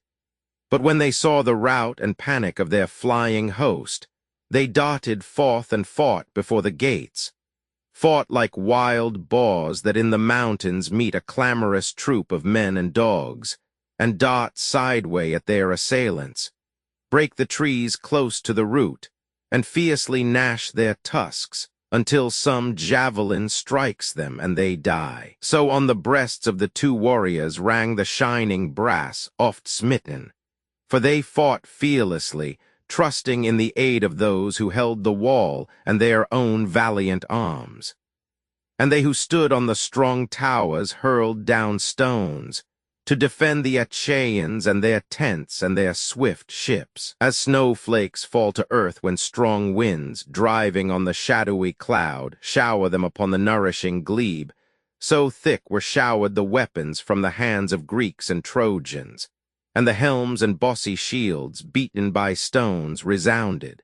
Asius then, the son of Heotachus, in anger groaned and smote his thighs impatiently and said, O Father Jove, thou then art wholly false.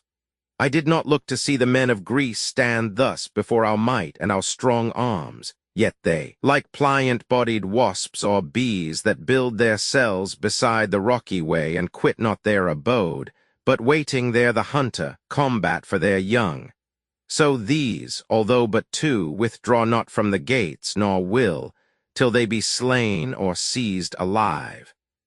He spake, but moved not thus the will of Jove, who planned to give the glory of the day to Hector. Meanwhile at the other gates fought other warriors, but 'twere hard for me, were I a god, to tell of all their deeds. For round the wall on every side there raged, fierce as consuming fire, a storm of stones. The Greeks, in bitter anguish, yet constrained, fought for their fleet, and sorrowful were all the gods who in the battle favored Greece. Now the two Lapithae began the fight. Pirithous' son, brave Polypoetes, cast his spear at Damasus. It broke its way through the helm's brazen cheek, nor that alone. Right through the temple went the brazen blade and crushed the brain within. He left him slain, and next struck Pylon down and Ormenus. Leonteus of the stock of Mars assailed Hippomachus, who from Antimachus derived his birth. He pierced him at the belt, and drawing forth his trenchant sword, hewed down in combat hand-to-hand Antiphates. He dashed him backward to the ground, and next smote Menon and Iamnus. And last he slew Austs. At his feet they lay a pile of dead upon their mother earth.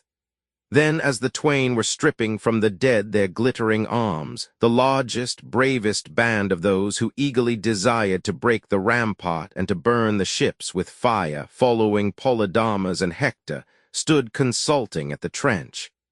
An augury, just as they were in act to cross, appeared upon the left, an eagle high in air. Between the armies in his talons bore a monstrous serpent, bleeding, yet alive and palpitating, nor disabled yet for combat, for it turned, and on the breast wounded the eagle near the neck. The bird in pain let fall his prize amid the host and flew away with screams upon the wind.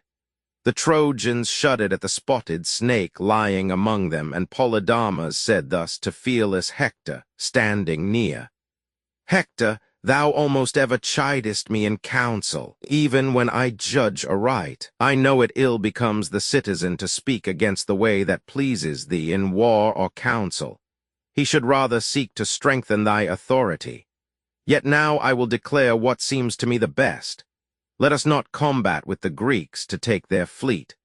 For this, I think, will be the end, if now the omen we have seen be meant for us of Troy who seek to cross the trench. This eagle, flying high upon the left, between the hosts, that in his talons bore a monstrous serpent, bleeding, yet alive, hath dropped it mid our host before he came to his dear nest, nor brought it to his brood. So we, although by force we break the gates and rampart, and although the Greeks fall back, shall not as happily retrace our way. For many a Trojan shall we leave behind, slain by the weapons of the Greeks, who stand and fight to save their fleet. Thus will the seer, skilled in the lore of prodigies, explain the portent and the people will obey. Sternly the crested Hector looked and spake, Polydamas, the thing that thou hast said pleases me not, and easily couldst thou frame better counsels. If thy words convey thy earnest thought, the gods assuredly have made thee lose thy senses. Thou dost ask that I no longer reverence the decree of Jove, the thunderer of the sky, who gave his promise and confirmed it. Thou dost ask that I be governed by the flight of birds, which I regard not, whether to the right and toward the morning and the sun they fly, or toward the left and evening. We should heed the will of mighty Jupiter, who bears rule over gods and men. One augury there is, the surest and the best, to fight for our own land. Why dreadest thou the war and conflict? Though we all should fall beside the galleys of the Greeks, there is no fear that thou wilt perish, for thou hast no heart to stand against the foe, no warrior thou. Yet if thou dare to stand aloof or seek by words to turn another from the fight, the spear I wield shall take thy life at once. He spake and went before, and all his band followed with fearful clamor. Jupiter, the god of thunders, sending a strong wind from the Idaean summits, drave the dust full on the galleys, and made faint the hearts of the Greek warriors, and gave new renown to Hector and the men of Troy. For these, trusting in portents sent from Jupiter and their own valor, labored to break through the massive rampart of the Greeks. They tore the galleries from the towers and leveled down the breastworks, heaved with levers from their place the jutting buttresses which Argive hands had firmly planted to support the towers, and brought them to the ground. And thus they hoped to force a passage to the Grecian camp. Not yet did they of Greece give way. They fenced the rampart with their ox-hide shields, and smote the enemy from behind them as he came under the wall. The chieftains Ajax flew from tower to tower, and cheered the Achaeans on, and roused their valor, some with gentle words, and some with harsh rebuke, whome'er they saw skulk from the toils and dangers of the fight. O friends, they said, ye great in war, and ye of less renown, and ye of little note. For all are not alike in war, the time demands the aid of all, as well ye know. And now let no man turn him toward the fleet before the threats of Hector, but press on, and each exhort his fellow. So may Jove, who flings the lightning from Olympus, grant that, driving back their onset, we may chase the enemy to the very walls of Troy. Thus in the van they shouted, and awoke new courage in the Greeks, as when the flakes of snow fall thick upon a winter day, when Jove the sovereign pours them down on men like arrows from above. He bids the wind breathe not. Continually he pours them down, and covers every mountain top and peak, and flowery mead and field of fertile tilth, and sheds them on the havens and the shores of the grey deep. But there the waters bound the covering of snows. All else is white beneath that fast-descending shower of Jove. So thick the shower of stones from either side flew toward the other, from the Greeks against the Trojans, and from them against the Greeks. And fearful was the din along the wall. Yet would illustrious Hector and the men of Troy have failed to force the gates and burst the bar within, had not all-seeing Jove impelled his son Sarpedon to attack the Greeks as falls a lion on a herd of horned beeves. As when a lion, bred among the mountains, fasting long from flesh, comes into the fenced pastures without fear to prey upon the flock. And though he meet the shepherds keeping watch with dogs and spears, yet will he not be driven thence until he makes a spring into the fold and bears a sheep away, or in the act is slain, struck by a javelin from some ready hand. Sarpedon, godlike warrior, thus was moved by his great heart to storm the wall and break through the strong barrier. And to Glaucus, son of Lycia's king Hippolochus, he said, Why, Glaucus, are we honored on the shores of Lycia with the highest seat at feasts and with full cups? Why look men up to us as to the gods? And why do we possess broad, beautiful enclosures, full of vines and wheat beside the Xanthus? Then it well becomes us, foremost in the Lycian ranks, to stand against the foe, where the fight is hottest. So our well-armed Lycian men shall say, and truly, not ingloriously our kings bear rule in Lycia, where they feast on fatlings of the flock and drink choice wine. For they excel in valor, and they fight among our foremost. The warrior held his shield, a brazen orb before him, beautiful and fenced with metal. For the armorer laid broad plates without, while under these he sewed bull's hides the toughest, edged with golden wires upon the rim. With this the warrior came, wielding 2 spears. O my friend, if we, leaving this war, could flee from age and death, I should not here be fighting in the van, nor would I send thee to the glorious war. But now, since many are the modes of death impending o'er us, which no man can hope to shun, let us press on and give renown to other men, or win it for ourselves. He spake, and Glaucus not unwillingly heard and obeyed. Right on the warriors pressed, leading the Lycian host. Menestheus, son of Peteus, saw and trembled, for they came with evil menace toward his tower. He looked along the Grecian lines in hope to see some chieftain there whose ready help might save his comrades from their danger. He beheld the ruler's Ajax, never tired of war, standing with Teucer, who just then had left his tent. And yet they could not hear his shout, so fearful was the din that rose to heaven from all the shields and crested helms and gates smitten with missiles. For at all the gates the Lycians thundered, struggling hard to break a passage through them. Then Menestheus called a herald near, and bade Thoraerts bear a message to the leader's Ajax, thus: Go, nobly born Thoraerts, and in haste call Ajax, call them both, for that were best. Since terrible will be the slaughter here, so fiercely are the Lycians pressing on, impetuous ever in assault. If there the fight be also urgent, then at least let the brave Telamonian Ajax come, and Teucer, the great archer, follow him. He spake. The herald listened and obeyed, and flew along the summit of the wall built by the Greeks. He reached and stood beside the chieftain's Ajax, and addressed them thus: Ajaxes, leaders of the warlike Greeks, the honored son of noble Peteus asks that ye will come, though for a little space, to aid him and to share his warlike toils. For terrible will be the slaughter there, so fiercely are the Lycians pressing on, impetuous ever in assault. If here the fight be also urgent, then at least let the brave Telamonian Ajax come, and Teucer, the great archer, follow him. He ended. Ajax, son of Telamon, hearkened, and to his fellow warrior said, Here, where the gallant Lycomed stands, Ajax, remain, and cheering on the Greeks, lead them to combat valiantly. I go to stem the battle there, and when our friends are succored, I will instantly return. So speaking, Ajax, son of Telamon, departed thence, and with him Teucer, sprung from the same father. With them also went Pandion, carrying Teucer's crooked bow. They came to brave Menestheus at his tower, and went within the wall and met their friends, hard pressed. For gallantly the Lycian chiefs and captains, like a gloomy tempest, rushed up the tall breastworks, while the Greeks withstood their onset, and a mighty clamor rose.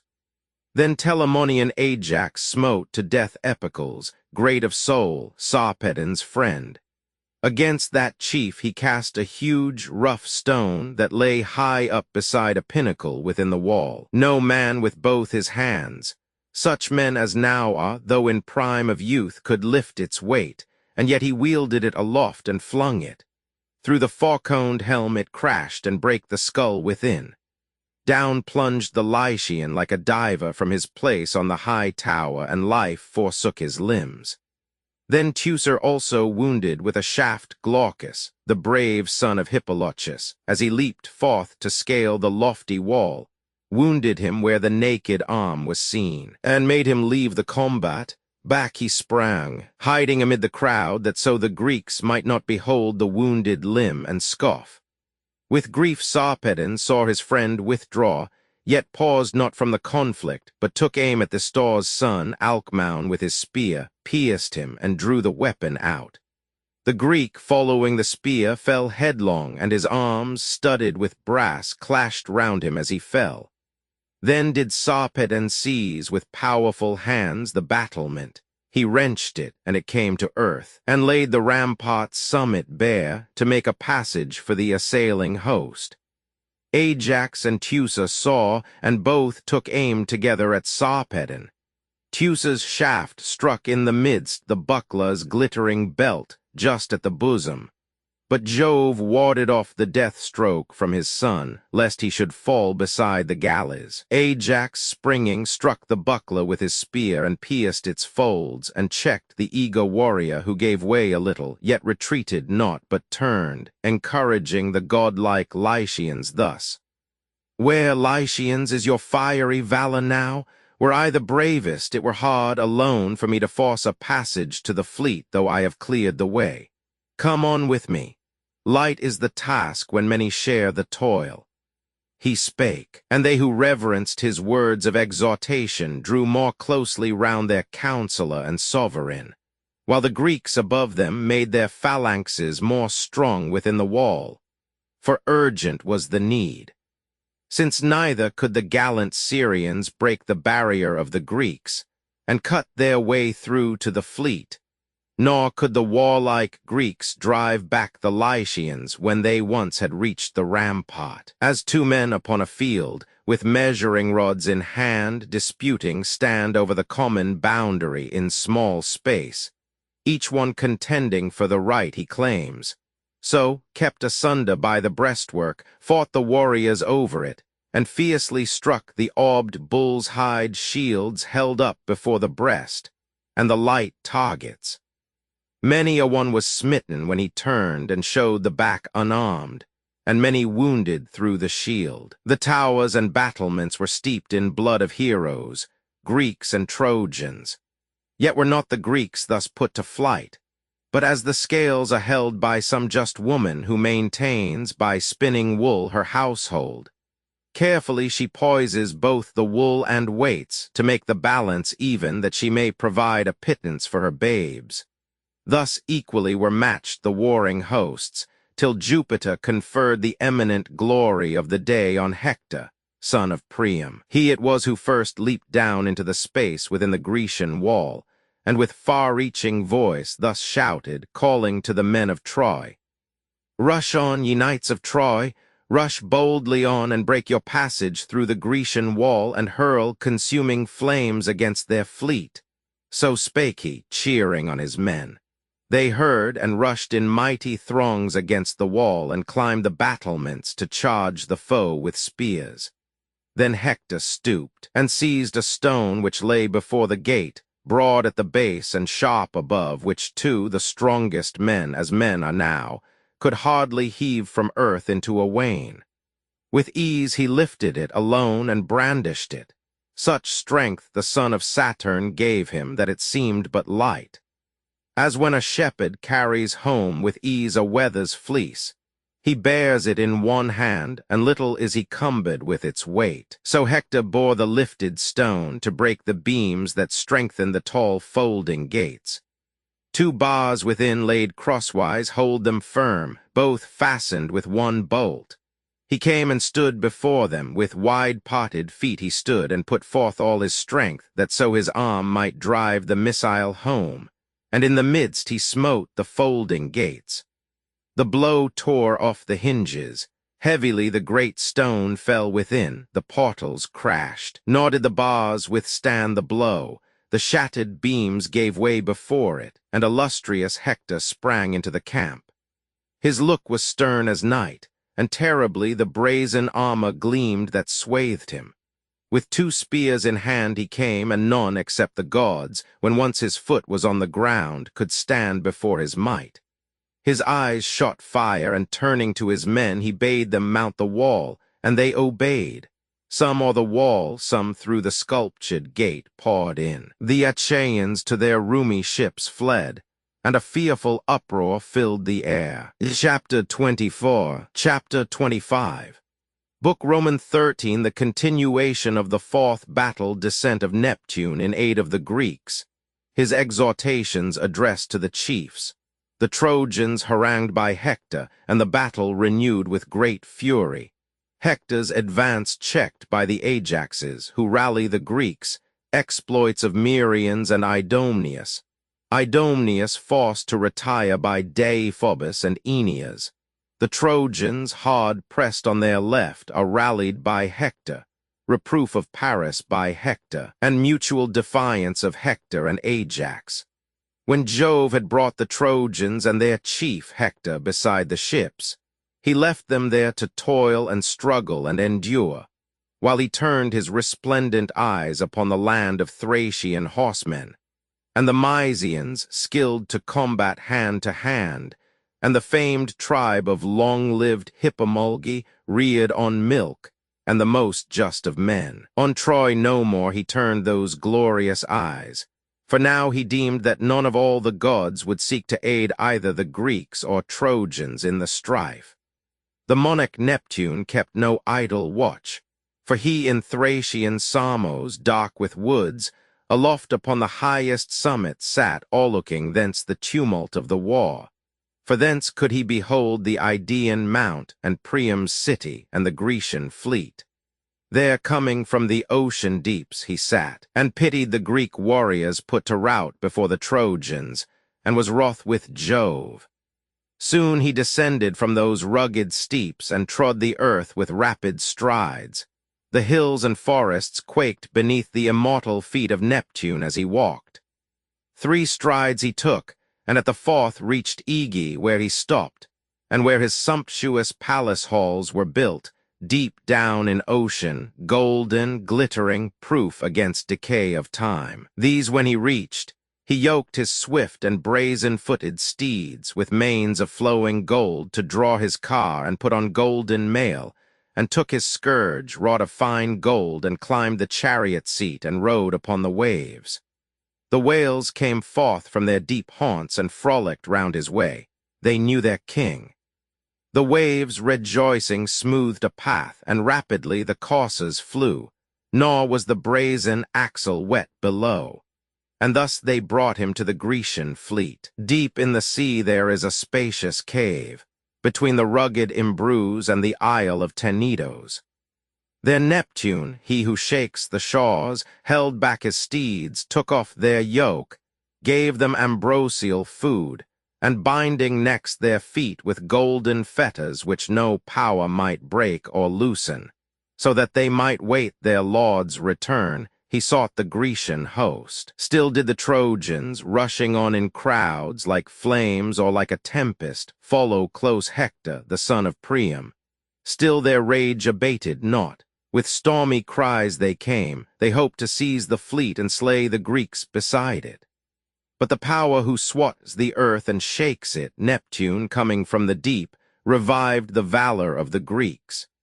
He took the shape of Calchas and his powerful voice, and thus to either Ajax, who yet stemmed the battle with a resolute heart, he spake, O chieftains! Yours it is to save the host, recalling your old valor with no thought of fatal flight.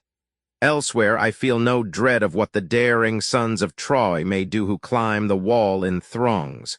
The well-greaved Greeks will meet them bravely.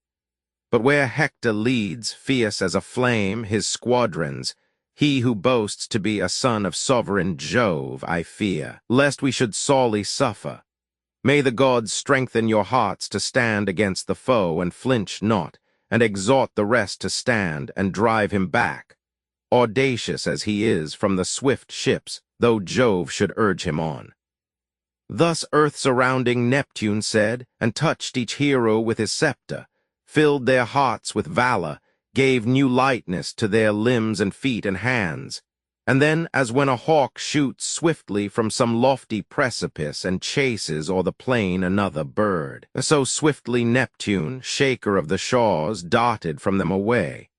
Oileus' son perceived the immortal presence first, and thus at once to Telamonian Ajax spake. Some god, O Ajax, from the Olympian hill, wearing the augur's form, hath bid us fight beside the ships. nor can it be the seer Calchas, for well I marked his feet and legs as he departed. Easily by these the gods are known. I feel a spirit roused in my own bosom eager to engage in the fierce strife. My very feet below and hands above take part in the desire. And thus the son of Telamon replied, so also these strong hands that grasp the spear burn eagerly to wield it, and my heart is full of courage. I am hurried on by both my feet, and vehemently long to try alone the combat with this chief of boundless valor, Hector, Priam's son. Thus they conferred, rejoicing as they felt that ardor for the battle which the god had breathed into their hearts.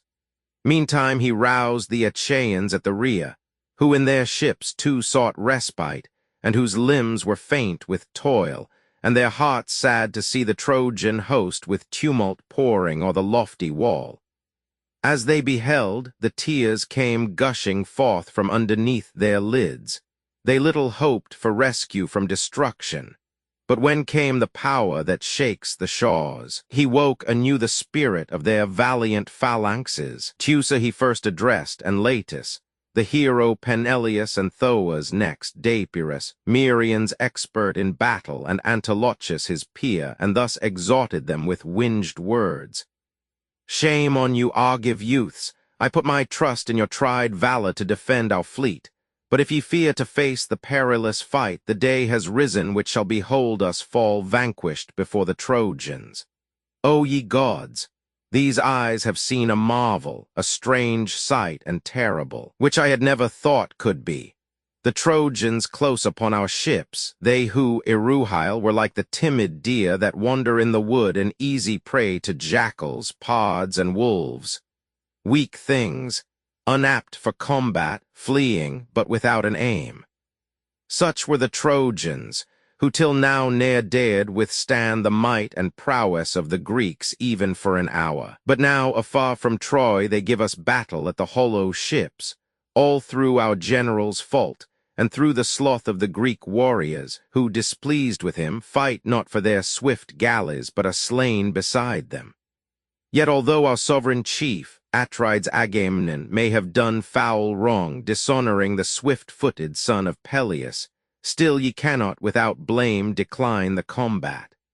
Let us then repair the mischief done. The hearts of valiant men are soon appeased, and not without the loss of honor can your fiery courage sleep, since ye are known the bravest of the host. I would not chide the weak, unwarlike man for shrinking from the combat, but for you, I look on you with anger in my heart. Weaklings, ye soon will bring upon yourselves some sorer evil if ye loiter thus. Let each of you bethink him of the shame and infamy impending. Terrible the struggle is before us. Hector storms the ships, loud shouting, Hector. He has burst the gate and broken the protecting bar. So Neptune spake, encouraging the Greeks, while firmly stood the serried phalanxes round either Ajax, nor could Mars himself, nor Pallas, musterer of armed hosts, reprove their order. There the flower of Greece waited the Trojans and their noble chief, spear beside spear and shield by shield, so close that buckler pressed on buckler, helm on helm, and man on man. The plumes of horsehair touched each other as they nodded on the crests of the bright helms, so close the warriors stood. The lances quivered in the fearless hands of warriors eager to advance and strike the enemy. But the men of Troy began the assault. The fiery Hector was the first to rush against the Greeks, as when a stone rolls from a cliff before a wintry flood that sweeps it down the steep, when mighty rains have worn away the props that held it fast. It rolls and bounds on high. The woods around crash, as it tears its unresisted way along the slope until it reach the plain, and there, however urged, moves on no more. So Hector, menacing to cut his way through tents and galleys to the very sea, slaying as he went forward, when he now met the firm phalanxes and pressed them close, stopped suddenly. The sons of Greece withstood his onset and repulsed it, striking him with swords and two-edged spears, and made the chief give way before the shock. He lifted up his voice and shouted to the Trojans thus: Trojans and Lycians and Dardanians, skilled in fighting hand to hand, stand firm. Not long will the Greeks bide my onset, though drawn up square as a tower in close array. My spear, I trust, will scatter them, if true it be that Juno's husband, sovereign of the gods and lord of thunders, prompts my arm today. He spake, and kindled in the breasts of all fresh courage. In the band Deiphobus marched proudly, Priam's son, with his round shield before him, walking with a quick, light step behind its shelter. Then Merians aimed at the chief his glittering spear. The point missed not. It struck the orb of Bullock's hide, yet did not pierce it, for the weapon broke just at the neck. Deiphobus held forth his shield far from him, dreading to receive a spear thrust from the brave Merians. Vexed thus to lose the victory, and the spear snapped by the blow, Merians fell back into the column of his friends and passed hastily toward the camp and ships to bring a powerful spear that stood within his tent, while others fought, and fearful was the din. Then Teucer first, the son of Telamon, smote gallant Imbrius, son of Mentor, lord of many steeds. He, ere the Greeks had come to Troy, dwelt at Pedium and espoused Medesicaster, Priam's spurious child. But when the well-awed galleys of the Greeks mustered at Troy, he also came, and there was eminent among her chiefs, and dwelt with Priam, and was honored as his son. The son of Telamon beneath the ear pierced him with his long javelin, and drew forth the weapon. Headlong to the earth he fell. As on a mountain height, descried from far, hewn by a brazen axe, an ash is felled and lays its tender sprays upon the ground. Thus Imbrius fell, and round him in his fall clashed his bright armor. Teucer sprang in haste to spoil the dead, but Hector hurled at him his shining spear. The wary Teucer stepped aside and just escaped the brazen blade. It struck Amphiniachus, Cetetus' son and Acta's grandson. As he came to join the battle, he was smitten in the breast and fell, his armor clashing round his limbs. Then Hector flew in haste to tear away from the large-souled Amphimachus the helm that cased his temples. Ajax saw, and hurled his glittering spear at Hector as he came. It made no wound, for Hector stood equipped all o'er in formidable brass.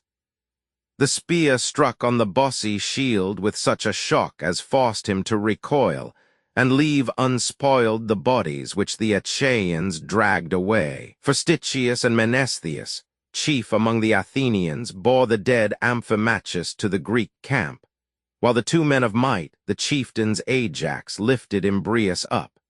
And as two lions, bearing off among the close-grown shrubs a goat, which they have snatched from sharp-toothed dogs, uplifted in their jaws above the ground, so the two warriors raised the corpse of Imbrius and stripped off the mail. While, angered that Amphilochus was slain, Oileus' son struck from the tender neck the head, and sent it far among the crowd, whirled like a ball to fall at Hector's feet. Meantime was Neptune moved with grief to see his grandson perish in that desperate fray, and passed among the Achaean tents and ships, encouraging the men and planning woes for Ilium. There he met Idomeneus, expert to wield the spear, as he returned from caring for a comrade who had left the battle, wounded in the knee, and whom his friends had carried in. Idomeneus had called the surgeons to his aid, and now was hastening to the field, intent to bear his part in battle. Him the monarch god of ocean thus addressed, but first he took the voice of Thoas, King Andremon's son, whose father ruled the Aetolians through the bounds of Pleuron, and in lofty Calydon, and like a god was honored in the land. O counselor of Crete, Idomeneus, where are the threats which late the sons of Greece uttered against the Trojans? Promptly came the Cretan leader's answer. No man here, O Thoas, seems blameworthy, for we all are skilled in war, nor does unmanly fear hold any back, nor from the difficult strife does sloth detain one warrior. So it is doubtless that it seems good to Saturn's son, the all-disposer, that the Greeks, afar from Argos, should ingloriously fall and perish. Thoas, thou wert ever brave, and didst exhort the laggards. Cease not now to combat, cease not to exhort the rest. And Neptune, he who shakes the earth, rejoined, Idomeneus, whoever keeps aloof from battle willingly today, may he never return from Troy, but be the prey of dogs. Take thou thy arms and come with me, for we must quit ourselves like men, and strive to aid our cause, although we be but two. Great is the strength of feeble arms combined, and we can combat even with the brave. So speaking, Neptune turned to share the toils of war. Idomeneus, who now had reached his princely tent, put on his glorious mail and seized 2 spears, and flew upon his way like lightning grasped by Saturn's son and flung quivering above Olympus' gleaming peak. A sign to mortals, dazzled by the blaze, so glittered as he ran his brazen mail. His fellow warrior, good Merians, met him beside the tent, for he had come to fetch a brazen javelin thence, and thus the stout Idomeneus addressed his friend. O son of Molus, swift Merians, dearest of all my comrades, why hast thou thus left the battlefield? Hast thou a wound, a weapon's point that galls thee? Dost thou bring a message to me? Think not that I sit within my tent an idler I must fight.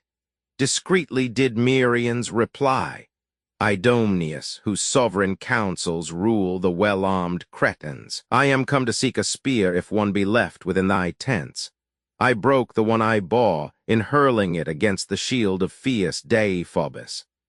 The Cretan chief Idomeneus rejoined, If spears thou seek, there stand within my tent 21 against the shining walls. I took them from slain Trojans.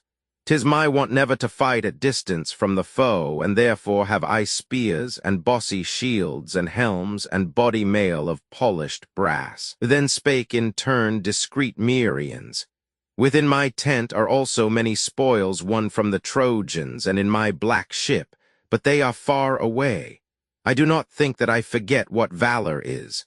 I fight among the foremost in the glorious strife where the battle calls me.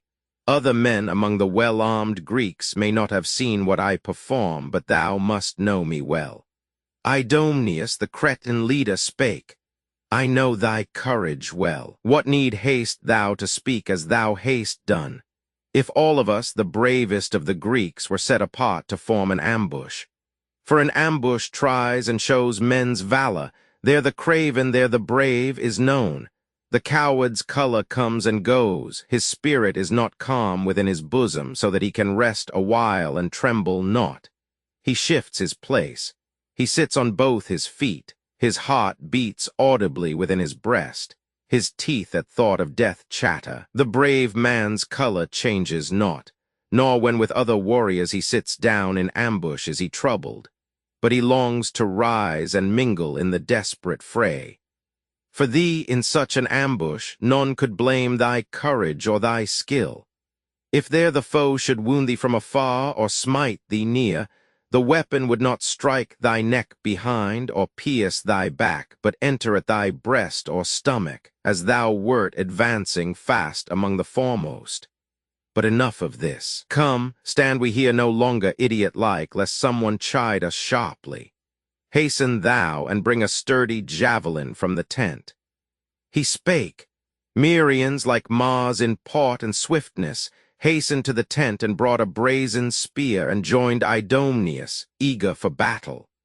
As the god of war, the man-destroyer, comes into the field with terror, his strong-limbed and dauntless son, following and striking fear into the heart of the most resolute warrior. When from Thrace they issue armed against the Ephyri, or else against the Phlegians' lodge of soul, and hearken not to both the hosts, but give to one the victory. So Merians advanced to battle with Idomeneus, leaders of heroes both, and both equipped in glittering helms. And first Merians spake and addressed his fellow warrior thus, Son of Deucalion, at which point wilt thou enter the throng? Upon the army's right, its center, or its left, the long-haired Greeks seem most to need our aid upon the left. Then spoke Idomeneus in turn, the prince of Cretans.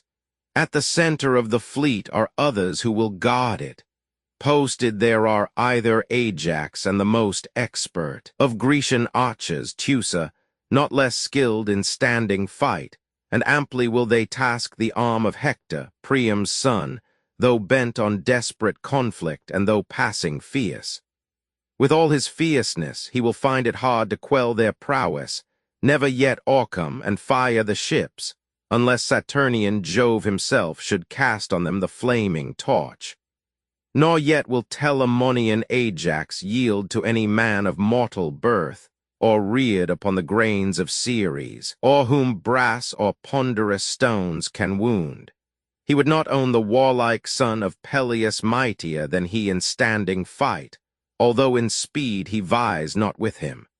Lead us then to join the army's left, that we may learn at once whether our fate in battle shall confer glory on other men, or theirs on us. So spake the chief. Meriones, the peer of Mars in swiftness, hastened till he joined the army where his comrade bade. The foe beheld Idomeneus, who like a flame swept on with his companion all in arms gloriously wrought. They raised from rank to rank the battle cry, and met him as he came, and hand to hand before the galley's sterns was waged the combat. As when storms arise, blown up by piping winds, when dust lies loose along the roads, a spreading cloud of dust fills the wide air. So came the battle on between the bands that struggled eagerly to slay each other. All along the line the murderous conflict bristled with long spears that tore the flesh.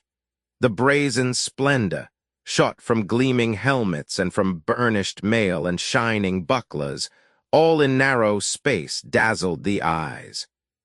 Brave-hearted would he be, the man who, gazing on it, could have seen the furious strife rejoicing or unmoved. Meantime the potent sons of Saturn each favored a different side, and planned new toils for all the warriors. Jupiter had willed that Hector and the Trojans should prevail, yet had he not decreed the Achaean host to perish before Troy. He only sought to honor Thetis and her large-souled son. But Neptune, mingling with the Greeks, aroused their martial spirit. From the hoary deep he came unmarked, for deeply was he grieved to see the Greeks give way before the host of Troy, and he was wroth with Jupiter. Both gods were of one race and owed their birth to the same parents, but the elder born was Jupiter and wiser.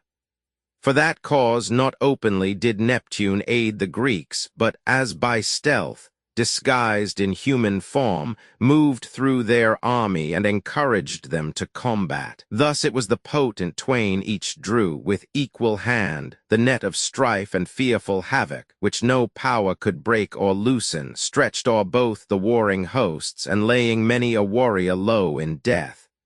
And now, although his brows were strewn with gray, Idomeneus, encouraging the Greeks, rushed on the Trojans and revived the fight. He slew Orthrioneus, who just before, drawn by the rumor of the war, had left Cabesus, and now made a lover's suit for Priam's fairest daughter. Without dower he sought to wed Cassandra, promising a vast exploit, to drive the Greeks from Troy in spite of all their valor. The old king consented that the maiden should be his, and now he fought and trusted to fulfill his promise. But Idomeneus took aim and cast his glittering javelin at the youth. It struck him marching proudly on, nor stopped the weapon at the brazen mail, but pierced the stomach.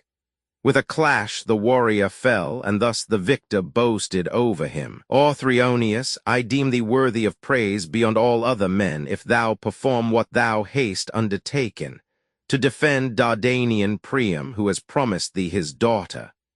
We would make a compact too, and will perform it, to bestow on thee a spouse, the fairest daughter of the house of Atreus' son, and we will send for her to Argos if thou join us and lay waste the well-built Ilium. Now then follow me, and at the ships which brought us we will treat of marriage, and will make no niggard terms. So spake Idomeneus, and dragged the slain through the sharp conflict by the foot. He met Asius, who walked before his car, and came to avenge his friend. The attending charioteer behind him reined the steeds, that they should breathe over the shoulders of their lord, who sought to smite Idomeneus. The Greek was first to strike. He plunged the spear into his throat below the chin and drave the weapon through. The Trojan fell to earth as falls an oak, poplar, or stately pine, which woodmen fell with their sharp axes on the mountain side, to form a galleys beam. So there he lay stretched out before his coursers and his car, and gnashed his teeth, and clenched the bloody dust. The charioteer, amazed and losing power of action, dared not turn the horses back to bear him from the foe.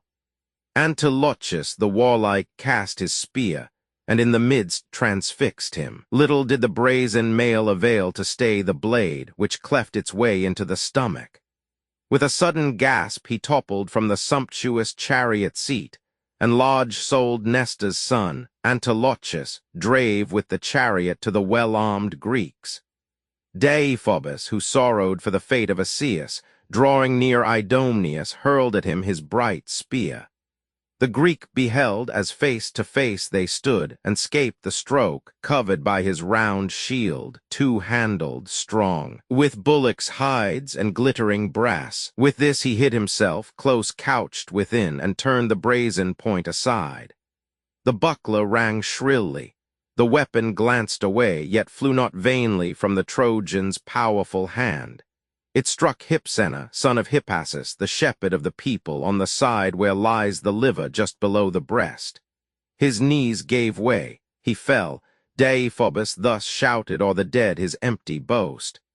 Not unavenged lies Asius, and no doubt, in journeying to the massy gates and wall of Hades, will rejoice that I have sent a soul to be companion of his way. He spake, and at his boast the Greeks were moved with anger, most of all Antilochus the warlike. Yet he left not to the foe his slain companion, but made haste to hold his shield above him. His beloved friends, Mecisteus, son of Echius, and the prince Alastor, lifted up, with many a groan, the corpse, and bore it to the roomy ships. Meantime the valor of Idomeneus remitted not. He vehemently longed to cover many a Trojan with the night of death, or fall himself with clashing arms, in warring to defend the ships of Greece. The brave Alcathous, the beloved son of Aeseatus, whom Anchises made his son-in-law, for he had given to him Hippodamia, eldest born of all his daughters, whom her parents, while she dwelt with them, loved dearly, fair and wise beyond all other maidens of her age, and skilled in household arts, so that the noblest prince of the broad Trojan kingdom made her his. Him, by the weapon of Idomeneus, did Neptune bring to death. The sparkling eyes grew dim, and stiffened were the shapely limbs, for neither could he flee nor turn aside. But as he stood before him, column-like, or like a towering tree, Idomeneus transfixed him in the bosom with his spear. The brazen coat of mail gave way, which oft had saved him, breaking with a sharp, shrill sound before the severing blade. He fell to earth with noise. The spear stood planted in his heart, and as he panted, quivered through its length, yet soon its murderous force was spent and still. And then the victor boasted thus aloud, Deiphobus, does this appear to thee a fair return, when 3 are slain for 1, or haste thou boasted idly? Yet do thou, vain as thou art, stand forth and face me here, and I will teach thee of what race I am, an offshoot of the stock of Jove, whose son was Minos, guardian of our Crete, and he was father of the good Deucalion. Deucalion's son am I, and I am king o'er many men in the broad isle of Crete. My galleys brought me thence to be the dread of thee, thy father, and the men of Troy. He spake.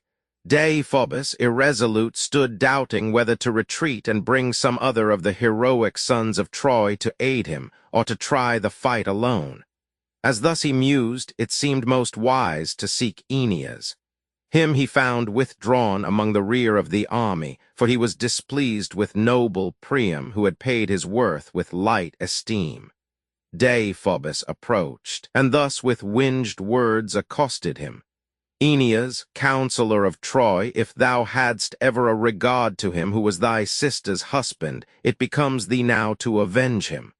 Follow me and help avenge Alcathous, guardian of thy tender years, slain by the spear of famed Idomeneus. He spake, and at his words Aeneas felt his courage rise. Impatient for the fight, he went to meet Idomeneus. Yet fear fell not upon the Greek as if he were a puny boy.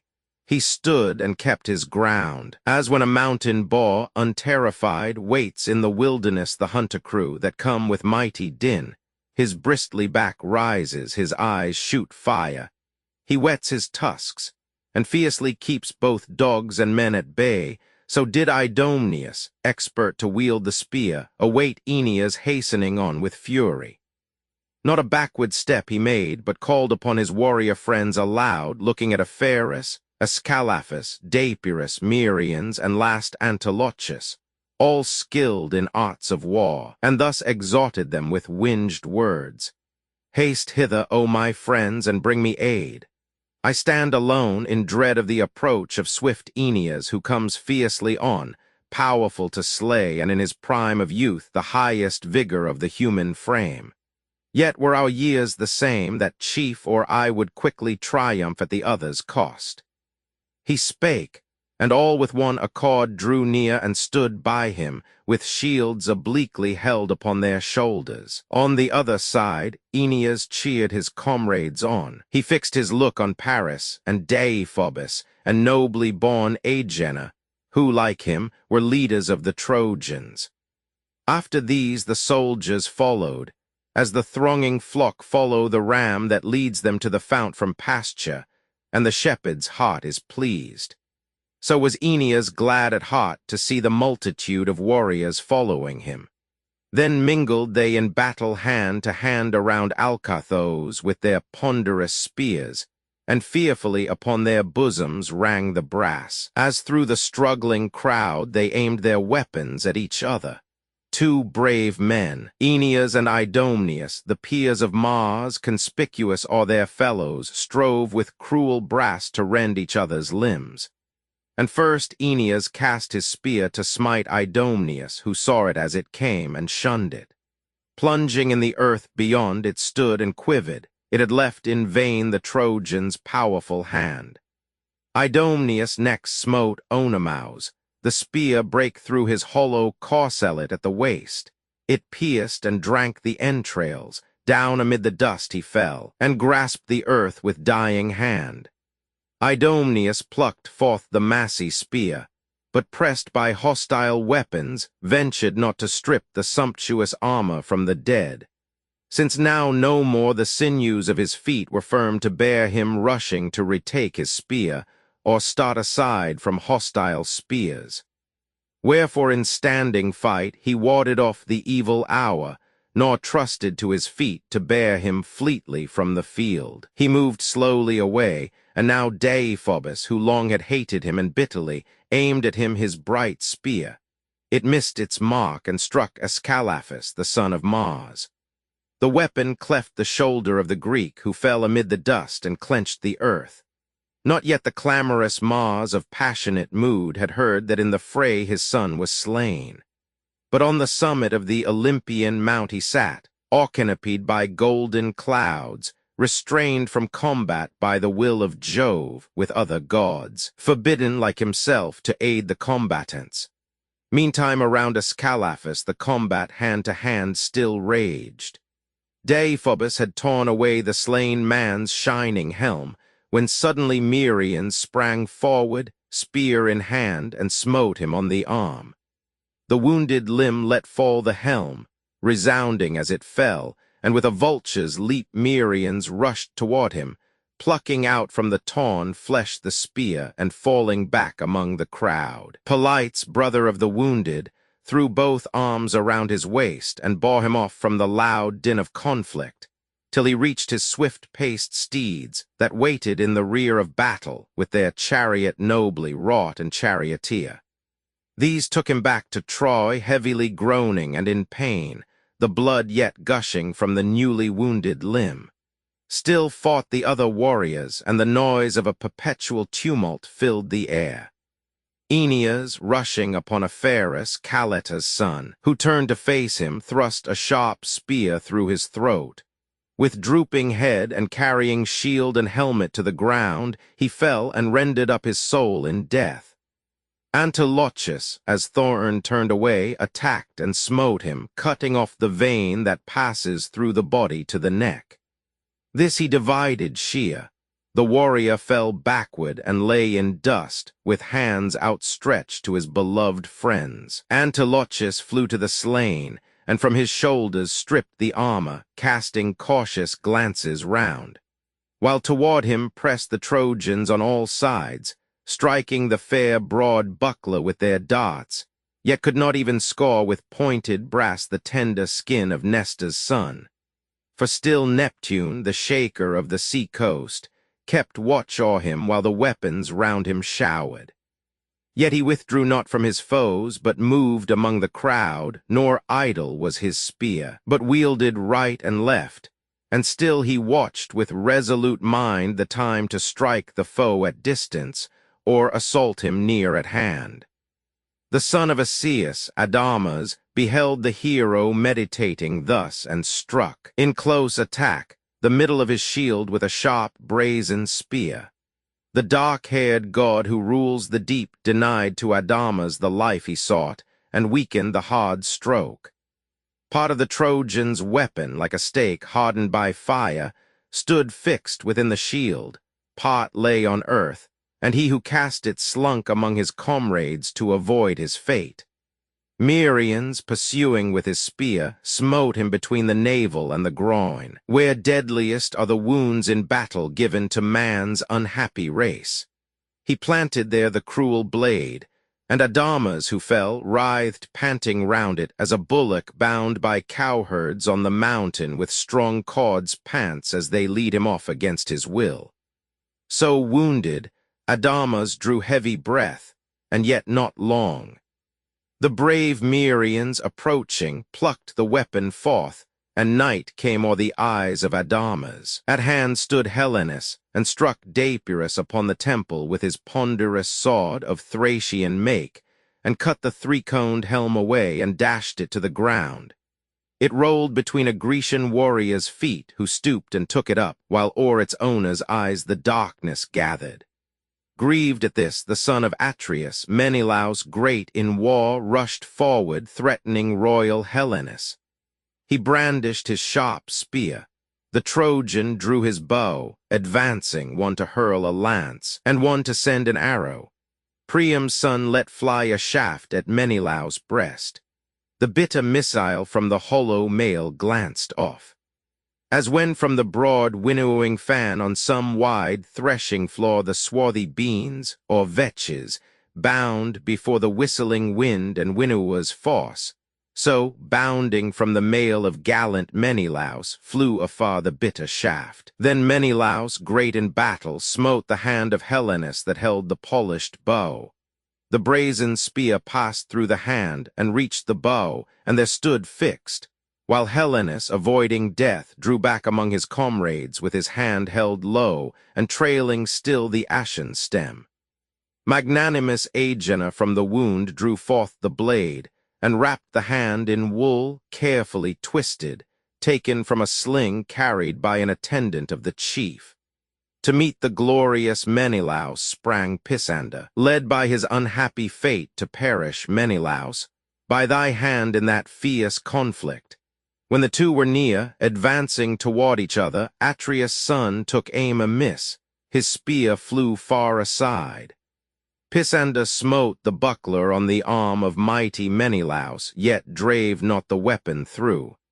The broad shield stopped its force and broke it at the neck, yet hoped he still for victory and exulted. Then the son of Atreus drew his silver-studded sword and sprang upon his foe, who from beneath his buckler took a brazen battle-axe with a long stem of polished olive wood. Both struck at once. Pisander hewed away below the crest the plumed helmet cone of Atreus' son, who smote above the nose Pisander's forehead, crashing through the bones. Both bleeding eyes dropped to the ground amid the dust. He fell. He writhed.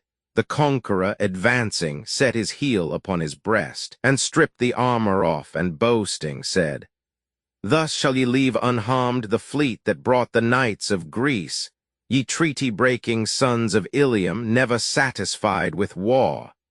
Yet lack ye not still other guilt and shame, wrong done to me, ye dogs. Ye have not feared the wrath of hospitable Jove, who flings the thunder, and will yet destroy your town, with all its towers, ye who without a cause bore off my youthful bride and heaps of wealth when she had given you welcome as our guests. And now ye seek to burn with fire the fleet with which we crossed the ocean, and to slay the Grecian heroes. Ye shall yet be forced, eager for battle as ye are to pause. O Father Jupiter, who haste the praise of highest wisdom among gods and men, all this is of thy ordering.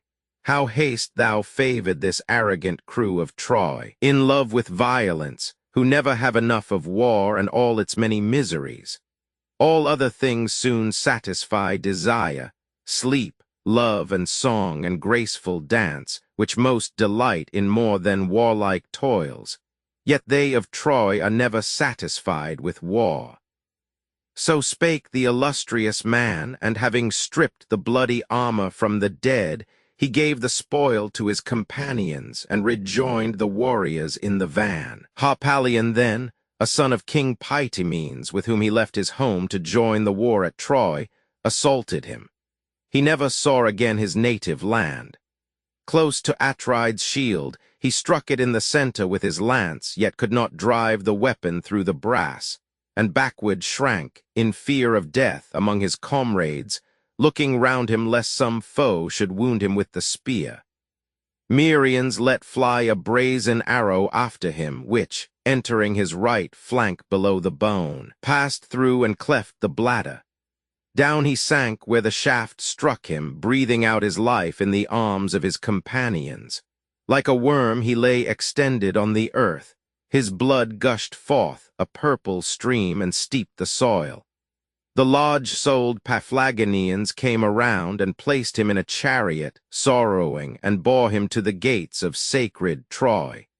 The father followed weeping, but no hand was raised to avenge the slaughter of his son. Yet deeply moved was Paris at his death, for he had been Harpalion's guest among the Paphlagonians.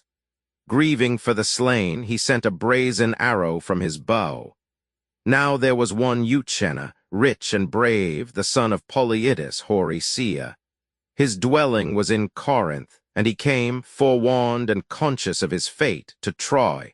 For often Polyidus, good old man, warned him that he within his palace halls should perish by a grievous malady, or else be slain by Trojan hands beside the Grecian fleet. So, to escape at once the censure of the Achaeans and disease, he came, lest he in after times might rue his choice. And now between the jaw and ear did Paris smite him. From the warrior's limbs life fled, and darkness gathered o'er his eyes. And then they fought, like a devouring fire that battle was. But Hector, dear to Jove, had not yet learned that on the left the Greeks made havoc of his men. For in that hour the Greeks had almost made the victory theirs, so greatly had the god who shakes the shores kindled their courage, and with his own arm brought timely aid. Still Hector, pressing on where first he leaped within the gates and wall, broke the close phalanxes of shielded Greeks. There, ranged beside the hoary deep, the ships of Ajax and Protesilaus lay. The wall that guarded them was low, and their warriors and steeds in fiercest conflict met. There the Boeotians, there in their long robes the Iaonians, there the Locrians, there the men of Phthia, and the Epeans famed for valor held back Hector, struggling on to reach the ships. yet found they had no power to drive the noble warrior from the ground, for he was like a flame. The chosen men of Athens formed the van. Menestheus, son of Peteus, was their leader, after whom Phedas and Stichius followed, and with them the gallant Bias. Meges, Phyleus' son, with Dracius and Amphion, marshaled there the Epeans, while the Phthyian band were led by Medon and Podarces, warlike chief. And Medon was the great Oileus' son, and brother of the lesser Ajax, born without the tie of wedlock, and he dwelt far from his native land in Phylace. For by his violent hand the brother died of Iopes, whom Oileus made his lawful spouse. Podarces was the son of Iphiclus, and dwelt in Phylace. These, at the head of Phthia's valiant youth, and cased in massive armor, fought beside Boeotia's warriors for the Grecian fleet. But Ajax, swift of foot, Oileus' son, from him of Telamon departed, not as even for an instant, as when two black steers of equal vigor or a fallow draw the strongly jointed plough, till near their horns streams the warm sweat. The polished yoke alone holds them asunder, as they move along the furrow, and the share divides the soil that lies between them. So the heroic twain kept near each other. Many men and brave followed to Troy the son of Telamon as his companions, and when weariness came o'er his sweaty limbs, relieved their chief of his broad buckler. But the Locrian host attended not Oileus' great-souled son, nor could they ever venture to engage in combat hand to hand. No brazen helms were theirs, with horsehair plumes, no orbed shields, nor ashen spears. They came with him to Troy, trusting in their good bows and in their slings of twisted wool, from which they showered afar stones that dispersed the phalanxes of Troy. The chieftains Ajax, warring in the van, clad in their shining armor, fought to check the Trojans and their leader brazen-mailed, while in the rear the Locrians lurked unseen and sent their shafts, so that the men of Troy, all order lost, were fain to cease from fight.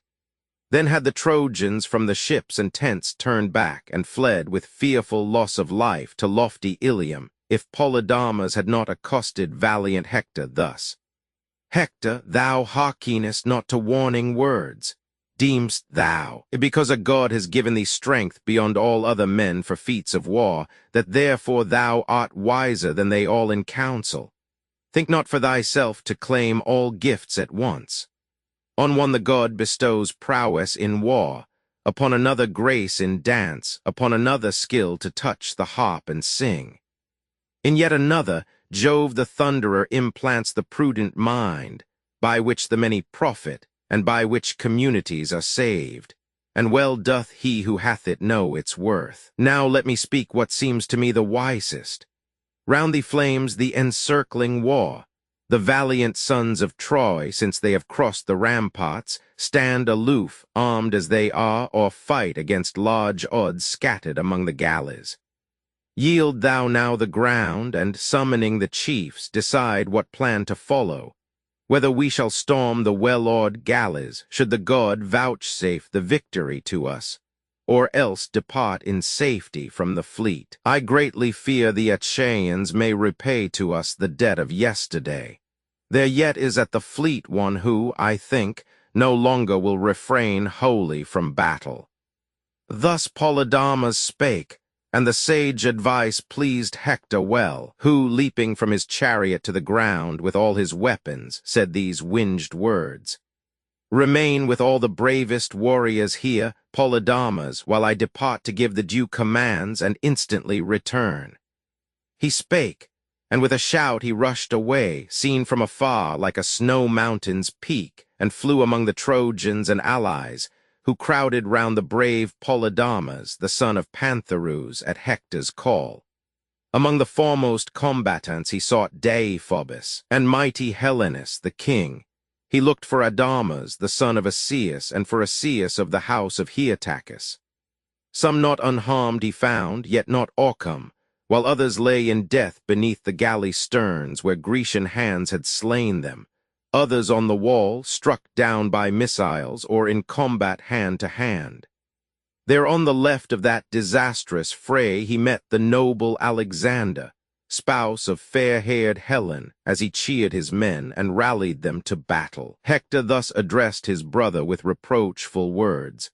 Accursed Paris, noble but in form effeminate seducer, where are now Deiphobus and mighty Helenus, and Adamas the son of Asius, where, and Asius son of Heotachus, and where Othryoneus, now towering Ilium sinks from her high summit, and thy fate is sure. And then the godlike Paris answered thus, Since it hath pleased thee, Hector, thus to cast reproach on me, though innocent, I may another day neglect the toils of war, although in truth my mother brought me forth not quite unapt for combat. Since the hour when thou didst lead the battle to the ships with thy companions, we have held our ground here on this spot, contending with the Greeks. 3 chiefs for whom thou askest have been slain.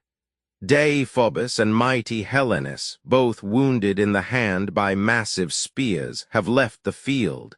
The son of Saturn saved their lives. Now lead us wheresoever thou wilt, and we will follow thee with resolute hearts, nor deem that thou wilt find in us a lack of valor while our strength of arm remains. The boldest cannot fight beyond his strength.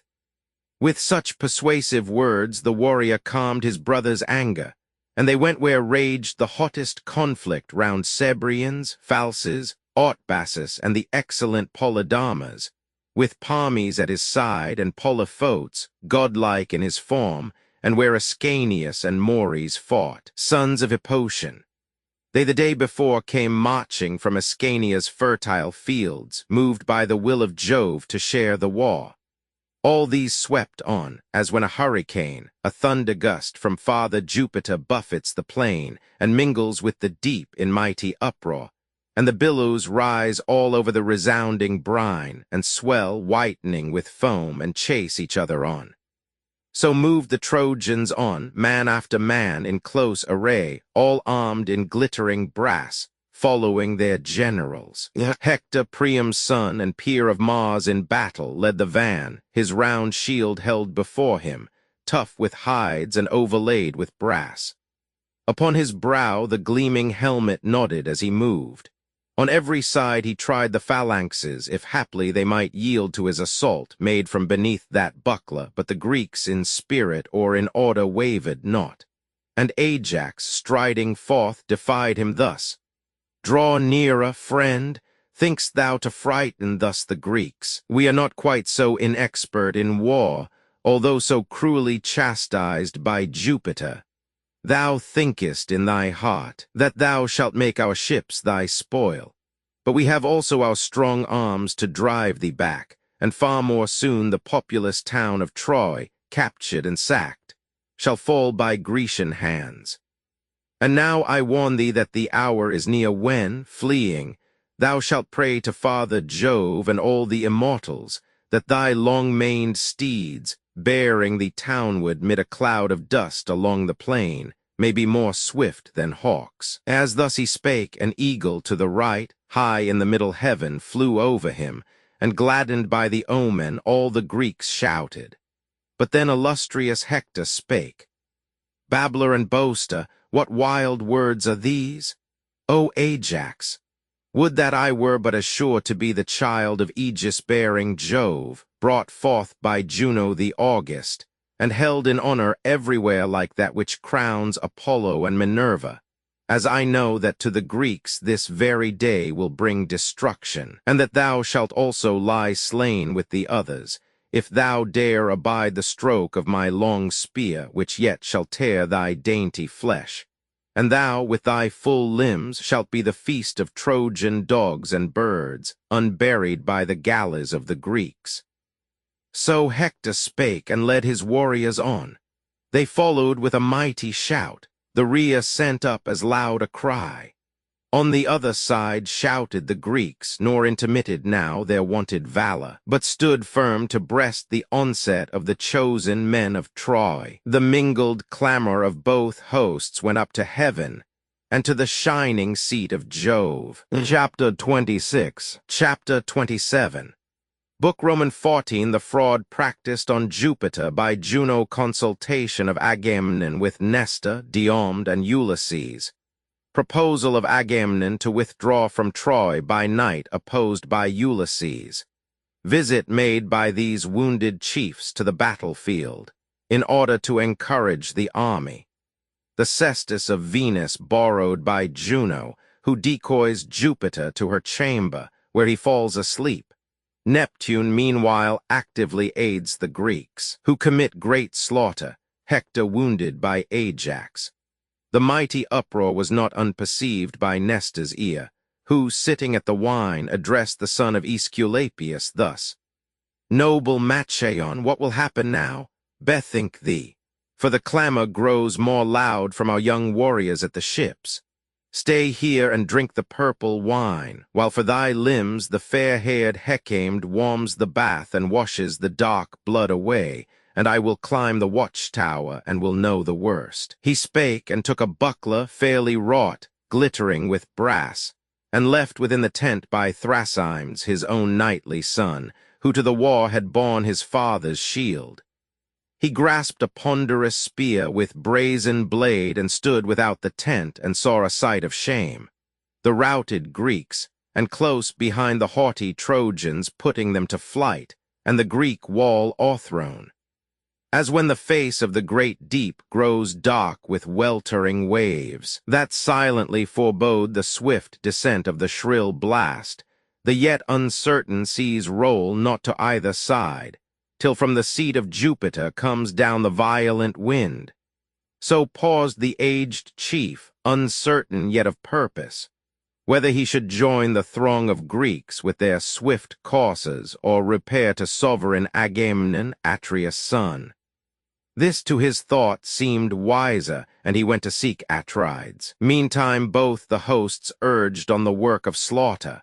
Still they fought, and still the solid brass upon their limbs rang, smitten with the swords and two-edged spears. Then, coming from the fleet, the wounded kings, nurslings of Jove, met Nestor. Toward him came Tydides and Ulysses, and the son of Atreus, Agamemnon. On the beach of the grey deep their ships were ranged afar from that fierce conflict. There the Greeks had drawn to the plain's edge, the first that touched the land, and built a rampart at their sterns. Though long the shoreline, it sufficed not to contain the galleys, and the host had scanty room. Wherefore they drew the galleys up in rows, row behind row, and filled the shore's wide mouth between the promontories. There the kings walked, leaning on their lances, to behold the tumult and the fight, and inly grieved. The sight of aged Nestor startled them, and thus the royal Agamemnon spake: "Nelean Nestor, glory of the Greeks, why haste thou left the murderous fray, and why come hither? Much I fear the fiery chief Hector will make the menace good which once he uttered, speaking to the men of Troy, not to return to Ilium from the fleet till he had burned our ships with fire and slain us also. Thus he spake, and now fulfills his menace. O ye gods, the other Greeks, and not Achilles only, cherish hate against me in their hearts, and now refuse to combat even where our galleys lie." And Nestor, the Gerenian knight, replied, "Thus is the threat accomplished, nor can Jove the Thunderer reverse the event. The wall in which we trusted as impregnable, our fleet's defense and ours, is overthrown. But obstinately still the Greeks maintain the combat at the ships, nor couldst thou now distinguish with thy sharpest sight where most the ranks are routed. So confusedly they fall, and the wild uproar reaches heaven. Meantime consult we what may yet be done, if counsel aught avail. Yet can I not advise to mingle in the strife again. It is not meet that wounded men should fight." And then the royal Agamemnon said, "Since at our ships, beneath their very sterns, the combat rages, since the wall we built avails not, nor the trench, at which the Greeks labored and suffered, hoping it might be a sure defense for us and for our fleet, Certain it is that to Almighty Jove it hath seemed good that here the Greeks, afar from Argos, should be shamefully cut off. For well was I aware when he designed to aid the Greeks, and well can I perceive that he is honoring now the men of Troy like to the blessed gods, and fettering our valor and our hands. Hear my advice and follow it. Let us draw down the ships nearest the sea and launch them on the deep, and moor them anchored till the lonely night shall come, when, if the Trojans pause from war, haply we may draw down the other barks. For he who flees from danger, even by night, deserves no blame, and better is his fate who flees from harm than his whom harm o'ertakes. Then wise Ulysses with stern look replied, What words, Atrides, have escaped thy lips? Unhappy man, thou shouldst have held command o'er some effeminate army, and not ours to whom Jupiter, from youth to age, hath granted to accomplish difficult wars until we pass away. And wouldst thou then depart from Troy, the city of broad streets, for which we have endured so much and long? Nay, be thou silent, lest the other Greeks hear words that never should be said by one who knows to speak with wisdom, and who bears the scepter, and who rules so many Greeks as thou dost. I contemn with my whole soul the counsel thou hast given, commanding us, while yet the battle rages, to draw down our good ships to the sea, that so the foe may see his wish more easily fulfilled, even in the hour of triumph, and our fate be certain ruin. For the Greeks no more will combat when they draw their galleys down, but looking backward to the shore will leave the battle there. And thus, O King of men, will mischief flow from what thou counsellest. And Agamemnon, king of men, rejoined, Thou touchest me, Ulysses, to the heart with thy harsh censure, yet I did not give command to drag our good ships to the sea against the will of the Greeks. And would there were some other, young or old, to counsel them more prudently, for that would please me well. Then spake the great in battle, Diomed, The man is here, nor have ye far to look if ye will be persuaded, and refrain to blame me angrily, because my years are fewest midst you all. I too can boast of noble birth. My father Tydeus lies buried beneath a mound of earth at Thebes. To Portheus 3 illustrious sons were born, who dwelt in Pleuron and in Calydon the lofty, Agrius, Melas, and the knight, my father's father, Oeneus, eminent among the rest for valor. He remained at home, but wandering thence my father went to Argos, for the will of Jove was such, Jove and the other gods. He wedded there a daughter of Adrastus, and he dwelt within a mansion filled with wealth.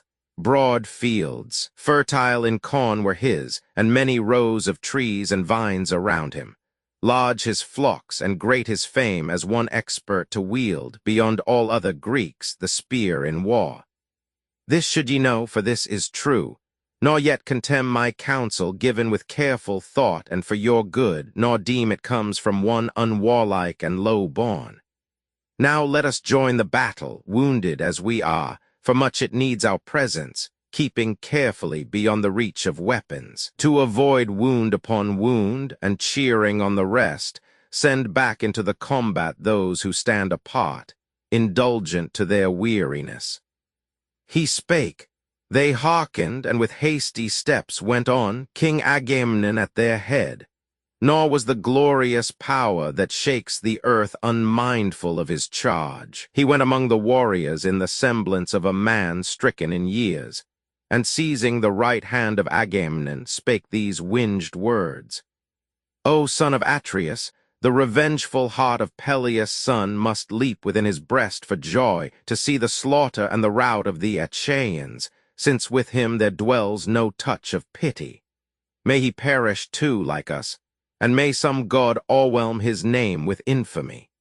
With thee the blessed gods are not so far incensed, and thou shalt see the Trojan chiefs and princes of their host raising the dust clouds on the spacious plain in fleeing from our ships and tents to Troy. He spake, and shouting, strode across the field. As loud a cry as from 9,000 men, or from 10,000 hurrying to engage in battle, such the cry that Ocean's king uttered from his deep lungs.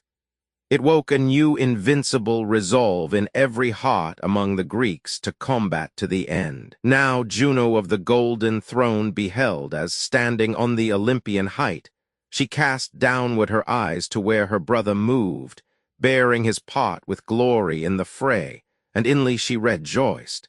She also saw Jove on the peak of Ida, down whose side glide many brooks, and greatly was displeased. Then the majestic goddess with large eyes mused how to occupy the mind of him who bears the aegis.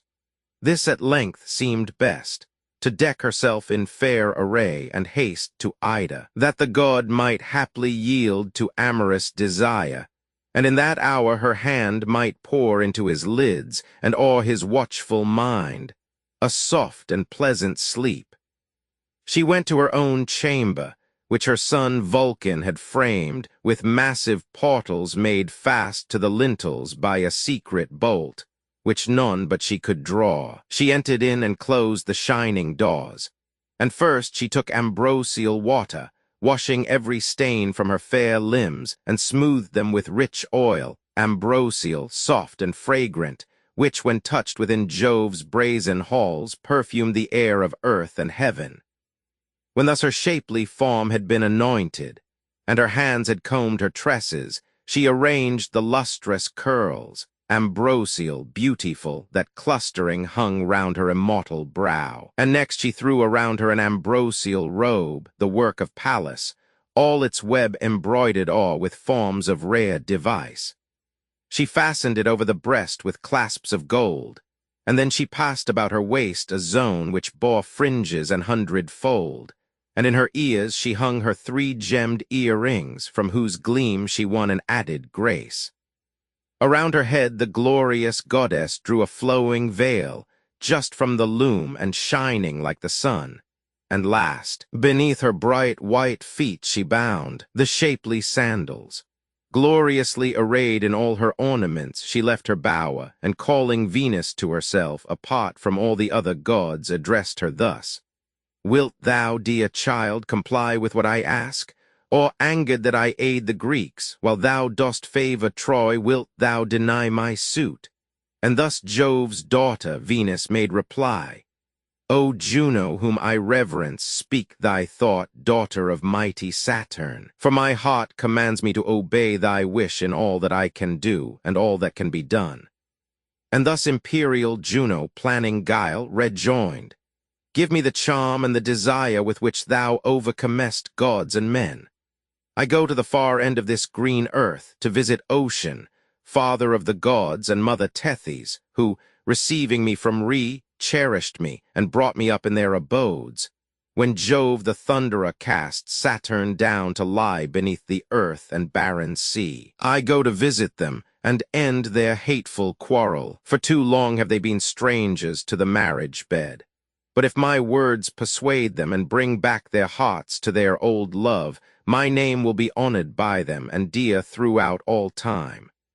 And laughter-loving Venus answered thus: "What thou desirest should not be denied, and shall not, for thou sleepest in the arms of Jupiter, the mightiest of the gods." She spake, and from her bosom drew the zone, embroidered, many-colored, and instinct with every winning charm, with love, desire, dalliance, and gentle speech, that stealthily o'ercomes the purpose of the wisest mind, and placing it in Juno's hands, she said: "This many-colored zone, and all that dwells within it, take, and in thy bosom hide, and thou, I deem, wilt not return and leave thy purpose unfulfilled." As thus she spake, the large-eyed, stately Juno smiled and took, and smiling in her bosom placed the zone, while Venus, daughter of the Thunderer, went to the palace. Juno took her way from high Olympus o'er Pieria's realm and rich Emathia, o'er equestrian Thrace, with snowy peaks exceeding high. Her feet touched not the ground. From Athos suddenly she stooped upon the tossing deep, and came to Lemnos, seat of Thoas the divine. And there she met Death's brother, Sleep, and took his hand in hers, and thus accosted him: "O Sleep, whose sway is over all the gods and all mankind, if ever thou didst heed my supplication, hearken to me now, and I shall be forever grateful. Close the glorious eyes of Jove beneath his lids midst our embracings, and for thy reward thou shalt possess a sumptuous throne of gold imperishable. Vulcan, my lame son, shall forge it for thee, and adorn its sides, and place below a footstool, upon which thy shining feet shall rest in banqueting. Then gentle sleep made answer, speaking thus: Great Saturn's daughter, Juno the August, on any other of the deathless gods could I bring slumber, even on the tides of the swift ocean, parent of them all. Yet may I not approach Saturnian Jove if he command me not. Already once he made me quail with fright before his threats, when his magnanimous son, Alcides, sailed from Troy, which he had ravaged. Then I lulled the senses of the aegis-bearer, Jove, wrapping myself around him, while thy mind was planning mischiefs for his son, and thou didst wake the blasts of all the bitter winds to sweep the ocean, and to bear away the hero on its billows from his friends to populous Cos. When Jupiter awoke, his anger rose, he seized and flung the gods hither and thither. Me he chiefly sought, and would have cast me to destruction, down from the great heavens into the deep, if night, whose power outcomes the might of gods and men, had not preserved me, fleeing to her shade. So Jove refrained, indignant as he was, for much he feared to offend the swift-paced night. And now thou bidst me tempt my fate again. Imperial, large-eyed Juno thus rejoined: Why rise such thoughts, O sleep, within thy heart? Deem'st thou that Jove the Thunderer favors Troy as much as he was angered for the sake of Hercules his son? Do what I ask, and thou shalt have for me a wedded spouse. One of the younger Graces shall be thine, Pasithea, whom thou hast desired so long. She spake, and sleep, delighted, answered thus: Swear now to me, O goddess, by the Styx, the inviolable river. Lay one hand upon the food-producing earth, and place the other on the glimmering sea, that all the gods below round Saturn may attest thy promise, that thou wilt bestow on me one of the younger Graces for my bride, Pasithea, whom I have desired so long. He spake, and white-armed Juno willingly complied. She took the oath, and called on all the gods who dwell in Tartarus below and bear the name of Titans. When the oath was taken and the accustomed rites performed, from Lemnos and from Imbrus forth they went, shrouded in mist, and swiftly moving on toward Ida, seamed with rivulets and nurse of savage beasts, they came to Lectos first, and there they left the sea. Their way was now over the land, and underneath their feet the forest summits shook. Sleep halted their air, yet the eye of Jupiter descried his coming, and upon a lofty fir, the tallest growing on the Idaean mount, high in the air among the clouds of heaven, springing from earth, he took his perch within the screen of branches like the shrill-voiced bird called Chalcis by the immortals, and by men Simindes, haunting the high mountain side. And Juno hastened on to Gargarus, the peak of lofty Ida. Jupiter, the cloud compeller, saw her, and at once love took possession of his mighty heart, as when they first were wedded, and withdrew from their dear parents' sight.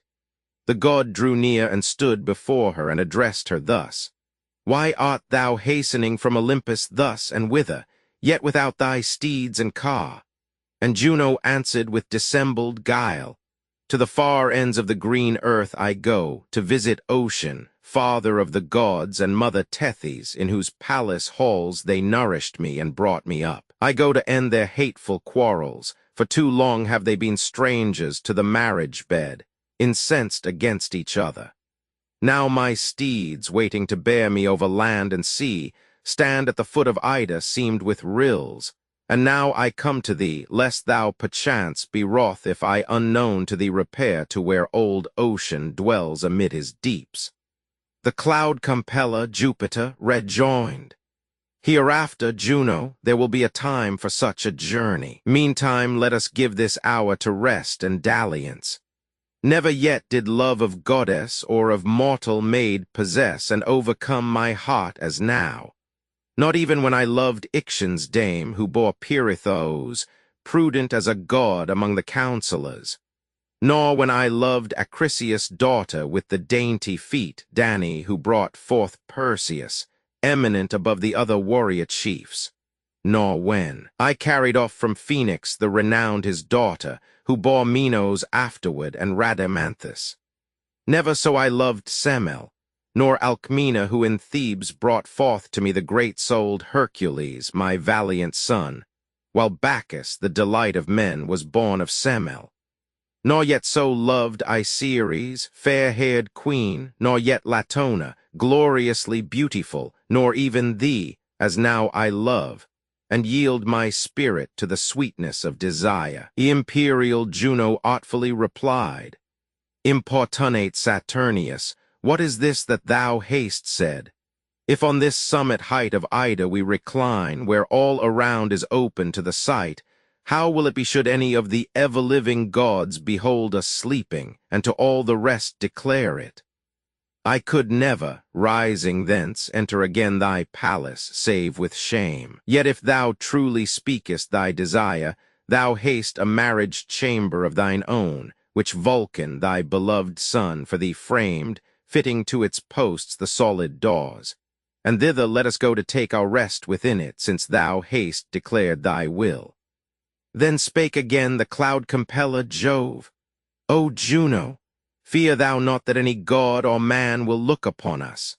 I shall throw a golden cloud around us, which the sun himself cannot look through, although his eye is piercing, far beyond all other eyes.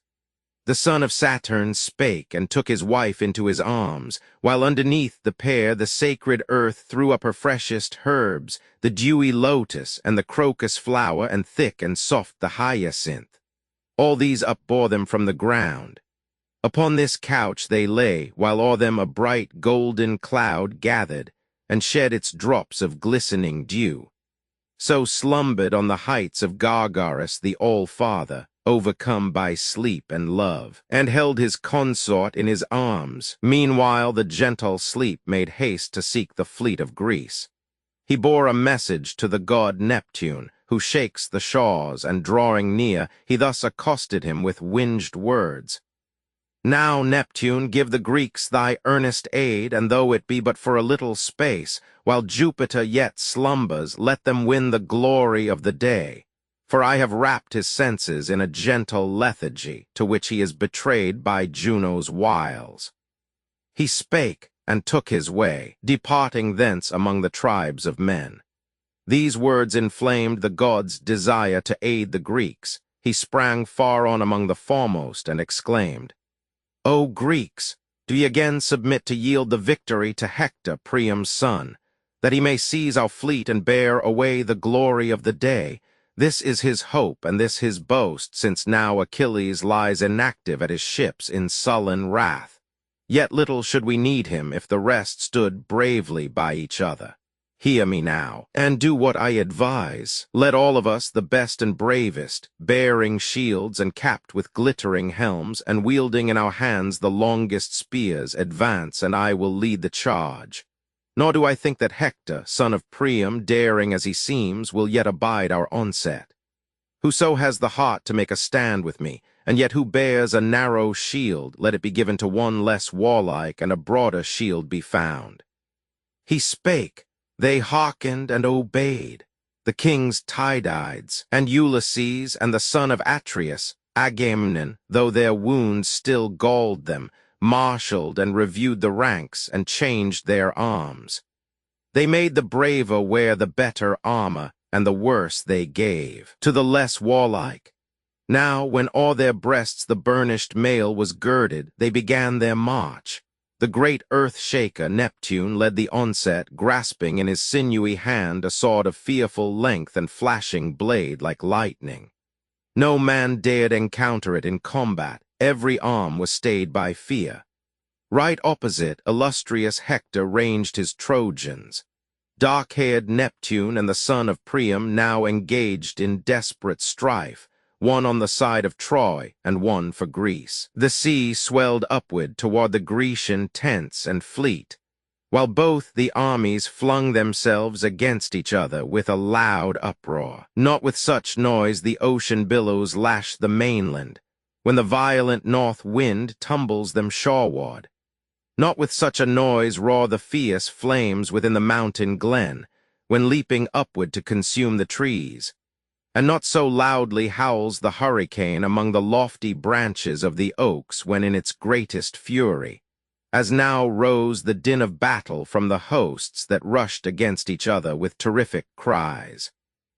At Ajax, glorious Hector cast his spear, as face to face they stood. It missed him not, but struck him where two belts upon his breast all-lapped each other, that which held the shield and that which bore the silver-studded sword. These saved the tender muscles. Hector, vexed that thus his weapon should have flown in vain, retreated toward his comrades, shunning death. As he drew back, the Telamonian hurled a stone, for stones in multitude that propped the galleys lay around and rolled among the feet of those who struggled. One of these he lifted, smiting Hector on the breast, above the buckler's orb and near the neck. He sent it spinning like a top. It fell and whirled along the ground. As when beneath the stroke of Father Jupiter an oak falls broken at the root, and from it fumes a stifling smell of sulphur, and the heart of him who stands and sees it sinks with dread. For fearful is the bolt of mighty Jove, so dropped the valiant Hector to the earth amid the dust. His hand let fall the spear, his shield and helm fell with him, and his mail of shining brass clashed round him. Then the Greeks rushed toward him, yelling fiercely, for they hoped to drag him thence. And many a lance they cast, but none by javelin or by thrust could wound the shepherd of the people, for there came around him all the bravest of his host, Polydamas, Aeneas, and the great Agena and Sarpedon, he who led the Lycian bands, and Glaucus the renowned. These flung themselves into the strife, while none of all the rest refrained, but firmly held their broad, round shields before him. Then his friends lifted him in their arms, and bore him off out of the conflict, to his fiery steeds that waited for him in the battle's rear, with charioteer and sumptuous car. And these bore him to Ilium, sorely suffering.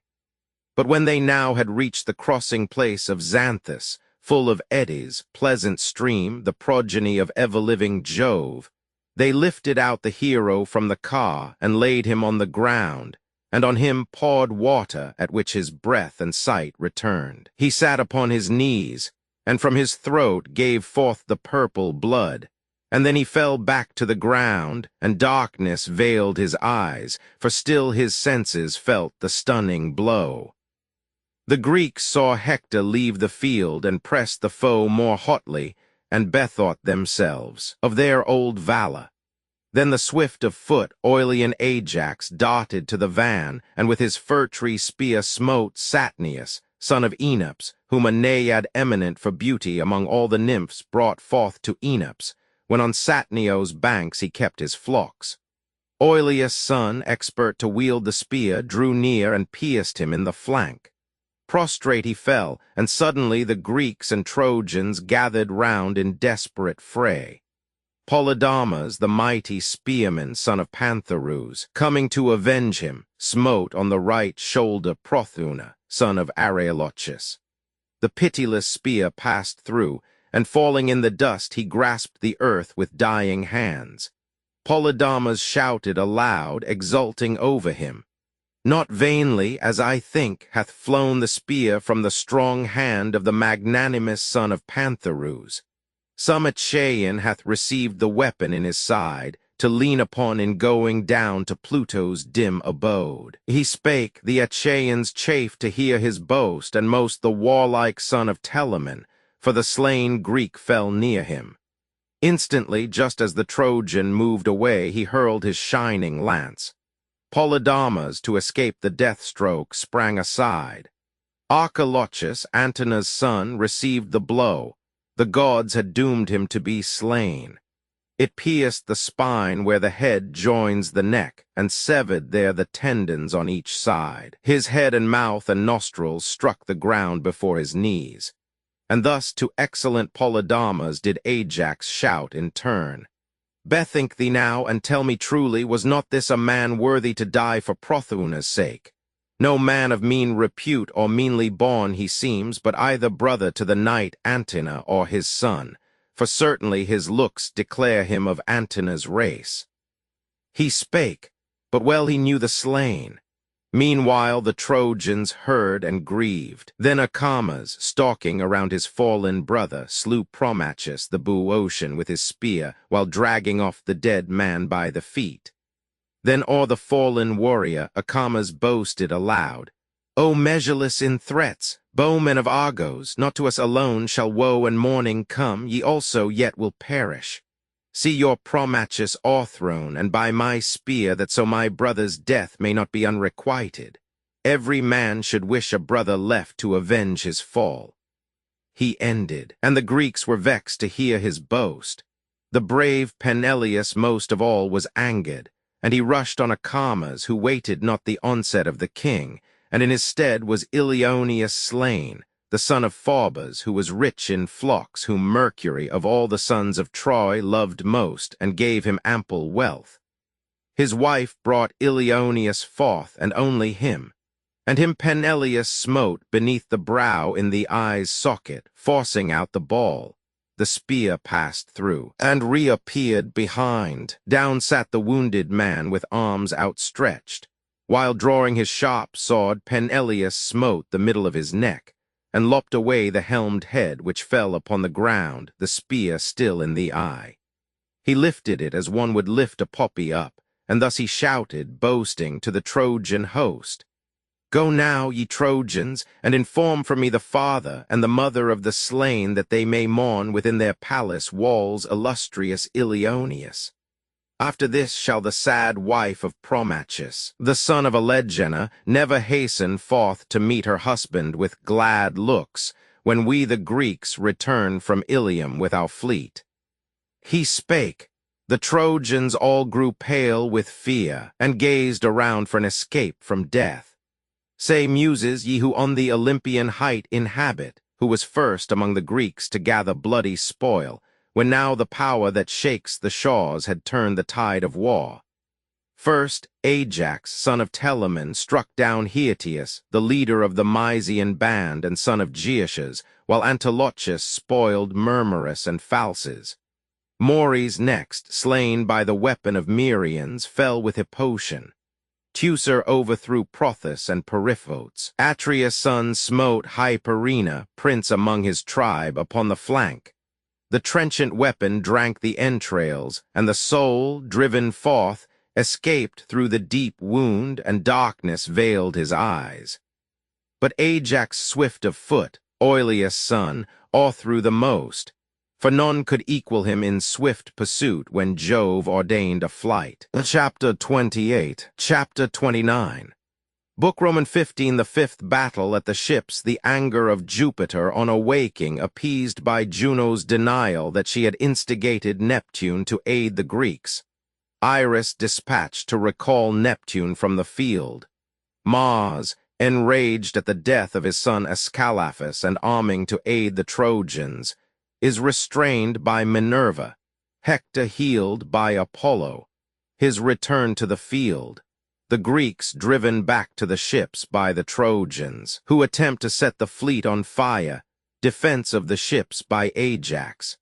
Now when the Trojans in their flight had crossed rampart and trench, and many had been slain by the pursuing Greeks, they made a halt beside their chariots, in despair and pale with terror. Meanwhile Jupiter awoke on Ida's height from slumber by the side of Juno, goddess of the golden throne. At once he rose and saw the Trojan host routed, and following close upon their flight, the Argive warriors putting them to rout, aided by Neptune, sovereign of the sea, and Hector lying on the field among his fellow warriors, breathing painfully, vomiting blood and senseless, for the arm that smote was not the feeblest of the Greeks. The father of immortals and of men beheld and pitied him, and terribly frowned upon Juno, and bespake her thus: O evil-minded Juno, full of guile, thy arts have made the noble Hector leave the combat, and have forced his troops to flee. I know not whether it were not well that thou shouldst taste the fruit of thy pernicious wiles, chastised by me with stripes. Dost thou forget when thou didst swing suspended, and I tied 2 anvils to thy feet, and bound a chain of gold that none could break around thy wrists?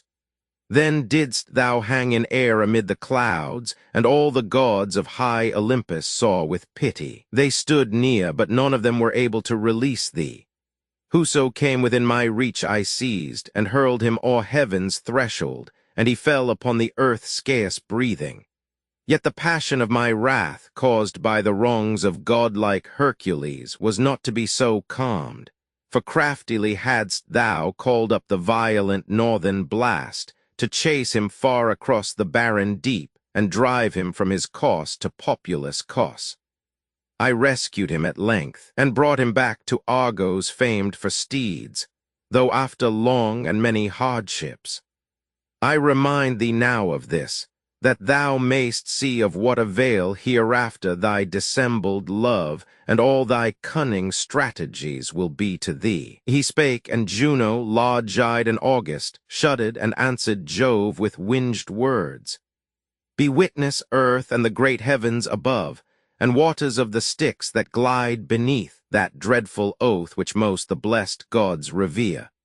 Be witness, too, that sacred head of thine, and our own nuptial couch, by which I would not rashly swear at any time that not by my persuasion Neptune went, the shaker of the shores, to harass Troy and Hector, and to aid the cause of Greece. He went self-counselled.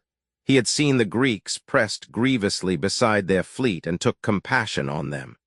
Yet would I advise that he obey thy word, and take his place where thou, the cloud-compeller, bidst him go. She ended, and the father of the gods and mortals smiled, and said in winged words, Large-eyed, imperial Juno, wouldst thou sit in council with the immortals, and assist my purposes, then Neptune, though at heart he were averse, would yet conform his will to mine and thine. If thou dost truly speak, and from thy heart, go now to where the gods assemble, summon Iris, and with her the archer-god Apollo. Give in charge to Iris that she hasten to the host of the mailed Greeks, and bid King Neptune leave the battle for his palace. Let the god Phoebus, preparing Hector for the fight, breathe strength into his frame, that so he lose the sense of pain which bows his spirit now, and he shall force the Greeks again to flee in craven fear. Then shall their flying host fall back upon the galleys of the son of Peleus, who shall send into the fight his friend Patroclus. Him the mighty spear of Hector shall o'erthrow before the walls of Ilium, after many a Trojan youth shall by his hand have fallen, and with them my noble son, Sarpedon. Roused to rage, then shall the great Achilles take the life of Hector. Be it from this time my care that all the assaults of Trojans in the fleet be beaten back, till by Minerva's aid the Greeks possess the lofty town of Troy. Still am I angry, nor will I allow one of the ever-living gods to aid the Greeks, until the prayer of Peleus' son shall fully be accomplished, as my word and nod were given, when Thetis clasped my knees, entreating me to honor signally her son Achilles, spoiler of walled towns. He spake. The white-armed goddess willingly obeyed him, and from Ida's summit flew to high Olympus. As the thought of man flies rapidly when, having traveled far, he thinks, Here would I would be there, and flits from place to place, so swiftly flew imperial Juno to the Olympian mount, and there she found the ever-living gods assembled in the halls of Jupiter. These, as they saw her, starting from their seats, reached forth their cups to greet her. All the rest she overlooked, and took the beaker held by blooming Themis, who in haste had run to meet her, and in winged accents said, Why comest thou, O Juno, with the look of one o'ercome with fear? Hath Saturn's son, thy lord, disquieted thy soul with threats? The white-armed goddess Juno answered her, Ask me not, heavenly Themis, thou dost know the cruel, arrogant temper that is his, but sit presiding at the common feast in this fair palace of the gods, and thou and all in heaven shall hear what evils Jove has threatened. All, I think, will not rejoice to hear the tidings, be they gods or men, though some contentedly are feasting now. Thus having said, imperial Juno took her place, and all the gods within the halls of Jupiter were grieved. The goddess smiled, but only with the lips. Her forehead wore above the jetty brows no sign of joy, while thus she spake in anger to the rest. Vainly, and in our madness, do we strive with Father Jove. We come and seek by craft or force to move his stubborn will. He sits apart, unyielding, unregarding, proud of the vast strength and power in which he stands above all other of the deathless gods. Bear therefore patiently whatever ill he sends to each. Already, as I learn, hath Mars his share of sorrow. In the war Ascalaphus hath perished, whom he loved dearly beyond all other men, and whom the fiery god acknowledged as his son. As thus she spake, Mars smote his sinewy thighs with his dropped hands, and sorrowfully said, Be not offended with me, ye who make your dwelling on Olympus, if I go down to the Achaean fleet, and there avenge the slaughter of my son, though I be doomed to fall before the thunderbolt of Jove, and lie in blood and dust among the dead. He spake, and summoned fear and flight to yoke his steeds, and put his glorious armor on. Then greater and more terrible had been the avenging wrath of Jupiter inflamed against the gods, if Pallas in her fear for all the heavenly dwellers had not left her throne, and rushing through the portals, snatched the helmet from his head, and from his arm the shield, and from his brawny hand the spear, and laid the brazen weapon by, and thus rebuked the fiery temper of the god. Thou madman, thou art frantic, thou art lost. Haste thou not ears to hear, nor any shame nor reason left. Haste thou not heard the words of white-armed Juno, who so lately left Olympian Jupiter? Wouldst thou return in pain and sorrow to the Olympian heights, driven back ingloriously, and made the cause of many miseries to all the gods? For Jove would leave the Trojans and their foes, the gallant Greeks, and turn on us, and bring ruin upon Olympus. He would seize guilty and guiltless in his rage alike. Wherefore I counsel thee to lay aside resentment for the slaughter of thy son, since braver men and stronger have been slain, and will be slain hereafter. Vain it were to seek from death to save the race of man. She said, and leading back the fiery Mars, seated him on his throne, while Juno called Apollo forth with Iris, messenger of heaven, and thus in winged accents spake, Jove calls you both to Ida. When ye reach its heights and look upon his countenance, receive his sovereign mandate and obey. So spake imperial Juno, and withdrew and took her seat again, while they in haste flew toward the mount of Ida, seamed with rills and nurse of savage beasts. Upon the top of Gargarus they found the Thunderer, the son of Saturn, sitting. In a cloud of fragrant haze he sat concealed. The twain entered and stood before the god of storms, who saw them not displeased, so speedily had they obeyed his consort. First he turned to Iris, and in winged accents said, Haste thee, swift Iris, and report my words to royal Neptune, and report them right. Bid him, withdrawing from the battlefield, repair to the assembly of the gods or the great ocean. If he disobey, contemning my command, then bid him think maturely, whether, mighty though he be, he can withstand when I put forth my power against him.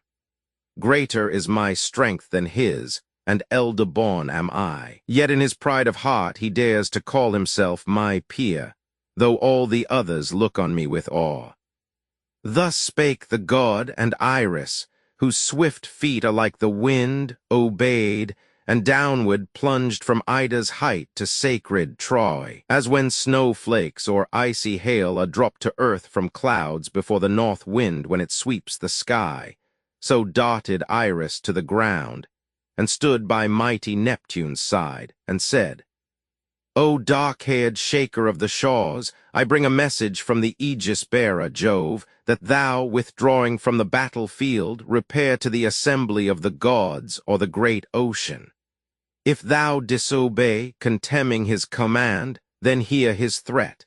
He will come hither and put forth his power against thee, and he warns thee not to tempt the strife. For greater is his power than thine, and he is elder-born, though in thy pride of heart thou dost declare thyself the peer of him whom all the rest regard with awe. Illustrious Neptune answered with disdain, in truth an arrogant speech. He seeks by force to bar me from my purpose, who can claim rights equal to his own, though great his power. We are 3 brothers, brought us forth, the sons of Saturn, Jupiter, and I, and Pluto, regent of the realm below. 3 parts were made of all existing things, and each of us received his heritage. The lots were shaken, and to me it fell to dwell forever in the hoary deep, and Pluto took the gloomy realm of night, and lastly, Jupiter the ample heaven and air and clouds. Yet doth the earth remain with high Olympus common to us all. Therefore I yield me not to do his will, great as he is, and let him be content with his 3rd part. He cannot frighten me with gestures of his arm. Let him insult with menaces the daughters and the sons of his own loves, and give them law, since they perforce must hear, and patiently submit. Then the fleet-footed Iris spake again. O dark-haired Neptune, shall I bear from thee this harsh, defiant answer back to Jove, or shall it yet be changed? The prudent mind yields to the occasion, and thou knowest well the Furies wait upon the elder-born. Then spake in turn the god who shakes the shores. O goddess Iris, thou hast wisely said, an excellent thing it is when messengers know how to counsel well. But in my heart and soul a wrathful sense of injury arises when he chides with insolent words me, who was equal with him in my lot, and born to equal destinies. Yet now, although offended, I give way. But this I tell thee, and 'tis from my heart, if he, in spite of me and Pallas, spoil a queen, and Juno, Mercury, and Vulcan, spare the towers of Troy, if he refuse to bring ruin on her and glory on the Greeks, then let him know that hatred without end or intermission is between us 2. As thus he spake, the shaker of the shores quitted the Grecian army, took his way seaward, and plunged into the deep. The host perceived their loss. Then cloud-compelling Jove turned to Apollo and addressed him thus. Now go at once to Hector, mailed in brass, beloved Phoebus, for the god who shakes the earth, departing to the ocean deeps, avoids our wrath. Else had the other gods, even they who far beneath the earth surround old Saturn, heard our quarrel. Well it is for both of us that he, although enraged, braved not my arm, for otherwise the strife had not been ended without sweat. Now take the fringed aegis in thy hands, and shake its orb before the warrior Greeks, to fill their hearts with fear. I give, O archer-god, illustrious Hector, to thy charge. Revive the might that dwelt within him, till the Greeks reach, in their flight, the fleet and Hellespont. Then shall it be my care, by word and deed, to give them rest and respite from their toils. He spake, Apollo hearkened, and obeyed his father, darting down from Ida's height like the fleet falcon, chaser of the dove, and swiftest of the race of birds. He found Hector, the warlike Priam's noble son, no longer on his bed. He sat upright. The life was coming back. He knew again his friends. The heavy breathing ceased. The sweat was stanched. The will of aegis-bearing Jove revived. The warrior's strength. The archer-god Phoebus approached, and standing by him said, Why, Hector, son of Priam, dost thou sit languishing thus, apart from all the host? Has aught of evil overtaken thee? And then the crested Hector feebly said, "Who mayst thou be, O kindest of the gods, that thus dost question me? Hast thou not heard that the great warrior Ajax with a stone smote me upon the breast, and made me leave the battlefield, where I o'ertook and slew his comrades by the galleys of the Greeks? I thought to be this day among the dead in Pluto's mansion. Even now it seemed that I was breathing my dear life away." Then spake again Apollo, archer-god, "Take courage, for the son of Saturn sends from Ida's summit one who will attend and aid thee, Phoebus of the golden sword, long practiced to defend thy Troy and thee. Rise now, encouraging thy numerous host of charioteers to press with their swift steeds straight toward the roomy galleys of the Greeks. I go before to smooth for them the way, and turn the Achaean bands, and make them flee." He spake, and into the great ruler's breast breathed strength and courage, as a stabled horse, fed at his crib with barley, breaks the thong that fastened him, and issuing scours the plain where he was wont in some smooth-flowing stream to bathe his sides. He holds his head aloft proudly, and o'er his shoulders streams the mane, consciously beautiful. He darts away on nimble knees that bear him to the fields he knows so well, and pastures of the mares. So after he had hearkened to the god moved the swift feet of Hector, and he flew to cheer his horsemen on, as peasant men rush with their dogs in chase of horned stag or mountain goat, whose refuge is among thickets and lofty rocks, nor can they take their prey. For at their clamor there appears a maned lion in the way, and turns the chasers back, although in hot pursuit. Thus did the Greeks embattled close pursue the men of Ilium, striking with their swords and two-edged spears. But when at length they saw Hector among the ranks of armed men, their hearts were troubled, and their courage sank. Thoas, Andranon's son, the bravest far among the Aetolians, skilled to cast the spear and combat hand to hand, addressed the Greeks. In council few excelled him when the youths assembled for debate. With prudent speech Thoas bespake his fellow warriors thus: "Gods, what a marvel do mine eyes behold! Hector has risen from death. We fully thought, each one of us, that smitten by the hand of Telamonian Ajax he had died. Some god hath rescued and restored to strength this Hector who hath slain, and yet will slay, I fear, so many Greeks. He comes not thus leading the charge without the aid of Jove, the god of thunders. Now let all of us follow this counsel. Bid the multitude retreat upon the ships, and let the rest, who boast ourselves the bravest of the host, stand firm and breast his onset, and so break its fury with our lifted spears. I think with all his rage he will be slow to fling himself into a band of armed Greeks." He spake. They hearkened and at once complied.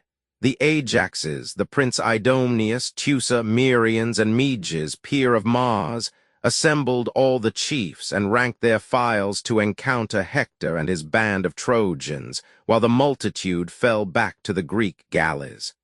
Then, in close array, the Trojan host moved forward.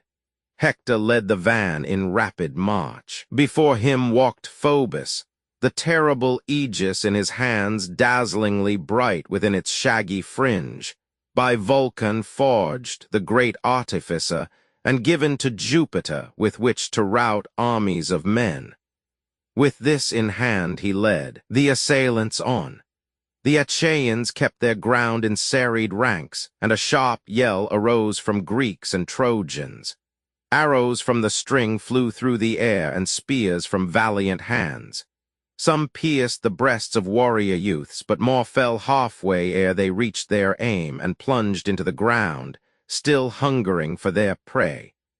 As long as Phoebus held the aegis still, the weapons reached and wounded equally both armies, and in both the people fell. But ever when the god looked face to face on the Greek knights, and shook the orb and gave a mighty shout, he made their hearts to sink within their bosoms, and their courage fled.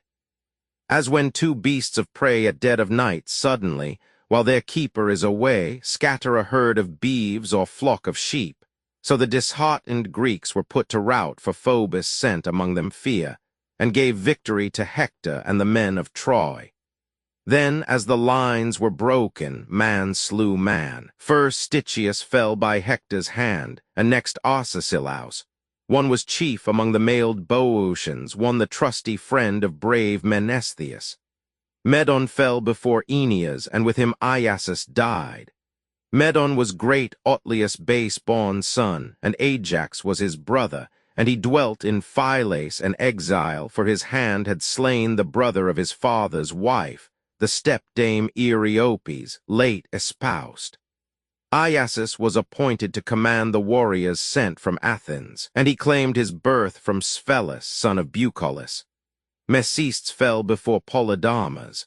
Polite struck down Echius in the van, and Clonius died by great Agena's hand. And Paris, when Deiochus had turned to flee among the foremost combatants, smote him upon the shoulder from behind, and drave the brazen weapon through his heart. Then, while the Trojans stripped the dead, the Greeks fled every way, and falling as they ran into the trench and on the stakes, were driven back o'er the rampart. Hector lifted up his mighty voice, and bade the Trojans leave the bloody spoil and hasten to the ships. And whomsoever I shall find apart in any place at distance from the ships, there will I slay him. None of all his kin, women or men, shall build his funeral pile, but dogs shall tear his limbs in sight of Troy. He spake, and on the shoulders of his steeds he laid the lash, and urged them toward the foe, and cheered the Trojans on. They joined their shouts to his, and charged with all their steeds and cars, and fearful was the din. Apollo marched before them, treading down with mighty feet the banks of the deep ditch, and casting them back to the middle, till a course rose, broad, and of length like that to which a spear reaches when thrown by one who tries his strength. O'er this the Trojans poured into the camp by squadrons, with Apollo still in front, holding the marvelous aegis. He with ease o'erthrew the rampart, as a boy at play among the seashore sands in childish sport scatters with feet and hands the little mounds he reared. Thus didst thou cause the mighty work, O archer Phoebus, which the Greeks had reared with so much toil, to crumble. Thou didst fill their hearts with eager thoughts of flight, till hemmed between the assailants and their ships, they stopped and bade each other stand, and raised their hands to all the gods, and offered vows aloud. Gerenian Nestor, guardian of the Greeks, with arms extended toward the starry skies, prayed earnestly, O Father Jove, if e'er in fruitful Argos there were burned to thee the thighs of fattened oxen or of sheep, by one who asked a safe return to Greece, and thou didst promise it, remember him, God of Olympus, and avert from us the day of evil.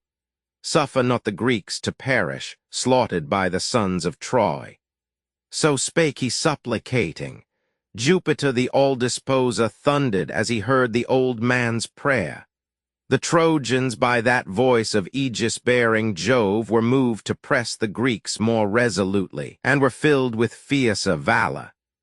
As a mighty wave on the great ocean, driven before a gale such as rolls up the hugest billow, sweeps o'er the ship's side, so swept the Trojan host with dreadful tumult o'er the wall. They drave their steeds into the camp, and there they fought beside the galley sterns, and hand to hand with two-edged spears. They from their cars, the Greeks from their black ships on high, with long-stemmed poles which lay upon the decks, prepared for fight at sea, and strongly joined to blades of brass.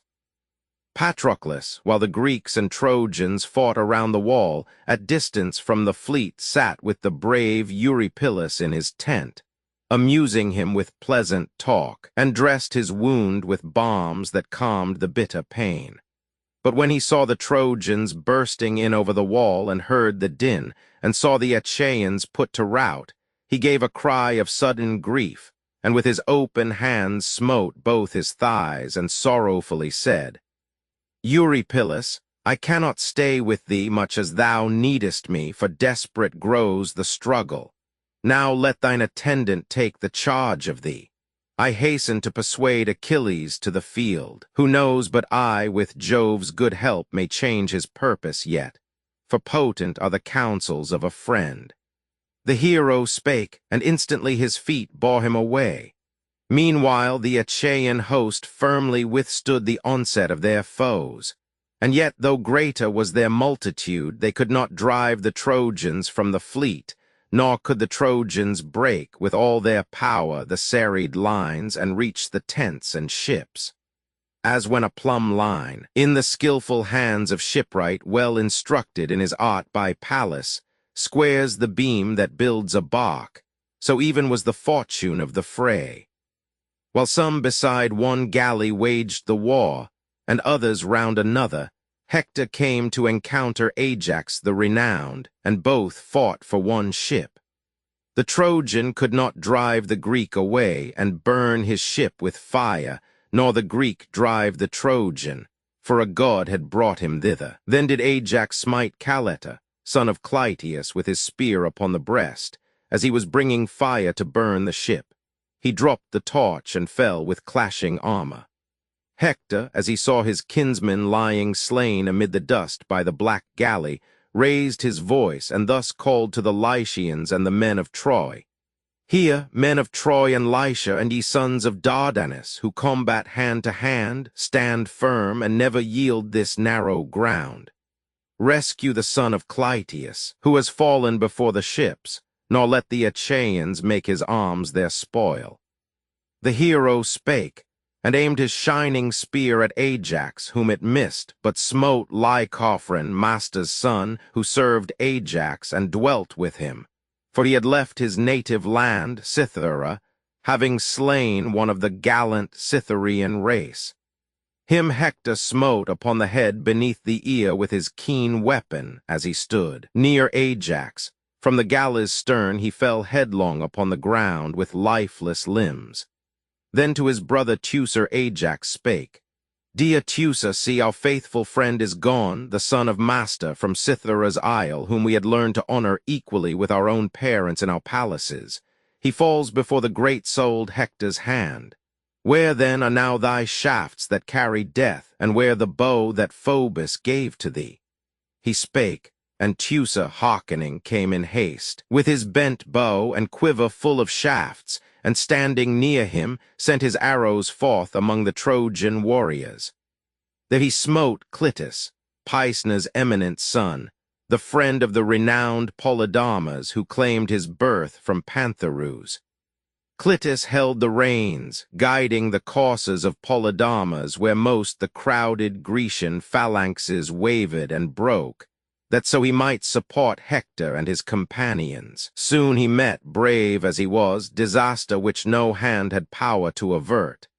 The bitter arrow struck his neck behind, and from the chariot seat he fell to earth. The startled steeds sprang back, the empty chariot rattled. This the king Polydamas perceived, and came to meet his steeds, and gave them to Astinus, the son of Procyon, charging him to keep them ever near and in his sight, while he, returning, mingled with the throng that struggled in the van. Then Teucer aimed another shaft at Hector mailed in brass, which, had it reached him fighting gallantly, had made him leave the battle, for his life had ended there. The act was not unseen by all-disposing Jupiter, whose power protected Hector, and denied the Greek the glory hoped for he snapped in twain the firmly twisted cord as Teucer drew that perfect bow. The brazen arrow flew aside. The warrior's hands let fall the bow, and shuddering he bespake his brother thus, Now woe is me! Some deity, no doubt, brings all our plans to naught. 'Tis he whose touch strikes from my hand the bow, and snaps in twain the cord just twisted, which I bound myself this morning to the bow, that it might bear the frequent arrow bounding toward the foe. He spake, and thus replied the man of might, the Telamonian Ajax, Lay aside thy bow, my brother, and thy store of shafts, since in displeasure with the Greeks, a god has made them useless.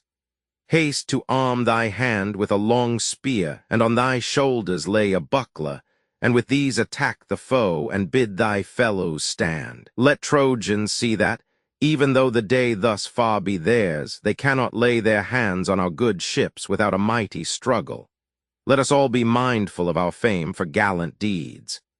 He spake, and Teucer went to place the bow within the tents, and on his shoulders hung a fourfold shield, and placed on his grand brows a stately helmet with a horsehair crest that nodded fearfully. He took in hand a ponderous spear with brazen blade, and sprang forward with hasty steps, and stood beside his brother Ajax. Hector, when he saw that Teucer's shafts had failed him, called aloud upon the men of Lycia and of Troy. Ye men of Troy and Lycia, and ye sons of Dardanus who combat hand to hand, acquit yourselves like men, my friends, and prove your fiery valor by these roomy ships. For I have seen with mine own eyes the shafts of their chief warrior rendered impotent by Jupiter. His hand is plainly seen among the sons of men. To some he gives glory above the rest. From some he takes the glory and withdraws from their defense. He withers now the courage of the Greeks and succors us. Press closely round the fleet and combat. Whosoever among you all, wounded or beaten down, shall meet his death, so let him die. 'Tis no inglorious fate to perish fighting in his country's cause. And he shall leave his wife and children safe, his home and household store inviolate, if now the Greeks depart to their own land. With words like these he filled their hearts anew with strength and courage.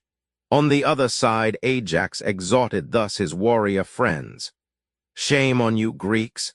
We perish here unless we rescue with strong arms our host and fleet. Think ye that, should the crested Hector seize our galleys, ye may reach your homes on foot? Hear ye not Hector's voice, who, fiercely bent to burn our ships with fire, is cheering on his warriors? To no dance he summons them, but to the battle. Naught is left for us, and other counsel there is none save this, close with the foe. Let every hand put forth its strength.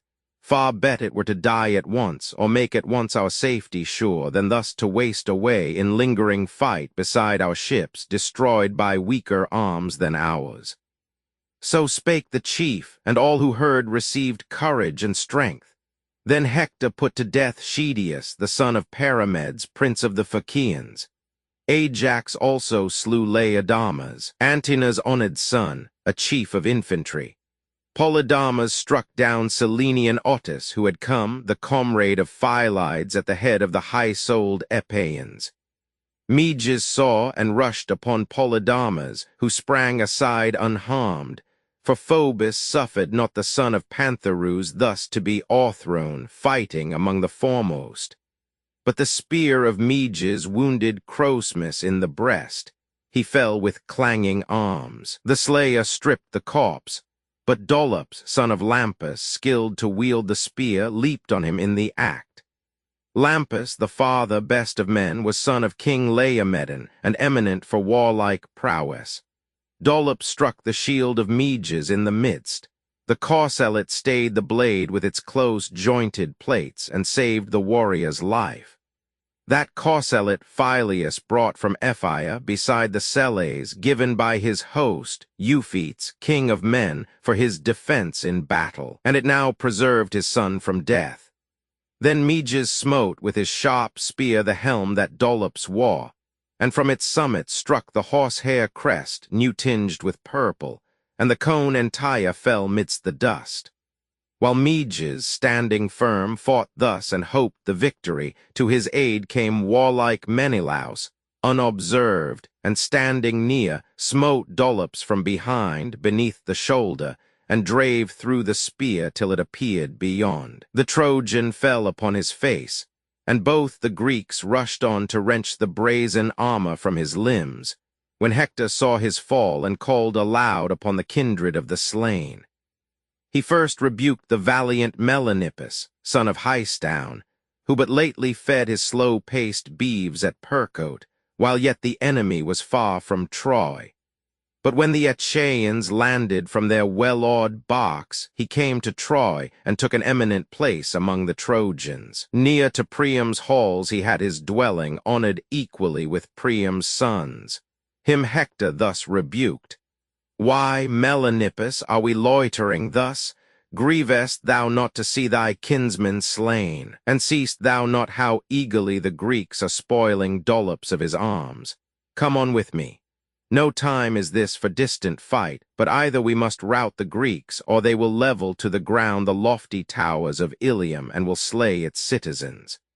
He spake and led the way. His godlike friend followed him, while the son of Telamon, Ajax, exhorted thus the sons of Greece. Be men, my friends, and let a noble dread of shame possess your hearts, and jealously look to each other's honor in the heat of battle. For to men who flee there comes no glory, and that way no safety lies. He spake, and all were eager to drive back the assaulting foe. They heeded well his words, and drew around their barks a fence of mail, while Jove urged on the Trojans. Then it was that Menelaus, brave in battle, spake to rouse the courage of Antilochus. Antilochus, there is no other Greek younger than thou or fleeter, none so strong for combat. Would that, springing on the foe, thou mightest strike some Trojan warrior down. So speaking, he drew back, but he had roused the courage of his friend, who, springing forth from midst the foremost combatants, took aim, first looking keenly round with his bright spear, from which the Trojans shrank as they beheld the hero cast it. Not in vain he threw the weapon, for it struck upon the breast brave Melanippus, Hystaun's son. Beneath the pap it smote him as he came. He fell with ringing arms. Antilochus sprang toward him like a hound that springs to seize a wounded fawn, which, leaping from its lair, is stretched disabled by the hunter's dart. So sprang the stout Antilochus on thee, O Melanippus. Sprang to spoil thy limbs of armor, but the noble Hector saw, and hastening through the thick of battle, came against him. Mighty as he was in war, yet ventured not Antilochus to wait his coming, but as flees a savage beast, conscious of guilty deed when having slain herdsman or hound that kept the pastured kine, he steals away before a crowd of men, so fled the son of Nestor. On his rear the Trojans under Hector poured a storm of weapons, and the din was terrible. Yet when he reached the serried ranks of Greece he turned and stood. Meanwhile the Trojan host, like ravening lions, fiercely rushed against the galleys that the will of Jupiter might be fulfilled.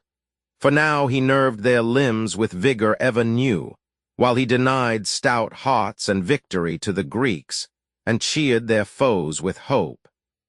His purpose was to give the victory to Hector, Priam's son, till he should cast upon the beaked ships the fierce, devouring fire, and bring to pass the end for which the cruel Thetis prayed. Therefore did Jove the all-disposer wait, till from a burning galley he should see the flames arise. Then must the Trojan host, such was his will, retreating from the fleet, yield to the Greeks the glory of the day.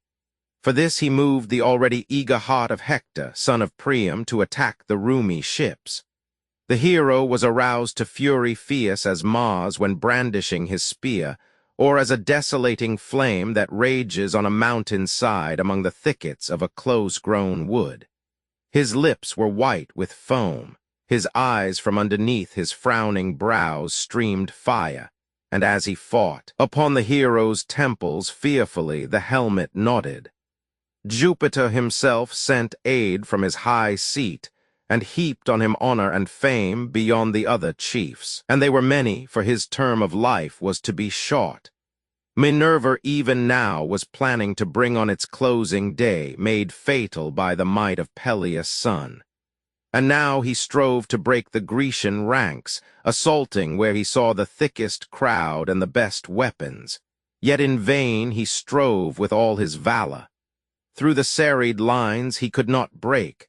The Greeks in solid squares resisted. Like a rock that huge and high by the gray deep abides the buffetings of the shrill winds and swollen waves that beat against it.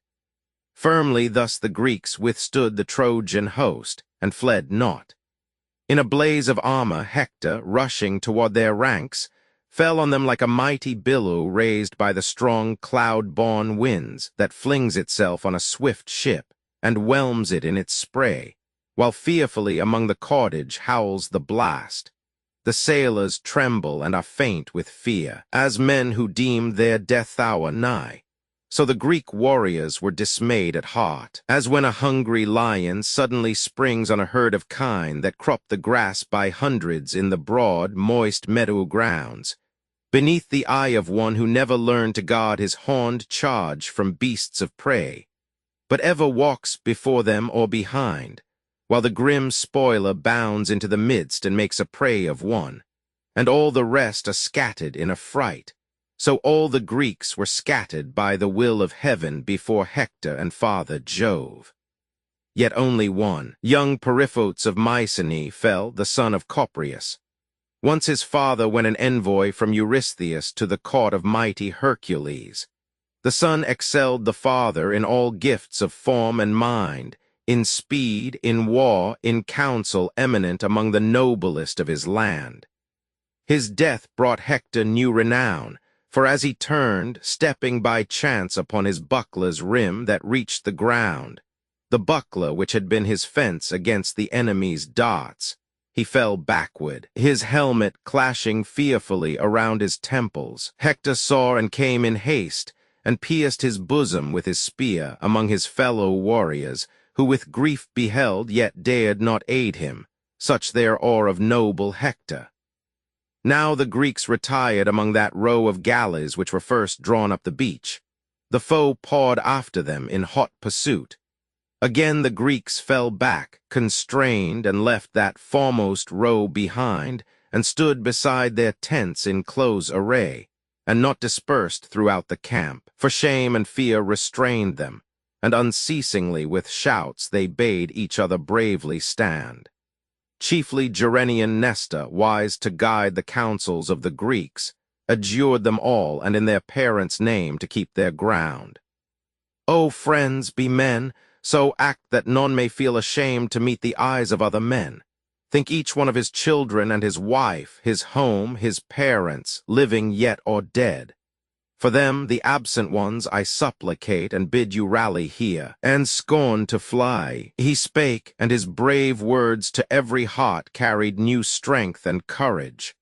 Pallas then lifted the heaven-sent cloud that veiled the fight, and all things in the clear full light were seen on either side, both where the galleys lay and where the warriors struggled.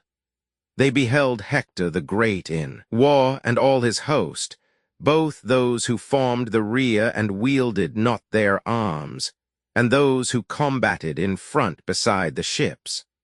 And now it pleased no more the soul of valiant Ajax to remain in the thick squadrons with the other Greeks, but striding on the galley decks, he bore a sea-pike 22 cubits long, huge, and beset with iron nails. As when one who is skilled to vault on running steeds chooses 4 horses from a numerous herd, and on the highway to a populous town drives them, while men and women in a crowd behold his feats with wonder, as he leaps boldly without a fall from steed to steed, and back again, and all the while they run. So on the lofty decks of those good ships from ship to ship flew Ajax, lifting up his mighty voice, a shout that reached to heaven, and bade the Greeks defend their fleet and tents. Nor loitered Hector in those armed throngs of Troy, but as a tawny eagle swoops upon a flock of birds that seek their food along a river's border, geese or cranes or long-necked swans, so Hector in hot haste sprang toward a galley with an azure prow, while mightily the power of Jove impelled the hero onward, and inflamed his train with courage. Fiercely then around the ships the struggle was renewed.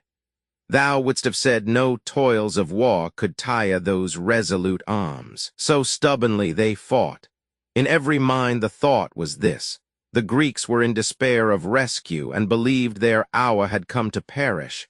Every Trojan hoped to give the fleet to flames and slay the sons of Greece. With thoughts like these the hostile warriors closed. Then Hector laid his hand upon the stern of a stanch galley, beautiful and swift, in which Protesilaus came to Troy. It never bore him back. Around its keel the Trojans and the Greeks fought hand to hand, and slew each other, for no more they sent the arrow or the javelin from afar, waiting to see the wound it gave. But each with equal fury pressed upon his foe with halberd and with trenchant battle-axe, huge sword and two-edged spear. Upon the ground had fallen many a fair black-hilted sword with solid handles, some from slain men's hands, some from lopped arms of warriors. The dark earth ran red with blood. But Hector, having laid his hand upon the galley's stern, held fast to the carved point, and called upon his men, "Bring fire and press in throngs upon the foe, for now doth Jove vouchsafe to us a day worth all the past, a day on which we make the ships our prey. Against the will of heaven they landed on our coast, and brought on us disasters many, through the coward fears of our own elders, who denied my wish to combat at the galleys, and held back the people. But if then the Thunderer darkened our minds, his spirit moves us now in what we do, and we obey his will," spake, and they with fiercer valor fell upon the Greeks. Even Ajax could no more withstand the charge, but fearing to be slain amid a storm of darts withdrew a space, to where the 7-foot bench of rowers lay, and left the galley's stern. There as he stood, he watched the assailants keenly, and beat back with thrusts of his long spear whoever brought the firebrand. With terrific shouts he called upon the Greeks to combat manfully. "O friends, Achaean heroes, ministers of Mars, be men, be mindful of your fame for valor. Do ye dream that in your rear are succors waiting us, or firmer walls that may protect us yet? Nay, no fenced town have we for refuge, flanked with towers from which fresh troops may take our place. Between the sea and country of the well-armed Trojans lie our tents, our native land is far away, and now our only hope of safety left is in our weapons. There is no retreat." He spake, and mightily with his sharp spear thrust at whoever of the men of Troy at Hector's bidding came with fire to burn the galleys. On the blade of that long spear the hero took them as they came, and slew in close encounter 12 before the fleet. Chapter 31. Book Romans 16, the 6th battle, death of Patroclus. Patroclus permitted by Achilles to take part in the war, on condition that he will return after repulsing the Trojans from the fleet. His preparations for the battle, putting on the armor of Achilles and summoning the Myrmidons to follow him. Alarm of the Trojans on seeing him, supposing him to be Achilles, his exploits, the Trojans driven back from the fleet, death of Sarpedon, the Trojans pursued by Patroclus. Contrary to the command of Achilles, to the walls of Troy, Patroclus disarmed by Apollo, wounded by Euphorbus, and slain by Hector. Such was the struggle for that gallant bark. Meanwhile Patroclus stood beside his friend, the shepherd of the people, Peleus' son, and shed hot tears, as when a fountain sheds dark waters streaming down a precipice. The great Achilles, swift of foot, beheld and pitied him, and spake these winged words: "Why weepest thou, Patroclus, like a little girl that by her mother's side runs, importuning to be taken up, and plucks her by the robe, and stops her way, and looks at her, and cries, until at last she rests within her arms? Thou art like her, Patroclus, with thy tears. Dost thou then bring sad tidings to the Myrmidons or me? Or haste thou news from Phthia? It is said that still Menoetius, son of Actor, lives, and Peleus also, son of Aeacus, among the Myrmidons.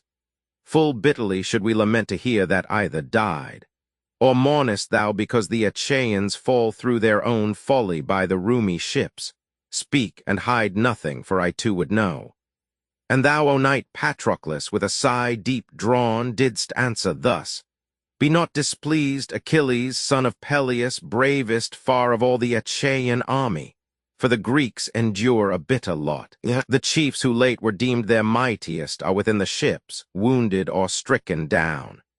Their Diomed, the gallant son of Tydeus, lies, and their Ulysses, the great spearman, wounded both, and Agamemnon, and Eurypylus, driven from the field, an arrow in his thigh.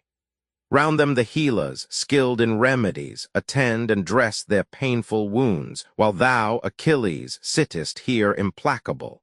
Oh, never be such fierce resentments mine as thou dost cherish, who art only brave for mischief. Whom wilt thou hereafter aid, if now thou rescue not the perishing Greeks? O merciless! It cannot surely be that Peleus was thy father, or the Queen Thetis thy mother. The green sea instead and rugged precipices brought thee forth, for savage is thy heart. But if thou heed the warning of some god, if thou hast heard aught which thy goddess mother has received from Jove, send me at least into the war, and let me lead thy Myrmidons, that thus the Greeks may have some gleam of hope, and give thee armor from thy shoulders. I will wear thy mail, and then the Trojans at the sight may think I am Achilles, and may pause from fighting, and the warlike sons of Greece, tired as they are, may breathe once more and gain a respite from the conflict. Our fresh troops may easily drive back upon their town the weary Trojans from our tents and fleet. So spake he, sighing, rash and blind, he asked death for himself and evil destiny. Achilles the swift-footed also drew a heavy sigh, and thus in turn he spake. What, O divine Patroclus, hast thou said? I fear no omen yet revealed to me, nor has my goddess mother told me aught from Jove, but ever in my heart and soul rankles the painful sense of injury done by one who, having greater power, deprives an equal of his right and takes away the prize he won. This is my wrong, and this the cause of all my bitterness of heart. Her whom the sons of Greece bestowed on me as my reward, a trophy of my spear after the sack of a fenced city.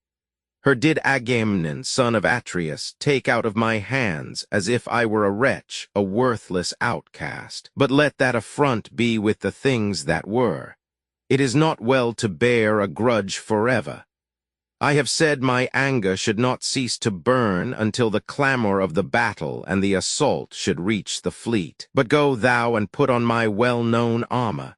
Lead into the field my Myrmidons, men that rejoice in war, since like a lowering cloud the men of Troy surround the fleet, and the Achaeans stand in narrow space close pressed beside the sea, and all the city of Ilium flings itself against them, confident of victory, now that the glitter of my helm no more flashes upon their eyes. Yet very soon their flying host would fill the trenches here with corpses, had but Agamemnon dealt gently with me, and now their squadrons close around our army. Now no more the spear is wielded by Tydides Diomed in rescue of the Greeks. No more the shout of Agamemnon's hated throat is heard, but the Manquella Hector, lifting up his voice, exhorts the Trojans, who in throngs, raising the war-cry, fill the plain and drive the Greeks before them. Gallantly lead on the charge, Patroclus, rescue our good ships. Let not the enemy give them to the flames, and cut us off from our desired return. Follow my counsel, bear my words in mind. So shalt thou win for me among the Greeks great honor and renown, and they shall bring the beautiful maiden back with princely gifts. When thou hast driven the assailants from the fleet, return thou hither. If the thunderer, husband of Juno, suffer thee to gain that victory, seek no further to prolong the combat with the warlike sons of Troy, apart from me, lest I be brought to shame, nor glorying in the battle and pursuit. Slaying the Trojans as thou goest, lead thy men to Troy, lest from the Olympian mount one of the ever-living gods descend against thee. Phoebus loves the Trojans well. But come as soon as thou shalt see the ships in safety. Leave the foes upon the plain contending with each other. Would to Jove the All-Father, and to Pallas, and the god who bears the bow, Apollo, that of all the Trojans, Many as they are, and all the Greeks, not one might be reprieved from death, while thou and I alone were left alive to overthrow the sacred walls of Troy. So talked they with each other.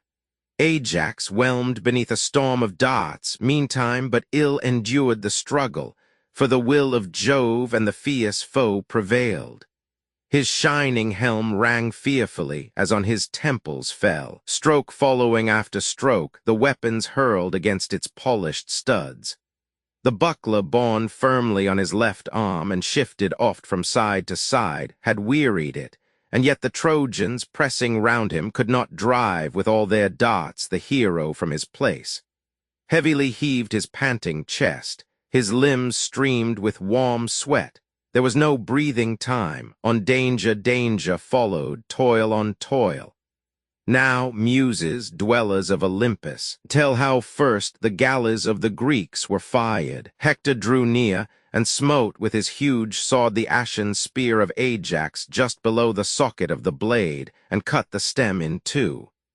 The son of Telamon in vain brandished the severed weapon, while afar the brazen blade flew off, and ringing fell to earth.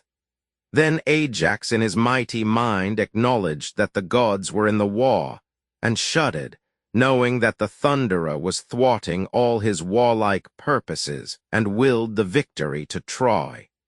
The chief withdrew beyond the reach of spears, while fast the eager enemy hurled the blazing brands at the swift ship, and wrapped the stern in flames unquenchable. Achilles saw and smote his thigh and spake, "Patroclus, noble friend and knight, make haste. Already I behold the flames that rage with fury at the fleet.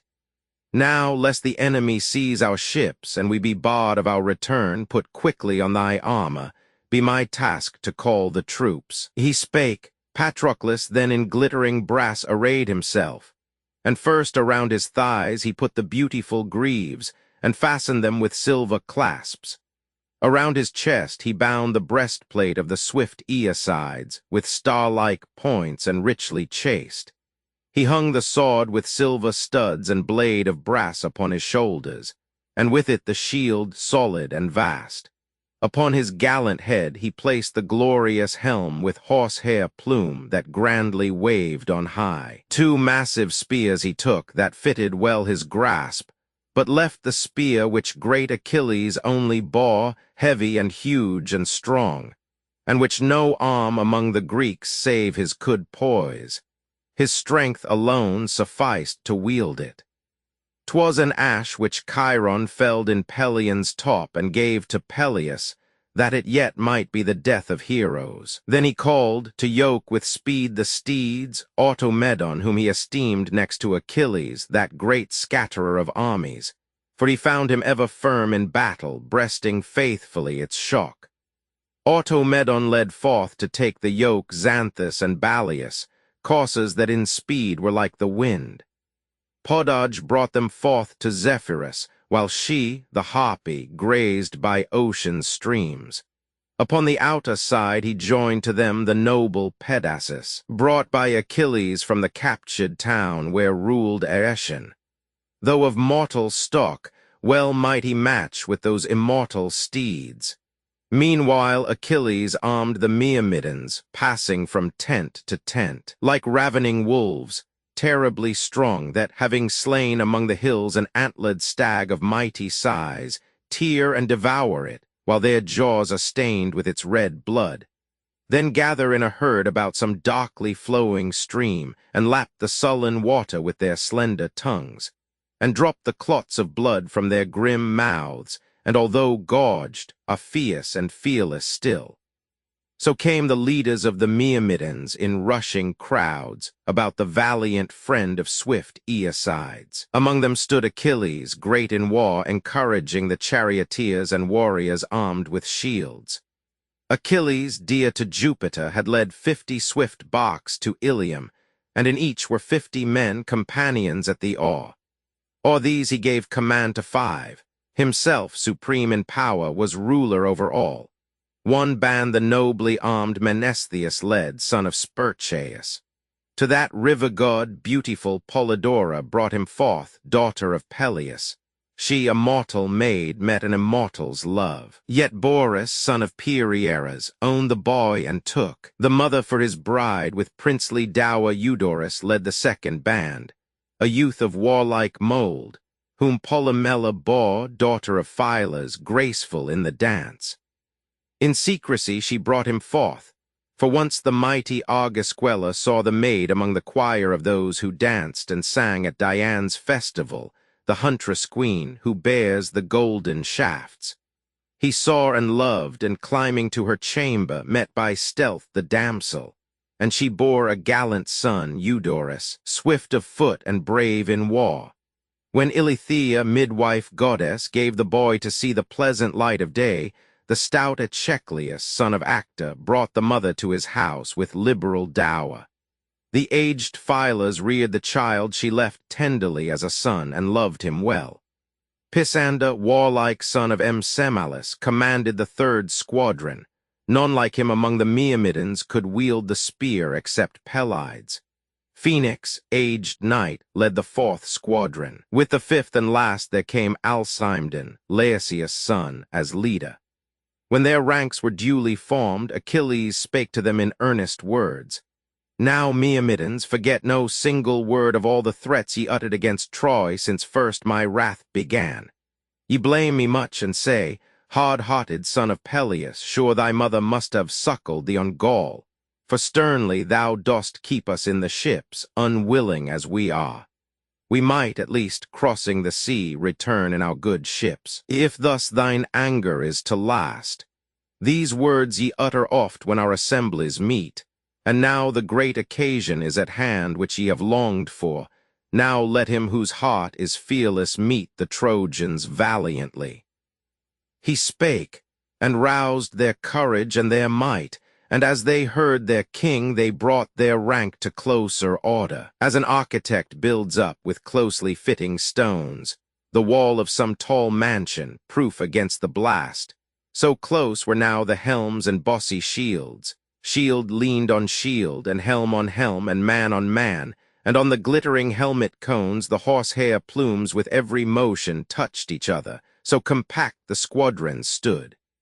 Two heroes, nobly armed, were at their head, to Patroclus and Automedon, and both had but one thought, to combat in the van.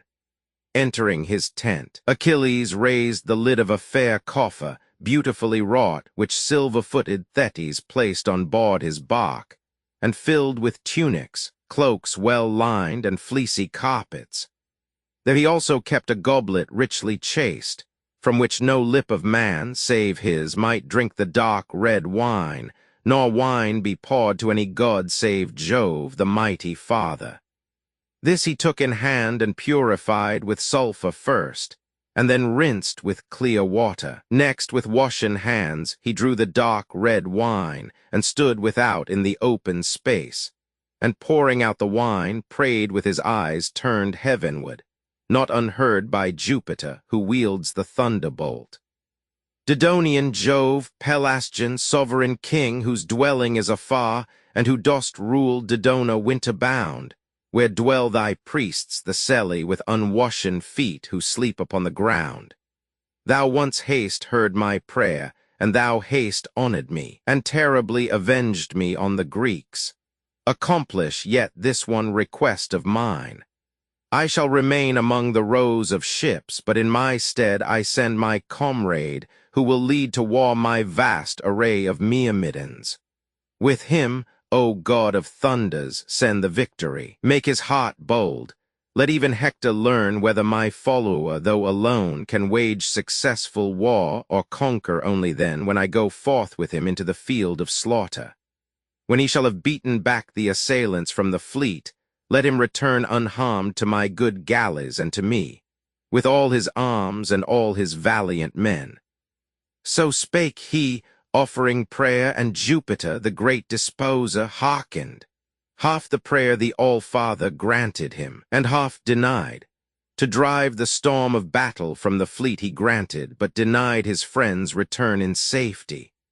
When the warrior thus had prayed and poured the wine to Father Jove, he went into his tent again, and there replaced the goblet in the coffer.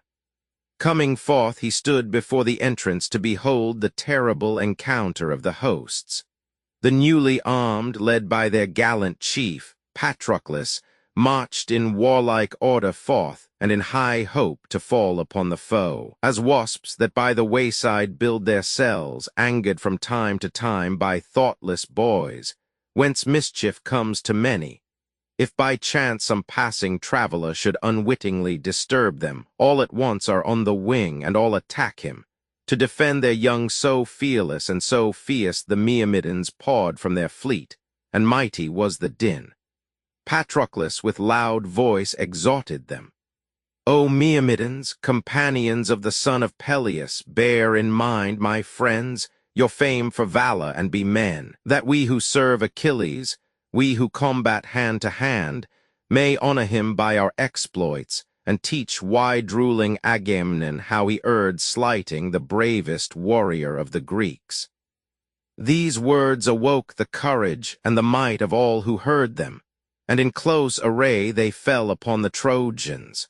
Fearfully the fleet around them echoed to the sound of Argives shouting. When the Trojans saw, in glittering arms, Menoetius' gallant son and his attendant, every heart grew faint with fear.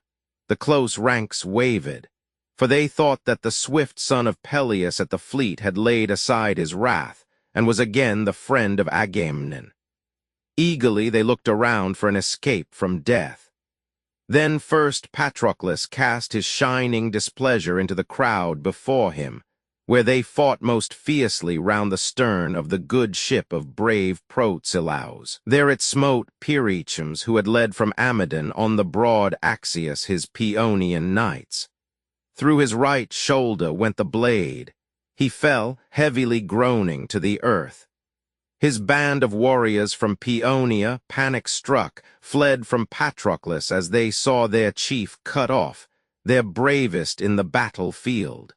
So from the ship he drave the foe and quenched the blazing fire. There lay the half-burnt bark, while with a mighty uproar fled the host of Troy, and from between the beaked ships poured after them with tumult infinite the Greeks. As when from some high mountain-top the god of lightnings, Jupiter, sweeps off the overshadowing cloud, at once appear the watch-lowers and the headland heights and lawns all in full light, and all the unmeasured depth of ether opens, so the Greeks, when thus their fleet was rescued from the hostile flame, breathed for a space. And yet they might not cease from battle, for not everywhere alike were chased the Trojans from the dark-hulled ships before the Greeks, but struggled still to keep the mastery and yielded but to force. Then in that scattered conflict of the chiefs, each Argive slew a warrior. With his spear the brave son of Menoetius made a thrust at Areolochus, and pierced his thigh just as he turned away, and through the part forced the keen weapon, splintering as it went the bone, and brought the Trojan to the ground. And warlike Menelaus pierced the breast of Thoas where the buckler left it bare, and took his life. The son of Phyleus saw Amphiclus rushing on, and with his spear met him and pierced his leg below the knee, where brawniest is the limb. The blade cut through the sinews, and his eyes were closed in night. There fought the sons of Nestor. One of these, Antilochus, transfixed with his good spear Atimneus through the flank, and brought him down at his own feet. With sorrow Maris saw his brother fall, and toward Antilochus flew to defend the corpse. But ere he struck, the godlike Thrasymes, with a blow that missed not, smote his shoulder, tearing off with the spear's blade upon the upper arm the muscles from the bone. With ringing arms he fell, and darkness gathered o'er his eyes. Thus were two brothers by two brothers slain, and sent to Erebus. Two valiant friends were they of King Sarpedon, and the sons of Amisodarus, who reared and fed Chimera, the destroyer of mankind. Oilean Ajax, springing forward, seized on Cleobulus, for the struggling crowd hindered his flight. He took the Trojan's life, smiting the neck with his huge-handled sword. The blade grew warm with blood, and cruel fate brought darkness o'er the dying warrior's eyes. Peneleus fought with Lycon, Each had cast his spear and missed his aim, and now with swords the twain encountered. Lycon dealt a stroke upon the crested helmet of his foe, and the blade failed him, breaking at the hilt. Meantime Peneleus smote beneath the ear the neck of Lycon. Deep the weapon went. The severed head, held only by the skin, dropped to one side, and life forsook the limbs. Merians, o'ertaking Acamas in rapid flight, discharged a mighty blow on his left shoulder as he climbed his car. He fell, and darkness gathered o'er his eyes. Then plunged Idomeneus the cruel spear into the mouth of Eurymas. The blade passed on beneath the brain and pierced the neck, and there divided the white bones. It dashed the teeth out. Both the eyes were filled with blood, which gushed from mouth and nostrils as he breathed, and the black cloud of death came over him.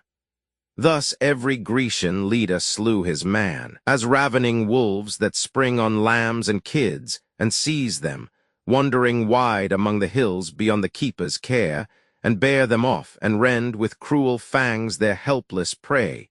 So fiercely did the Achaeans fling themselves upon the men of Troy, who only thought of flight from that tumultuous strife, and quite forgot their wonted valor. All the while the greater Ajax sought to hurl his spear at Hector, clad in brazen mail, who yet, expert in battle, kept his ample chest hid by his bull's hide shield, and though he heard the hiss of darts and clash of spears, and saw the fortune of the field deserting him, lingered to rescue his beloved friends.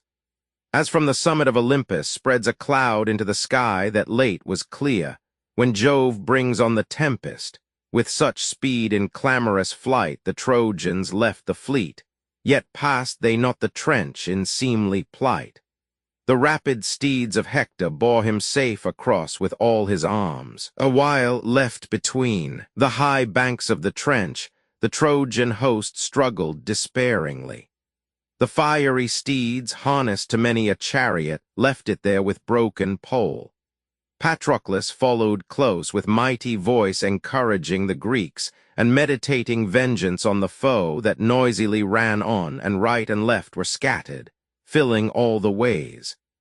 The dust rose thick and high and spread, and reached the clouds, as with swift feet the Trojan coursers held their way to Ilium from the tents and ships. Patroclus, where he saw the wildest rout, drave thither, shouting threats.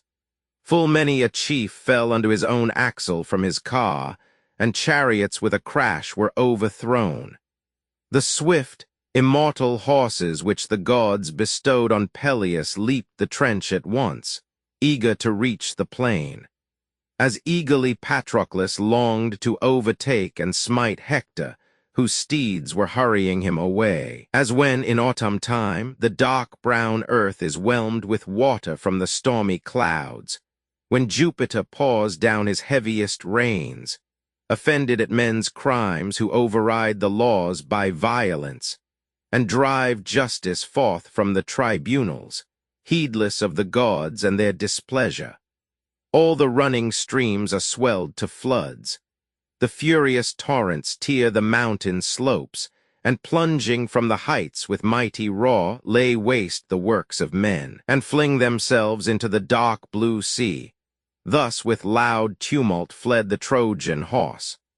Patroclus, having cut the nearest bands of Troy in pieces, made his warriors turn back to the fleet, and eager as they were, stopped the pursuit that led them toward the town. Then in the area bounded by the sea, river, and lofty wall, he chased and smote and took full vengeance. With his glittering spear he wounded Pronerus where the buckler left the breast exposed. The Trojan with a clash fell to the earth, and life forsook his limbs. Advancing in his might, Patroclus smote Thistor, the son of Enops, as he sat cowering upon his sumptuous seat, overcome with fear, and dropped the reins. Through his right cheek among the teeth Patroclus thrust his spear, and o'er the chariot's border drew him forth with the spear's stem. As when an angler sits upon a jutting rock, and from the sea draws a huge fish with line and gleaming hook, So did Patroclus, with his shining spear, draw forth the panting Trojan from his car and shook him clear. He fell to earth and died. As Ialus then came swiftly on, Patroclus flung a stone and on the brow smote him. The Trojan's head, beneath the blow, parted in two within the helm.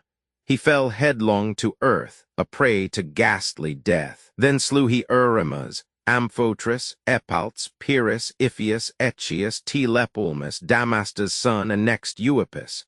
Nor was Polymelus spared, the son of Augeas, smitten all and thrown, slain upon slain, along their mother earth.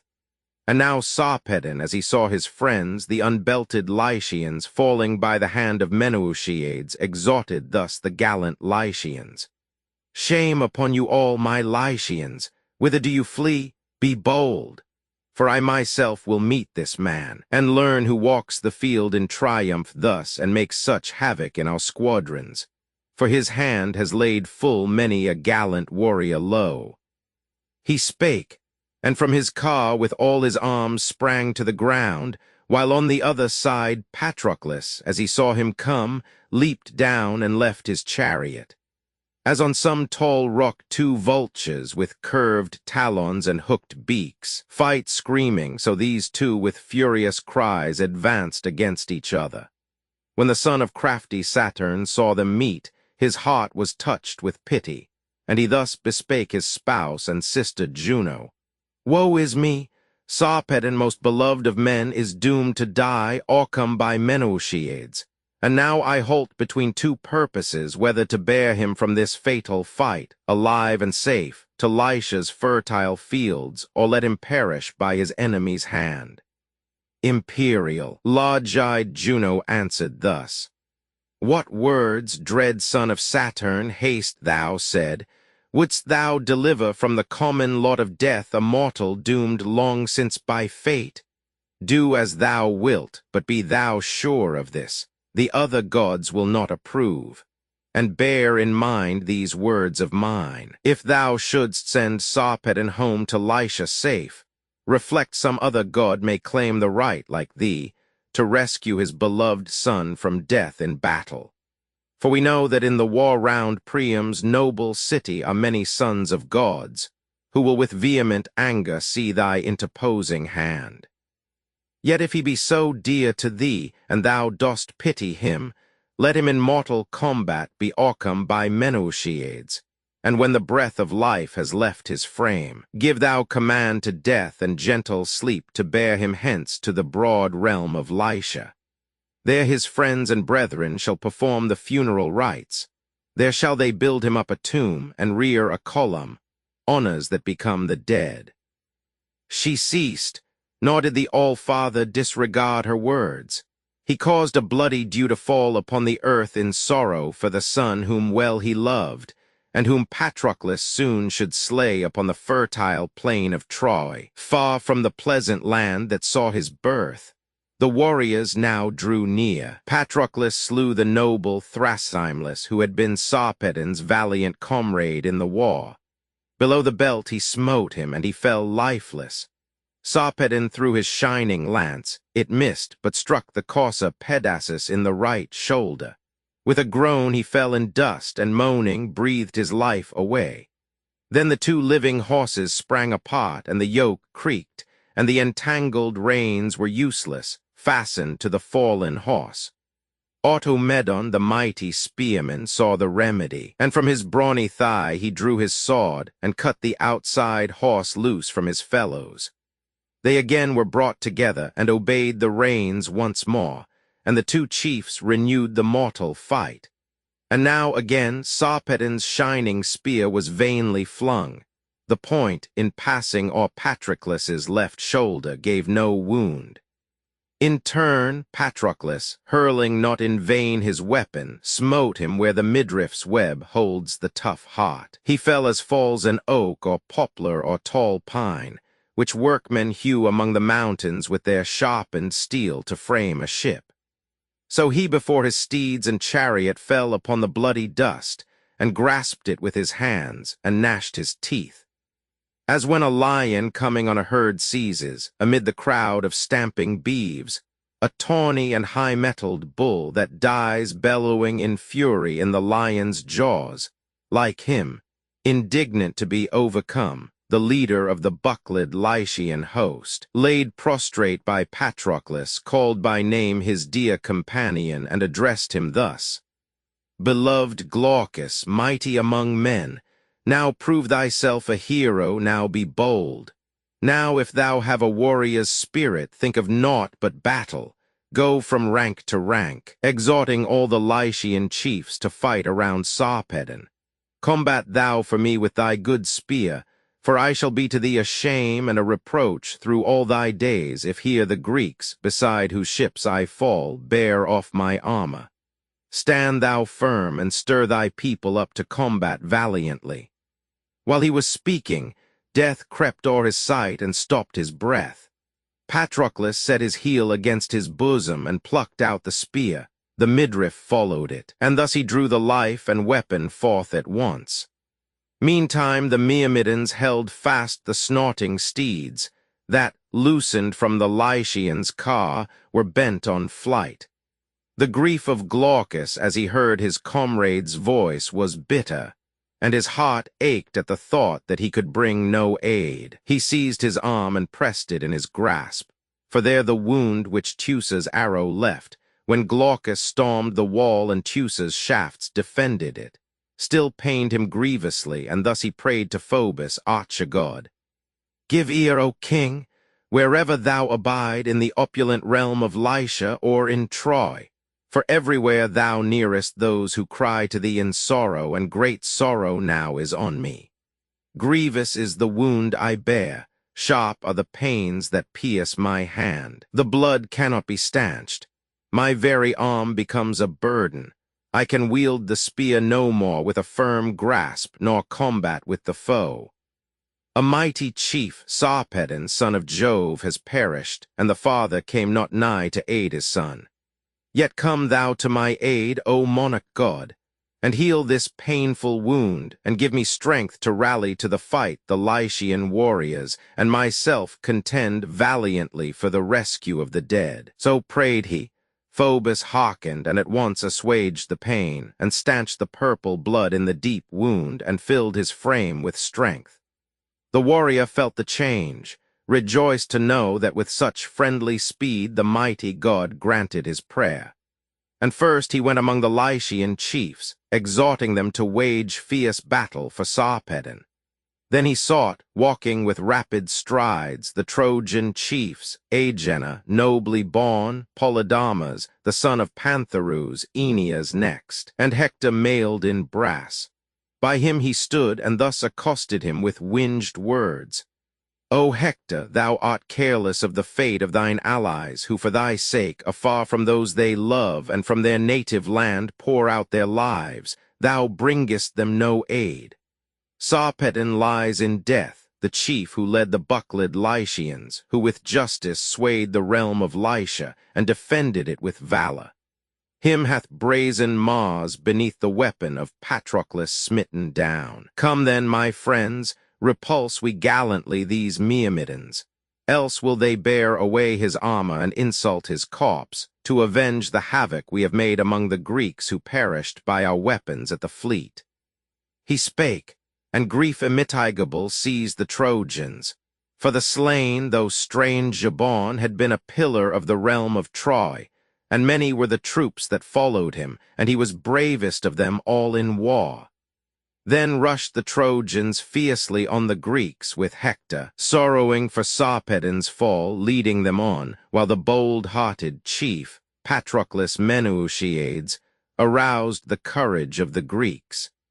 He thus addressed the warriors Ajax, eager like himself for combat: "Be it now your welcome task, O warriors Ajax, to drive back the foe, he who first sprang across the Grecian wall. Sarpedon lies a corpse, and we must now dishonor the dead chief, and strip from him his armor, and strike down with our good spears whoever of his comrades shall resist."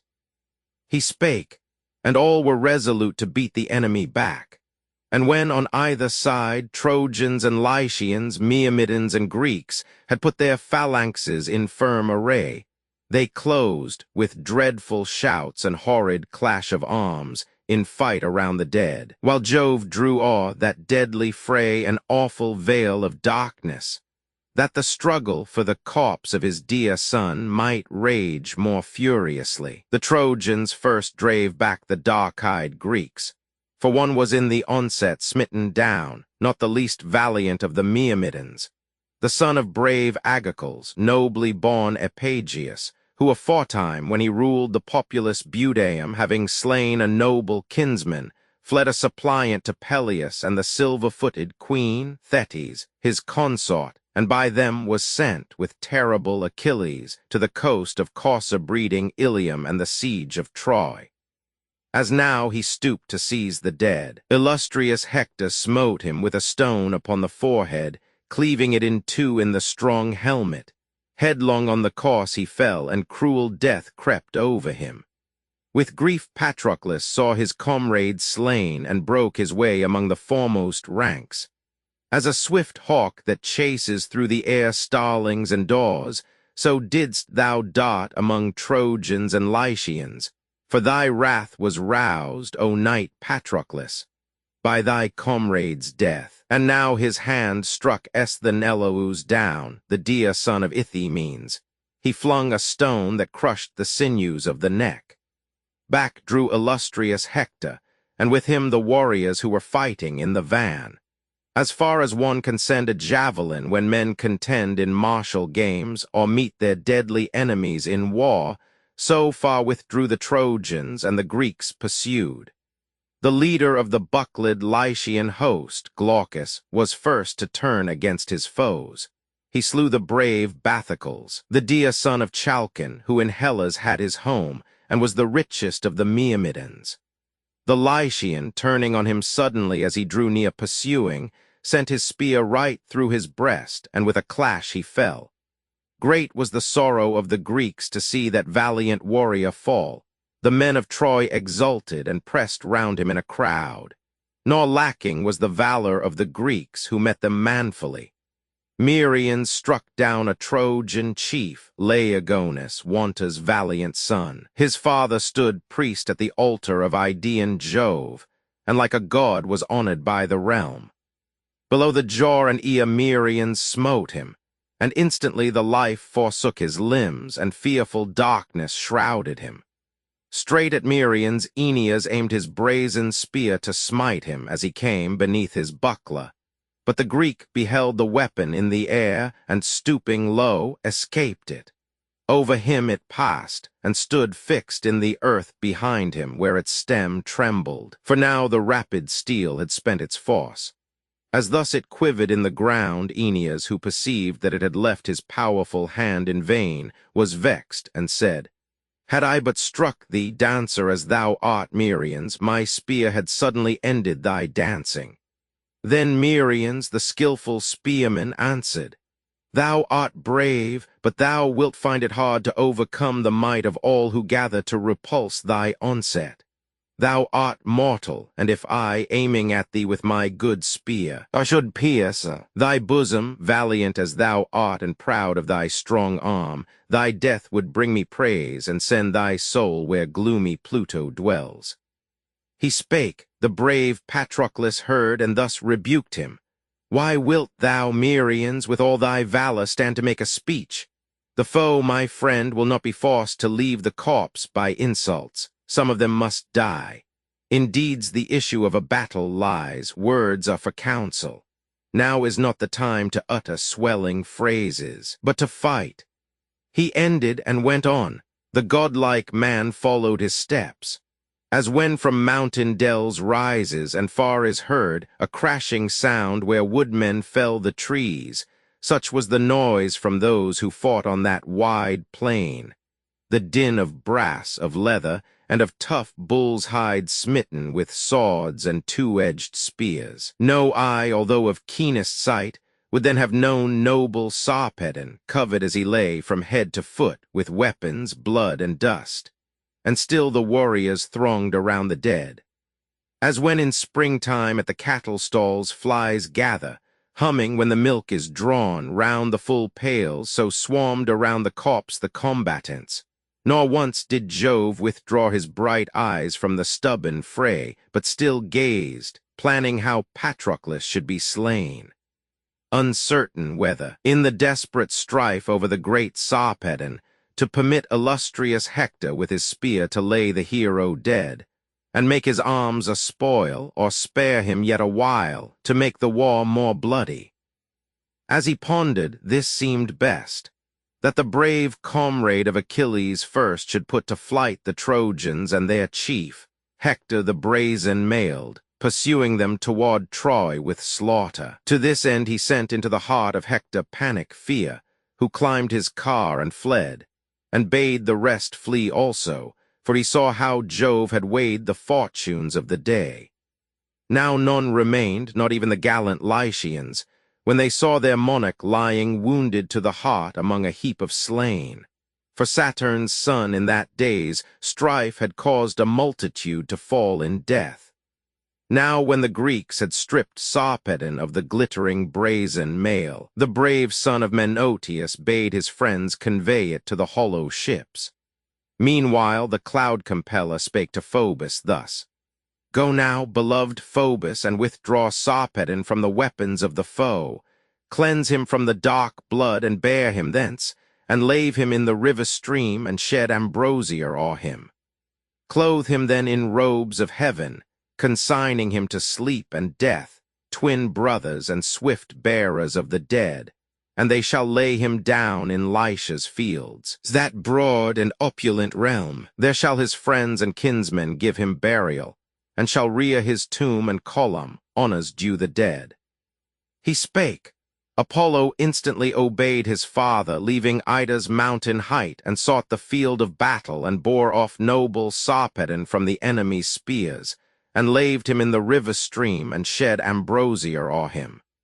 Then in robes of heaven he clothed him, giving him to sleep and death, twin brothers and swift bearers of the dead, and they with speed conveying it, laid down the corpse in Lycia's broad and opulent realm. Meantime Patroclus, urging on his steeds and charioteer, pursued to his own hurt Trojans and Lycians. Madmen! Had he then obeyed the counsel which Pelides gave, the bitter doom of death had not been his. But stronger than the purposes of men are those of Jove, who puts to flight the brave, and takes from them the victory, though he impelled them to the battle. And he now urged on Patroclus to prolong the fight. Who first, when thus the gods decreed thy death, fell by thy hand, Patroclus, and who last? Adrastus first, Autonorus next, and then Echeclus. Then died Perimus, the son of Meges. Then with Melanippus fell Epista. Next was Ilassus Orcum, and Mulius and Pylots. These he slew, while all the rest betook themselves to flight. Then had the Greeks possessed themselves of Troy, with all its lofty portals, by the hand and valor of Patroclus. For his rage was terrible beyond the rage of all who bore the spear. Had not Apollo stood on a strong tower to menace him with ill, and aid the Trojans? Thrice Patroclus climbed a shoulder of the lofty wall, and thrice Apollo, striking his immortal hands against the glittering buckler, thrust him down. And when for the fourth time the godlike man essayed to mount the wall, the archer-god Phoebus encountered him with fearful threats. Noble Patroclus, hold thy hand, nor deem the city of the warlike Trojans doomed to fall beneath thy spear, nor by the arm of Peleus' son, though mightier far than thou. He spake. Patroclus, fearful of the wrath of the archer-god, withdrew and stood afar, while Hector at the Scaean gates restrained his coursers, doubtful whether to renew the fight by mingling with the crowd again, or gather all his host within the walls by a loud summons. As he pondered thus, Apollo stood beside him in the form of Asius, a young warrior and a brave uncle of Hector, the great horse-tamer and brother of Queen Hecuba, and son of Dymas, who in Phrygia dwelt beside the streams of the Sangarius. Putting on his shape and aspect, thus Apollo said, Why, Hector, dost thou pause from battle thus? Nay, it becomes thee not. Were I in might greater than thou, as I am less, full soon wouldst thou repent this shrinking from the war. Come boldly on, and urge thy firm-paced steeds against Patroclus. Slay him on the field, and Phoebus will requite thee with renown. He spake, and mingled in the hard-fought fray, while noble Hector bade his charioteer, the brave Cebrians, ply well the lash, and join the battle. Phoebus went before, entering the crowd, and spread dismay among the Greeks, and gave the glory of the hour to Hector and the Trojans. Little heed paid Hector to the rest, nor raised his arm to slay them, but urged on his firm-paced steeds to meet Patroclus, who, beholding him, leaped from his car. In his left hand he held a spear, and with the other lifting up a white, rough stone, the largest he could grasp, flung it with all its force. It flew not wide, nor flew in vain, but smote Cebrians, the warlike chief who guided Hector's steeds, a spurious son of Priam the renowned. The sharp stone smote his forehead as he held the reins and crushed both eyebrows in. The bone resisted not the blow. The warrior's eyes fell in the dust before his very feet.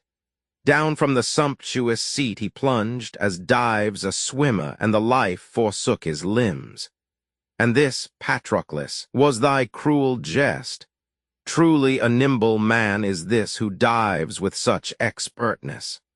Were this now the sea where fish are bred, and he were searching it for oysters, he might get an ample store for many men in leaping from a ship, though in a storm, so skillfully he dives even from the chariot to the plain.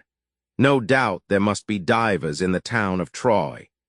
He spake and sprang upon Cebrians, with all a lion's fury which attacks the stables and is wounded in the breast and perishes through his own daring.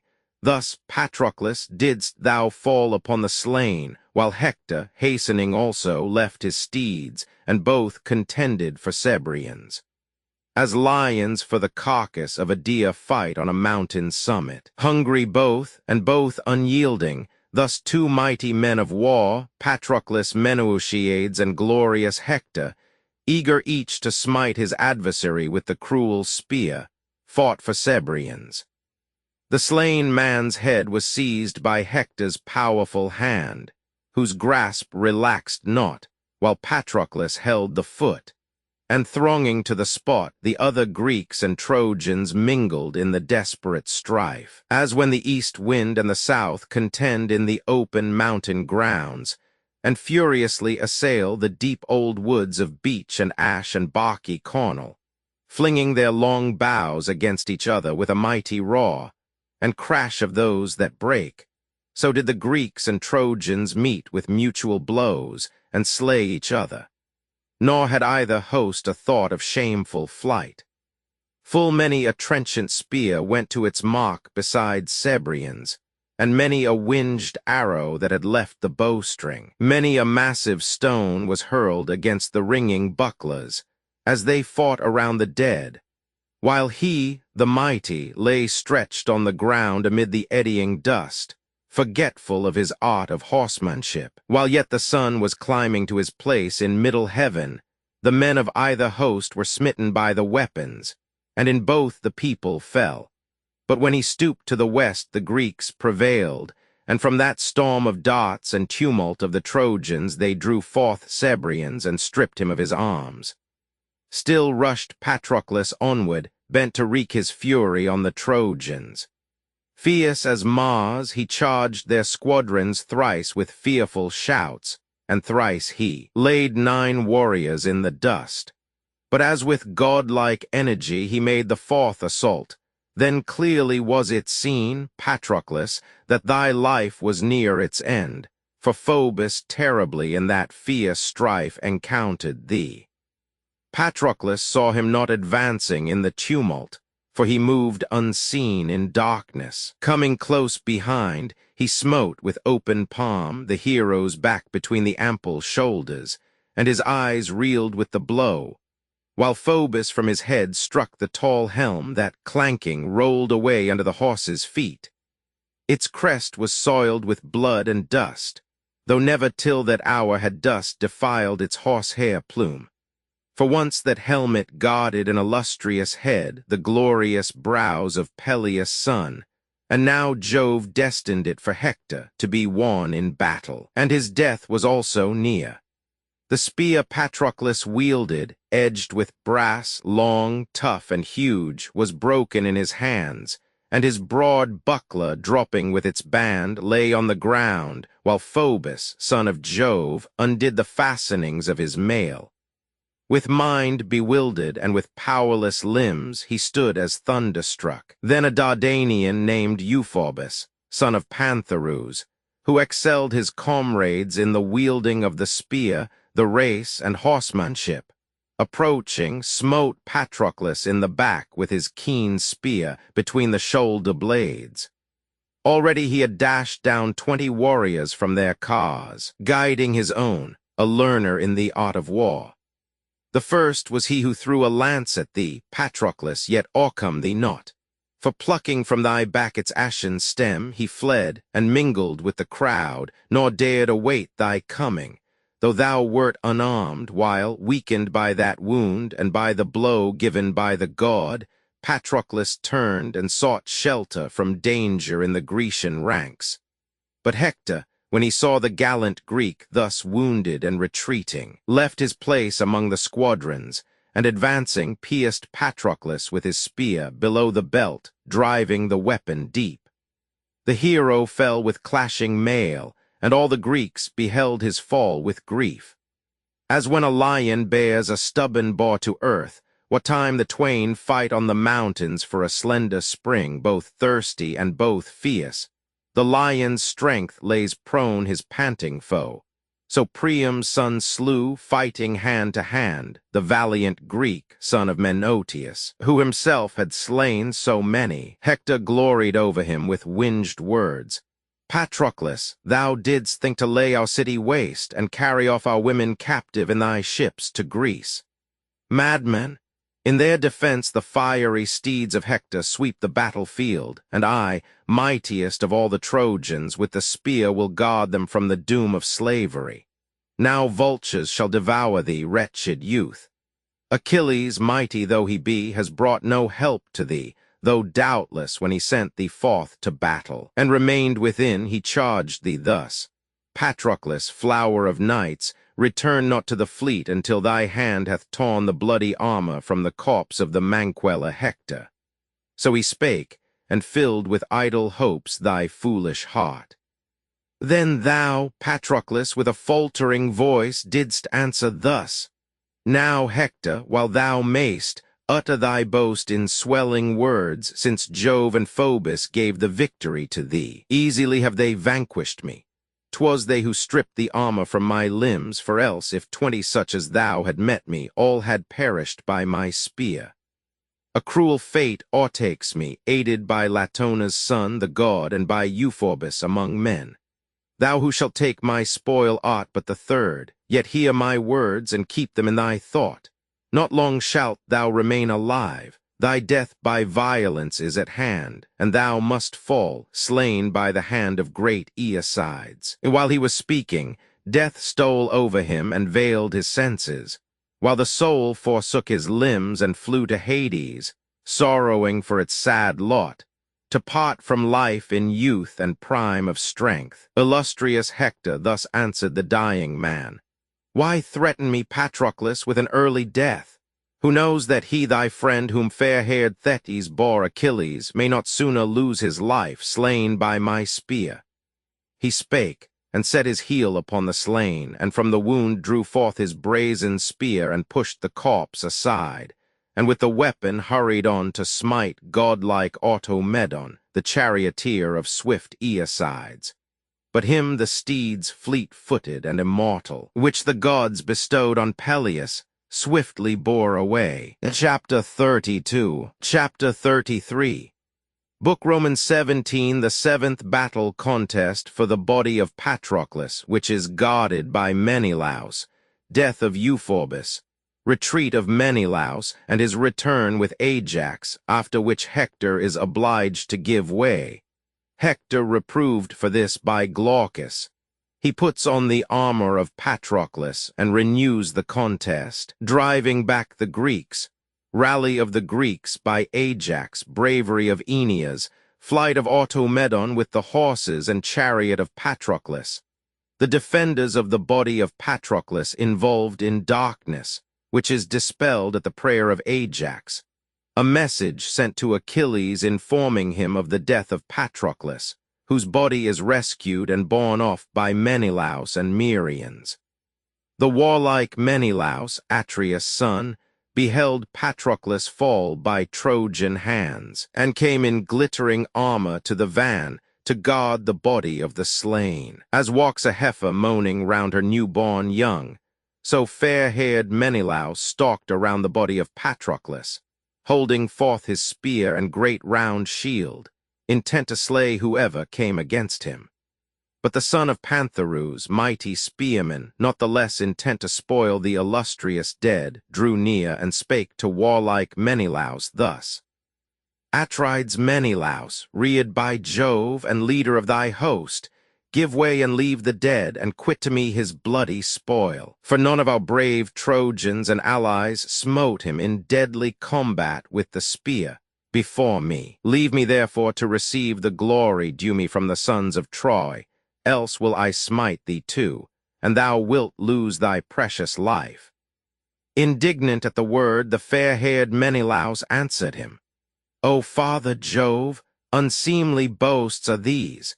For not the panther's nor the lion's might, nor that of the fierce forest boar whose rage is heightened into fury, is as great as that which these distinguished spearmen, sons of Pantherus, utter with their lips. And yet the horseman Hyperina did not long enjoy his youth when he with insolent words assailed me, and withstood me, when he said that I was the most craven wretch who bore arms in the Grecian host.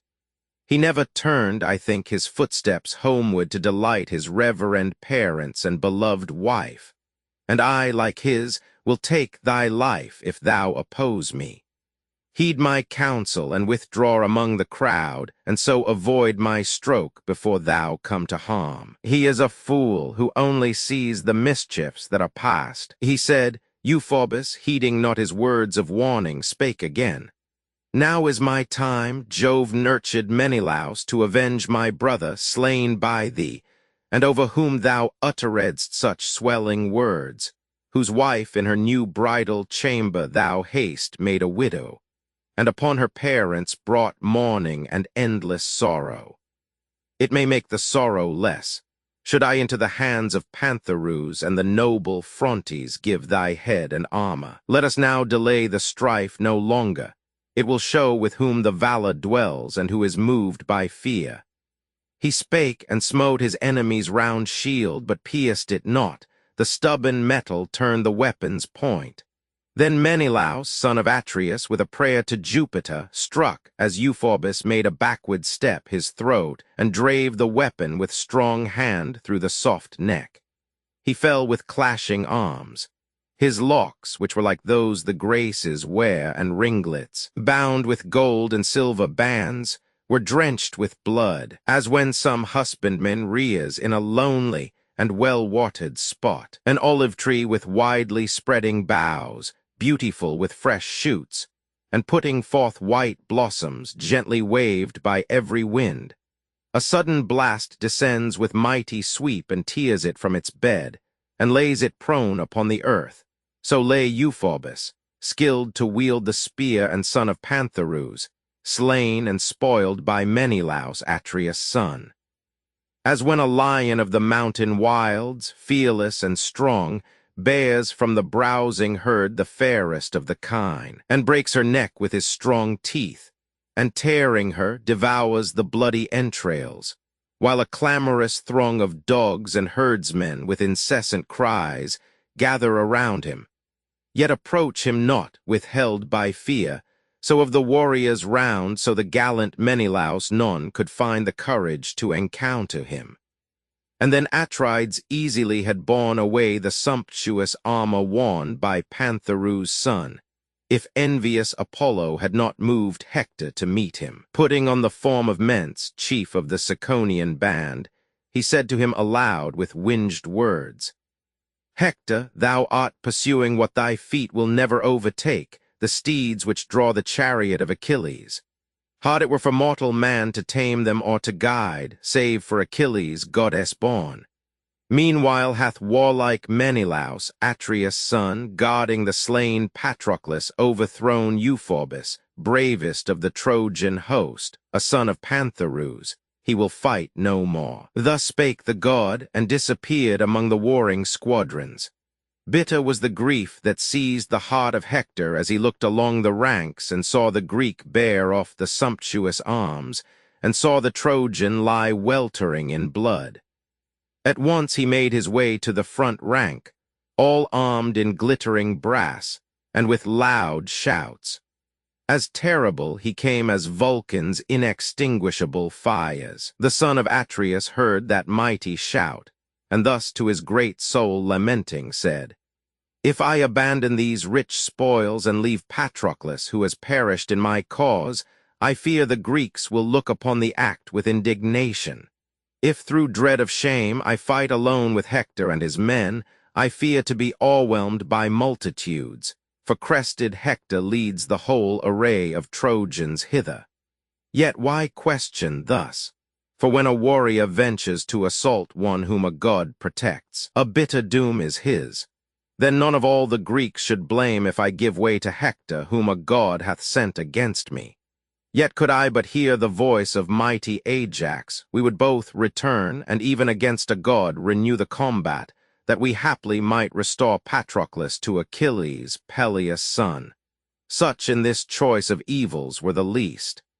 As thus he mused, the men of Troy came on with Hector at their head. The Greek gave way and left the slain, as when a lion, driven with pikes and clamor from the herdsmen's stalls by men and dogs, unwillingly retreats, his valiant heart still raging in his breast. So did the fair-haired Menelaus leave Patroclus. When he reached the Grecian ranks, he turned and stood and looked about to find the mighty Ajax, son of Telamon, and him he soon beheld on the left edge of battle, rallying there and heartening his men. For Phoebus from above had sent a panic fear among them. To him then the son of Atreus went in haste and said, "Ajax, my friend, come hither where we fight around Patroclus. Let us strive at least to bring Achilles back the hero's corpse, though stripped, for crested Hector hath his arms." He spake, the courage of the warlike son of Telamon was kindled by his words. To the front rank he hastened, and with him went fair-haired Menelaus. Hector there had spoiled Patroclus of his glorious arms, and now was dragging him apart to hew the head away with his keen sword, and give the body to the dogs of Troy. Just then came Ajax, bearing, like a tower, his shield, and Hector mingled with the Trojan ranks, and leaped into his car. But first he gave his friends the glittering spoil to bear away to Troy, a glory to the conqueror, while Ajax, over Menœtiades holding his ample shield, stood firm as stands a lion or his whelps, when as he comes leading them through the wood, the hunters rush upon him, and his look is terrible as his knit eyebrows cover his fierce eyes. So Ajax moved around the hero's corpse, while warlike Menelaus by his side, the son of Atreus, stood in bitter grief. Then with a look of anger Glaucus spake, son of Hippolochus and chief among the Lycians, thus to Hector, "Though thy form, Hector, be noble, yet in prowess thou art wanting, and thy fame in feats of war is not deserved, since thou dost fly the foe. Think whether thou alone, with others born in Troy, canst save the city and the state. For henceforth will no Lycian fight for Troy against the Greeks. This conflict without end has never earned them thanks. Inglorious chief, how wilt thou be the shield of humbler men, if thou canst leave Sarpedon, who has been thy comrade and thy guest, to be the prey and spoil of the Greek warriors?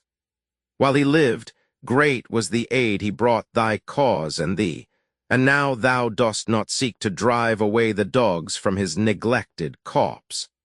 For this, If any of the Lycians heed my words, they will go home, and imminent will be the ruin of thy city. If that firm and resolute valor lived in Trojan hearts, which they should cherish, who in the defense of their own country bear the toils and face the dangers of the field, we might this hour drag off the slain Patroclus into Troy.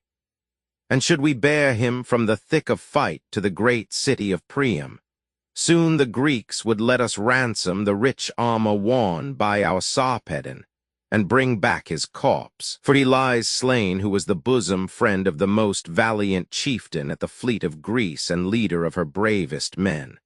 But thou, when great-souled Ajax fixed his eye upon thee, didst not venture to remain and fight with him. He is more brave than thou. The crested Hector frowned and thus replied, Why, Glaucus, should a warrior such as thou utter such violent words?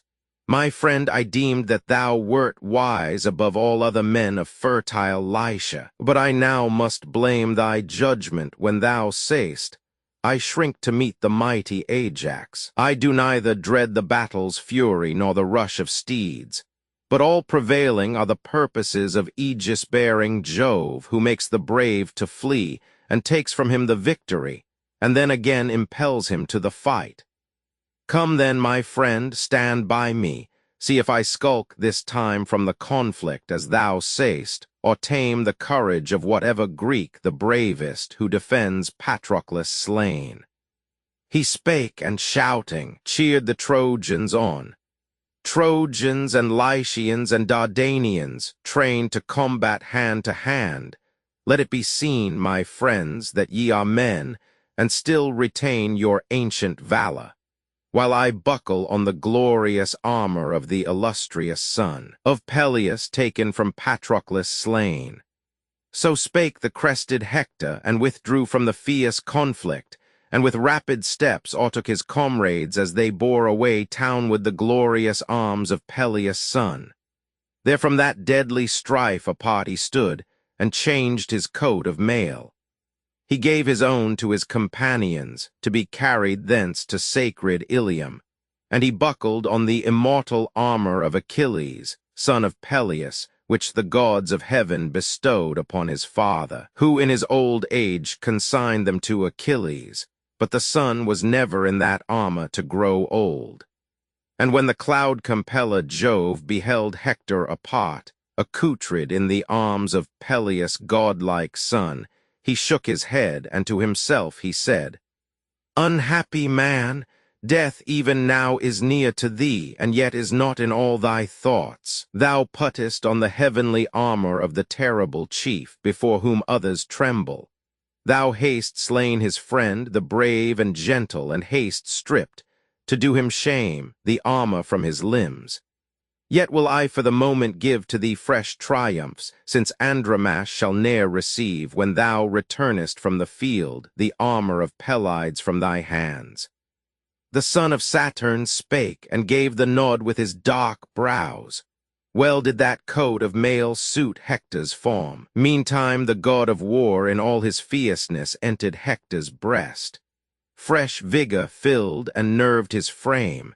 He went along the ranks of his renowned allies with shouts. That glittering armor made him seem the large-souled son of Peleus. To them all he spake in turn, encouraging their hearts. To Mesthals, Glaucus, and their Silichus, Medon, Disenna, and Hippothous, Asteropaeus, Phorcys, Chromius, and Ennomus the augur. These the chief exhorted to the fight with winged words. Hear me, ye mighty throng of our allies, dwellers of nations round us. Not to make our army vast in numbers did I send to summon you, each from his native town, but that your willing valor might defend the wives and children of the sons of Troy from the assailing Greeks. I therefore give most freely of our substance in large gifts and banquets, that ye all may be content. And now let some of you move boldly on to do or die, which is the chance of war. To him who from the field will drag and bring the slain Patroclus to the Trojan knights, compelling Ajax to give way to him, I yield up half the spoil, the other half I keep, and let his glory equal mine. He spake, and all that mighty multitude with lifted lances threw themselves against the Grecian ranks. They hoped to bear away the dead from Ajax, son of Telamon. Ah, idle hope! That hero o'er the dead took many a Trojan's life. Then Ajax thus to Menelaus, great in battle, spake. O friend, O Menelaus, reared by Jove, no longer now I hope I'll safe return from battle. Not the greatest of my fears is for Patroclus, whom the dogs of Troy and birds of prey full quickly will devour, but for my life and thine. That cloud of war Hector o'ershadows all, and over us impends the doom of death. Yet let us call our mighty men, if they perchance may hear. He spake, and Menelaus, great in war, obeyed his wish and shouted to the Greeks. O friends, the princes and the chiefs of Greece, who at the public feasts with Atreus' sons, King Agamemnon and his brother chief, drink wine, who each command a host and hold your honors and your state from Jove, my eyes cannot discern you in the thick of fight, but some of you who cannot bear to leave Patroclus to the dogs of Troy draw near. He spake. Oilean Ajax, swift of foot, heard and came forward, hastening through the fight. And after him Idomeneus, who brought Merions, his armor-bearer, fierce as the manslayer Mars. But who could tell the names of all the other Greeks that sprang to mingle in the strife? The Trojans made the first assault, and Hector led them on. As at the mouth of some great river, swollen by rains from Jove, the mighty ocean wave meets it with roaring, and the cliffs around rebellow, while the surges toss without.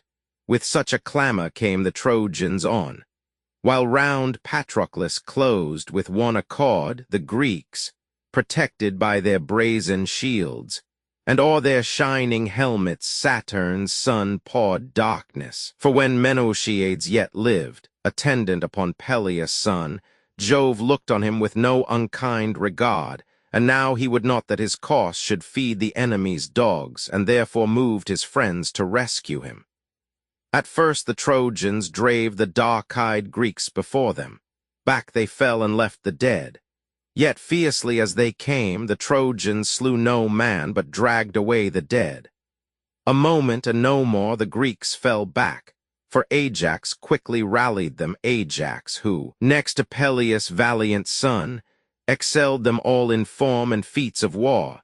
He threw the foremost warriors break, as strong as a wild bear that on the mountain's side breaks through the shrubs, and scatters with a bound a band of youths and dogs. The illustrious son of honored Telamon thus put to rout the Trojan phalanxes environing Patroclus, in the hope to bear him thence townward with glory. There Hippothous, son of Lethus the Pelasgian, having bound a thong about the sinewy ankle, toiled to drag away the slain man by the foot from that fierce strife, a grateful spectacle to Hector and the Trojans. Yet on him a vengeance which no friendly arm could ward fell suddenly. The son of Telamon rushed through the crowd, and in close combat smote his helmet's brazen cheek. That plumed helm was cleft by the huge spear and vigorous hand, and where the weapon struck Hippothous, mingled with blood the brain gushed forth. The life forsook his limbs. He dropped from nerveless hands the foot of brave Patroclus, and beside the corpse fell headlong, far from the rich fields of his Larissa, never to repay with gentle cares in their old age the love of his dear parents. For his life was short, slain by the spear of Ajax, large of soul. Then Hector aimed again his shining spear at Ajax, who perceived it as it came and just avoided it. The weapon struck Schedius, the valiant son of Iphitus and bravest of the Phocians, whose abode was Panopeus the famous, where he ruled o'er many men. Beneath the collarbone it pierced him and passed through. The brazen point came out upon the shoulder. To the ground he fell, his armor clashing with his fall. Then Ajax smote the valiant Phorcys, son of Phoenips, in the navel. Through the mail the brazen weapon broke and roughly tore the entrails. In the dust he fell, and clenched the earth with dying hands. The foremost ranks, led by illustrious Hector, at the sight yielded the ground. The Greeks, with fearful shouts, dragged off the bodies of Hippothous and Phorcys, and despoiled them of their arms. Then would the Trojans have been put to flight, before the warlike Greeks and craven-like gone up to Troy, and great had been the fame gained by the might and courage of the Greeks, beyond what Jupiter designed to give. Had not Apollo brought Aeneas forth by putting on the form of Periphas, the herald and the son of Epitus, who in that office as a prudent friend and counselor had served till he grew old, the father of Aeneas. In his shape thus spake Apollo, son of Jupiter: Aeneas, ye might even hold the towers of lofty Ilium safe against a god, were ye to act as some whom I have seen, valiant and confident in their own might, and multitude of dauntless followers.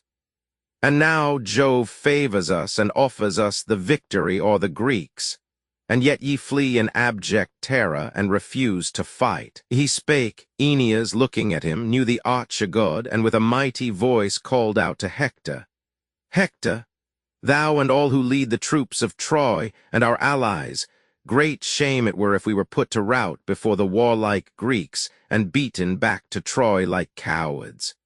Standing by my side, one of the gods already hath declared that Jupiter all-wise is our ally in battle. Let us therefore boldly fall upon the Greeks, nor suffer them to bear Patroclus unmolested to their fleet. He spake, and springing to the foremost rank stood firm. The Trojans also turned and faced the Achaeans. Then Aeneas with his spear struck down Leocritus, the gallant friend of Lycomedes and Arispa's son.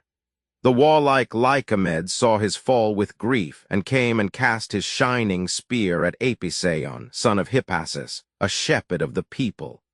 Underneath the midriff, through the liver went the spear, and he fell lifeless. He had come to Troy from rich Ceonia, and was great in war next to Asteropaeus. As he saw his comrade fall, Asteropaeus, moved by grief, advanced to combat with the Greeks, but could not.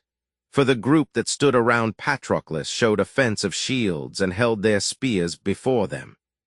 Ajax moved among the warriors, charging them that none should leave the corpse, and none should step beyond the rest to strike the foe, but stay to guard the dead, and combat hand to hand. Such was the charge of mighty Ajax. All the earth around was steeped with blood, and many a corpse was heaped on, corpse of Trojans and their brave allies, and of the Greeks, for even on their side the strife was not unbloody, though of Greeks there perished fewer. Each was on the watch to ward the battle's dangers from the rest. Then did they fight like fire. You could not say the sun was safe, nor yet the moon, so thick a darkness gathered over the brave men around the corpse of Menœtiades. The other Trojans and the well-armed Greeks fought freely under the clear sky. The sun shed o'er them his full brightness. Not a cloud shadowed the earth or rested on the hills. From time to time they paused, and warily they shunned each other's cruel darts and kept far from each other, while in the mid-war struggled the combatants in darkness, galled by the remorseless weapons of their foes. Yet Thrasymnes and Antilochus, two famous Grecian warriors, had not learned that excellent Patroclus was no more, but thought that, still alive, he led the war against the Trojans, fighting in the van. They watched the flight and slaughter of the Greeks and fought apart, for Nestor so enjoined, who sent them to the battle from the fleet. But they who held the middle space around the friend of swift Aeacides maintained a desperate strife all day. The knees, the thighs, the feet, the hands, the eyes of those who fought were faint with weariness and foul with sweat. As when an ample ox hide, steeped in fat, is given to workmen to be stretched, they stand around it in a circle, pulling it, till forth the moisture issues, and the oil enters the skin, and by that constant strain from many hands the hide is duly stretched. So in small space the warriors drew the dead hither and thither, They of Ilium strove to drag it to the city, they of Greece to bear it to the fleet. The tumult then was terrible, and neither Mars himself, the muster of hosts, nor Pallas, roused to her intensest wrath, had they been near the struggle, would have seen it with disdain. Such deadly strife of steeds and men was held o'er slain Patroclus by the will of Jove. The great Achilles knew not yet the fate of his Patroclus, for the warriors fought far from the fleet, beside the wall of Troy. He never thought of him as one whose death was near, but trusted that, when once he reached the Trojan wall, he would return alive. Nor ever deemed he that without his aid, or even with it, would Patroclus sack the city. This was what he oft had heard from Thetis, who disclosed to him apart the counsel of almighty Jupiter. Yet had his mother never once revealed the present evil, that the one whom most he loved of all his friends should perish thus. Still round the dead they fought with their keen spears and slew each other. Then of the mailed Greeks someone would say, "O friends, it were disgrace should we fall back upon our roomy ships.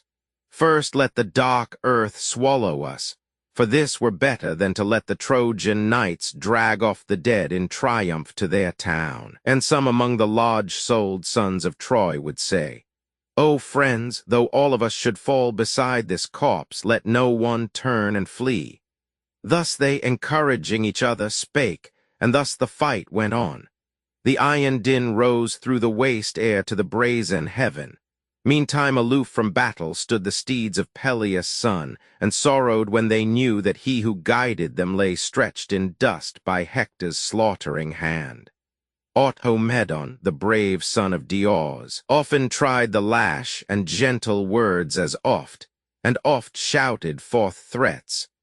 Yet neither would they move toward the broad Hellespont, where lay the fleet, nor toward the Greeks in combat, but remained motionless as a funeral column, reared to mark a man's or woman's tomb. So stood the coursers yoked to that magnificent car, with drooping heads and tears that from their lids flowed hot, for sorrow at the loss of him who was their charioteer, and their fair manes sweeping the yoke below were foul with dust. The son of Saturn saw their grief and shook his head in pity, saying to himself, "Why did the gods bestow you, luckless pair, on Peleus, on a king of mortal birth, you who shall never feel old age or death? Was it that ye might share with humankind their sorrows? For the race of mortal men of all that breathe and move upon the earth is the most wretched. Yet of this be sure, that ye shall never in that sumptuous car bear Hector. Is it not enough that he should wear that armor, uttering idle boasts? And now will I infuse into your limbs spirit and strength, that ye may safely bear Automedon across the battlefield to where the roomy galleys lie. I yet must give more glory to the men of Troy, and they must slay until they come again to the good ships of Greece, until the sun goes down and sacred darkness covers all." So spake the god, and breathed into the steeds new life and vigor.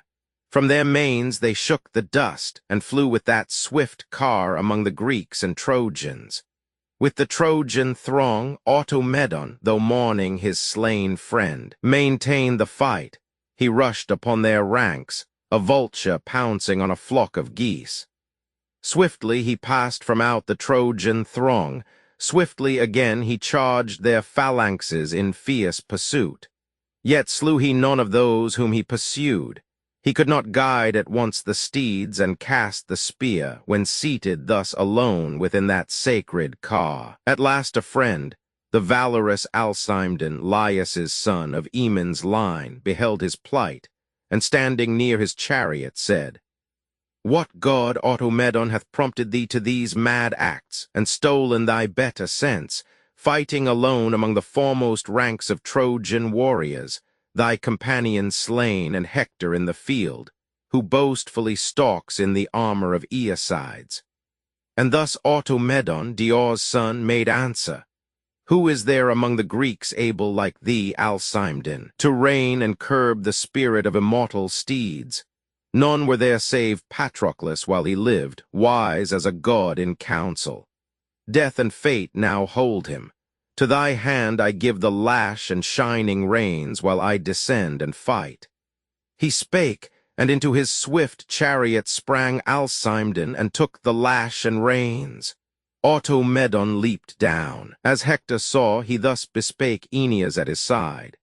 Aeneas, leader of the men of Troy, equipped in brazen armor, I have seen those coursers of the swift Aeacides driven through the battle by unwarlike hands, and 'tis my hope, if thou wilt give thine aid, to seize them. They who guide them will not dare to stand and face us when we make the charge. He spake. Anchises' valiant son complied, and sheltered by their shields of tough ox hide, well dried and firm, and strung with plates of brass, the twain went forward. With them at their side went Chromius and Aratus, nobly formed in hope to lead away the high-necked steeds, their guardians slain. Vain dreamers! They were doomed not without bloody penance to return from that encounter with Automedon, who prayed to Father Jove, and whose faint heart was strengthened and made bold. And thus the chief said to his faithful friend Alcimedon, Keep not the steeds thou guidest far from me, Alcimedon, but let them ever breathe upon my shoulders. Hector, Priam's son, I think, will not give over this assault before he either slays us, and ascends the car to which these steeds with flowing manes are yoked, and puts to flight the phalanxes of Argive warriors, or himself is slain. He spake, and called to both the Ajaxes and Menelaus. Ye who lead the Greeks, he said, and named the chieftains, give in charge the dead to your best warriors to surround and guard the corpse and drive away the foe, but hasten to avert the evil day from us who are alive. For even now Hector comes rushing through the deadly fight and brings Aeneas. These are the most brave of all the Trojan army. On the knees of the great gods the issue rests. I too will cast the spear and leave the rest to Jove. He spake, and lifting his huge spear he smote the round shield of Aratus. There the blade stopped not, but entering pierced him through the belt. As when a vigorous youth with a keen axe strikes a wild bull behind the horns, and there severs the sinews, forward leaps the beast and falls. Aratus, springing forward thus, fell headlong. In the Trojan's entrails still quivered the spear, and life forsook his limbs. Then Hector aimed to smite Automedon, his shining spear. The Greek beheld and stooped, and shunned the brazen weapon. Down it came and plunged into the earth, and stood, its stem still shaken with the blow, and spent its force. Now would the twain have turned, and hand to hand fought with their swords, when suddenly came up the warriors Ajax, hastening at the call of their companion through the crowd, and stayed the combat.